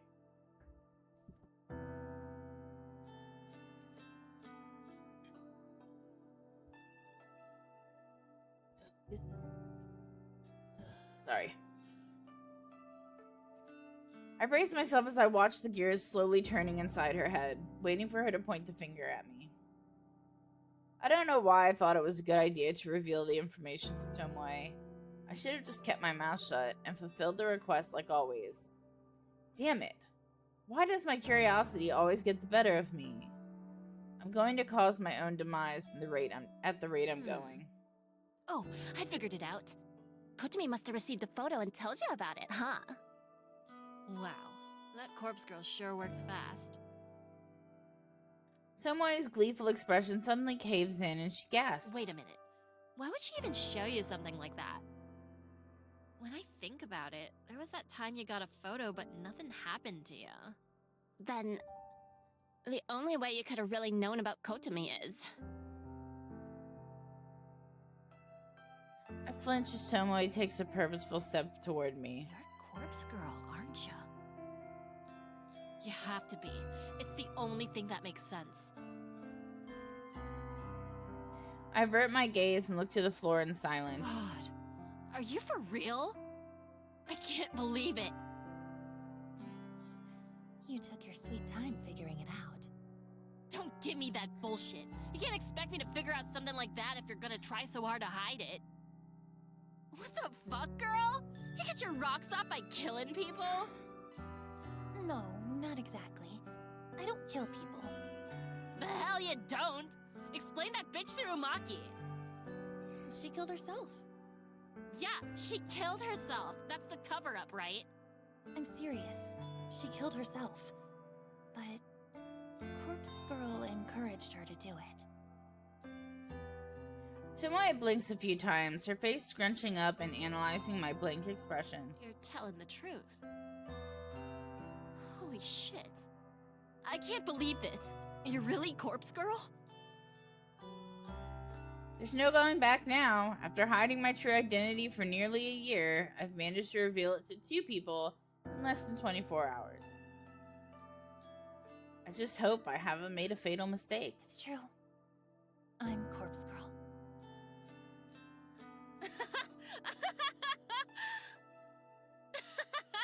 Wow, fuck me, right? All this time I've been thinking you're just some goth skank with weird hobbies. But you're actually pretty fucking cool. You're actually doing something with your life. Huh? I thought you'd be angry with me. Angry? Why would I be angry? God, this is the coolest thing that's ever happened to me. I'm friends with fucking Corpse Girl. And people said I'd never amount to nothing. Though it took me long enough to figure it out.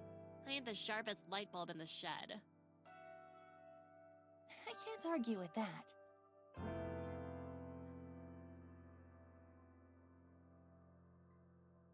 Tomoe laughs and puts her arm around my shoulder. I shrink away a little, but her good cheer is somewhat infectious. I feel a flood of relief wash through my body. So, like, I gotta know, how many people have you killed? I said I don't kill people, remember? Yeah, you know what I mean. How many have offed themselves because of you? I'm trying to find a comfy place and still be in the camera. It's an embarrassingly small number. That's so? Oh, that's a shame. Listen, you gotta fill me in on all the juicy deets later, Kay.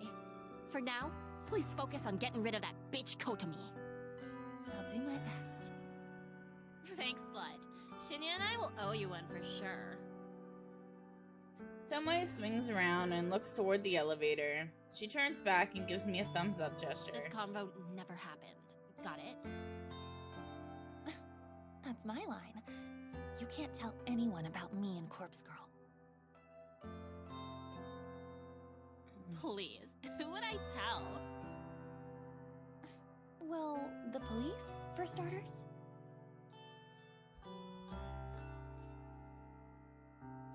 Fuck 'em. I ain't a squealer. I'm on your side, Corpse Girl. Relax. Anyway, peace. Yeah, it sounded different again. It sounded like somebody else. Tomai ducks away and leaves me standing alone. I really hope I made the right decision here. I need to check one thing on my...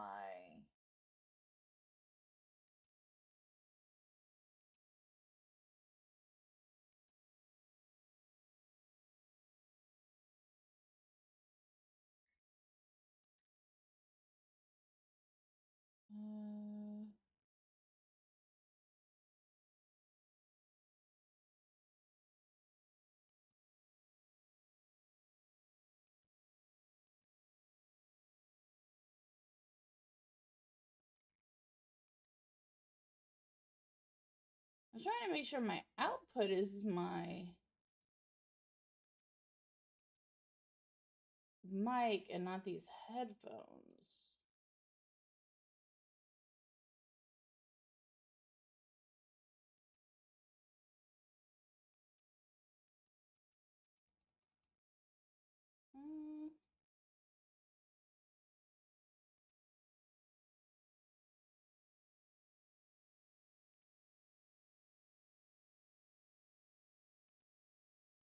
I don't remember how to get to it anymore.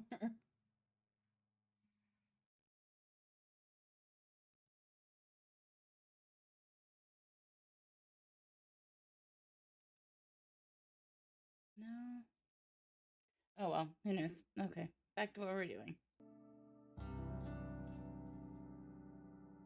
I suppose I don't have a choice but to keep moving forward. My first order of business should be to take care of Kotomi Ida. If I can get her to kill herself, it'll prove to Tomoe that I'm not messing around, and it might cement our friendship even further. I just have to get through the rest of the workday. Then I can return home and focus on crafting Kotomi's corpse photo. That's when the real fun will begin.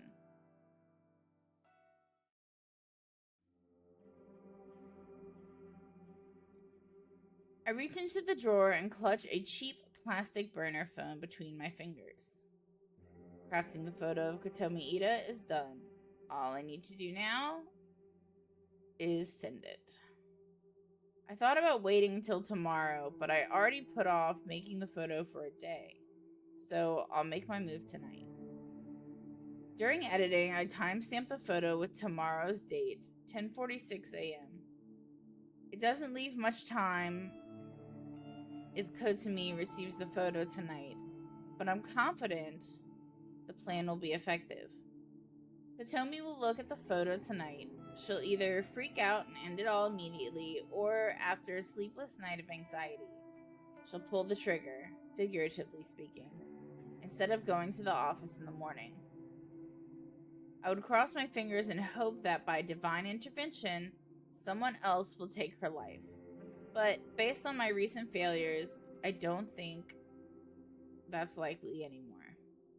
If anyone else was ever involved in the deaths of Corpse Girl's victims, I don't think they're still around. Why else would my last few attempts have failed? No, my best is to urge Kotomi to simply kill herself. A convincing enough corpse photo might be enough to lure her to her death. When I turn on the burner phone, I'm happy to see the battery is still charged. I load up the phone number, masking app. I can read, I promise. I load up the phone number masking app, enter my trademark digits, and then shoot the photo into the network. If Kotomi is a screen addict like the rest of society, she'll be freaking out in about 10 seconds. Since this victim is going to have a quick turnaround time, I'll take the burner to the back shed tonight to store it, and I'll ditch it on the way to the office tomorrow. I'm not expecting a reply within such a narrow time frame, so there's no need to hold on to the phone for 24 hours like I normally do. Clutching the phone with one hand, I grab my keys from the kitchen bench with the others. Hold on.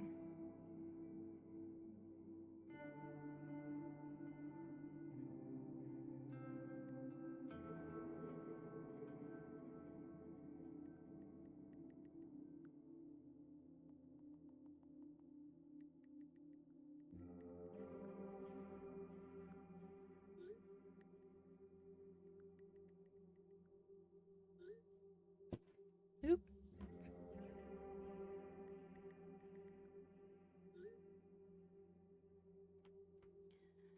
Clutching the phone with one hand, I grab my keys from the kitchen bench with the other. I step toward the front door. Beep, beep, beep.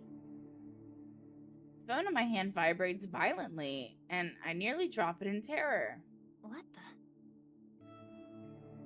I bring the screen swiftly to my face and read the alert.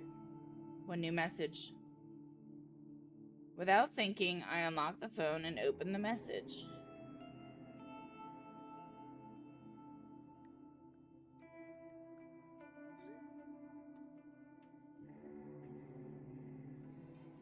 It's a reply from Kotomi Ida. You think this is funny? I know who you are. I'll report you to the police. Oh my god.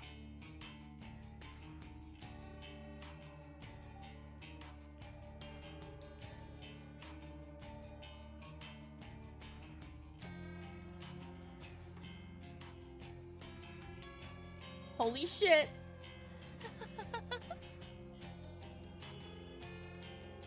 She actually replied. For the first time since Corpse Girl started her grand work, I've actually received a reply from a victim. Even though I used the number mask, there's actually nothing stopping someone from directly replying to the message. A reply message would still get sent throughout the network and sent to the burner phone's SIM card. The number mask is simply a stealth tactic.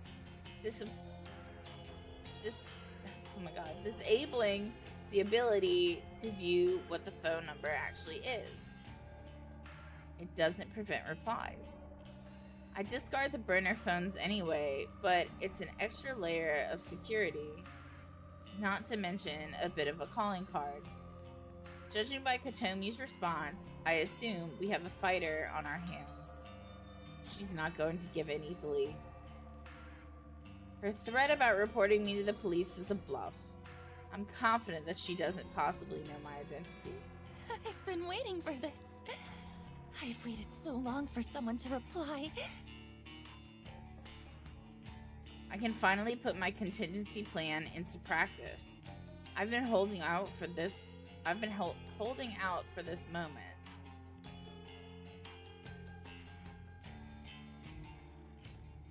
I feel a wicked grin split across my face. Oh, hold on.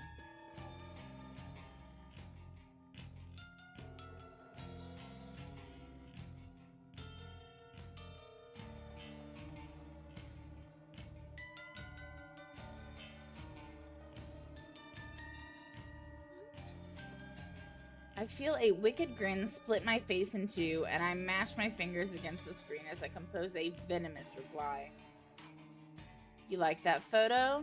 That's you in about 12 hours. Unless you follow my instructions.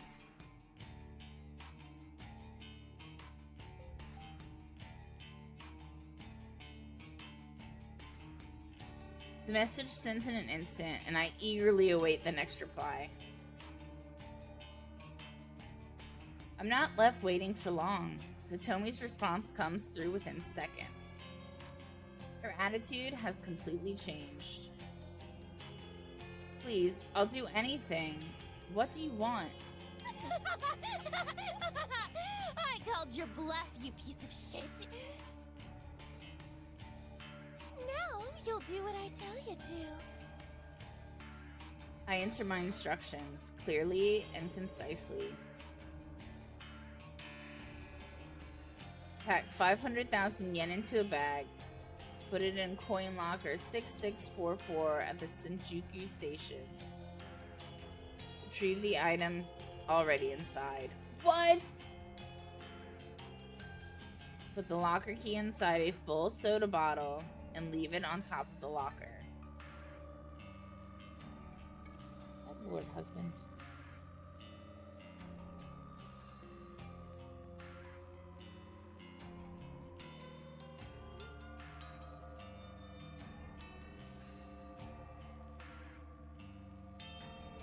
After I send the message, I decide to add one last bit. Do it now. Make sure no one sees you. Then go to platform 12. Do not board a train. Await my instructions.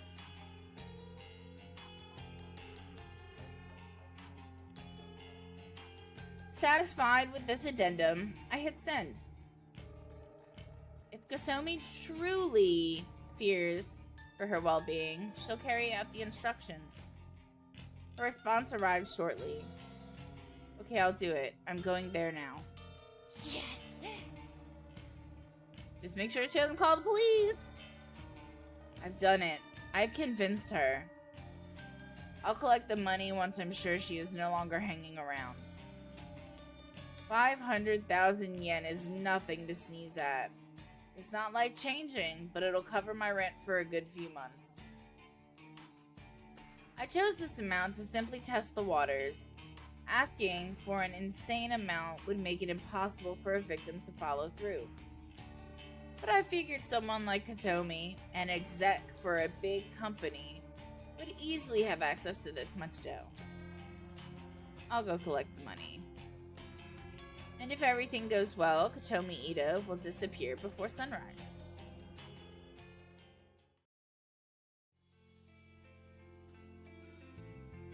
Though the hour is late, quite a few commuters are still navigating through Shinjuku Station's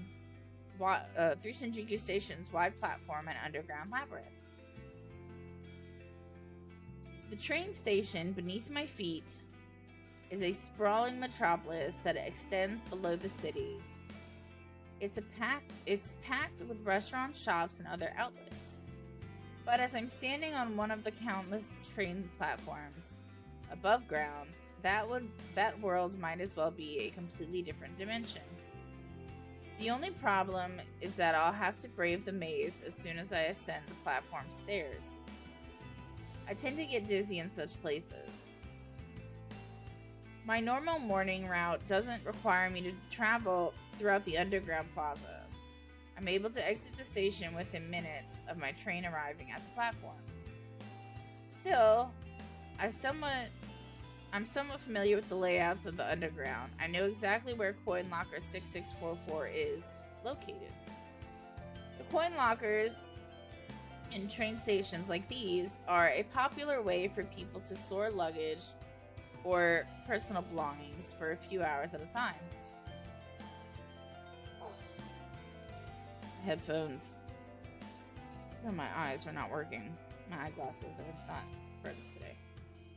In Shinjuku, it can often be difficult to find even a single available locker. But Coin Locker 6644 is special.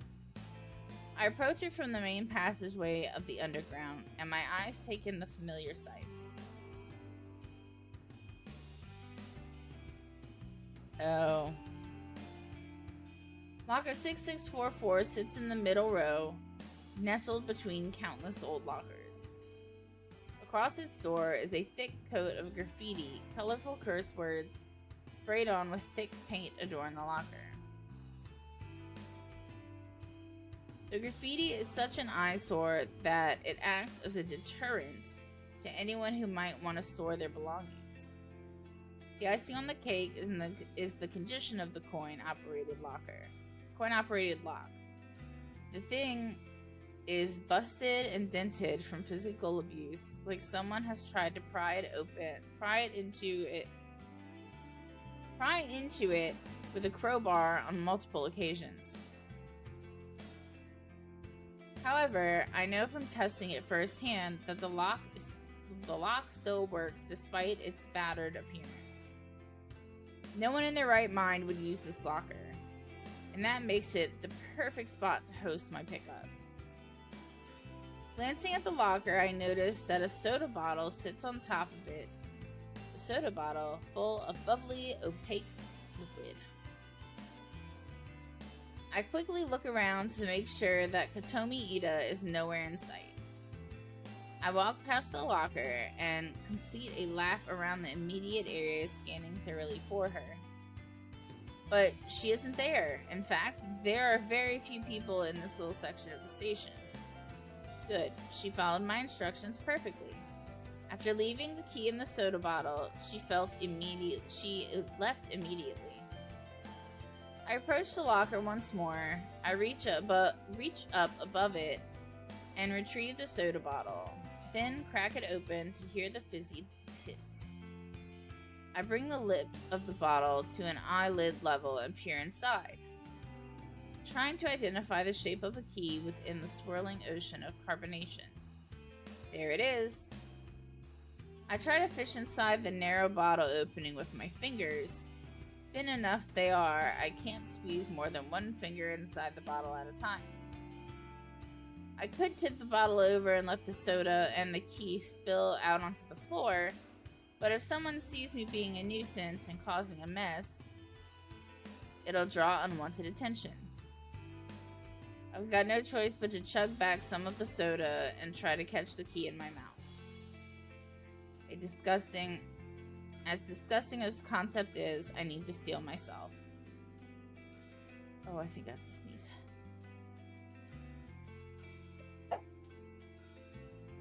Oh, sorry.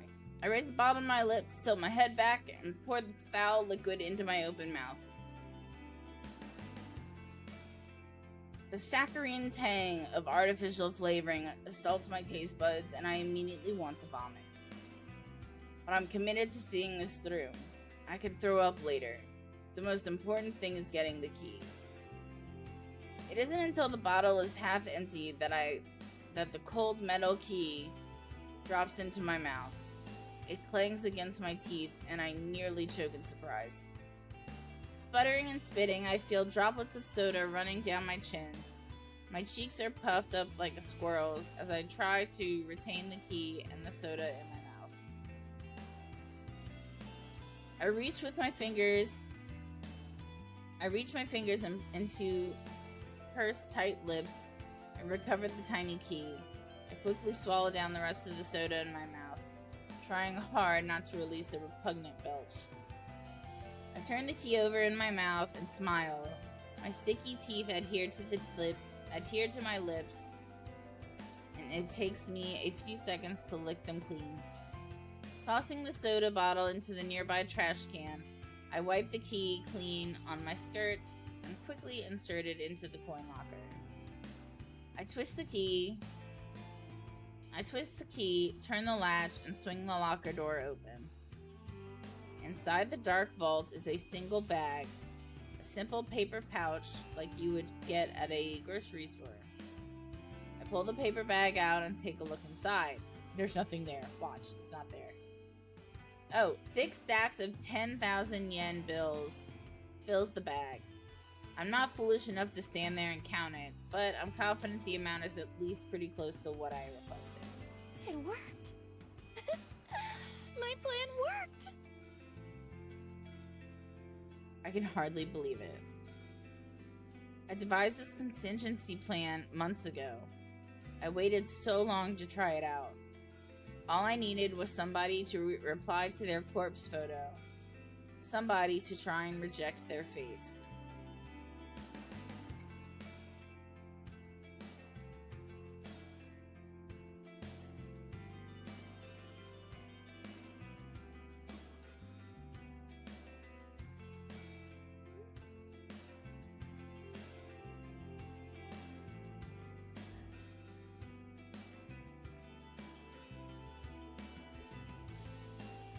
Sorry. I wanted to prove that people would bow to fear and do anything to save their own skin. And it seems that I was right. Just one more thing to do. I fold up the paper bag and clutch it tightly with my free hand.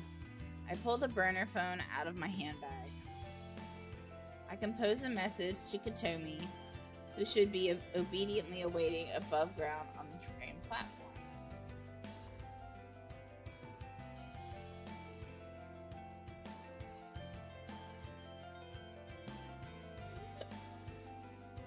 Oh my god, excuse me. The noise is coming out of me.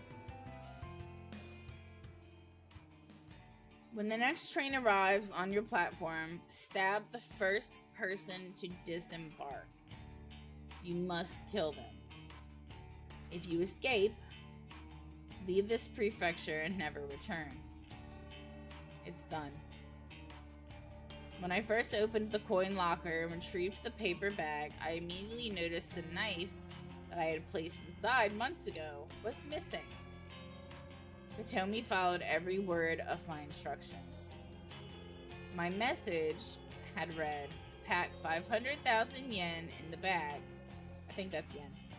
Put it in coin locker 6644 at Shinjuku Station. Retrieve the item already inside. I've given Hitomi an opportunity. She can trade another's life for her own.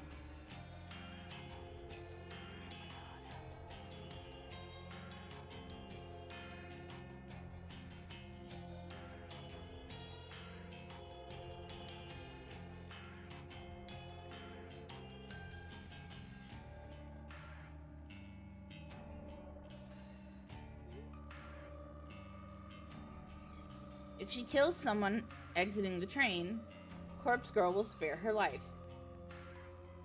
It's a simple exchange, and one that I bet she is willing to make. If she gets away with the murder, she'll flee from this place. I won't see her ever again. And neither will Shinya or Tomoe. To us, she'll be as good as dead. And as for Corpse Girl, well, as long as the body is claimed in exchange, she'll be satisfied. After a few minutes of waiting for a reply to the message, I figure that she's not going to write back. She's probably getting ready to fulfill her task. Keen to witness how this unfolds, I take the nearest escalator up toward the train platform.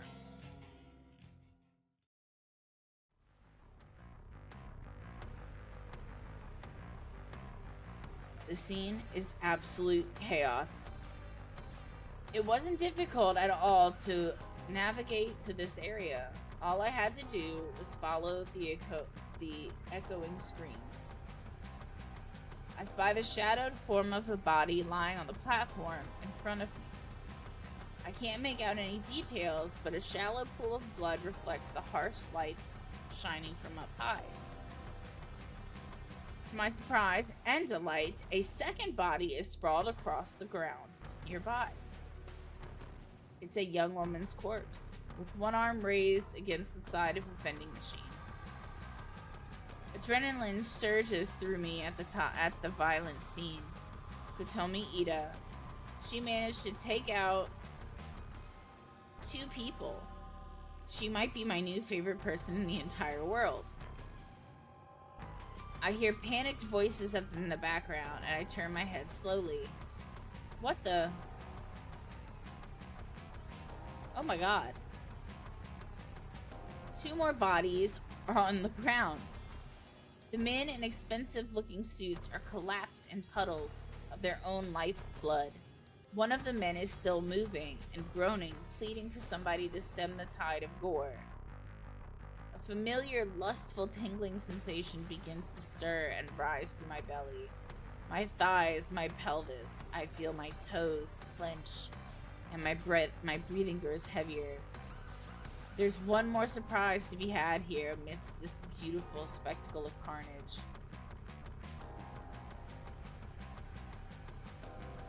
A woman is slumped in one of the plastic chairs that lines the platform. Her head is lifeless, her suit jacket stained with red. A thick knife with a black grip protrudes from the side of her neck. A bubbling river of vital fluid cascades around the glimmering blade and pools within her shirt collar. Even with her face masked by blood, it doesn't take me more than a few seconds to recognize her identity. Kotomi Ida. Dead.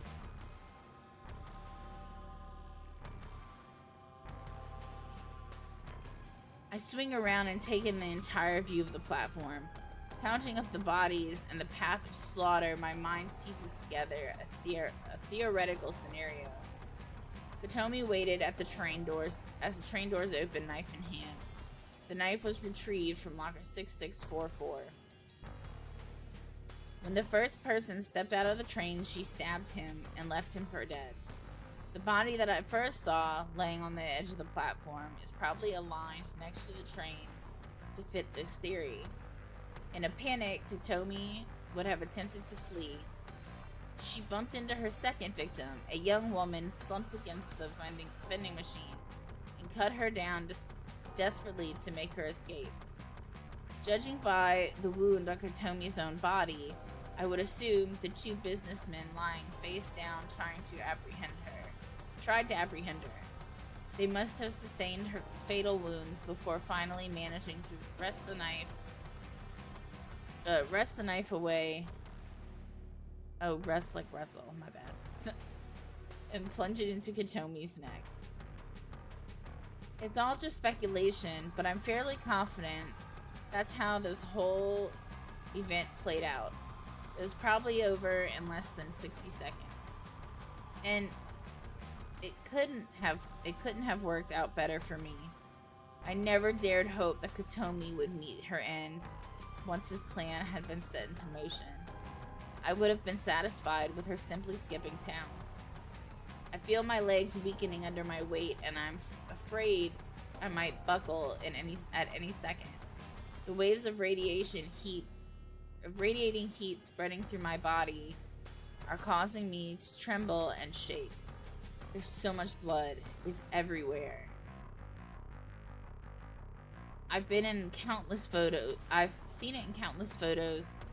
and thought I had become desensitized to it. But maybe I was wrong. Seeing blood in real life is completely different. I feel faint and pale and excited and aroused. I need to get out of here before the police arrive. More importantly, I need to get away before I collapse into a sweaty heap of lust and pleasure.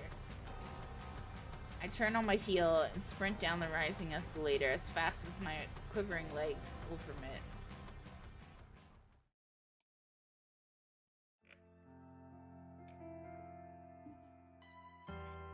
June 11th, Thursday morning. Another morning fueled by coffee. Once again, I didn't manage to get much sleep last night. I want to say it's not my fault, but I know that's not entirely true. The grisly visage, tomato, of all those slain people on the train platform was burnt into my mind's eye. Every time I started to drift off to sleep, a splash of blood or a fleck of gore would appear in my thoughts, and I would snap awake again. And the sight of Katomi Ida with a knife sticking out of her neck made me shiver more than a few times. Nevertheless, I'm here now at the office as usual. Witnessing violence on that level in person was a different experience than I had expected it to be. However, it has helped steel my resolve. I'll need to desensitize myself to that kind of carnage if I'm going to continue with Corpse Girl's ambitions. I set down the second empty can of coffee on my desk and leaned back in my chair. I catch a glimpse of Tomoe tapping away on her keyboard, completely oblivious to what went down last night. There was a news broadcast regarding the event, of course, but the finer details of what occurred have been kept under wraps. It'll probably take the police and the media a little more time to get the story straight.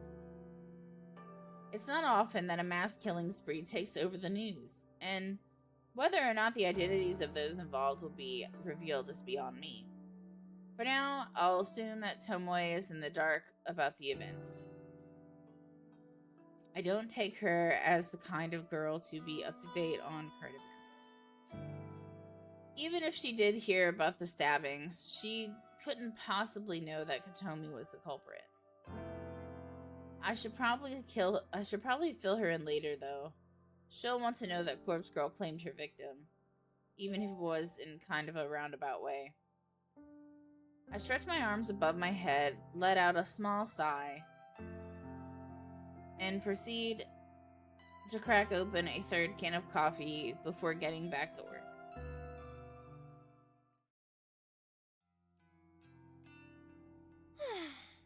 You got a minute?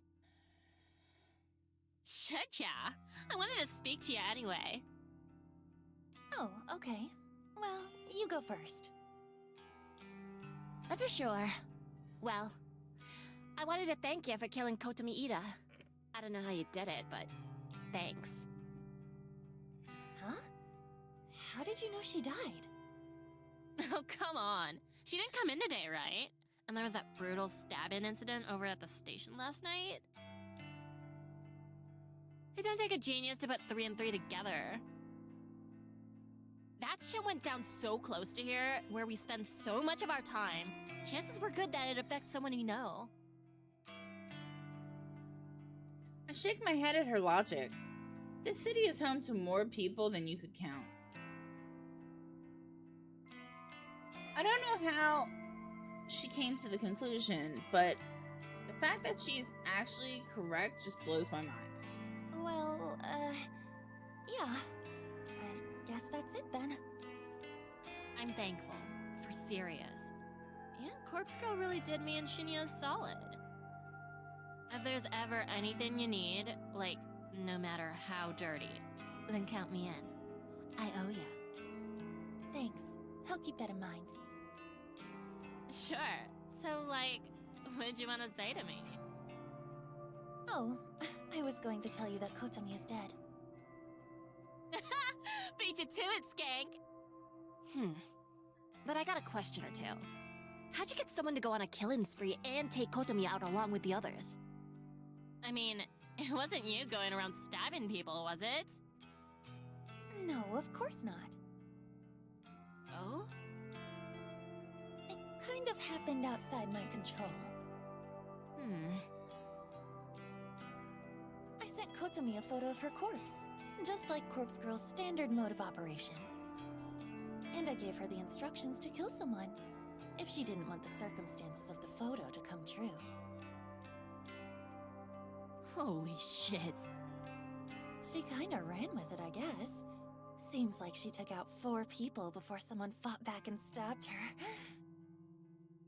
I think I'm in love with her, to be honest. You weird slut! That's horrible! What can I say? She went above and beyond. Still, thanks. Really. Shinya will be stoked. That's okay. I'm just doing Corpse Girl's job. Where is Shinya, anyway? Oh, he was in earlier. Went home a bit early because he wasn't feeling well. Think it was just because he was dreading running into Kotomi, but... well, he'll sort himself out soon enough. You know, Noriko, you've changed a lot. I have? Toads. I mean, I know you act different around me now that we're friends, but it's more than that. You look, I don't know, kind of better? Healthy or something? Oh. I didn't know about that. Serious, though. I don't know. Maybe I just see it different now that I know who you really are. Maybe. Anyway, I'm gonna get going. You wanna grab a bite or something? Not today, sorry. Maybe another time? Sure thing. Right. See you, skank! I hate girls that talk like that. Someone slaps my shoulder affectionately and takes off toward the train station. If I remember correctly, she did say that she'd be happy to help me out in the future. No matter how dirty the work is, I'll definitely have to take her up on that offer if the need arises. Another interesting thought crosses my mind. Chomo always seemed kind of surprised that I managed to manipulate Kotomi into going on a killing spree. To be honest, I'm also amazed I managed to pull that off. Which gets me thinking, would it be possible to manipulate more people in the future? After all, I came out of last night's ordeal with 500,000 yen in cash and a bunch of bodies claimed in Corpse Girl's name. It's a fascinating prospect. There might be something to this. If I can successfully pull the right strings, Corpse Girl's ultimate ambition might be fulfilled sooner than I thought. I continue to dwell on the unlimited possibilities as I make my way to the station.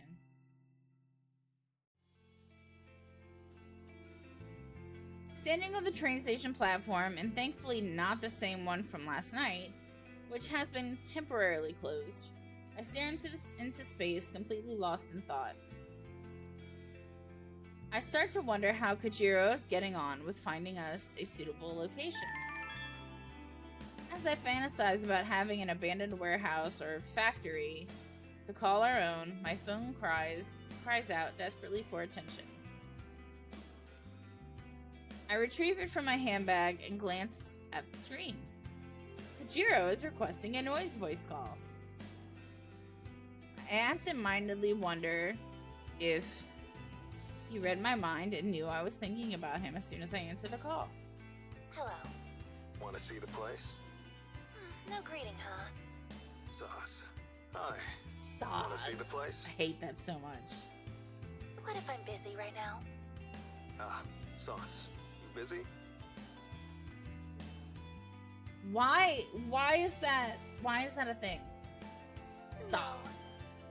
Mad. What does it even mean? Right? Want to see the place? I roll my eyes and decide to just go along with it. After all, I am dying to move ahead and see what kind of location he has secured for our work. Yep. Where is it? Mad. Shin Okubo. Mad. Behind Okay, K-Town. Saz is sorry. What is mad? An abandoned factory. Just what you wanted. Shin Okubo. That's suspiciously convenient. Why? I work in Shinjuku. It's just one station away on my train line. Okay, I'm heading there now. You in? I'm in. How do I get to the factory from the station? Exit the station to Okubodori. That's K-Town proper. I'll message you the full address. Okay, got it. Just head through Koreatown. I'll be there soon. Mad. Bye. Mad.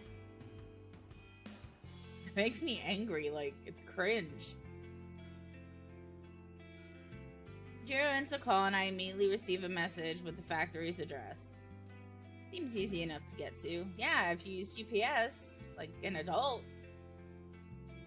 I feel a bit nervous about going there. It's a new place, and it's located in a town I don't normally travel to. But for some reason, I feel energetic. I actually feel enthused about it. Maybe it's because I haven't been hidden away at home all day. I've been at work, around other people. Perhaps that helps me acclimate to the concept of going somewhere new. And the chance of someone sneaking up behind me and strangling me in broad daylight are pretty slim, I think. As I put my phone away, the train pulls up to the platform. The same train that was going to take me home will take me to Shinobuku. It's the very next stop from here. I'm a little worried of how convenient this is turning out to be. Could be Kojiro is luring me into a trap, but I don't know. I think he genuinely wants to be involved with Corpse Girl's work.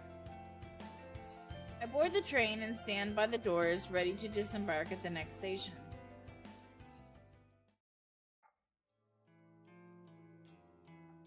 The abandoned factory is almost exactly how I imagined it would be. Tall, broad, foreboding, eroded and worn down with brick walls and steel sheeting covered with thick layers of black exhaust. Gigantic metal pipes protrude from within and wrap around the exterior, only to re-enter through vents here and there. A series of ventilation shafts and chimneys line the roof, but they don't release even a single puff of smoke. This place has been shut down for a long, long time. The front entrance is located at the rear of a small parking lot. It's a simple steel door that has been chained up and padlocked. Further along the side of the building is the loading dock, an expanse of asphalt that leads to a concrete path and a giant roller door. In the dock sits a derelict van covered in a brown tarpaulin? What the fuck is a tarpaulin? This place is amazing! You haven't seen inside yet. I glance toward the steel door, securely chained shut, and wonder if anyone has entered within the last decade. If Kojiro has checked out the inside, then he did well covering his tracks. How do we get in? Around here. I follow his lead as he walks toward the corner of the building. A steel railing bars our path, and he swiftly hurdles over it and continues down the side of the factory. I take a minute to climb the railings, making sure not to twist an ankle as I stick the landing on the other side. Through here. Kojiro points to an open window. Thankfully, there seems to be enough of a gap for someone as large as Kojiro to slip through. I shouldn't have an issue getting in either, despite my thin, heavy-set frame. Make that make sense. He slides in first, and I quickly follow.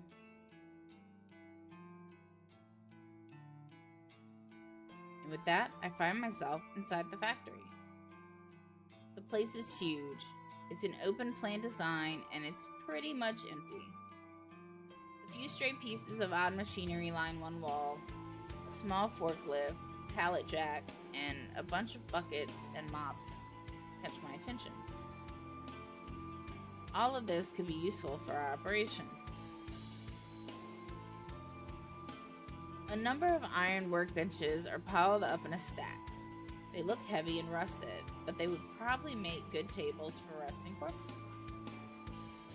Aside from these miscellaneous items, the factory is essentially bare. The concrete floor is in bad shape, cracked and worn from probably 50 years of use. The thick brick walls are scorched in some places and dented in others. Still, it's perfect. Thanks. Figured you'd approve. How did you know about this place? Kojiro doesn't answer immediately. His eyes turn to the stupendously high ceiling with its array of glass sunlights beaming light down upon us. After a minute, he turns back to me. Dad used to work here. His dad? What did he do here? This place used to manufacture steel fencing, chain link fences, barbed wire, chicken mesh. That kind of thing. Huh, I see. A lot of that is imported now. There's still an industry here, but Dad couldn't compete. So his dad owned it. Went out of business maybe a dozen years ago. Died about a month later. He died? That's how it goes. I'm sorry. We weren't close. Well, could have been closer. So, how come no one else bought the factory? Look around. It's a dump. Who'd want it? Cost a fortune to fix or rebuild. Wonder if it was waiting for us. Yeah. I wonder. It definitely all seems too good to be true, but this is the real deal. This is our factory now. Going half on this, right? Right. Okay. Good. Welcome home then. Or something.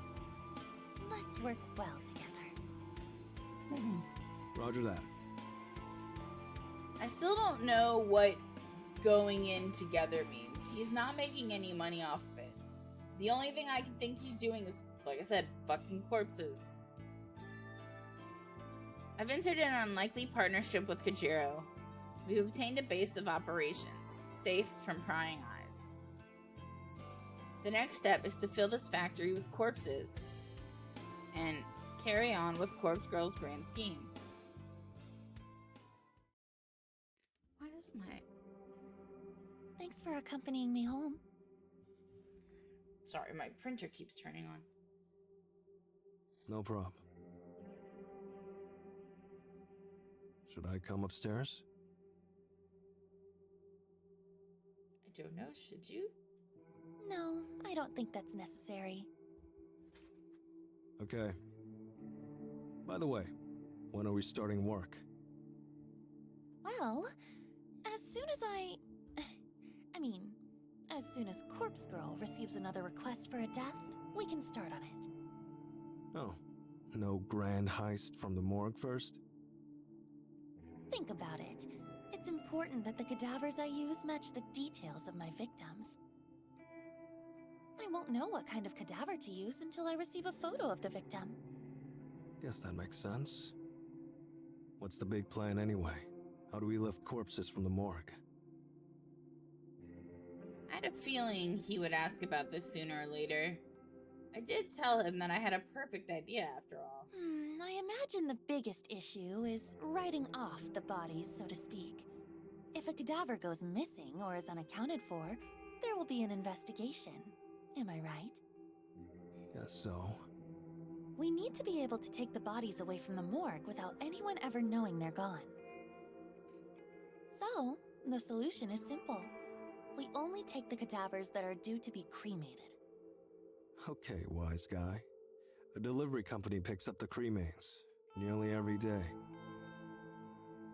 Huh? Cremains? That's what the ashes are called. Oh, right.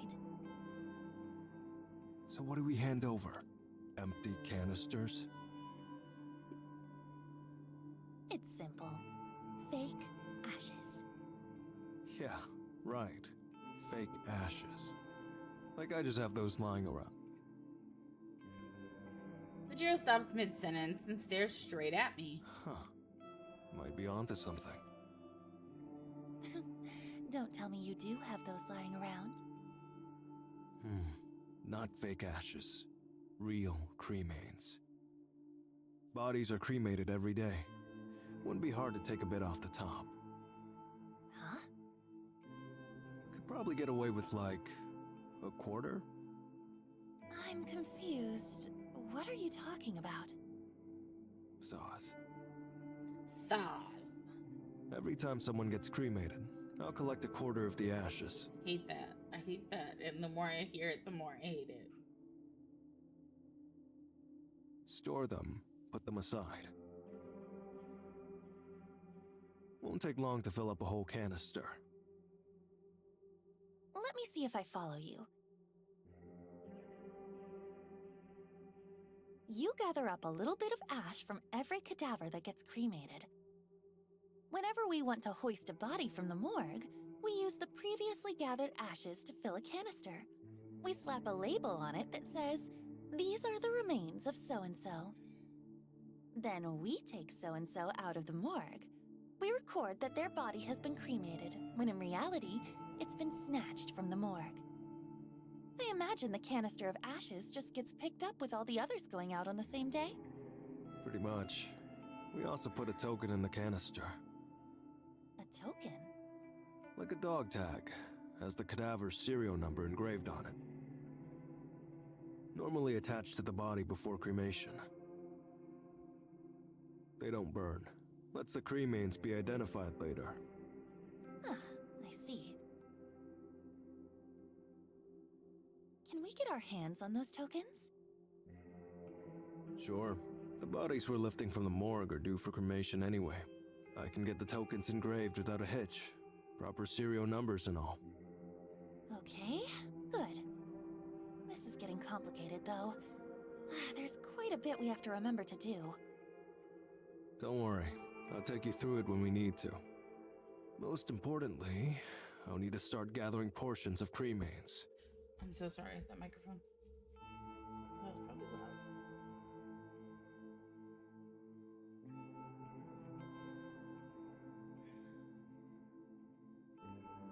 Need to have those collected in advance. Yeah.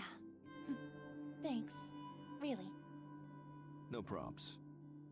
But big question remains. What's that? How do we move cadavers out of the morgue? Ever tried lifting a stiff? Actually, the rigor mortis only lasts for so long, and then they're back to being flimsy. Not easy. And you're no bodybuilder. No offense. None taken? Look, security in the joint is minimal. I'm there alone like 90% of the time. We don't have to worry too much about getting busted. As long as we cover our tracks, of course, and only take cadavers we've written off, as you put it. Bodies nobody will come looking for. Hang on. Are there security cameras, alarm systems, anything like that? Don't think so. Plenty in the hospital proper, though. That's fine. As long as the morgue is clear. Still, answer my question. How do we move the bodies? You got a hearse? A truck? No, but surely we could get something. What about a small van? You got a license? No. Need a driver's license. And not just that, needs to be suitable for a van. A medium vehicle license, I think. Oh. I don't have a license, but surely driving a van can't be that hard, right? We could just rent a van and wing it. Uh-huh. Can't even rent one without a license. Okay then. Do you have the right license? Don't look at me. Never driven a vehicle in my life. And he's 34. Yeah, me neither. Great. So this is a bust. Not saying there's nothing wrong with being 34 and not having a license. Because I know it's different in different places, but even without a license, so many people have at least driven a vehicle, kind of. Hang on. I whipped my phone out of my bag and skimmed through my noise contacts. I prefer to text than call, but I'm too impatient right now to wait for a response. I start a voice chat request and wait for the recipient to answer. Hey, Skank, what up? Tomoe, hey, you got a sec? Sure. Do you have a driver's license? Yep. No car, though. Okay, what kind of vehicle is your license good for? Like cars and scooters. Not vans? I mean, I don't think so. I curse under my breath. Yo, what's the problem? You need a lift or something? Not quite. I need to, pick something up. Oh, something big? That why you need a van? Yeah? I don't know if there's anything I can do about that. I can't even rent a van with my license. Yeah, I know. I shoot a deathly glance at Kojiro, and he just shrugs, a look of "I told you so" on his face. I mean, if you're desperate, you could just buy a van. Huh? I see secondhand vans listed for sale all the time. Check out the noise marketplace and the classifieds pages. No one will check for a license on a private sale. It's just one chump selling a van to another chump. Holy shit. You're right. You're a genius. Well, I don't know about that. Thank you. Oh, by the way, you wouldn't object to a driving gig, would you? I do owe you one, I suppose. You want me to drive a van, though? If I get busted on my license, I'll go to prison. What? You won't go to prison. It'll be a fine at most, I think. I look at Kojiro, and he simply gives me another shrug. Look, if you get a fine, I'll pay for it. That cool? Yeah, what the hell? What are the chances of getting busted anyway, right? Can you text me the deets or whatever? The address and stuff? Shinya just got to my place, so I gotta get the door. Okay, will do. Thanks, Tomoe. Sure. Later, slut! hate girls that talk like that. I end the call and feel a wave of excitement flooding through me. You get all that? More or less. You girls sure are loud. Sorry. So, I'll need you to do me a favor.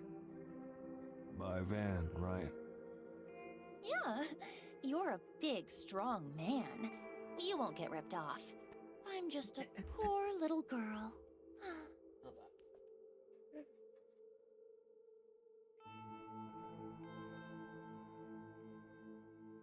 Again, so sorry. Cut it out. I'll do it. But you got the money? As a matter of fact, I fondly remember swindling a cool 500,000 yen from Kotomi Ida just this week. we've got a 500,000 budget. Will that do? Maybe. Can't get you anything modern, but I'm sure it's enough. Great. You think you can get something tomorrow? I'll try. The noise marketplace, right? That's right. Facebook. Well, no promises. I'll do my best. Thank you, really. Yeah. Okay, I'm heading off.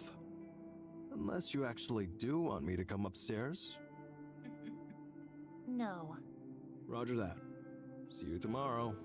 Probably. Thank you for saying probably and not probs. Kojiro turns with little more than a wave, exits the building, and crosses the street. I quickly ascend the stairs with a slight spring in my step.